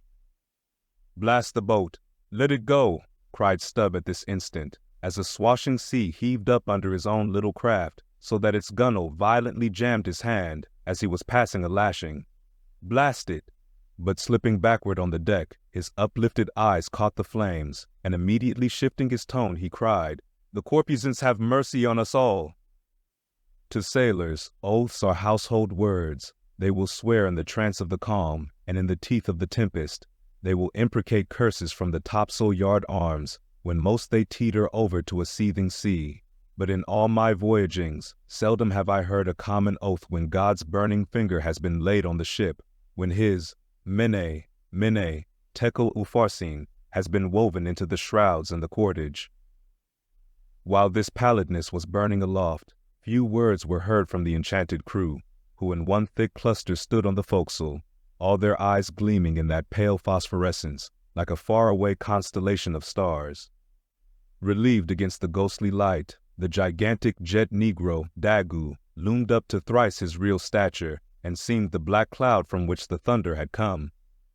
The parted mouth of Tashtigo revealed his shark white teeth, which strangely gleamed as if they too had been tipped by corpusants, while lit up by the preternatural light, Queequeg's tattooing burned like satanic blue flames on his body. The tableau all waned at last with the pallidness aloft, and once more the Pequod and every soul on her decks were wrapped in a pall. A moment or two passed, when Starbuck, going forward, pushed against someone. It was Stubb. "What thinkest thou now, man? I heard thy cry. It was not the same in the song." No, it wasn't. I said the corpusants have mercy on us all, and I hope they will still. But do they only have mercy on long faces? Have they no bowels for a laugh? And look ye, Mr. Starbuck, but it's too dark to look. Hear me then. I take that masthead flame we saw for a sign of good luck, for those masts are rooted in a hole that is going to be chock-a-block with sperm oil, do you see? And so, all that sperm will work up into the masts, like sap in a tree. Yes, our 3 masts will yet be as 3 spermaceti candles. That's the good promise we saw. At that moment, Starbuck caught sight of Stubb's face slowly beginning to glimmer into sight. Glancing upwards, he cried, "See! See!" And once more the high tapering flames were beheld with what seemed redoubled supernaturalness in their pallor. "The corpusants have mercy on us all!" cried Stubb again. At the base of the mainmast, full beneath the doubloon in the flame, the Parsee was kneeling in Ahab's front, but with his head bowed away from him, while nearby, from the arched and overhanging rigging, where they had just been engaged securing a spar, a number of the seamen, arrested by the glare, now cohered together, and hung pendulous, like a knot of numbed wasps from a drooping orchard twig. In various enchanted attitudes, like the standing, or stepping, or running skeletons in Herculaneum, others remained rooted to the deck, but all their eyes upcast. "Aye, aye, men," cried Ahab. "Look up at it, mark it well. The white flame but lights the way to the white whale. Hand me those mainmast links there. I would fain feel this pulse, and let mine beat against it. blood against fire, so. Then turning, the last link held fast in his left hand, he put his foot upon the Parsi, and with fixed upward eye and high-flung right arm, he stood erect before the lofty tri-pointed trinity of flames. O, thou clear spirit of clear fire, whom on these seas I as Persian once did worship, till in the sacramental acts so burned by thee, that to this hour I bear the scar. I now know thee, thou clear spirit, and I now know that thy right worship is defiance. To neither love nor reverence wilt thou be kind, and e'en for hate thou canst but kill, and all are killed. No fearless fool now fronts thee. I own thy speechless, placeless power, but to the last gasp of my earthquake life will dispute its unconditional, unintegral mastery in me. In the midst of the personified impersonal, a personality stands here. Though but a point at best, whensoe'er I came, wheresoe'er I go, yet while I earthly live, the queenly personality lives in me, and feels her royal rights. But war is pain, and hate is woe. Come in thy lowest form of love, and I will kneel and kiss thee, but at thy highest, come as mere supernal power, and though thou launchest navies of full-freighted worlds, there's that in here that still remains indifferent. O, thou clear spirit, of thy fire thou madest me, and like a true child of fire, I breathe it back to thee. Sudden, repeated flashes of lightning, the 9 flames leap lengthwise to thrice their previous height. Ahab, with the rest, closes his eyes, his right hand pressed hard upon them. I own thy speechless, placeless power. Said I not so? Nor was it wrung from me, nor do I now drop these links. Thou canst blind, but I can then grope. Thou canst consume, but I can then be ashes. Take the homage of these poor eyes and shudder hands. I would not take it. The lightning flashes through my skull, mine eyeballs ache and ache. My whole beaten brain seems as beheaded, and rolling on some stunning ground. Oh, yet blindfold, yet will I talk to thee. Light though thou be, thou leapest out of darkness, but I am darkness leaping out of light, leaping out of thee. The javelins cease. Open eyes, see or not. There burn the flames. O thou magnanimous, now I do glory in my genealogy. But thou art but my fiery father, my sweet mother, I know not. O cruel, what hast thou done with her? There lies my puzzle, but thine is greater. Thou knowest not how came ye, hence callest thyself unbegotten. Certainly knowest not thy beginning, hence callest thyself unbegun. I know that of me, which thou knowest not of thyself, O thou omnipotent. There is some unsuffusing thing beyond thee, thou clear spirit, to whom all thy eternity is but time, all thy creativeness mechanical. Through thee, thy flaming self, my scorched eyes do dimly see it. O thou foundling fire, thou hermit immemorial, thou too hast thy incommunicable riddle, thy unparticipated grief. Here again with haughty agony I read my sire. Leap, leap up, and lick the sky. I leap with thee, I burn with thee, would fain be welded with thee, defyingly I worship thee. The boat, cried Starbuck. Look at thy boat, old man. Ahab's harpoon, the one forged at Perth's fire, remained firmly lashed in its conspicuous crotch, so that it projected beyond his whaleboat's bow. But the sea that had stove its bottom had caused the loose leather sheath to drop off, and from the keen steel barb there now came a leveled flame of pale, forked fire. As the silent harpoon burned there like a serpent's tongue, Starbuck grasped Ahab by the arm. God is against thee, old man. Forbear, 'tis an ill voyage, ill begun, ill continued. Let me square the yards while we may, old man, and make a fair wind of it homewards, to go on a better voyage than this. Overhearing Starbuck, the panic-stricken crew instantly ran to the braces, though not a sail was left aloft. For the moment, all the aghast mate's thoughts seemed theirs. They raised a half-mutinous cry. But dashing the rattling lightning links to the deck, and snatching the burning harpoon, Ahab waved it like a torch among them, swearing to transfix with it the first sailor that but cast loose a rope's end.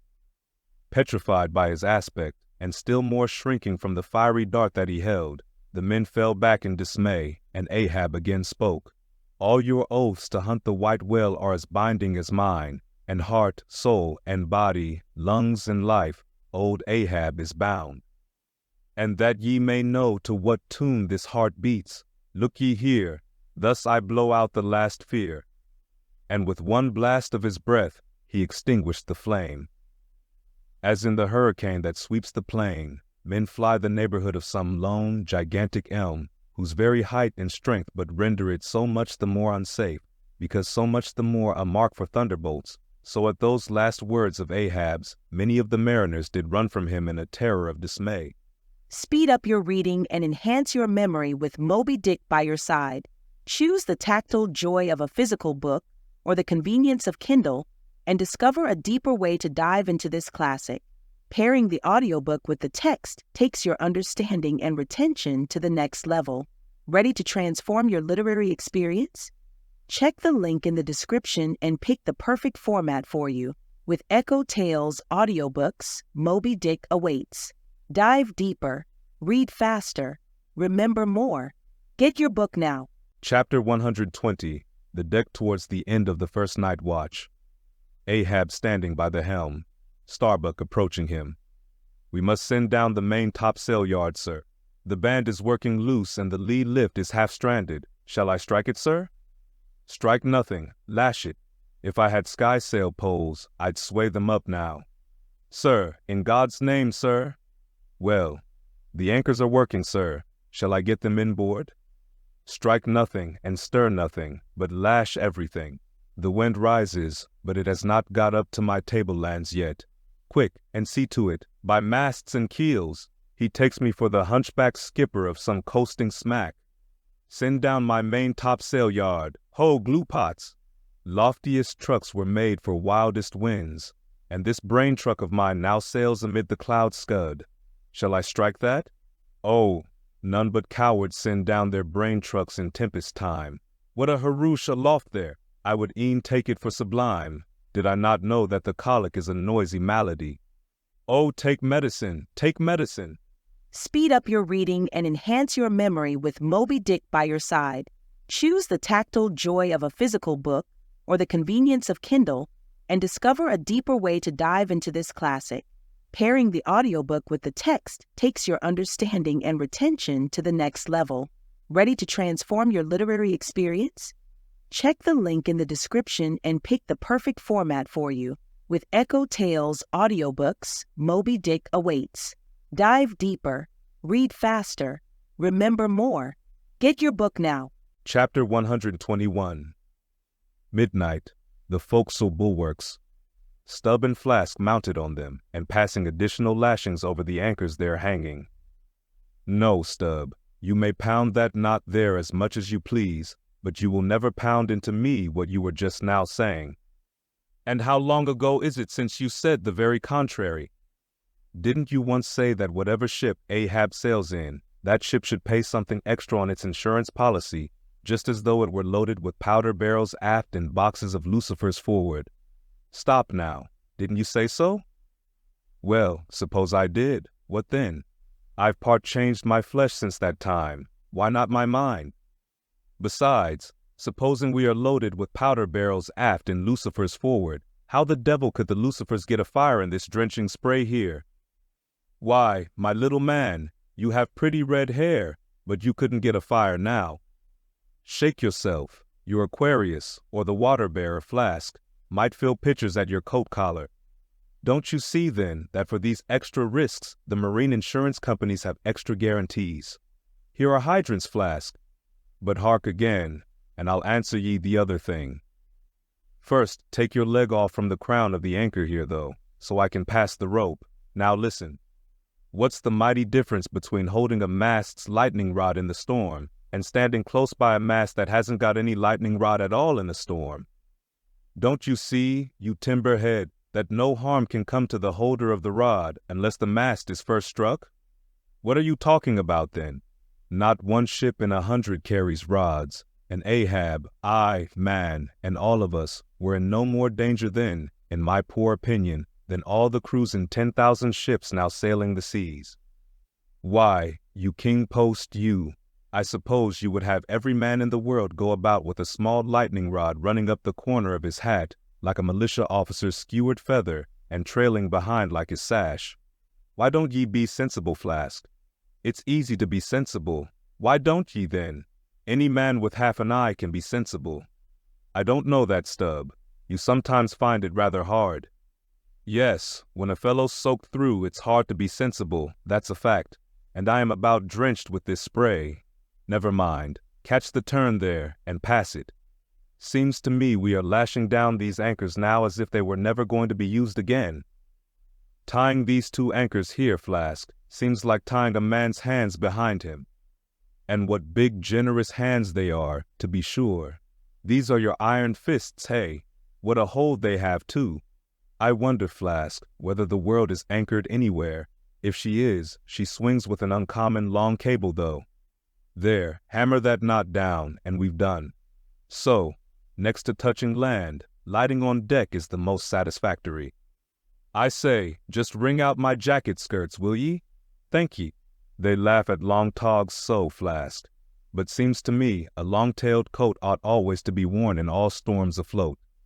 The tails tapering down that way serve to carry off the water, do you see? Same with cocked hats. The cocks form gable-end eave troughs, Flask. No more monkey jackets and tarpaulins for me. I must mount a swallowtail and drive down a beaver so. Halloa, phew, there goes my tarpaulin overboard.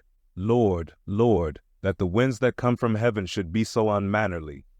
This is a nasty night, lad. Speed up your reading and enhance your memory with Moby Dick by your side.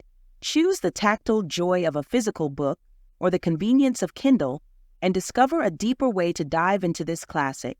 Pairing the audiobook with the text takes your understanding and retention to the next level.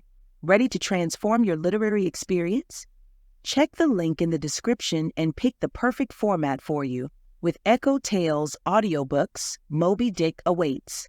Dive deeper, read faster, remember more. Get your book now. Chapter 122. Midnight Aloft. Thunder and lightning. The main topsail yard. Tashtigo passing new lashings around it. Stop that thunder. Plenty too much thunder up here. What's the use of thunder? We don't want thunder. We want rum. Give us a glass of rum. Speed up your reading and enhance your memory with Moby Dick by your side.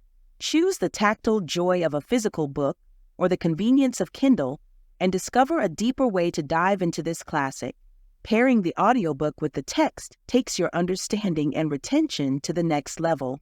Ready to transform your literary experience? Check the link in the description and pick the perfect format for you. With EchoTales Audiobooks, Moby Dick awaits. Dive deeper, read faster, remember more. Get your book now. Chapter 123. The Musket.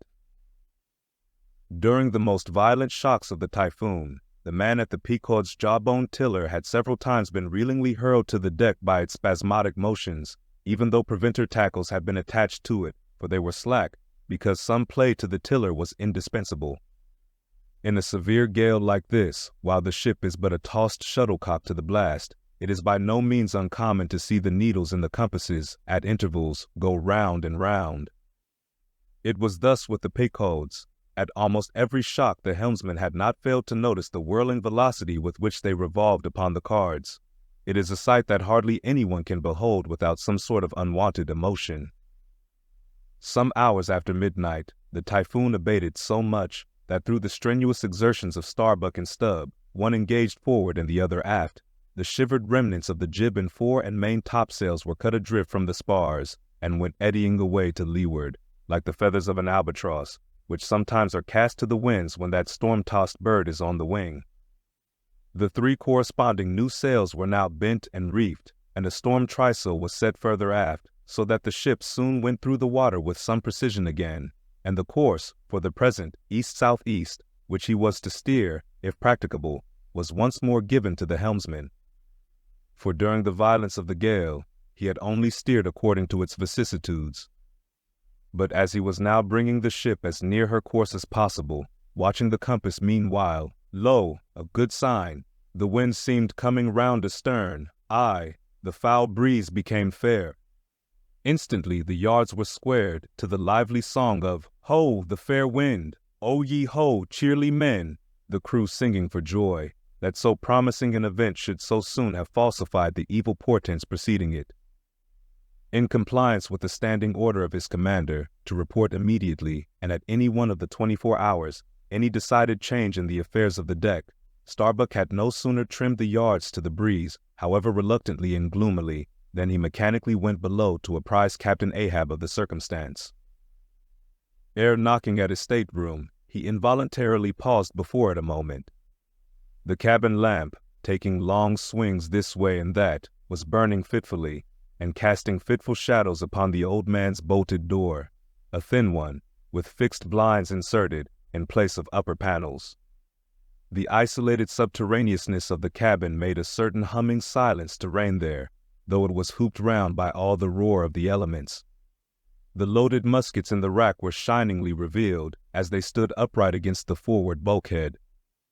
Starbuck was an honest, upright man, but out of Starbuck's heart, at that instant when he saw the muskets, there strangely evolved an evil thought, but so blent with its neutral or good accompaniments that for the instant he hardly knew it for itself. "He would have shot me once," he murmured. "Yes, there's the very musket that he pointed at me, that one with the studded stock. Let me touch it, lift it. Strange that I, who have handled so many deadly lances, strange that I should shake so now. Loaded, I must see. Aye, and powder in the pan. That's not good. Best spill it? Wait, I'll cure myself of this. I'll hold the musket boldly while I think. I come to report a fair wind to him. But how fair? Fair for death and doom. That's fair for Moby Dick. It's a fair wind that's only fair for that accursed fish. The very tube he pointed at me. The very one. This one. I hold it here. He would have killed me with the very thing I handle now. Aye, and he would fain kill all his crew. Does he not say he will not strike his spars to any gale? Has he not dashed his heavenly quadrant? And in these same perilous seas, gropes he not his way by mere dead reckoning of the error-abounding log? And in this very typhoon, did he not swear that he would have no lightning rods? But shall this crazed old man be tamely suffered to drag a whole ship's company down to doom with him? Yes, it would make him the willful murderer of 30 men and more, if this ship come to any deadly harm, and come to deadly harm, my soul swears this ship will, if Ahab have his way. If, then, he were this instant put aside, that crime would not be his. Ha, is he muttering in his sleep?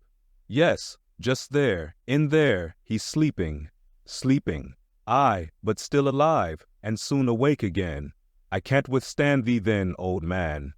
Not reasoning, not remonstrance, not entreaty wilt thou hearken to. All this thou scornest. Flat obedience to thy own flat commands. This is all thou breathest. Aye, and say'st the men have vowed thy vow, say'st all of us are Ahabs. Great God forbid, but is there no other way, no lawful way? Make him a prisoner to be taken home. What? Hope to wrest this old man's living power from his own living hands. Only a fool would try it. Say he were pinioned even, knotted all over with ropes and hawsers, chained down to ring bolts on this cabin floor, he would be more hideous than a caged tiger then. I could not endure the sight, could not possibly fly his howlings. All comfort, sleep itself, inestimable reason would leave me on the long, intolerable voyage. What, then, remains? The land is hundreds of leagues away, and locked Japan the nearest. I stand alone here upon an open sea, with 2 oceans and a whole continent between me and law. Aye, 'tis so. Is heaven a murderer when its lightning strikes a would-be murderer in his bed, tendering sheets and skin together? And would I be a murderer then, if, and slowly, stealthily, and half sideways looking, he placed the loaded musket's end against the door? On this level, Ahab's hammock swings within, his head this way. A touch, and Starbuck may survive to hug his wife and child again. Oh, Mary, Mary, boy, boy, boy. But if I wake thee not to death, old man, who can tell to what unsounded deep Starbuck's body this day weak may sink, with all the crew? Great God, where art thou? Shall I? The wind has gone down and shifted, sir. The fore and main topsails are reefed and set. She heads her course. Stern all, O Moby Dick, I clutch thy heart at last. Such were the sounds that now came hurtling from out the old man's tormented sleep, as if Starbuck's voice had caused the long dumb dream to speak.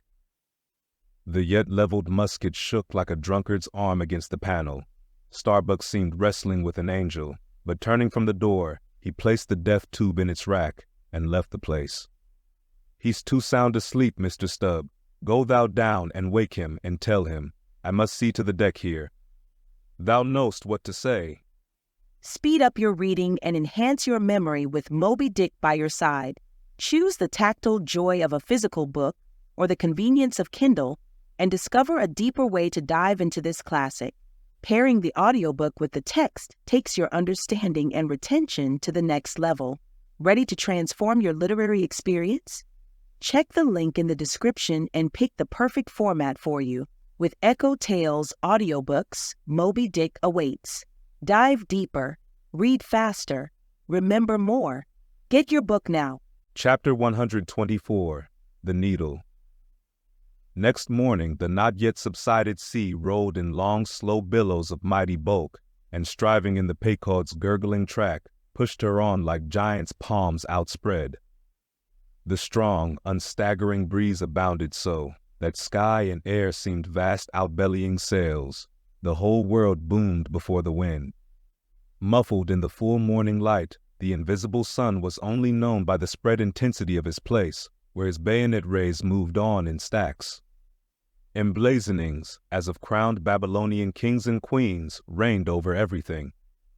The sea was as a crucible of molten gold, that bubblingly leaps with light and heat.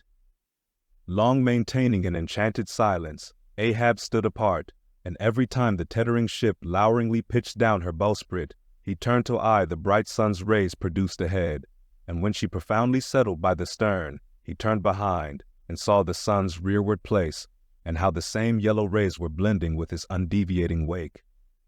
Ha, ha, my ship, thou mightest well be taken now for the sea chariot of the sun. Ho, ho, all ye nations, before my prow, I bring the sun to ye. Yoke on the further billows, hallo, a tandem, I drive the sea. But suddenly reined back by some counterthought, he hurried towards the helm, huskily demanding how the ship was heading. East Sioux east, sir, said the frightened steersman. Thou liest, smiting him with his clenched fist. Heading east at this hour in the morning, and the sun astern. Upon this every soul was confounded, for the phenomenon just then observed by Ahab had unaccountably escaped everyone else, but its very blinding palpableness must have been the cause. Thrusting his head halfway into the binnacle, Ahab caught one glimpse of the compasses. His uplifted arm slowly fell. For a moment he almost seemed to stagger. Standing behind him, Starbuck looked, and lo, the two compasses pointed east, and the Pequod was as infallibly going west. But ere the first wild alarm could get out abroad among the crew, the old man with a rigid laugh exclaimed, I have it. It has happened before.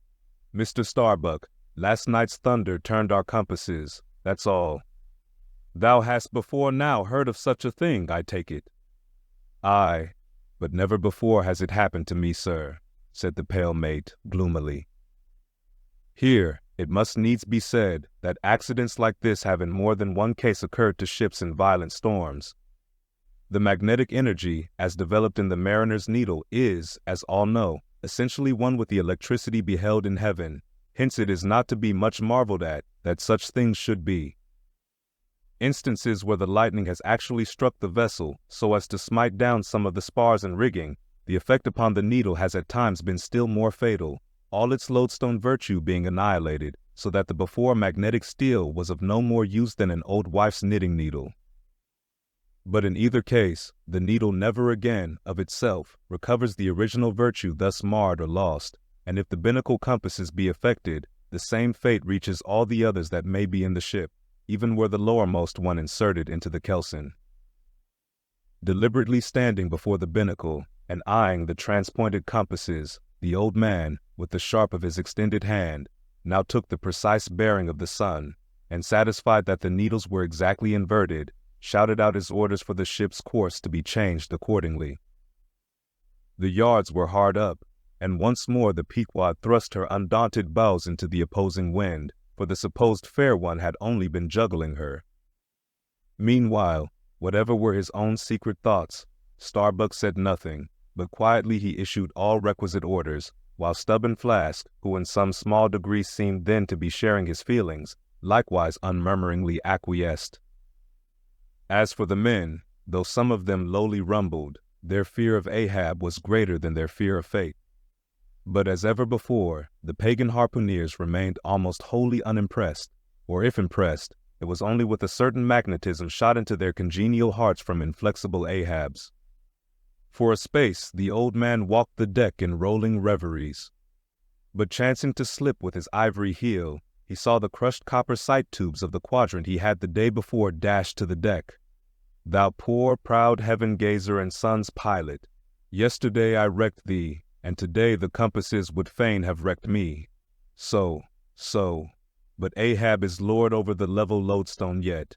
Mr. Starbuck, a lance without a pole, a top-maul, and the smallest of the sailmaker's needles, quick, accessory perhaps to the impulse dictating the thing he was now about to do, were certain prudential motives whose object might have been to revive the spirits of his crew by a stroke of his subtle skill in a matter so wondrous as that of the inverted compasses.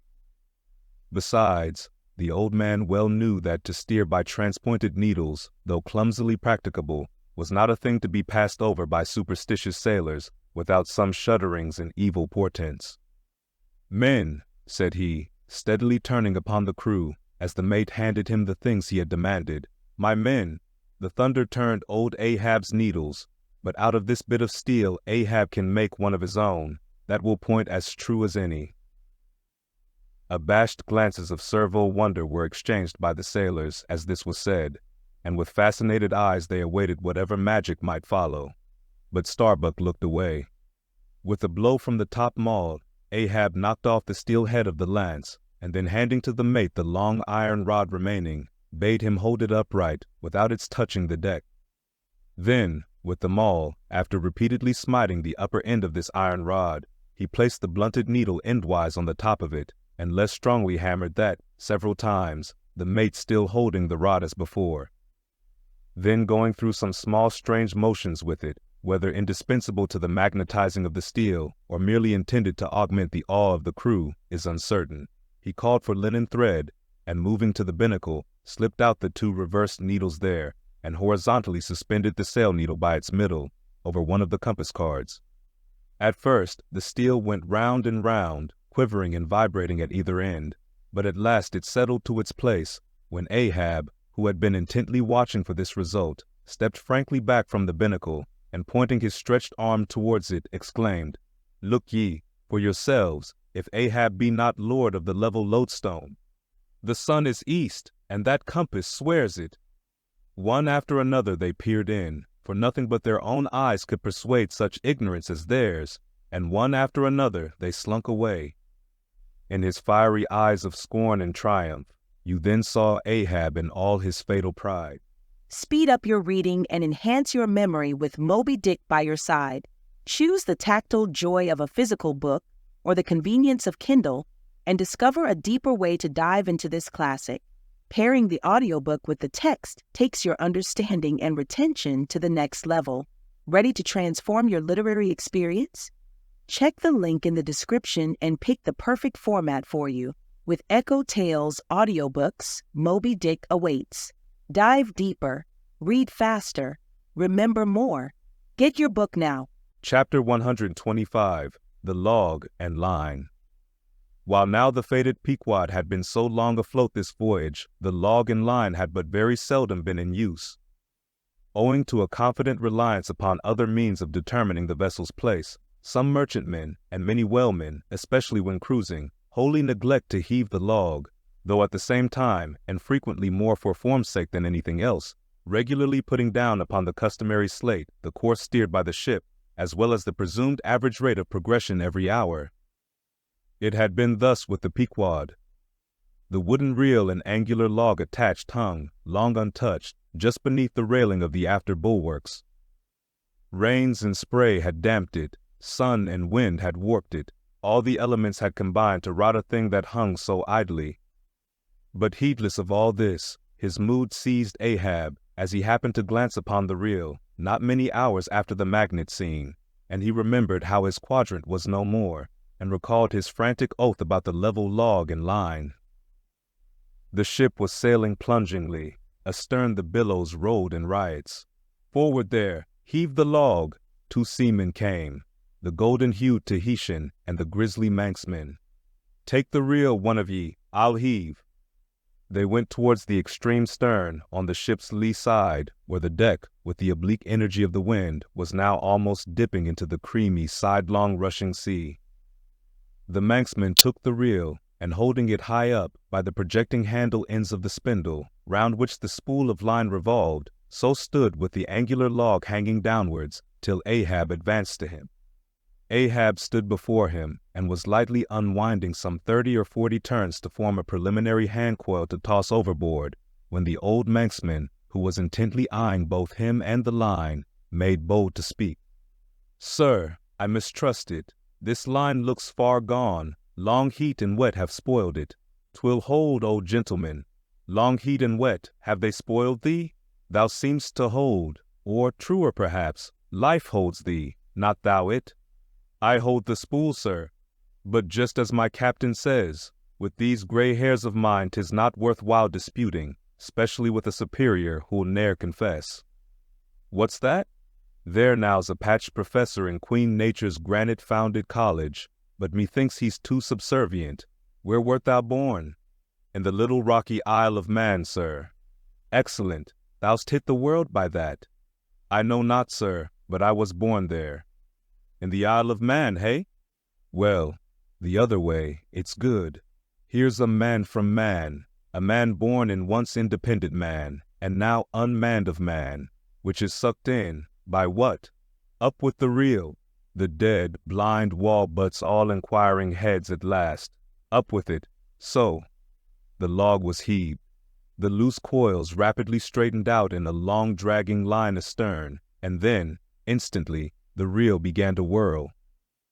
In turn, jerkingly raised and lowered by the rolling billows, the towing resistance of the log caused the old reelman to stagger strangely. "Hold hard!" Snap!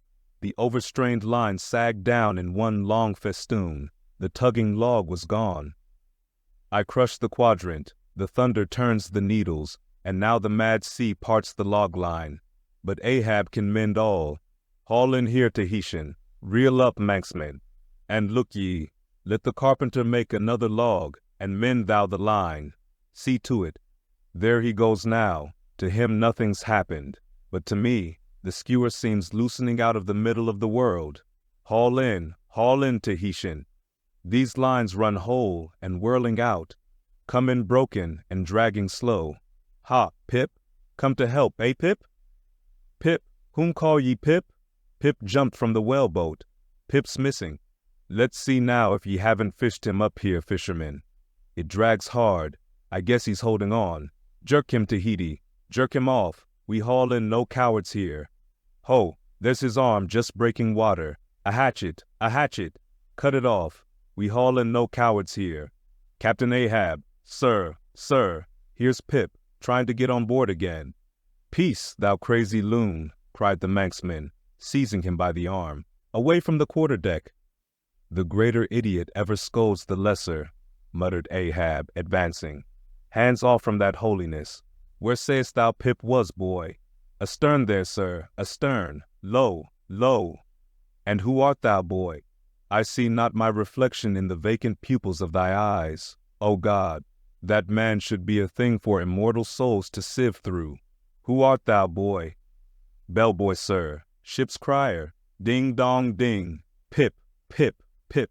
100 pounds of clay reward for Pip. 5 feet high. Looks cowardly. quickest known by that. Ding dong ding, who's seen Pip the coward? There can be no hearts above the snow line. O ye frozen heavens, look down here. Ye did beget this luckless child, and have abandoned him, ye creative libertines. Here, boy, Ahab's cabin shall be Pip's home henceforth, while Ahab lives. Thou touchest my inmost center, boy. Thou art tied to me by cords woven of my heartstrings. Come, let's down. What's this? Here's velvet sharkskin, intently gazing at Ahab's hand and feeling it. Ah, now, had poor Pip but felt so kind a thing as this, perhaps he had ne'er been lost. This seems to me, sir, as a man-rope, something that weak souls may hold by. Oh, sir, let old Perth now come and rivet these two hands together, the black one with the white, for I will not let this go. Oh, boy, nor will I thee, unless I should thereby drag thee to worse horrors than are here. Come then to my cabin. Lo, ye believers in God's all goodness, and in man all ill, lo you.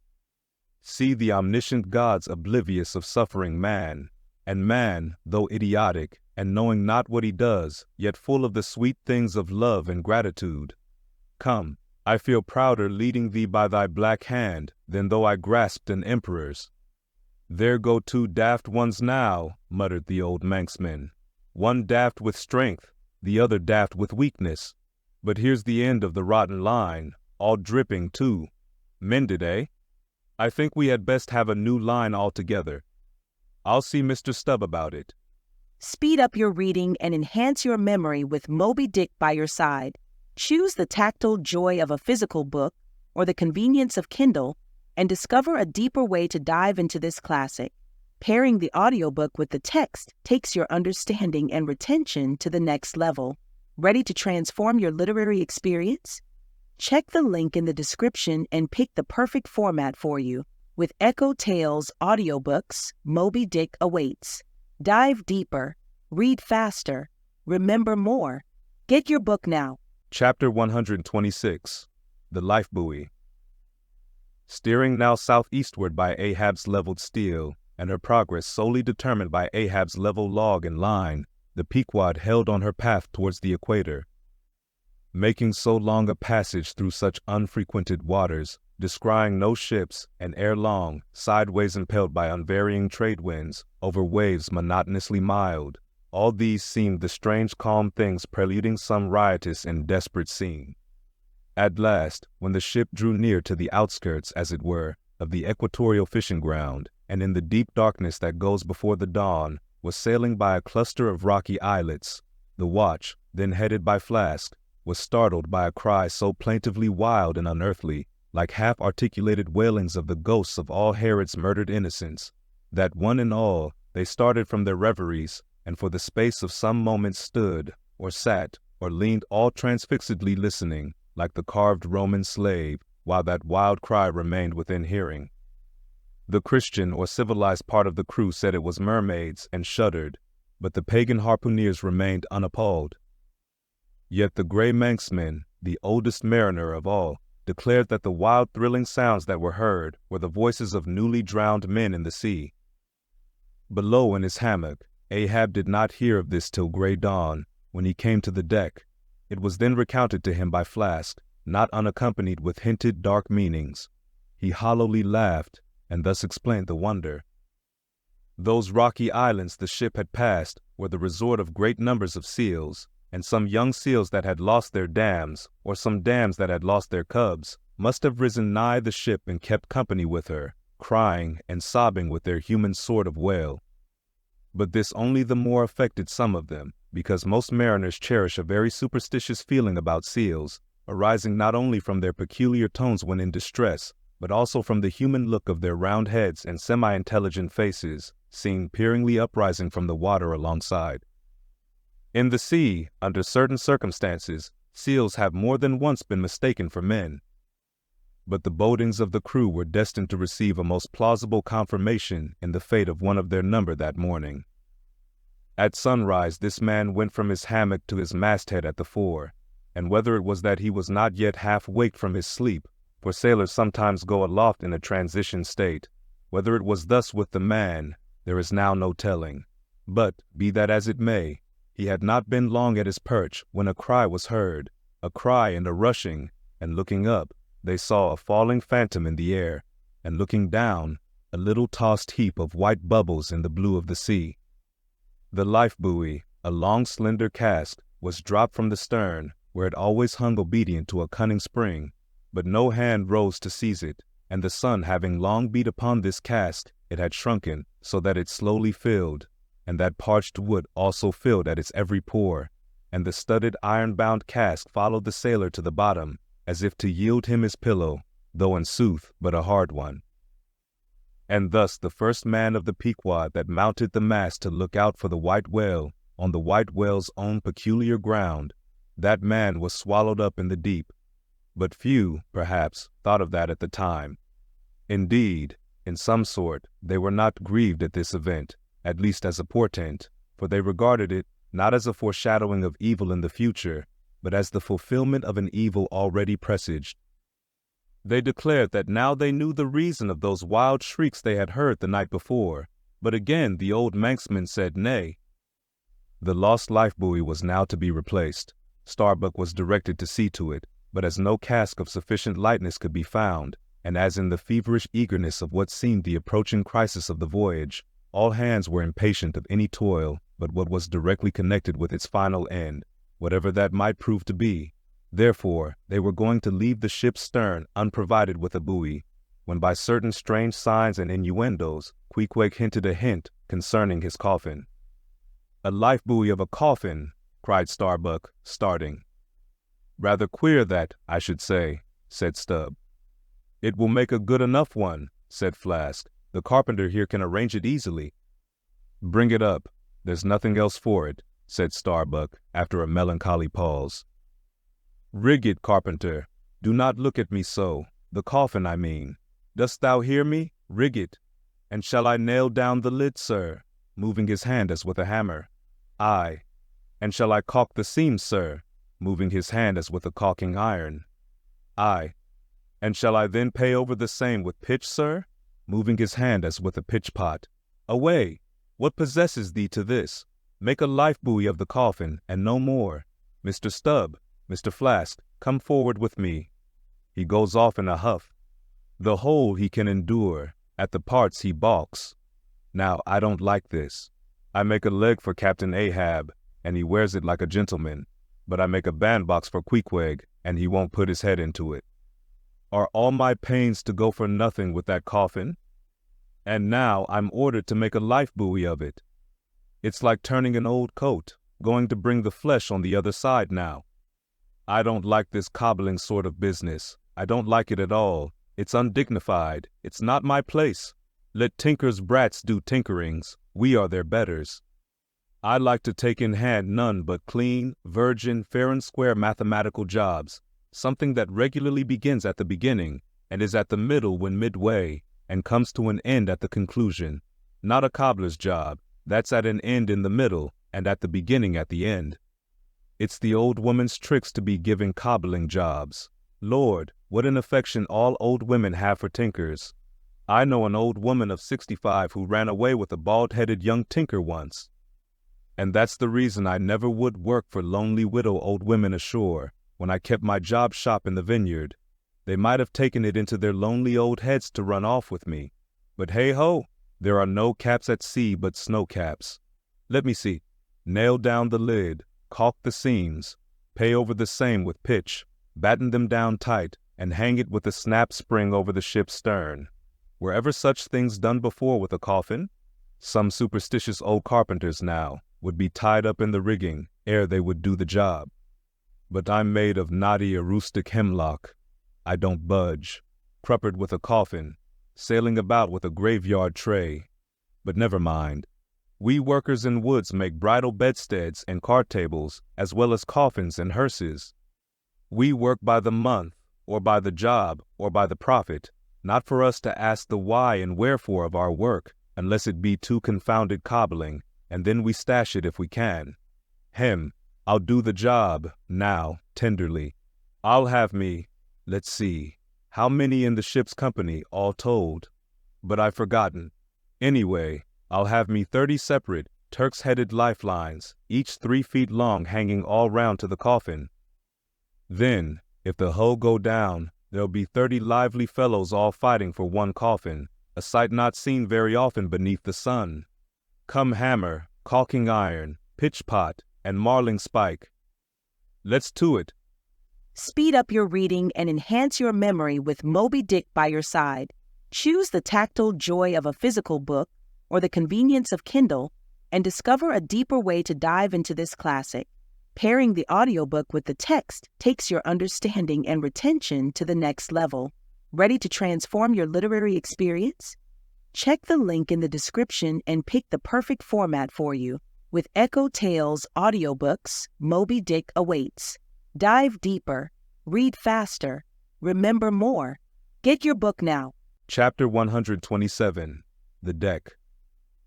The coffin laid upon 2 line tubs, between the vice bench and the open hatchway, the carpenter caulking its seams, the string of twisted oakum slowly unwinding from a large roll of it placed in the bosom of his frock. Ahab comes slowly from the cabin gangway, and here's Pip following him. Back, lad, I will be with ye again presently. He goes. Not this hand complies with my humor more genially than that boy. Middle aisle of a church. What's here? Life buoy, sir. Mr. Starbuck's orders. Oh, look, sir. Beware the hatchway. Thank ye, man. Thy coffin lies handy to the vault. Sir? The hatchway. Oh, so it does, sir. So it does. Art not thou the leg maker? Look, did not this stump come from thy shop? I believe it did, sir. Does the ferrule stand, sir? Well enough, but art thou not also the undertaker? Aye, sir. I patched up this thing here as a coffin for Pequod, but they've set me now to turning it into something else. Then tell me, art thou not an errant, all-grasping, intermeddling, monopolizing, heathenish old scamp, to be one day making legs and the next day coffins to clap them in, and yet again life buoys out of those same coffins? Thou art as unprincipled as the gods, and as much of a jack of all trades. But I do not mean anything, sir. I do as I do. The gods again. Hark ye, dost thou not ever sing working about a coffin? The Titans, they say, hummed snatches when chipping out the craters for volcanoes, and the gravedigger in the play sings, spade in hand. Dost thou never? Sing, sir? Do I sing? Oh, I'm indifferent enough, sir, for that. But the reason why the gravedigger made music must have been because there was none in his spade, sir. But the caulking mallet is full of it. Hark to it. Aye, and that's because the lid there's a sounding board, and what in all things makes the sounding board is this, there's naught beneath. And yet, a coffin with a body in it rings pretty much the same, carpenter. Hast thou ever helped carry a bier, and heard the coffin knock against the churchyard gate going in? Faith, sir, faith? What's that? Why, faith, sir, it's only a sort of exclamation like, that's all, sir. Go on. I was about to say, sir, that, art thou a silkworm? Dost thou spin thy own shroud out of thyself? Look at thy bosom, dispatch, and get these traps out of sight. He goes aft. That was sudden now, but squalls come sudden in hot latitudes. I've heard that the Isle of Albemarle, one of the Galapagos, is cut by the equator right in the middle. Seems to me some sort of equator cuts yon old man, too, right in his middle. He's always under the line, fiery hot, I tell ye. He's looking this way. Come, Oakum, quick. Here we go again. This wooden mallet is the cork, and I'm the professor of musical glasses. Tap, tap, Ahab to himself. There's a sight, there's a sound. The gray-headed woodpecker tapping the hollow tree. Blind and dumb might well be envied now. See, that thing rests on 2 line tubs, full of tow lines. A most malicious wag, that fellow. Rat-tat. So man's seconds tick. Oh, how immaterial are all materials. What things real are there but imponderable thoughts? Here now's the very dreaded symbol of grim death, by a mere hap, made the expressive sign of the help and hope of most endangered life. A life buoy of a coffin. Does it go further? Can it be that in some spiritual sense the coffin is, after all, but an immortality preserver? I'll think of that, but no. So far gone am I in the dark side of earth, that its other side, the theoretic bright one, seems but uncertain twilight to me. Will ye never have done, carpenter, with that accursed sound? I go below. Let me not see that thing here when I return again. Now then, Pip, we'll talk this over. I do suck most wondrous philosophies from thee. Some unknown conduits from the unknown worlds must empty into thee. Speed up your reading and enhance your memory with Moby Dick by your side. Choose the tactile joy of a physical book or the convenience of Kindle and discover a deeper way to dive into this classic. Pairing the audiobook with the text takes your understanding and retention to the next level. Ready to transform your literary experience? Check the link in the description and pick the perfect format for you. With EchoTales Audiobooks, Moby Dick awaits. Dive deeper, read faster, remember more. Get your book now. Chapter 128. The Pequod Meets the Rachel. Next day, a large ship, the Rachel, was descried, bearing directly down upon the Pequod, all her spars thickly clustering with men. At the time the Pequod was making good speed through the water, but as the broad-winged windward stranger shot nigh to her, the boastful sails all fell together as blank bladders that are burst, and all life fled from the smitten hull. Bad news, she brings bad news, muttered the old Manxman. But ere her commander, who, with trumpet to mouth, stood up in his boat, ere he could hopefully hail, Ahab's voice was heard. Hast seen the white whale? Aye, yesterday. Have ye seen a whaleboat adrift?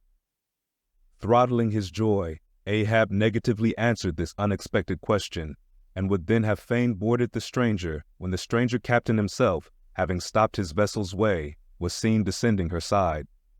A few keen pulls, and his boat hook soon clinched the Pequod's main chains, and he sprang to the deck. Immediately he was recognized by Ahab for a Nantucketer he knew, but no formal salutation was exchanged. Where was he? Not killed, not killed, cried Ahab, closely advancing. How was it? It seemed that somewhat late on the afternoon of the day previous, while 3 of the stranger's boats were engaged with a shoal of whales, which had led them some 4 or 5 miles from the ship, and while they were yet in swift chase to windward, the white hump and head of Moby Dick had suddenly loomed up out of the water, not very far to leeward, whereupon the 4th brig boat, a reserved one, had been instantly lowered in chase. After a keen sail before the wind, this 4th boat, the swiftest keeled of all, seemed to have succeeded in fastening, at least, as well as the man at the masthead could tell anything about it. In the distance he saw the diminished, dotted boat, and then a swift gleam of bubbling white water, and after that nothing more, whence it was concluded that the stricken whale must have indefinitely run away with his pursuers, as often happens. There was some apprehension, but no positive alarm as yet. The recall signals were placed in the rigging, darkness came on, and forced to pick up her 3 far to windward boats, ere going in quest of the 4th one in the precisely opposite direction. The ship had not only been necessitated to leave that boat to its fate till near midnight, but, for the time, to increase her distance from it. But the rest of her crew being at last safe aboard, she crowded all sail, stunsail on stunsail, after the missing boat, kindling a fire in her trypots for a beacon, and every other man aloft on the lookout. But though when she had thus sailed a sufficient distance to gain the presumed place of the absent ones when last seen, though she then paused to lower her spare boats to pull all around her, and not finding anything, had again dashed on, again paused, and lowered her boats, and though she had thus continued doing till daylight, yet not the least glimpse of the missing keel had been seen. The story told, the stranger captain immediately went on to reveal his object in boarding the Pequod. He desired that ship to unite with his own in the search, by sailing over the sea some 4 or 5 miles apart, on parallel lines, and so sweeping a double horizon as it were. I will wager something now, whispered Stubb to Flask, that someone in that missing boat wore off that captain's best coat, mayhap his watch, he's so cursed anxious to get it back. Who ever heard of two pious whale ships cruising after one missing whaleboat in the height of the whaling season? See, Flask, only see how pale he looks, pale in the very buttons of his eyes. Look, it wasn't the coat, it must have been the— My boy, my own boy is among them. For God's sake, I beg, I conjure. Here exclaimed the stranger captain to Ahab, who thus far had but icily received his petition. For 48 hours let me charter your ship. I will gladly pay for it, and roundly pay for it, if there be no other way, for 48 hours only that. You must, oh, you must, and you shall do this thing. His son, cried Stubb. Oh, it's his son he's lost. I take back the coat and watch. What says Ahab? We must save that boy. He's drowned with the rest on him last night, said the old Manx sailor standing behind them. I heard, all of ye heard their spirits. Now, as it shortly turned out, what made this incident of the Rachels the more melancholy was the circumstance that not only was one of the captain's sons among the number of the missing boat's crew, but among the number of the other boat's crews at the same time, but on the other hand, separated from the ship during the dark vicissitudes of the chase, there had been still another son, as that for a time the wretched father was plunged to the bottom of the cruelest perplexity, which was only solved for him by his chief mate's instinctively adopting the ordinary procedure of a whale ship in such emergencies, that is, when placed between jeopardized but divided boats, always to pick up the majority first.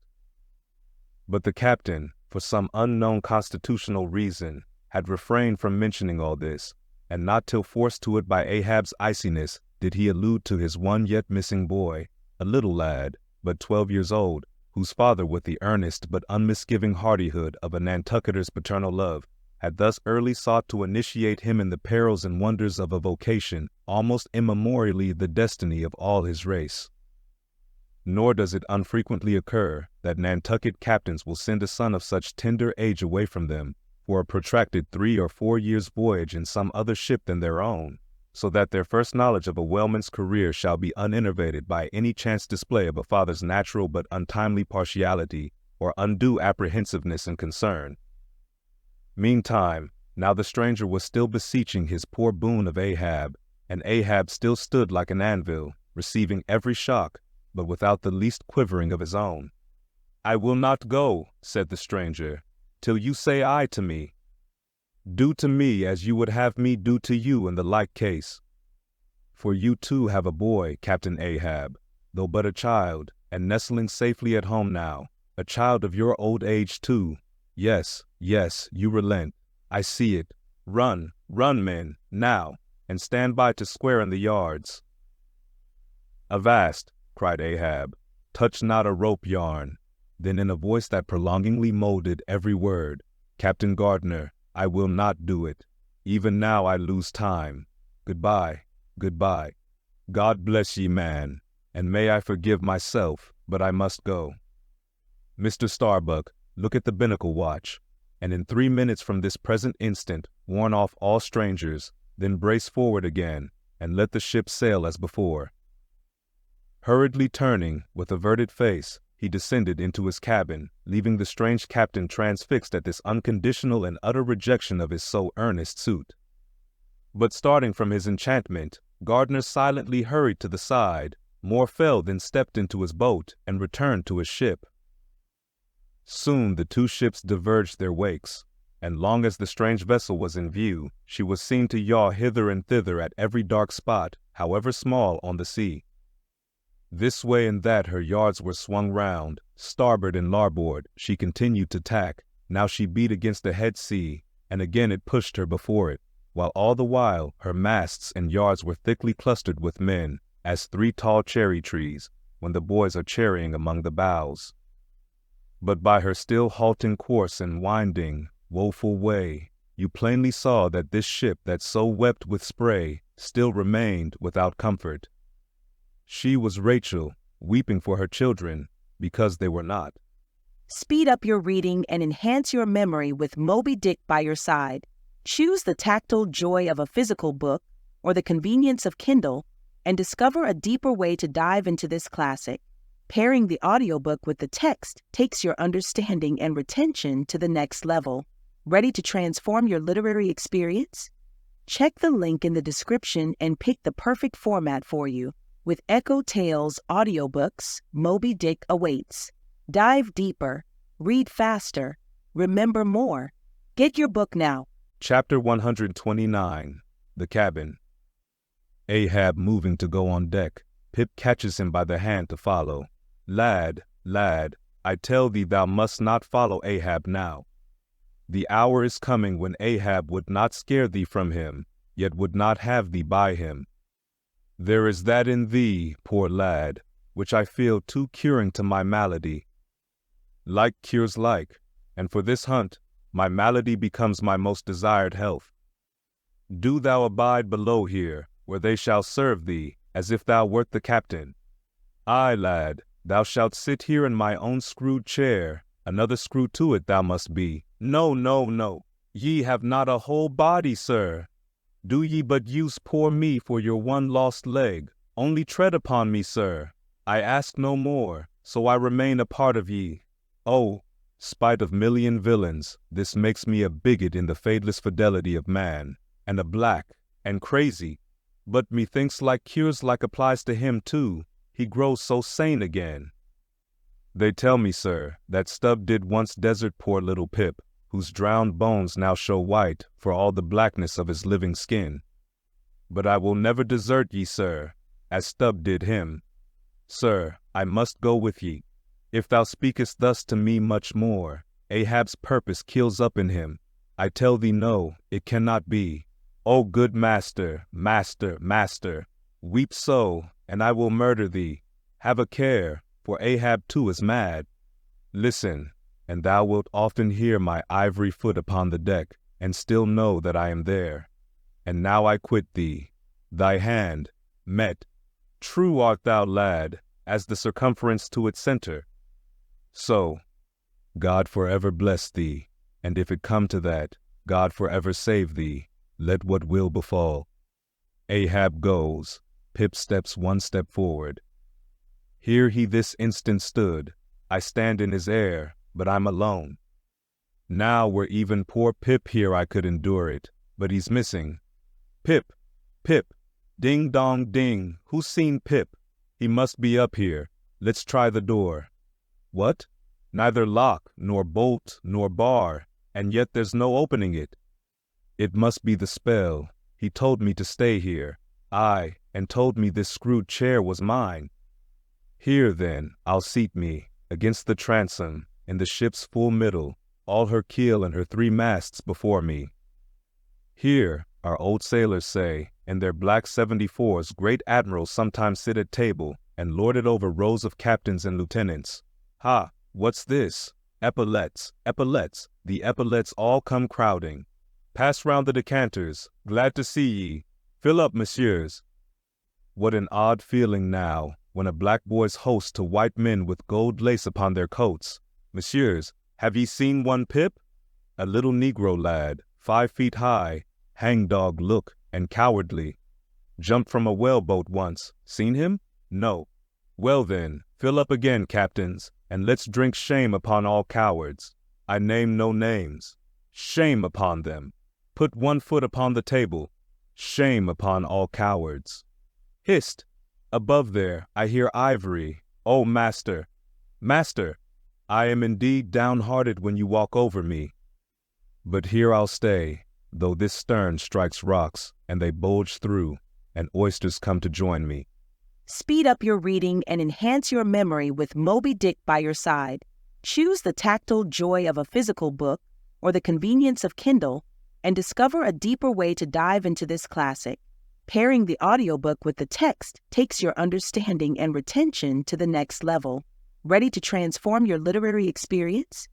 Check the link in the description and pick the perfect format for you. With EchoTales Audiobooks, Moby Dick awaits. Dive deeper, read faster, remember more. Get your book now. Chapter 130, The Hat. And now that at the proper time and place, after so long and wide a preliminary cruise, Ahab, all other wailing waters swept, seemed to have chased his foe into an ocean fold, to slay him the more securely there. Now that he found himself hard by the very latitude and longitude where his tormenting wound had been inflicted, now that a vessel had been spoken which on the very day preceding had actually encountered Moby Dick, and now that all his successive meetings with various ships contrastingly concurred to show the demoniac indifference with which the white whale tore his hunters, whether sinning or sinned against, now it was that there lurked a something in the old man's eyes, which it was hardly sufferable for feeble souls to see. As the unsetting polar star, which through the livelong Arctic 6 months' night sustains its piercing, steady, central gaze, so Ahab's purpose now fixedly gleamed down upon the constant midnight of the gloomy crew. It domineered above them so, that all their bodings, doubts, misgivings, fears, were fain to hide beneath their souls, and not sprout forth a single spear or leaf. In this foreshadowing interval, too, all humor, forced or natural, vanished. Stubb no more strove to raise a smile, Starbuck no more strove to check one. Alike, joy and sorrow, hope and fear, seemed ground to finest dust and powdered, for the time, in the clamped mortar of Ahab's iron soul. Like machines, they dumbly moved about the deck, ever conscious that the old man's despot eye was on them.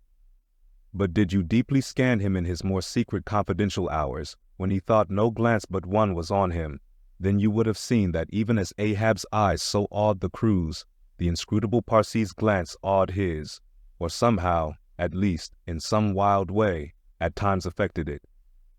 Such an added, gliding strangeness began to invest the thin Fadala now, such ceaseless shuddering shook him, that the men looked dubious at him, half uncertain as it seemed, whether indeed he were a mortal substance, or else a tremulous shadow cast upon the deck by some unseen being's body.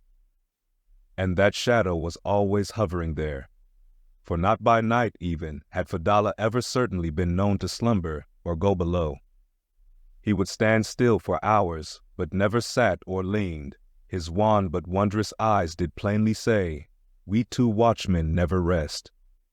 Nor, at any time, by night or day, could the mariners now step upon the deck, unless Ahab was before them, either standing in his pivot hole, or exactly pacing the planks between two undeviating limits, the mainmast and the mizzen, or else they saw him standing in the cabin scuttle, his living foot advanced upon the deck as if to step, his hat slouched heavily over his eyes, so that however motionless he stood, however the days and nights were added on, that he had not swung in his hammock, yet hidden beneath that slouching hat, they could never tell unerringly whether, for all this, his eyes were really closed at times, or whether he was still intently scanning them. No matter, though he stood so in the scuttle for a whole hour on the stretch, and the unheated night damp gathered in beads of dew upon that stone-carved coat and hat.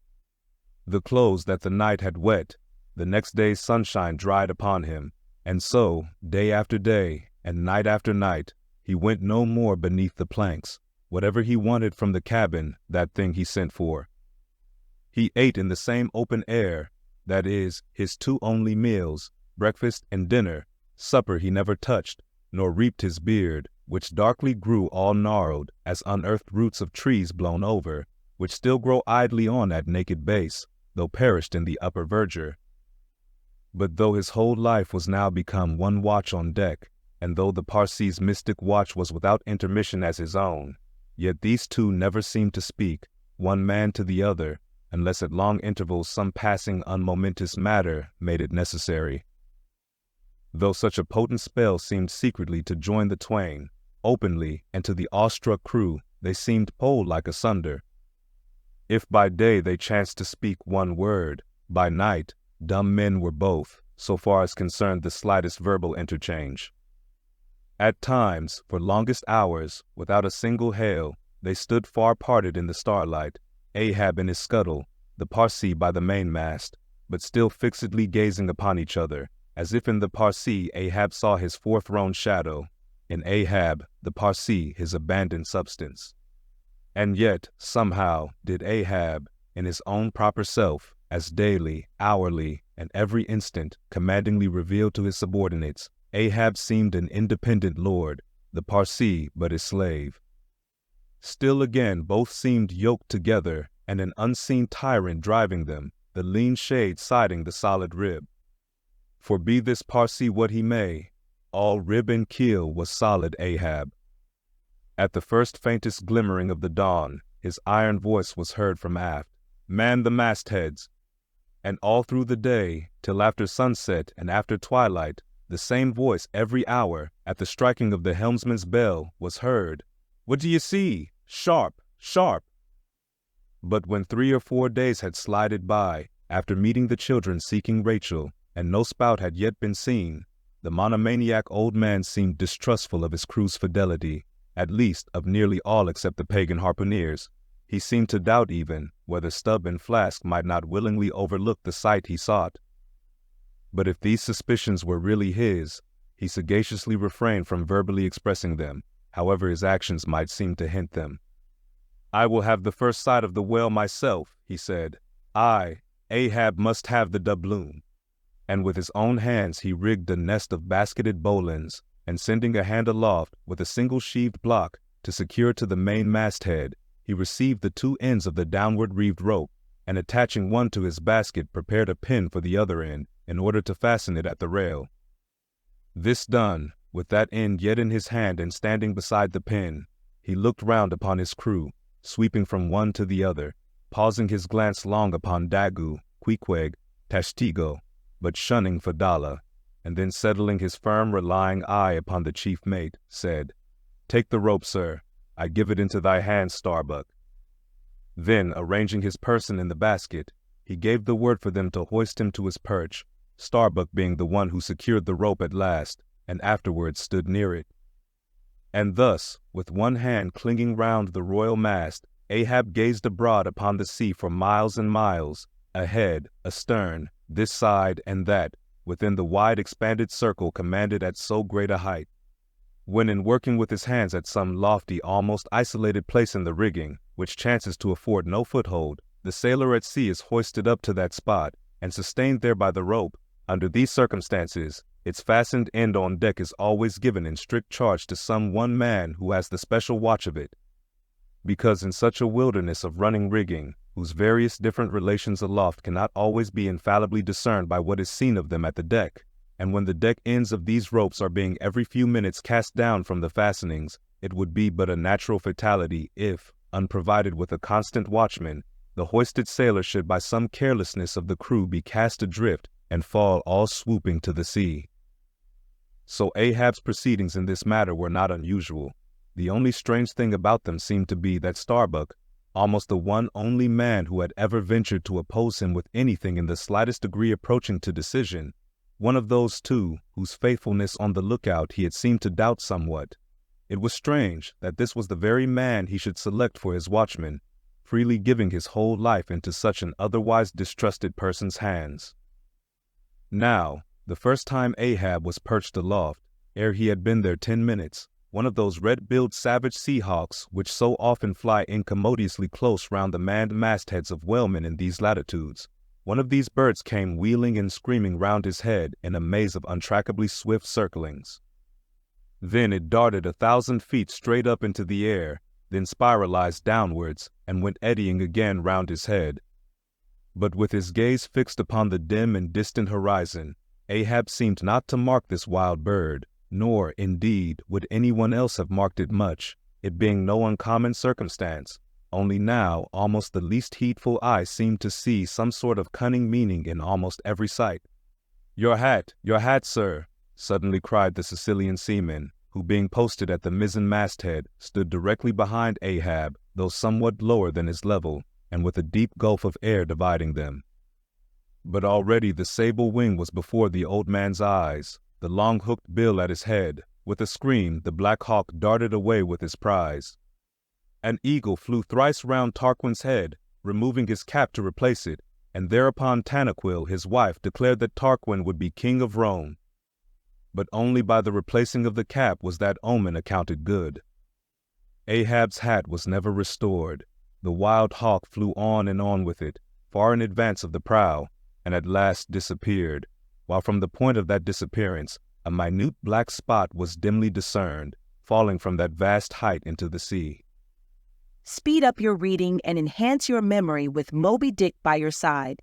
Choose the tactile joy of a physical book or the convenience of Kindle and discover a deeper way to dive into this classic. Pairing the audiobook with the text takes your understanding and retention to the next level.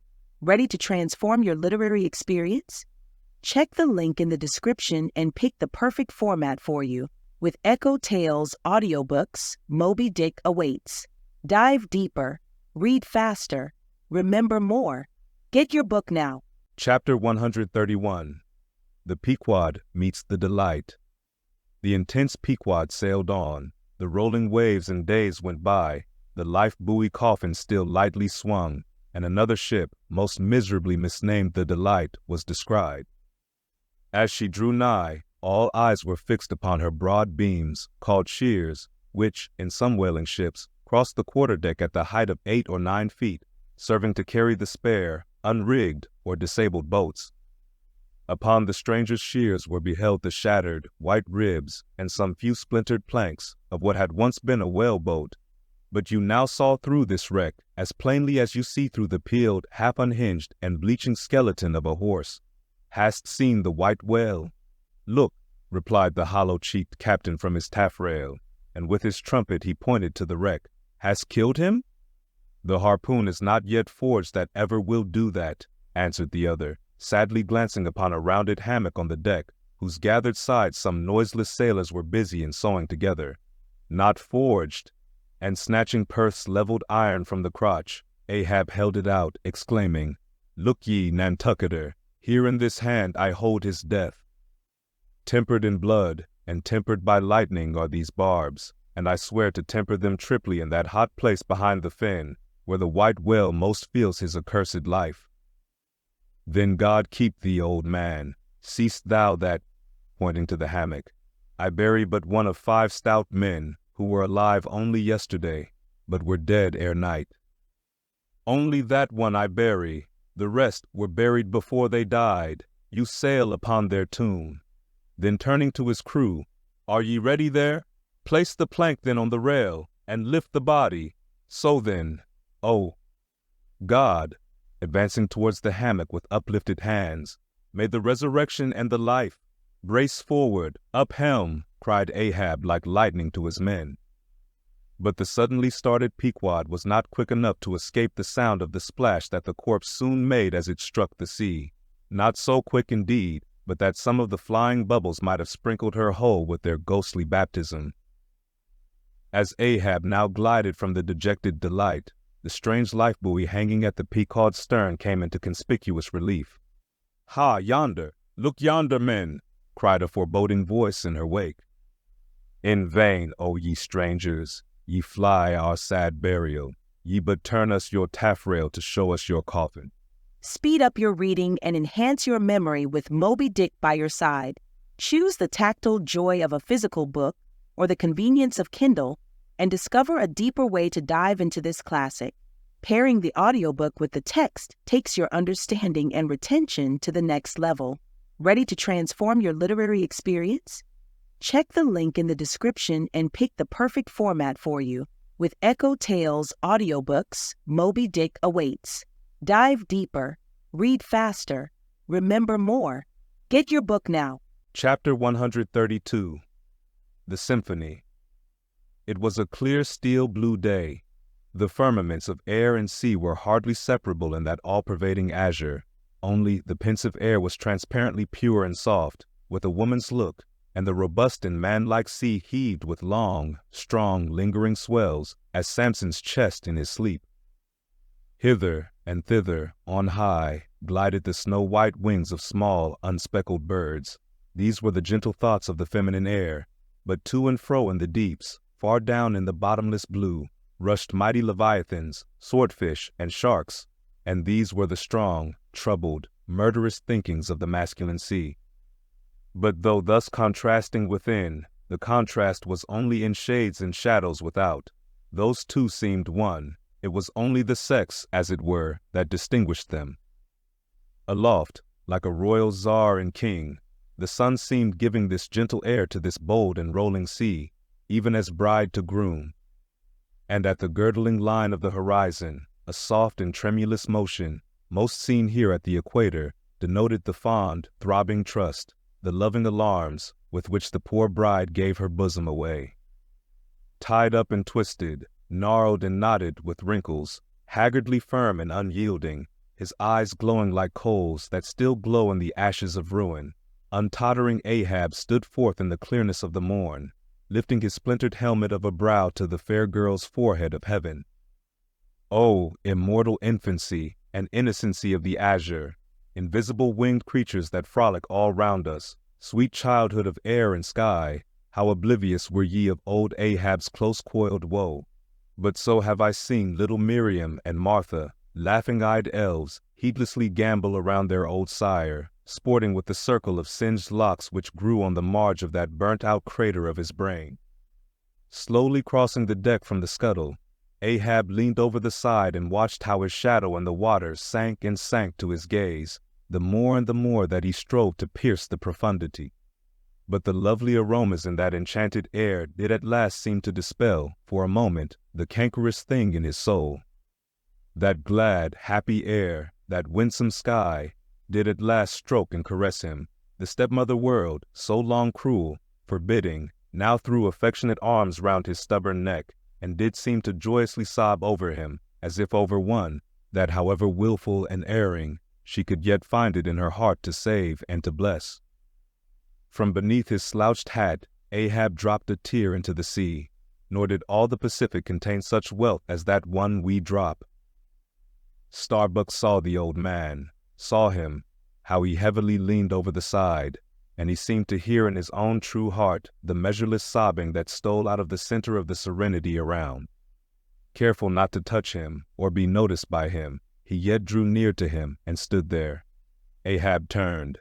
"Starbuck, sir, oh Starbuck, it is a mild, mild wind and a mild-looking sky." On such a day, very much such a sweetness as this, I struck my first whale, a boy harpooner of 18. 40 years ago, 40 years of continual whaling, 40 years of privation and peril and storm time, 40 years on the pitiless sea. For 40 years has Ahab forsaken the peaceful land, for 40 years to make war on the horrors of the deep. Aye, and yes, Starbuck, out of those 40 years I have not spent 3 ashore. When I think of this life I have led, the desolation of solitude it has been, the masoned, walled town of a captain's exclusiveness, which admits but small entrance to any sympathy from the green country without, O weariness, heaviness, Guinea coast slavery of solitary command. When I think of all this, only half suspected, not so keenly known to me before, and how for 40 years I have fed upon dry salted fare, fit emblem of the dry nourishment of my soil, when the poorest landsman has had fresh fruit to his daily hand, and broken the world's fresh bread to my moldy crusts, away, whole oceans away, from that young girl wife I wedded past 50, and sailed for Cape Horn the next day, leaving but one dent in my marriage pillow. Wife? Wife? Rather a widow with her husband alive. I widowed that poor girl when I married her, Starbuck, and then the madness, the frenzy, the boiling blood and the smoking brow with which, for 1,000 lowerings, old Ahab has furiously, foamingly chased his prey, more a demon than a man. Aye, what a 40 years fool, old fool has old Ahab been. Why this strife of the chase? Why weary and palsy the arm at the oar, and the iron and the lance? How the richer or better is Ahab now? Behold, O Starbuck, is it not hard that with this weary load I bear, one poor leg should have been snatched from under me? Here, brush this old hair aside, it blinds me, that I seem to weep. Locks so gray did never grow but from out some ashes. But do I look very old, so very, very old, Starbuck?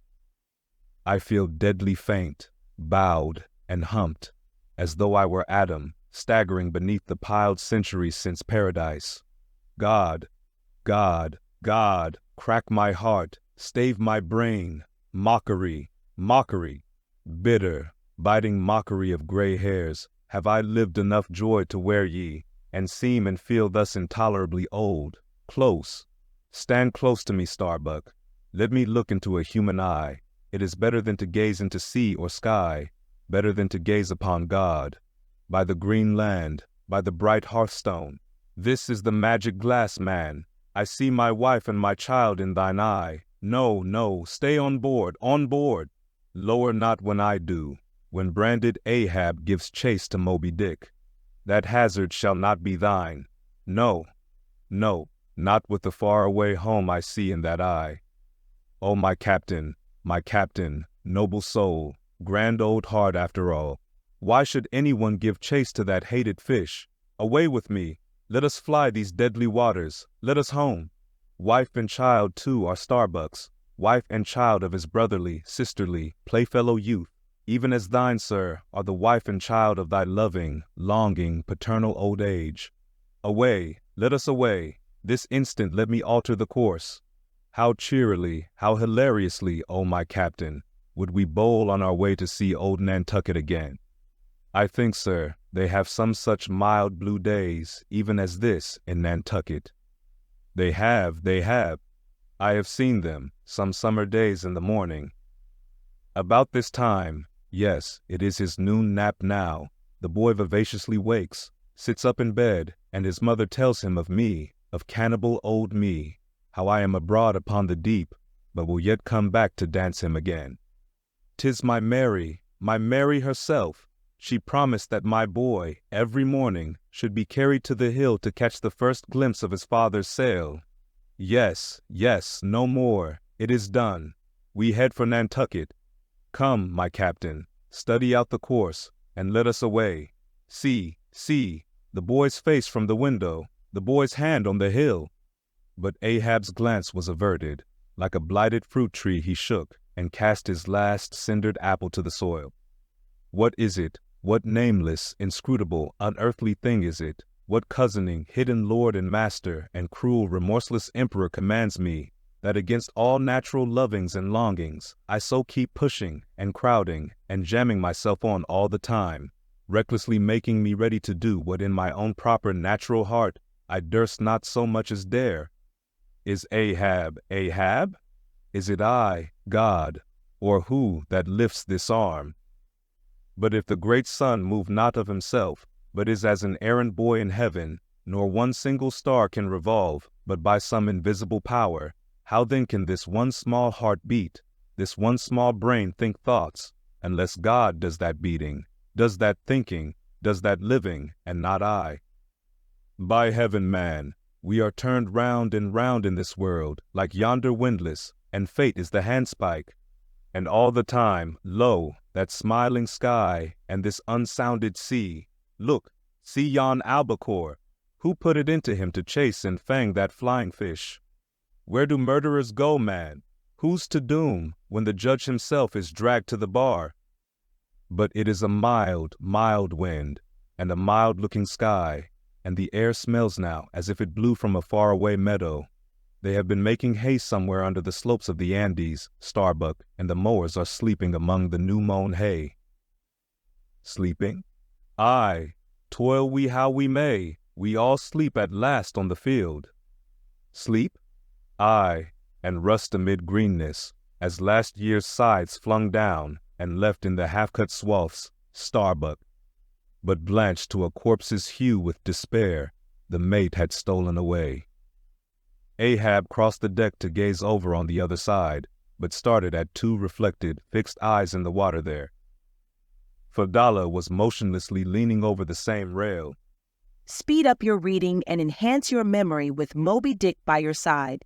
Choose the tactile joy of a physical book or the convenience of Kindle, and discover a deeper way to dive into this classic.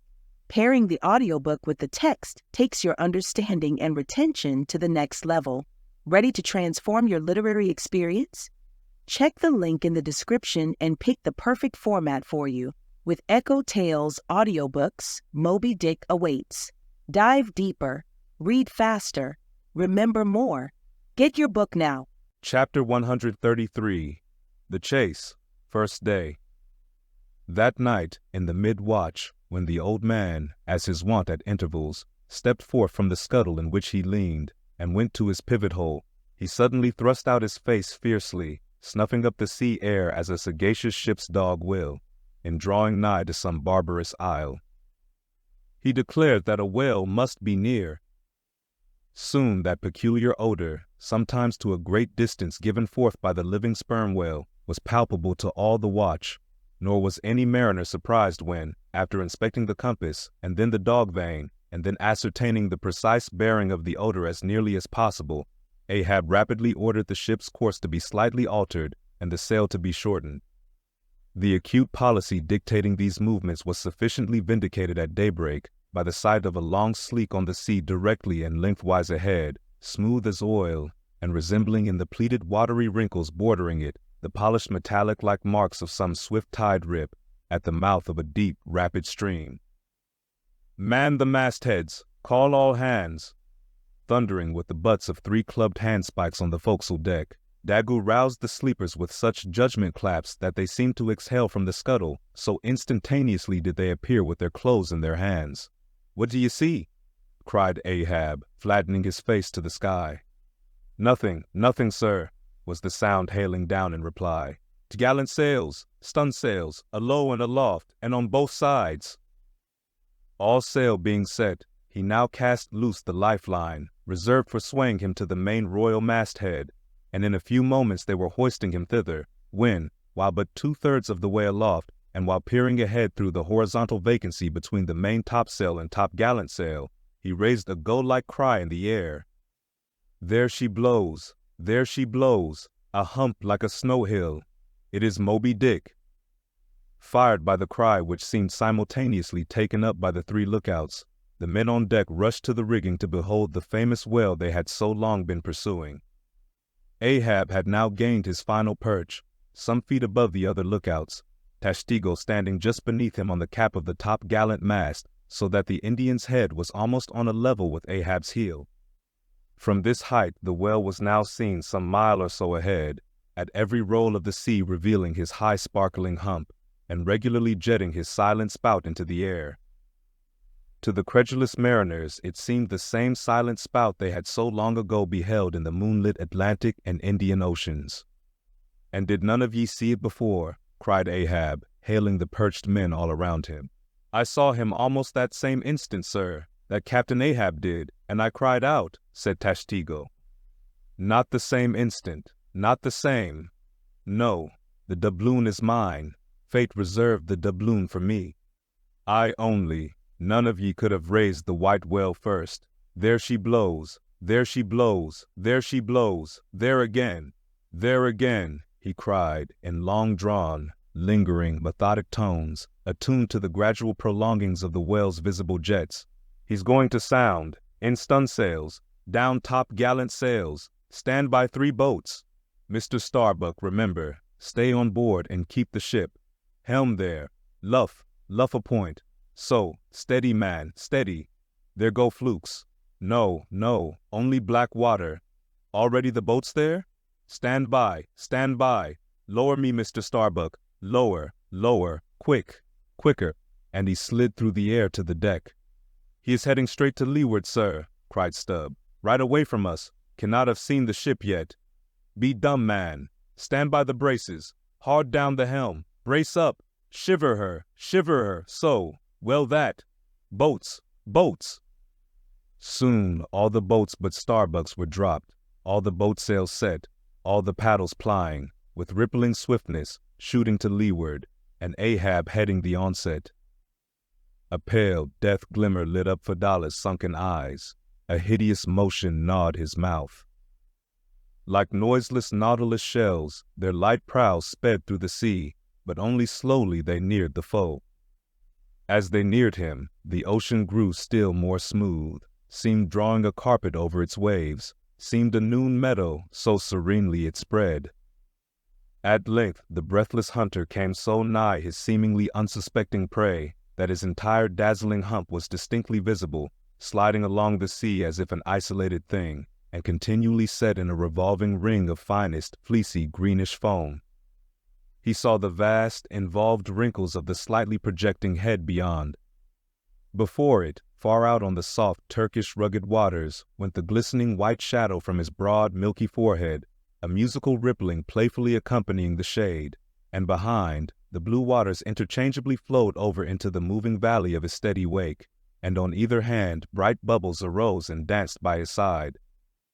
But these were broken again by the light toes of hundreds of gay fowls softly feathering the sea, alternate with their fitful flight, and like to some flagstaff rising from the painted hull of an argosy, the tall but shattered pole of a recent lance projected from the white whale's back, and at intervals one of the cloud of soft-toed fowls hovering, and to and fro skimming like a canopy over the fish, silently perched and rocked on this pole, the long tail feathers streaming like pennons.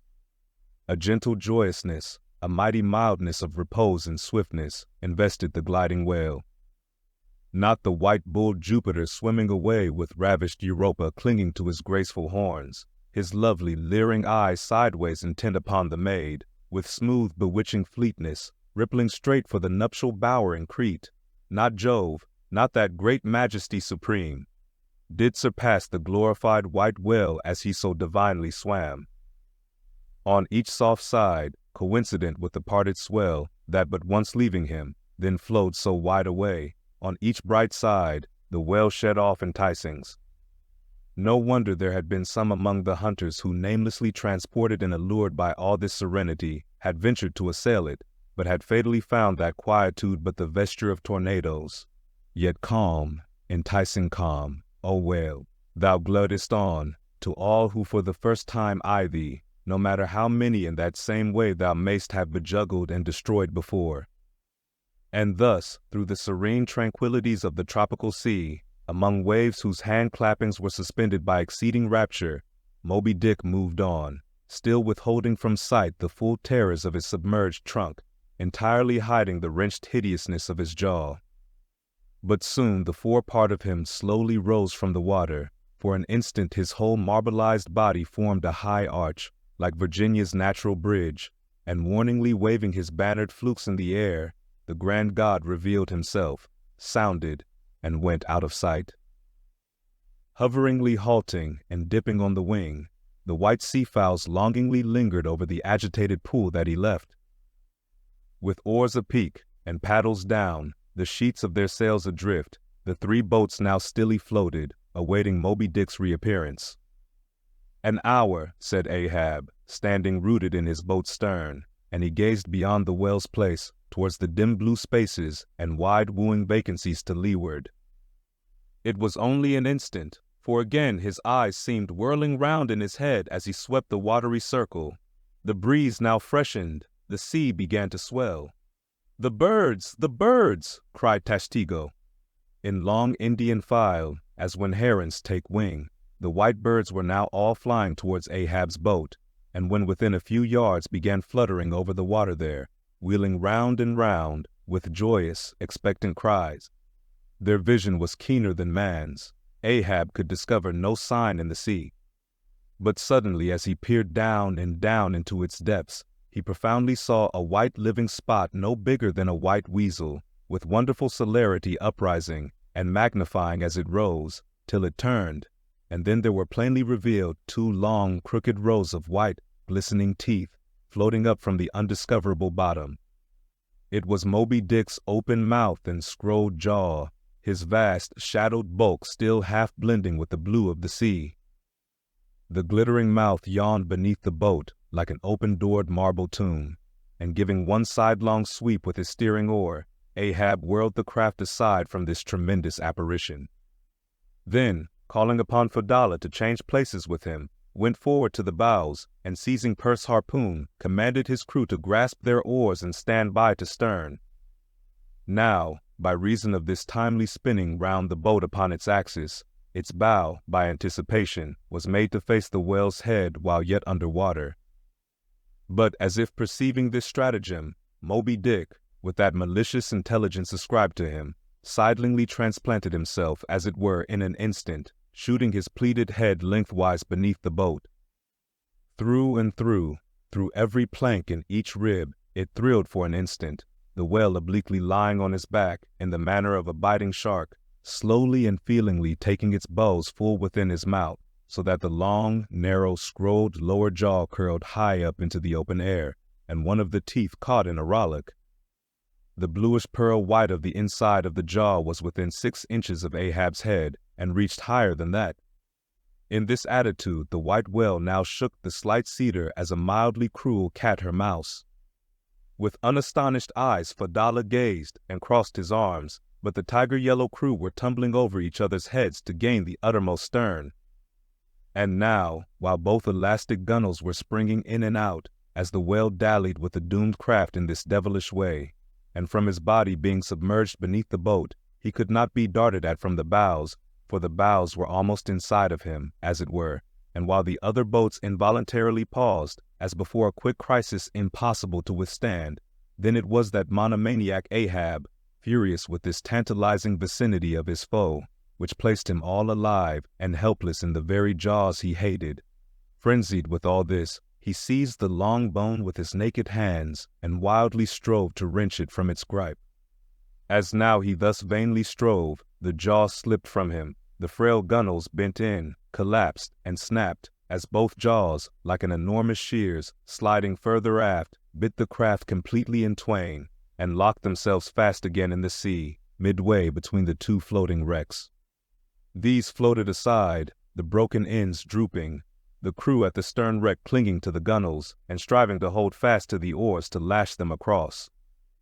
At that preluding moment, ere the boat was yet snapped, Ahab, the first to perceive the whale's intent by the crafty upraising of his head, a movement that loosed his hold for the time, at that moment his hand had made one final effort to push the boat out of the bight. But only slipping further into the whale's mouth, and tilting over sideways as it slipped, the boat had shaken off his hold on the jaw, spilled him out of it as he leaned to the push, and so he fell flat-faced upon the sea. Ripplingly withdrawing from his prey, Moby Dick now lay at a little distance, vertically thrusting his oblong white head up and down in the billows, and at the same time slowly revolving his whole spindled body, so that when his vast wrinkled forehead rose, some 20 or more feet out of the water, the now rising swells, with all their confluent waves, dazzlingly broke against it, vindictively tossing their shivered spray still higher into the air. So, in a gale, the but half-baffled channel billows only recoil from the base of the Eddystone, triumphantly to overleap its summit with their scud. This motion is peculiar to the sperm whale. It receives its designation, pitch-poling, from its being likened to that preliminary up-and-down poise of the whale lance in the exercise called pitch-poling, previously described. By this motion the whale must best and most comprehensively view whatever objects may be encircling him. But soon resuming his horizontal attitude, Moby Dick swam swiftly round and round the wrecked crew, sideways churning the water in his vengeful wake, as if lashing himself up to still another and more deadly assault. The sight of the splintered boat seemed to madden him, as the blood of grapes and mulberries cast before Antiochus's elephants in the book of Maccabees. Meanwhile, Ahab, half smothered in the foam of the whale's insolent tail, and too much of a cripple to swim, though he could still keep afloat, even in the heart of such a whirlpool as that. Helpless Ahab's head was seen, like a tossed bubble which the least chance shock might burst. From the boat's fragmentary stern, Fadala incuriously and mildly eyed him. The clinging crew, at the other drifting end, could not succor him. More than enough was it for them to look to themselves. For so revolvingly appalling was the white whale's aspect, and so planetarily swift the ever-contracting circles he made, that he seemed horizontally swooping upon them. And though the other boats, unharmed, still hovered hard by, still they dared not pull into the eddy to strike, lest that should be the signal for the instant destruction of the jeopardized castaways, Ahab and all, nor in that case could they themselves hope to escape. With straining eyes, then, they remained on the outer edge of the direful zone, whose center had now become the old man's head. Meantime, from the beginning, all this had been descried from the ship's mastheads, and squaring her yards, she had borne down upon the scene, and was now so nigh that Ahab in the water hailed her, sail on the— But that moment a breaking sea dashed on him from Moby Dick, and whelmed him for the time. But struggling out of it again, and chancing to rise on a towering crest, he shouted, "Sail on the whale! Drive him off!" The Pequod's prows were pointed, and breaking up the charmed circle, she effectually parted the white whale from his victim. As he sullenly swam off, the boats flew to the rescue. Dragged into Stubbs' boat with bloodshot, blinded eyes, the white brine caking in his wrinkles, the long tension of Ahab's bodily strength did crack, and helplessly he yielded to his body's doom, for a time, lying all crushed in the bottom of Stubbs' boat, like one trodden underfoot of herds of elephants. Far inland, nameless wails came from him, as desolate sounds from out ravines. But this intensity of his physical prostration did but so much the more abbreviate it. In an instant's compass, great hearts sometimes condense to one deep pang, the sum total of those shallow pains kindly diffused through feebler men's whole lives. And so, such hearts, though summary in each one suffering, still, if the gods decree it, in their lifetime aggregate a whole age of woe, wholly made up of instantaneous intensities, for even in their pointless centers, those noble natures contain the entire circumferences of inferior souls. "The harpoon," said Ahab, halfway rising, and draggingly leaning on one bended arm. "Is it safe?" "Aye, sir, for it was not darted." "This is it," said Stubb, showing it. "Lay it before me. Any missing men?" 1, 2, 3, 4, 5. "There were 5 oars, sir, and here are 5 men." "That's good. Help me, man. I wish to stand. So I see him. There, going to leeward still. What a leaping spout! Hands off from me!" The eternal sap runs up in Ahab's bones again. "Set the sail, out oars, the helm!" It is often the case that when a boat is stove, its crew, being picked up by another boat, help to work that second boat, and the chase is thus continued with what is called double-banked oars. It was thus now. But the added power of the boat did not equal the added power of the whale, for he seemed to have treble-banked his every fin, swimming with a velocity which plainly showed that if now, under these circumstances, pushed on, the chase would prove an indefinitely prolonged, if not a hopeless one, nor could any crew endure for so long a period such an unintermitted, intense straining at the oar, a thing barely tolerable only in some one brief vicissitude. The ship itself, then, as it sometimes happens, offered the most promising intermediate means of overtaking the chase. Accordingly, the boats now made for her, and were soon swayed up to their cranes, the 2 parts of the wrecked boat having been previously secured by her, and then hoisting everything to her side, and stacking her canvas high up, and sideways outstretching it with stun sails, like the double-jointed wings of an albatross, the Pequod bore down in the leeward wake of Moby Dick. At the well-known, methodic intervals, the whale's glittering spout was regularly announced from the manned mastheads, and when he would be reported as just gone down, Ahab would take the time, and then pacing the deck, binnacle watch in hand, so soon as the last second of the allotted hour expired, his voice was heard. "Whose is the doubloon now? Do ye see him?" And if the reply was, "No, sir," straightway he commanded them to lift him to his perch. In this way the day wore on. Ahab, now aloft and motionless, anon, unrestingly pacing the planks.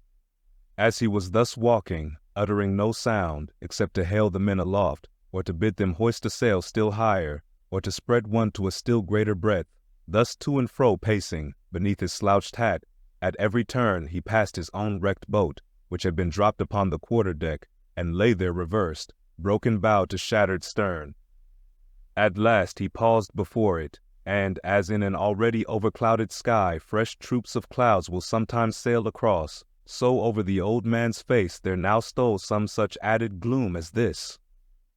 Stubb saw him pause, and perhaps intending, not vainly though, to evince his own unabated fortitude, and thus keep up a valiant place in his captain's mind, he advanced, and eyeing the wreck exclaimed, "The thistle the ass refused. It pricked his mouth too keenly, sir. Ha ha! What soulless thing is this that laughs before a wreck? Man, did I not know thee brave as fearless fire, and as mechanical, I could swear thou wert a poltroon. Groan nor laugh should be heard before a wreck." "Aye, sir," said Starbuck, drawing near. "'Tis a solemn sight, an omen, and an ill one." Omen! The dictionary! If the gods think to speak outright to man, they will honorably speak outright. not shake their heads and give an old wives' darkling hint. Begone. Ye two are the opposite poles of one thing. Starbuck is Stub reversed, and Stub is Starbuck, and ye two are all mankind. And Ahab stands alone among the millions of the peopled earth, nor gods nor men his neighbors. Cold, cold, I shiver. How now? Aloft there. Do ye see him? Sing out for every spout, though he spout 10 times a second. The day was nearly done. Only the hem of his golden robe was rustling. Soon it was almost dark, but the lookout men still remained unset. Can't see the spout now, sir. Too dark, cried a voice from the air. How heading when last seen? As before, sir, straight to leeward. Good. He will travel slower now 'tis night. Down royals and topgallant stunsails, Mr. Starbuck. We must not run over him before morning. He's making a passage now, and may heave to a while. Helm there, keep her full before the wind. Aloft, come down. Mr. Stubb, send a fresh hand to the foremast head, and see it manned till morning. Then advancing towards the doubloon in the mainmast. Men, this gold is mine, for I earned it, but I shall let it abide here till the white whale is dead, and then, whosoever of ye first raises him, upon the day he shall be killed. This gold is that man's, and if on that day I shall again raise him, then 10 times its sum shall be divided among all of ye. Away now, the deck is thine, sir. And so saying, he placed himself halfway within the scuttle, and slouching his hat, stood there till dawn, except when at intervals rousing himself to see how the night wore on. Speed up your reading and enhance your memory with Moby Dick by your side. Choose the tactile joy of a physical book or the convenience of Kindle, and discover a deeper way to dive into this classic. Pairing the audiobook with the text takes your understanding and retention to the next level. Ready to transform your literary experience? Check the link in the description and pick the perfect format for you.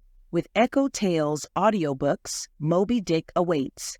Dive deeper, read faster, remember more. Get your book now. Chapter 134, The Chase, Second Day. At daybreak, the 3 mastheads were punctually manned afresh. Do you see him? Cried Ahab, after allowing a little space for the light to spread. See nothing, sir. Turn up all hands and make sail. He travels faster than I thought for. The topgallant sails. Aye, they should have been kept on her all night. But no matter, 'tis but resting for the rush. Here be it said that this pertinacious pursuit of one particular whale, continued through day into night and through night into day, is a thing by no means unprecedented in the South Sea fishery. For such is the wonderful skill, prescience of experience, and invincible confidence acquired by some great natural geniuses among the Nantucket commanders, that from the simple observation of a whale when last descried, they will, under certain given circumstances, pretty accurately foretell both the direction in which he will continue to swim for a time, while out of sight, as well as his probable rate of progression during that period. And, in these cases, somewhat as a pilot, when about losing sight of a coast, whose general trending he well knows, and which he desires shortly to return to again, but at some further point, like as this pilot stands by his compass, and takes the precise bearing of the cape at present visible, in order the more certainly to hit aright the remote, unseen headland, eventually to be visited, so does the fisherman, at his compass, with the whale, for after being chased and diligently marked through several hours of daylight, then, when night obscures the fish, the creature's future wake through the darkness is almost as established to the sagacious mind of the hunter as the pilot's coast is to him. So that to this hunter's wondrous skill, the proverbial evanescence of a thing writ in water, awake, is to all desired purposes well nigh as reliable as the steadfast land. And as the mighty iron leviathan of the modern railway is so familiarly known in its every pace that, with watches in their hands, men time his rate as doctors that of a baby's pulse, and lightly say of it, the up train or the down train will reach such or such a spot at such or such an hour, even so, almost, there are occasions when these Nantucketers time that other leviathan of the deep, according to the observed humor of his speed, and say to themselves, so many hours hence this whale will have gone 200 miles, will have about reached this or that degree of latitude or longitude.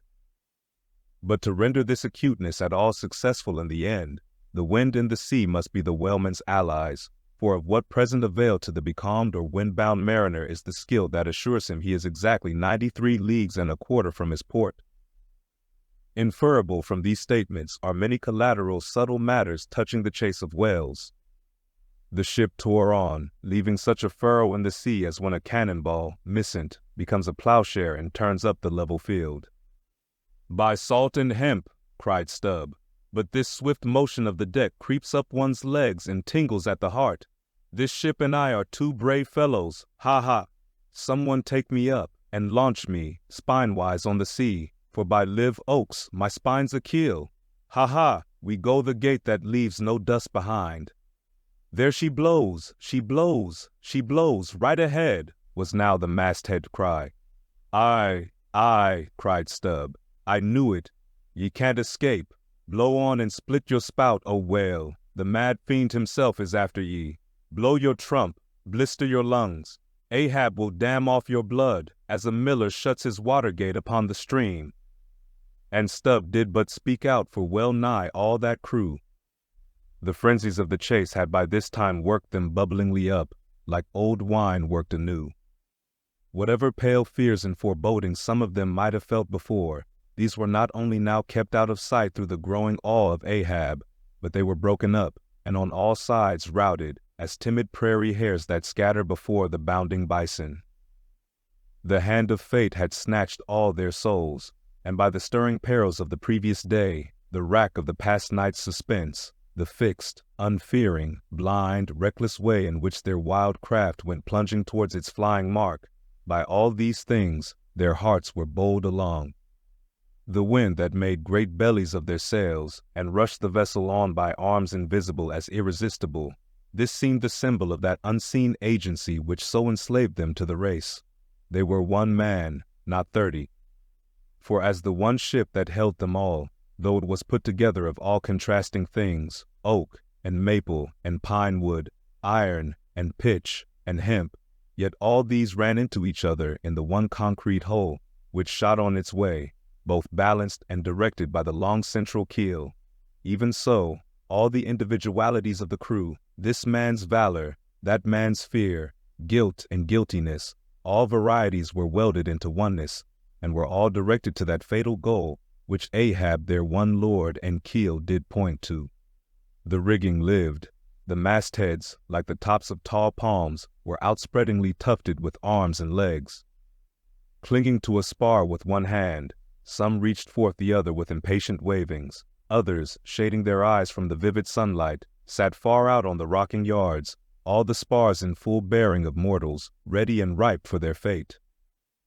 Ah, how they still strove through that infinite blueness to seek out the thing that might destroy them. "Why sing ye not out for him, if ye see him?" cried Ahab, when, after the lapse of some minutes since the first cry, no more had been heard. "Sway me up, men. Ye have been deceived. Not Moby Dick casts one odd jet that way and then disappears." It was even so.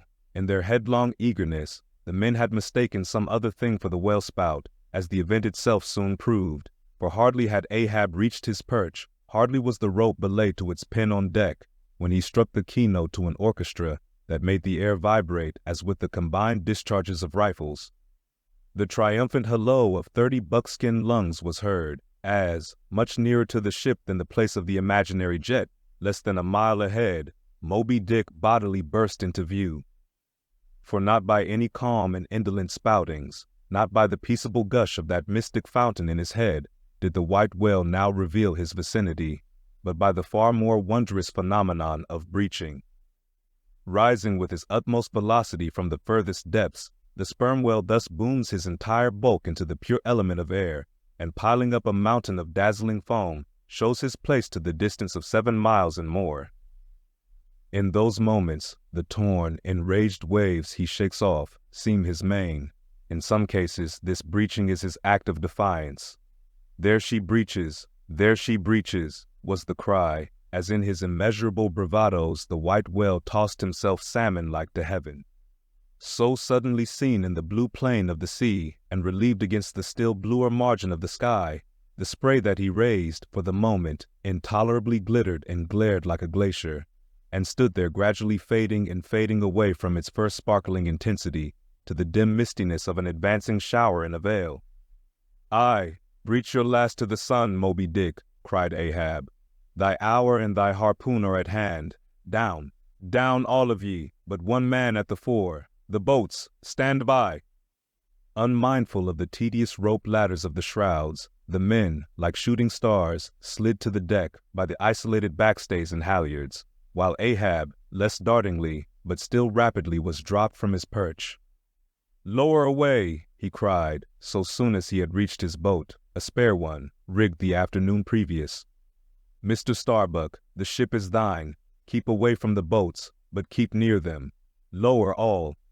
As if to strike a quick terror into them, by this time being the first assailant himself, Moby Dick had turned and was now coming for the three crews.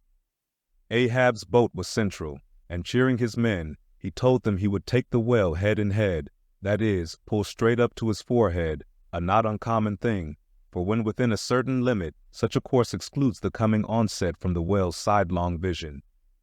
But ere that close limit was gained, and while yet all three boats were plain as the ship's three masts to his eye, the white whale churning himself into furious speed, almost in an instant as it were, rushing among the boats with open jaws and a lashing tail, offered appalling battle on every side, and heedless of the irons darted at him from every boat, seemed only intent on annihilating each separate plank of which those boats were made.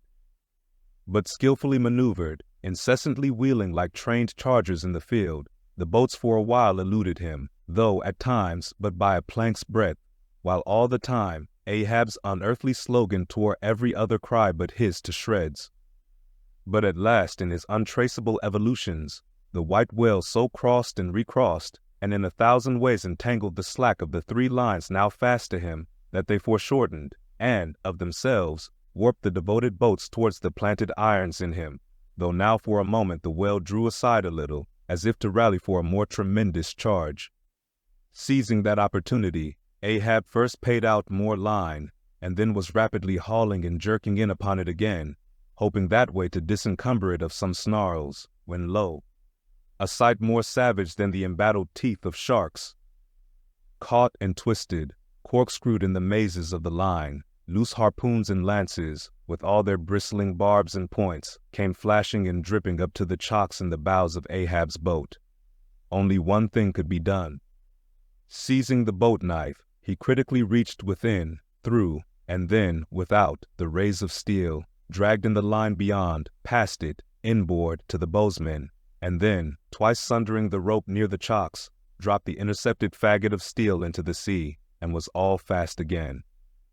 That instant, the white whale made a sudden rush among the remaining tangles of the other lines.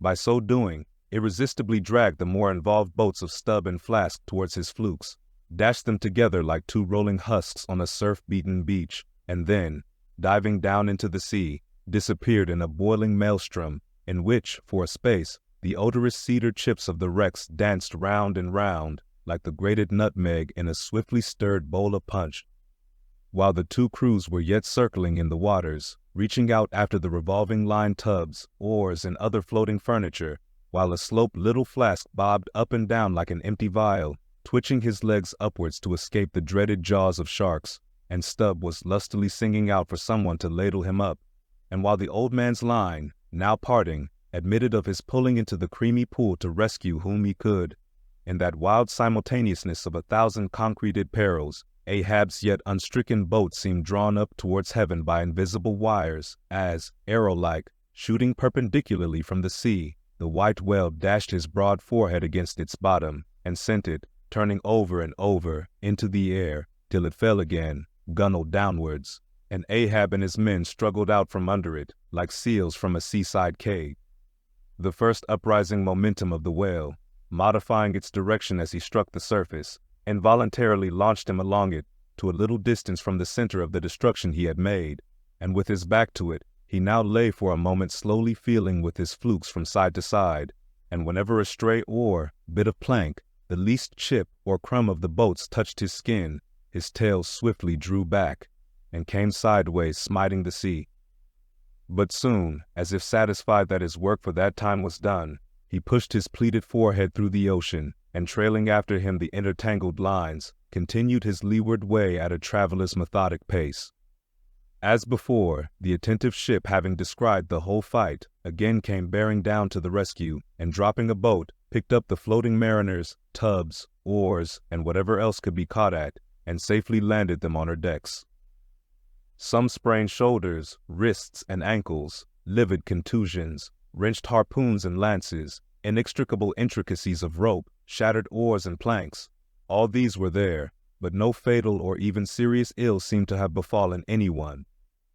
As with Fadallah the day before, so Ahab was now found grimly clinging to his boat's broken half, which afforded a comparatively easy float, nor did it so exhaust him as the previous day's mishap.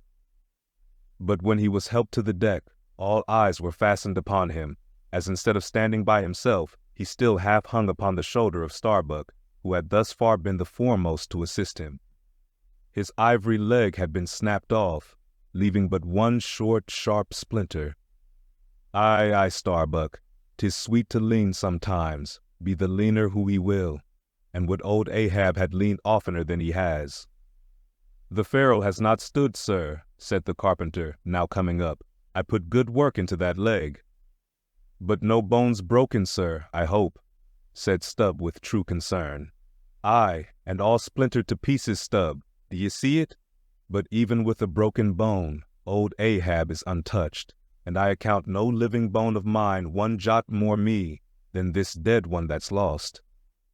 Nor white whale, nor man, nor fiend can so much as graze old Ahab in his own proper and inaccessible being. Can any lead touch yonder floor, any mast scrape yonder roof? Aloft there, which way? Dead to leeward, sir. Up helm, then. Pile on the sail again, ship-keepers. Down the rest of the spare boats and rig them, Mr. Starbuck away, and muster the boat's crews. Let me first help thee towards the bulwarks, sir. Oh, how this splinter gores me now. Accursed fate, that the unconquerable captain in the soul should have such a craven mate. Sir? My body, man, not thee.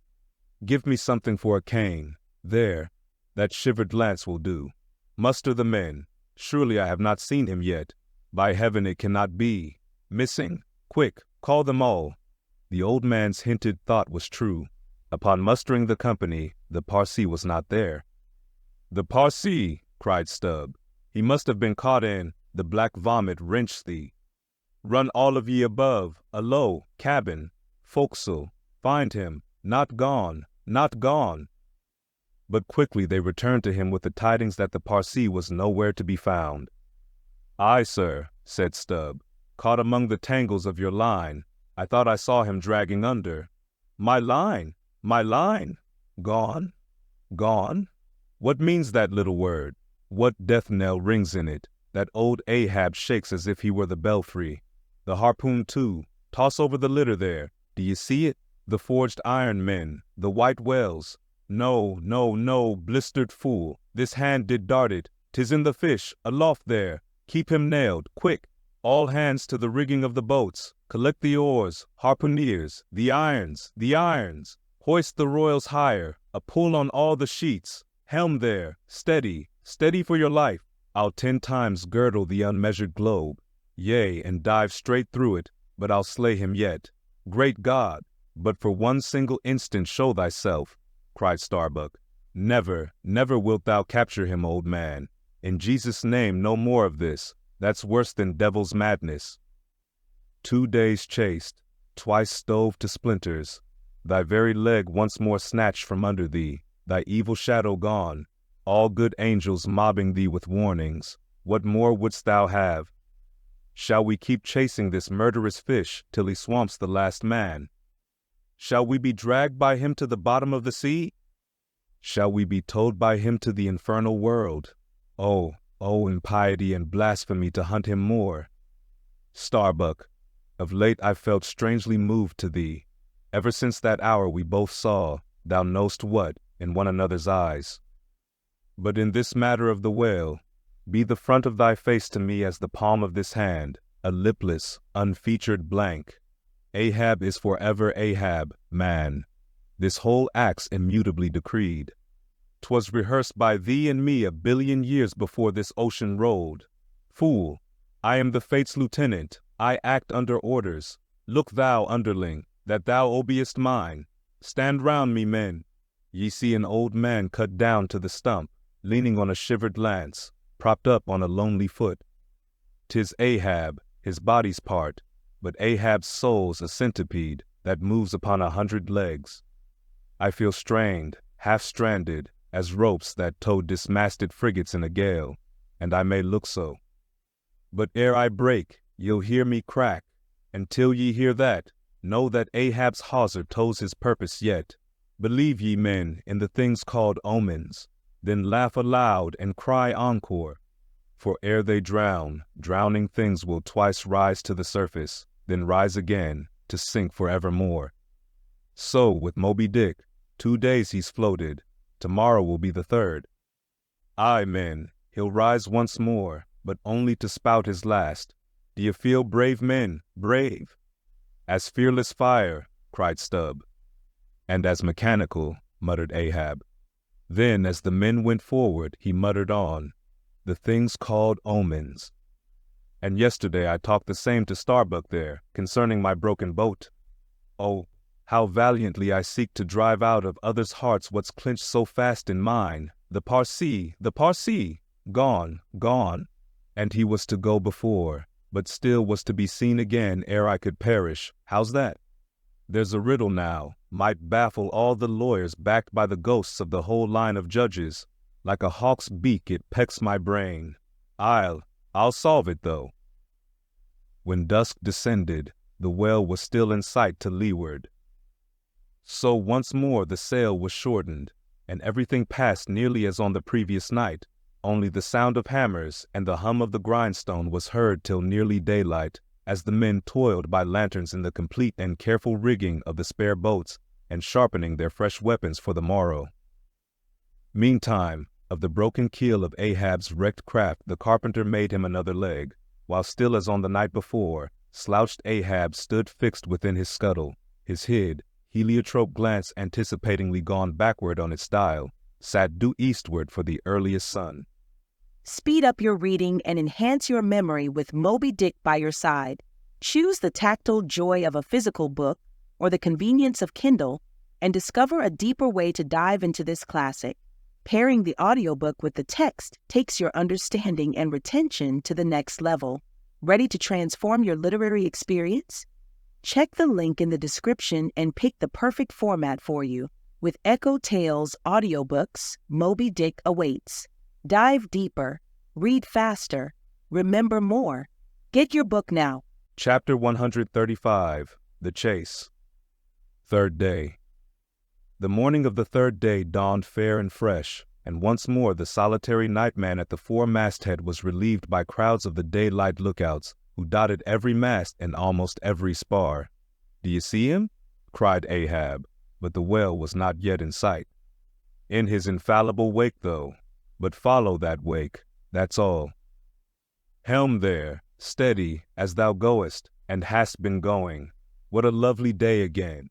Were it a new-made world, and made for a summer house to the angels, and this morning the first of its throwing open to them, a fairer day could not dawn upon that world.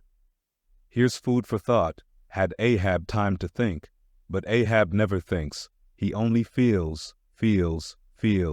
That's tingling enough for mortal man. To think's audacity. God only has that right and privilege. Thinking is, or ought to be, a coolness and a calmness, and our poor hearts throb, and our poor brains beat too much for that. And yet, I've sometimes thought my brain was very calm, frozen calm. This old skull cracks so, like a glass in which the contents turn to ice, and shiver it. And still this hair is growing now, this moment growing, and heat must breed it. But no, it's like that sort of common grass that will grow anywhere, between the earthy clefts of Greenland ice or in Vesuvius lava. How the wild winds blow it, they whip it about me as the torn shreds of split sails lash the tossed ship they cling to. A vile wind that has no doubt blown ere this through prison corridors and cells, and wards of hospitals, and ventilated them, and now comes blowing hither as innocent as fleeces. Out upon it, it's tainted. Were I the wind, I'd blow no more on such a wicked, miserable world. I'd crawl somewhere to a cave, and slink there. And yet, 'tis a noble and heroic thing, the wind. Whoever conquered it? In every fight it has the last and bitterest blow. Run tilting at it, and you but run through it. A coward wind that strikes stark naked men, but will not stand to receive a single blow. Even Ahab is a braver thing, a nobler thing than that. Would now the wind but had a body, but all the things that most exasperate and outrage mortal man, all these things are bodiless, but only bodiless as objects, not as agents. There's a most special, a most cunning, oh, a most malicious difference. And yet, I say again, and swear it now, that there's something all glorious and gracious in the wind. These warm trade winds, at least, that in the clear heavens blow straight on, in strong and steadfast, vigorous mildness, and veer not from their mark, however the baser currents of the sea may turn and tack, and mightiest Mississippis of the land swift and swerve about, uncertain where to go at last.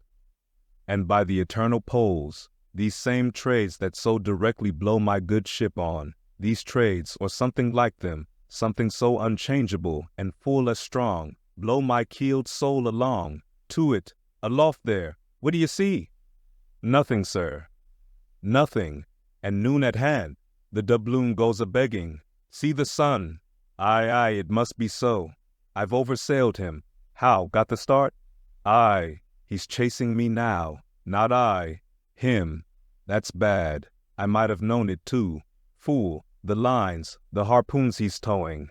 Aye, I have run him by last night. About. Come down, all of ye, but the regular lookouts. Man the braces.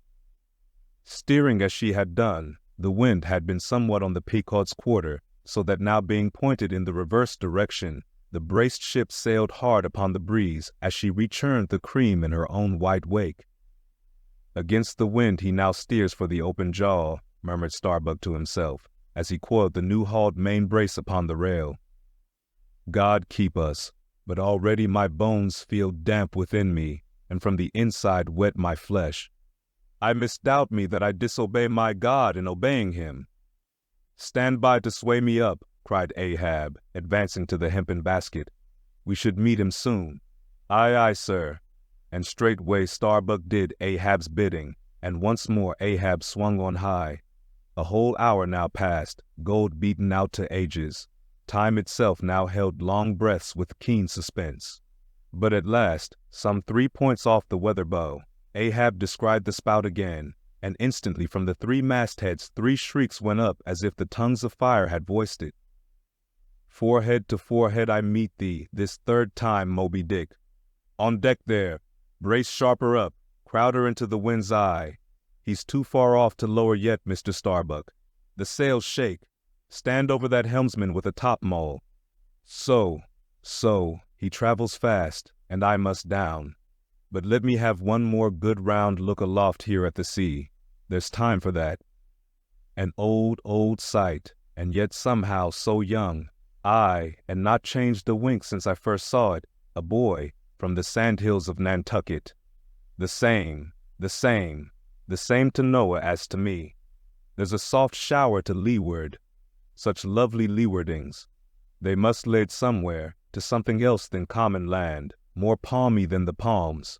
Leeward, the white whale goes that way. Look to windward then, the better if the bitterer quarter. But goodbye, old masthead. What's this? Green.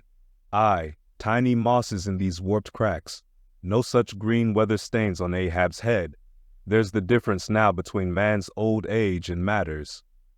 But I, old mast, we both grow old together. Sound in our hulls, though, are we not, my ship? Aye, minus a leg, that's all. By heaven, this dead wood has the better of my live flesh every way. I can't compare with it, and I've known some ships made of dead trees outlast the lives of men made of the most vital stuff of vital fathers. What's that he said? He should still go before me, my pilot, and yet to be seen again. But where? Will I have eyes at the bottom of the sea, supposing I descend those endless stairs? And all night I've been sailing from him, wherever he did sink to. I, like many more thou toldst direful truth as touching thyself, O Parsee. But Ahab, there thy shot fell short. Goodbye, masthead. Keep a good eye upon the whale, the while I'm gone. We'll talk tomorrow, nay, tonight, when the white whale lies down there, tied by head and tail. He gave the word, and still gazing round him, was steadily lowered through the cloven blue air to the deck. In due time the boats were lowered, but as standing in his shallop stern, Ahab just hovered upon the point of the descent, he waved to the mate, who held one of the tackle ropes on deck, and bade him pause. "Starbuck." "Sir." "For the third time my soul's ship starts upon this voyage, Starbuck." "Aye, sir, thou wilt have it so." "Some ships sail from their ports, and ever afterwards are missing, Starbuck." "Truth, sir, saddest truth." "Some men die at ebb tide, some at low water, some at the full of the flood, and I feel now like a billow, that's all one crested comb, Starbuck. I am old, shake hands with me, man." Their hands met, their eyes fastened, Starbuck's tears the glue. "Oh, my captain, noble heart, go not, go not. See, it's a brave man that weeps. How great the agony of the persuasion then." "Lower away," cried Ahab, tossing the mate's arm from him. "Stand by the crew." In an instant the boat was pulling round close under the stern. "The sharks! The sharks!" cried a voice from the low cabin window there. "Oh, master, my master, come back!" But Ahab heard nothing, for his own voice was high lifted then, and the boat leapt on. Yet the voice spake true, for scarce had he pushed from the ship, when numbers of sharks, seemingly rising from out the dark waters beneath the hull, maliciously snapped at the blades of the oars, every time they dipped in the water, and in this way accompanied the boat with their bites. It is a thing not uncommonly happening to the whaleboats in those swarming seas, the sharks at times apparently following them in the same prescient way that vultures hover over the banners of marching regiments in the east. But these were the first sharks that had been observed by the Pequod since the white whale had been first descried, and whether it was that Ahab's crew were all such tiger-yellow barbarians, and therefore their flesh more musky to the senses of the sharks, a matter sometimes well known to affect them, however it was, they seemed to follow that one boat without molesting the others. "Heart of wrought steel," murmured Starbuck, gazing over the side, and following with his eyes the receding boat, "canst thou yet ring boldly to that sight? Lowering thy keel among ravening sharks, and followed by them, open-mouthed to the chase, and this the critical third day? For when 3 days flow together in one continuous intense pursuit, be sure the first is the morning, the second the noon, and the third the evening and the end of that thing, be that end what it may. Oh my God, what is this that shoots through me, and leaves me so deadly calm, yet expectant, fixed at the top of a shutter? Future things swim before me, as in empty outlines and skeletons. All the past is somehow grown dim. Mary, girl, thou fadest in pale glories behind me. Boy, I seem to see but thy eyes grown wondrous blue. Strangest problems of life seem clearing, but clouds sweep between. Is my journey's end coming? My legs feel faint, like his who has footed it all day. Feel thy heart, beats it yet? Stir thyself, Starbuck, stave it off. Move, move, speak aloud, masthead there. See ye my boy's hand on the hill? Crazed, aloft there. Keep thy keenest eye upon the boats. Mark well the whale. Ho, again, drive off that hawk. See, he pecks, he tears the vane, pointing to the red flag flying at the main truck. Ha, he soars away with it. Where's the old man now? Seest thou that sight, O Ahab? Shudder, shudder. The boats had not gone very far, when by a signal from the mastheads, a downward-pointed arm, Ahab knew that the whale had sounded, but intending to be near him at the next rising, he held on his way a little sideways from the vessel, the beach-armed crew maintaining the profoundest silence as the head-beat waves hammered and hammered against the opposing bow. Drive, Drive in your nails, O ye waves, to their uttermost heads drive them in. Ye but strike a thing without a lid, and no coffin and no hearse can be mine, and hemp only can kill me. Ha ha!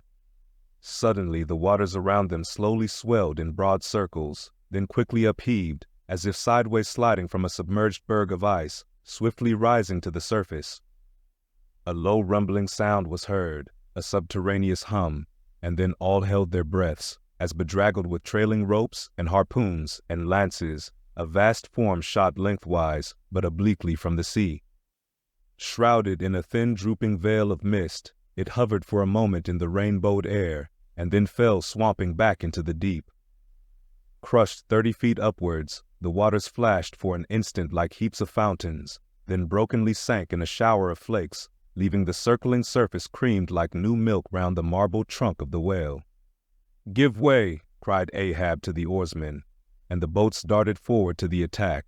But maddened by yesterday's fresh irons that corroded in him, Moby Dick seemed combinedly possessed by all the angels that fell from heaven. The wide tiers of welded tendons overspreading his broad white forehead, beneath the transparent skin, looked knitted together, as head-on he came churning his tail among the boats, and once more flailed them apart, spilling out the irons and lances from the two mates' boats, and dashing in one side of the upper part of their bows, but leaving Ahab's almost without a scar. While Daggoo and Queequeg were stopping the strained planks, and as the whale swimming out from them turned and showed one entire flank as he shot by them again, at that moment a quick cry went up. Lashed round and round to the fish's back, pinioned in the turns upon turns in which, during the past night, the whale had reeled the involutions of the lines around him, the half-torn body of the Parsee was seen, his sable raiment frayed to shreds, his distended eyes turned full upon old Ahab. The harpoon dropped from his hand. Befooled, drawing in a long, lean breath. "Aye, Parsee, I see thee again. Aye, and thou goest before, and this then is the hearse that thou didst promise. But I hold thee to the last letter of thy word. Where is the second hearse? Away, mates, to the ship. Those boats are useless now. Repair them if ye can in time, and return to me. If not, Ahab is enough to die. Down, men! The first thing that but offers to jump from this boat I stand in, that thing I harpoon. Ye are not other men, but my arms and my legs, and so obey me. Where's the whale? Gone down again?"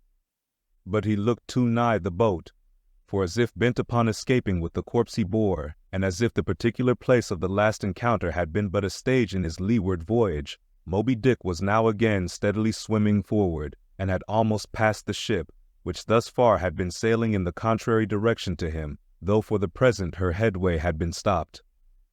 He seemed swimming with his utmost velocity, and now only intent upon pursuing his own straight path in the sea.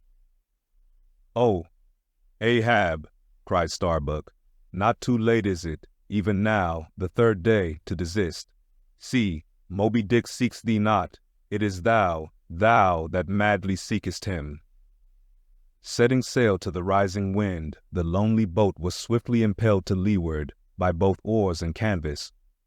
And at last, when Ahab was sliding by the vessel, so near as plainly to distinguish Starbuck's face as he leaned over the rail, he hailed him to turn the vessel about and follow him, not too swiftly, at a judicious interval. Glancing upwards, he saw Tashtego, Queequeg, and Daggoo eagerly mounting to the 3 mastheads, while the oarsmen were rocking in the 2 staved boats which had but just been hoisted to the side, and were busily at work in repairing them. One after the other, through the portholes, as he sped, he also caught flying glimpses of Stubb and Flask, busying themselves on deck among bundles of new irons and lances. As he saw all this, as he heard the hammers in the broken boats, far other hammers seemed driving a nail into his heart, but he rallied, and now marking that the vane or flag was gone from the main masthead, he shouted to Tashtego, who had just gained that perch, to descend again for another flag, and a hammer and nails, and so nail it to the mast. Whether fagged by the 3 days' running chase, and the resistance to his swimming in the knotted hamper he bore, or whether it was some latent deceitfulness and malice in him, whichever was true, The white whale's way now began to abate, as it seemed, from the boat so rapidly nearing him once more, though indeed the whale's last start had not been so long a one as before. And still as Ahab glided over the waves, the unpitying sharks accompanied him, and so pertinaciously stuck to the boat, and so continually bit at the plying oars, that the blades became jagged and crunched, and left small splinters in the sea, at almost every dip. Heed them not, those teeth but give new rollicks to your oars. Pull on, 'tis the better rest, the shark's jaw than the yielding water. But at every bite, sir, the thin blades grow smaller and smaller. They will last long enough. Pull on. But who can tell, he muttered, whether these sharks swim to feast on the whale or on Ahab. But pull on. Aye, all alive now. We near him. The helm. Take the helm. Let me pass. And so saying, two of the oarsmen helped him forward to the bows of the still flying boat. At length, as the craft was cast to one side and ran ranging along with the white whale's flank, he seemed strangely oblivious of its advance, as the whale sometimes will, and Ahab was fairly within the smoky mountain mist, which, thrown off from the whale's spout, curled round his great monadnock hump. He was even thus close to him, when, with body arched back, and both arms lengthwise high lifted to the poise, he darted his fierce iron, and his far fiercer curse into the hated whale. As both steel and curse sank to the socket, as if sucked into a morass, Moby Dick sideways writhed, spasmodically rolled his nigh flank against the bow, and, without staving a hole in it, so suddenly canted the boat over, that had it not been for the elevated part of the gunwale to which he then clung, Ahab would once more have been tossed into the sea. As it was, three of the oarsmen, who foreknew not the precise instant of the dart, and were therefore unprepared for its effects, these were flung out, but so fell that, in an instant, two of them clutched the gunwale again, and rising to its level on a combing wave, hurled themselves bodily inboard again, the third man helplessly dropping astern, but still afloat and swimming. Almost simultaneously, with a mighty volition of ungraduated, instantaneous swiftness, the white whale darted through the weltering sea. But when Ahab cried out to the steersman to take new turns with the line, and hold it so, and commanded the crew to turn round on their seats, and tow the boat up to the mark, the moment the treacherous line felt that double strain and tug, it snapped in the empty air. What breaks in me? Some sinew cracks. 'Tis whole again. Oars, oars, burst in upon him. Hearing the tremendous rush of the sea-crashing boat, the whale wheeled round to present his blank forehead at bay, but in that evolution, catching sight of the nearing black hull of the ship, seemingly seeing in it the source of all his persecutions, but thinking it may be, a larger and nobler foe, of a sudden he bore down upon its advancing prow, smiting his jaws amid fiery showers of foam. Ahab staggered, his hands smote his forehead. I grow blind, hands, stretch out before me that I may yet grope my way. Is night? The whale, the ship, cried the cringing oarsman. Oars, oars, slope downwards to thy depths, O sea, that ere it be forever too late, Ahab may slide this last time upon his mark. I see, the ship, dash on, my men. Will ye not save my ship? But as the oarsmen violently forced their boat through the sledge-hammering seas, the before whale-smitten bow ends of two planks burst through, and in an instant almost, the temporarily disabled boat lay nearly level with the waves, its half-waiting, splashing crew, trying hard to stop the gap and bail out the pouring water. Meantime, for that one beholding instant, Tashtigel's masthead hammer remained suspended in his hand, and the red flag, half wrapping him as with a plaid, then streamed itself straight out from him, as his own forward-flowing heart, while Starbuck and Stubb, standing upon the bowsprit beneath, caught sight of the downcoming monster just as soon as he. The whale, up helm, O all ye sweet powers of air, now hug me close. Let not Starbuck die, if die he must, in a woman's fainting fit. Up helm, I say, ye fools, the jaw. Is this the end of all my bursting prayers, all my lifelong fidelities? O Ahab, lo thy work. Steady, helmsman, steady, nay, up helm again. He turns to meet us. Oh, his unappeasable brow drives on towards one, whose duty tells him he cannot depart. My God, stand by me now. Stand not by me, but stand under me, whoever you are that will now help Stubb, for Stubb too sticks here. I grin at thee, thou grinning whale. Whoever helped Stubb, or kept Stubb awake, but Stubb's own unwinking eye? And now poor Stubb goes to bed upon a mattress that is all too soft. Would it were stuffed with brushwood. I grin at thee, thou grinning whale. Look ye, sun, moon, and stars. I call ye assassins of as good a fellow as ever spouted up his ghost. For all that, I would yet ring glasses with ye, would ye but hand the cup. Oh, thou grinning whale, but there'll be plenty of gulping soon. Why fly ye not, O Ahab? For me, off shoes and jacket to it. Let Stubb die in his drawers. A most mouldy and over-salted death, though. Cherries, cherries, cherries. O flask, for one red cherry ere we die. Cherries, I only wish that we were where they grow. O Stubb, I hope my poor mother's drawn my part pay ere this. If not, few coppers will now come to her, for the voyage is up. From the ship's bows, nearly all the seamen now hung inactive, hammers, bits of plank, lances, and harpoons, mechanically retained in their hands, just as they had darted from their various employments, all their enchanted eyes intent upon the whale, which from side to side strangely vibrating his predestinating head, sent a broad band of overspreading semicircular foam before him as he rushed. Retribution, swift vengeance, eternal malice were in his whole aspect.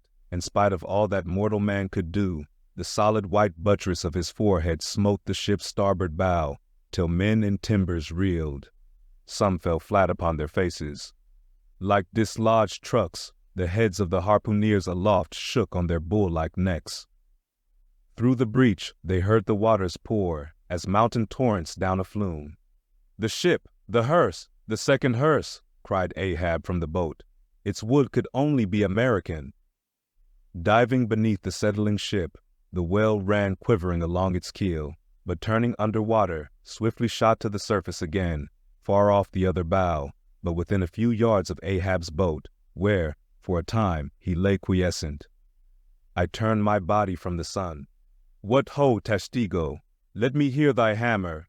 Oh, ye three unsurrendered spires of mine, thou uncracked keel and only God-bullied hull, thou firm deck and haughty helm, and pole-pointed prow, death-glorious ship, must ye then perish, and without me? Am I cut off from the last fond pride of meanest shipwrecked captains? O lonely death on lonely life!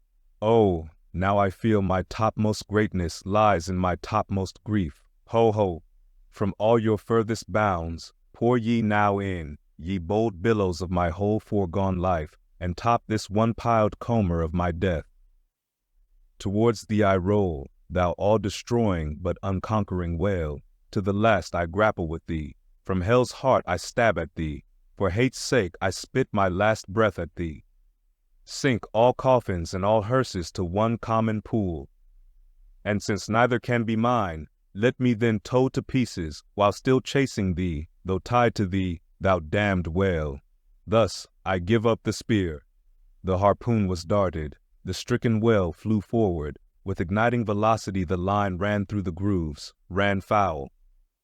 Ahab stooped to clear it. He did clear it, but the flying turn caught him round the neck, and voicelessly, as Turkish mutes bowstring their victim, he was shot out of the boat ere the crew knew he was gone. Next instant, the heavy ice splice in the rope's final end flew out of the stark empty tub, knocked down an oarsman, and smiting the sea, disappeared in its depths. For an instant, the tranced boat's crew stood still, then turned. The ship! Great God, where is the ship? Soon they through dim, bewildering medium saw her sidelong fading phantom, as in the gaseous Fata Morgana, only the uppermost masts out of water, while fixed by infatuation, or fidelity, or fate, to their once lofty perches, the pagan harpooneers still maintained their sinking lookouts on the sea. And now, concentric circles seized the lone boat itself, and all its crew, and each floating oar, and every lance pole and spinning, animate and inanimate, all round and round in one vortex, carried the smallest chip of the Pequod out of sight. But as the last whelmings intermixingly poured themselves over the sunken head of the Indian at the mainmast, leaving a few inches of the erect spar yet visible, together with long streaming yards of the flag, which calmly undulated, with ironical coincidings, over the destroying billows they almost touched. At that instant, a red arm and a hammer hovered backwardly uplifted in the open air, in the act of nailing the flag faster and yet faster to the subsiding spar. A skyhawk that tauntingly had followed the main truck downwards from its natural home among the stars, pecking at the flag and incommoding Tashtigo there, this bird now chanced to intercept its broad fluttering wing between the hammer and the wood, and simultaneously feeling that ethereal thrill, the submerged savage beneath, in his death gasp, kept his hammer frozen there, and so the bird of heaven, with archangelic shrieks, and his imperial beak thrust upwards, and his whole captive form folded in the flag of Ahab, went down with the ship, which, like Satan, would not sink to hell till she had dragged a living part of heaven along with her and helmeted herself with it. Now small fowls flew screaming over the yet yawning gulf, a sullen white surf beat against its steep sides, then all collapsed, and the great shroud of the sea rolled on as it rolled 5,000 years ago. Speed up your reading and enhance your memory with Moby Dick by your side.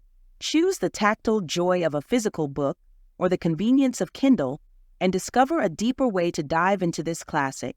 Pairing the audiobook with the text takes your understanding and retention to the next level. Ready to transform your literary experience? Check the link in the description and pick the perfect format for you.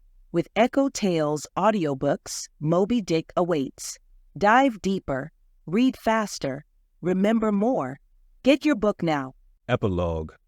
And I only am escaped alone to tell thee. Job. The drama's done. Why then here does any one step forth? Because one did survive the wreck. It so chanced that after the Parsee's disappearance, I was he whom the fates ordained to take the place of Ahab's bowsman, when that bowsman assumed the vacant post, the same who, when on the last day the 3 men were tossed from out of the rocking boat, was dropped astern. So, floating on the margin of the ensuing scene, and in full sight of it, when the half-spent suction of the sunk ship reached me, I was then, but slowly, drawn towards the closing vortex. When I reached it, it had subsided to a creamy pool. Round and round then, and ever contracting towards the button-like black bubble at the axis of that slowly wheeling circle, like another Ixion I did revolve. Till, gaining that vital center, the black bubble upward burst, and now, liberated by reason of its cunning spring, and, owing to its great buoyancy, rising with great force, the coffin life-buoy shot lengthwise from the sea, fell over, and floated by my side. Buoyed up by that coffin, for almost one whole day and night, I floated on a soft and dirge-like main. The unharming sharks, they glided by as if with padlocks on their mouths. The savage sea-hawks sailed with sheathed beaks. On the second day, a sail drew near, nearer, and picked me up at last. It was the devious cruising Rachel that, in her retracing search after her missing children, only found another orphan. Dear listeners, as we conclude our extraordinary voyage through Herman Melville's Moby Dick, I want to extend my deepest gratitude to each and every one of you for joining me on this epic journey across the tumultuous seas, through the depths of human psyche, and into the heart of darkness and light that coexist within our nature. We've traversed the vast, unfathomable oceans of literature together, delving into the profound themes of obsession, camaraderie, and the eternal struggle between man and nature. I hope this journey has been as enlightening for you as it has been for me. As Ishmael, the lone survivor, brings us back to the shore from the Pequod's ill-fated voyage, I invite you to reflect on the journey we've undertaken, the stories we've heard, and the lessons we've learned. Let's carry the spirit of adventure, the questioning of the unknown, and the deep connections we've formed with these timeless characters into our daily lives. If you enjoyed our voyage with Moby Dick, please consider subscribing to the channel for more classic literature audiobooks. Share this series with friends who revel in the power of storytelling, and leave a comment below with your reflections, favorite moments, or other classics you'd love to explore together. Lastly, if you wish to support the channel further, consider purchasing a copy of Moby Dick through the link in the description to revisit Melville's masterpiece in your own time and perhaps uncover new treasures within its pages. Thank you once again for being an integral part of this literary expedition. Until our next adventure, keep the spirit of curiosity alive, and may the winds of great stories always fill your sails.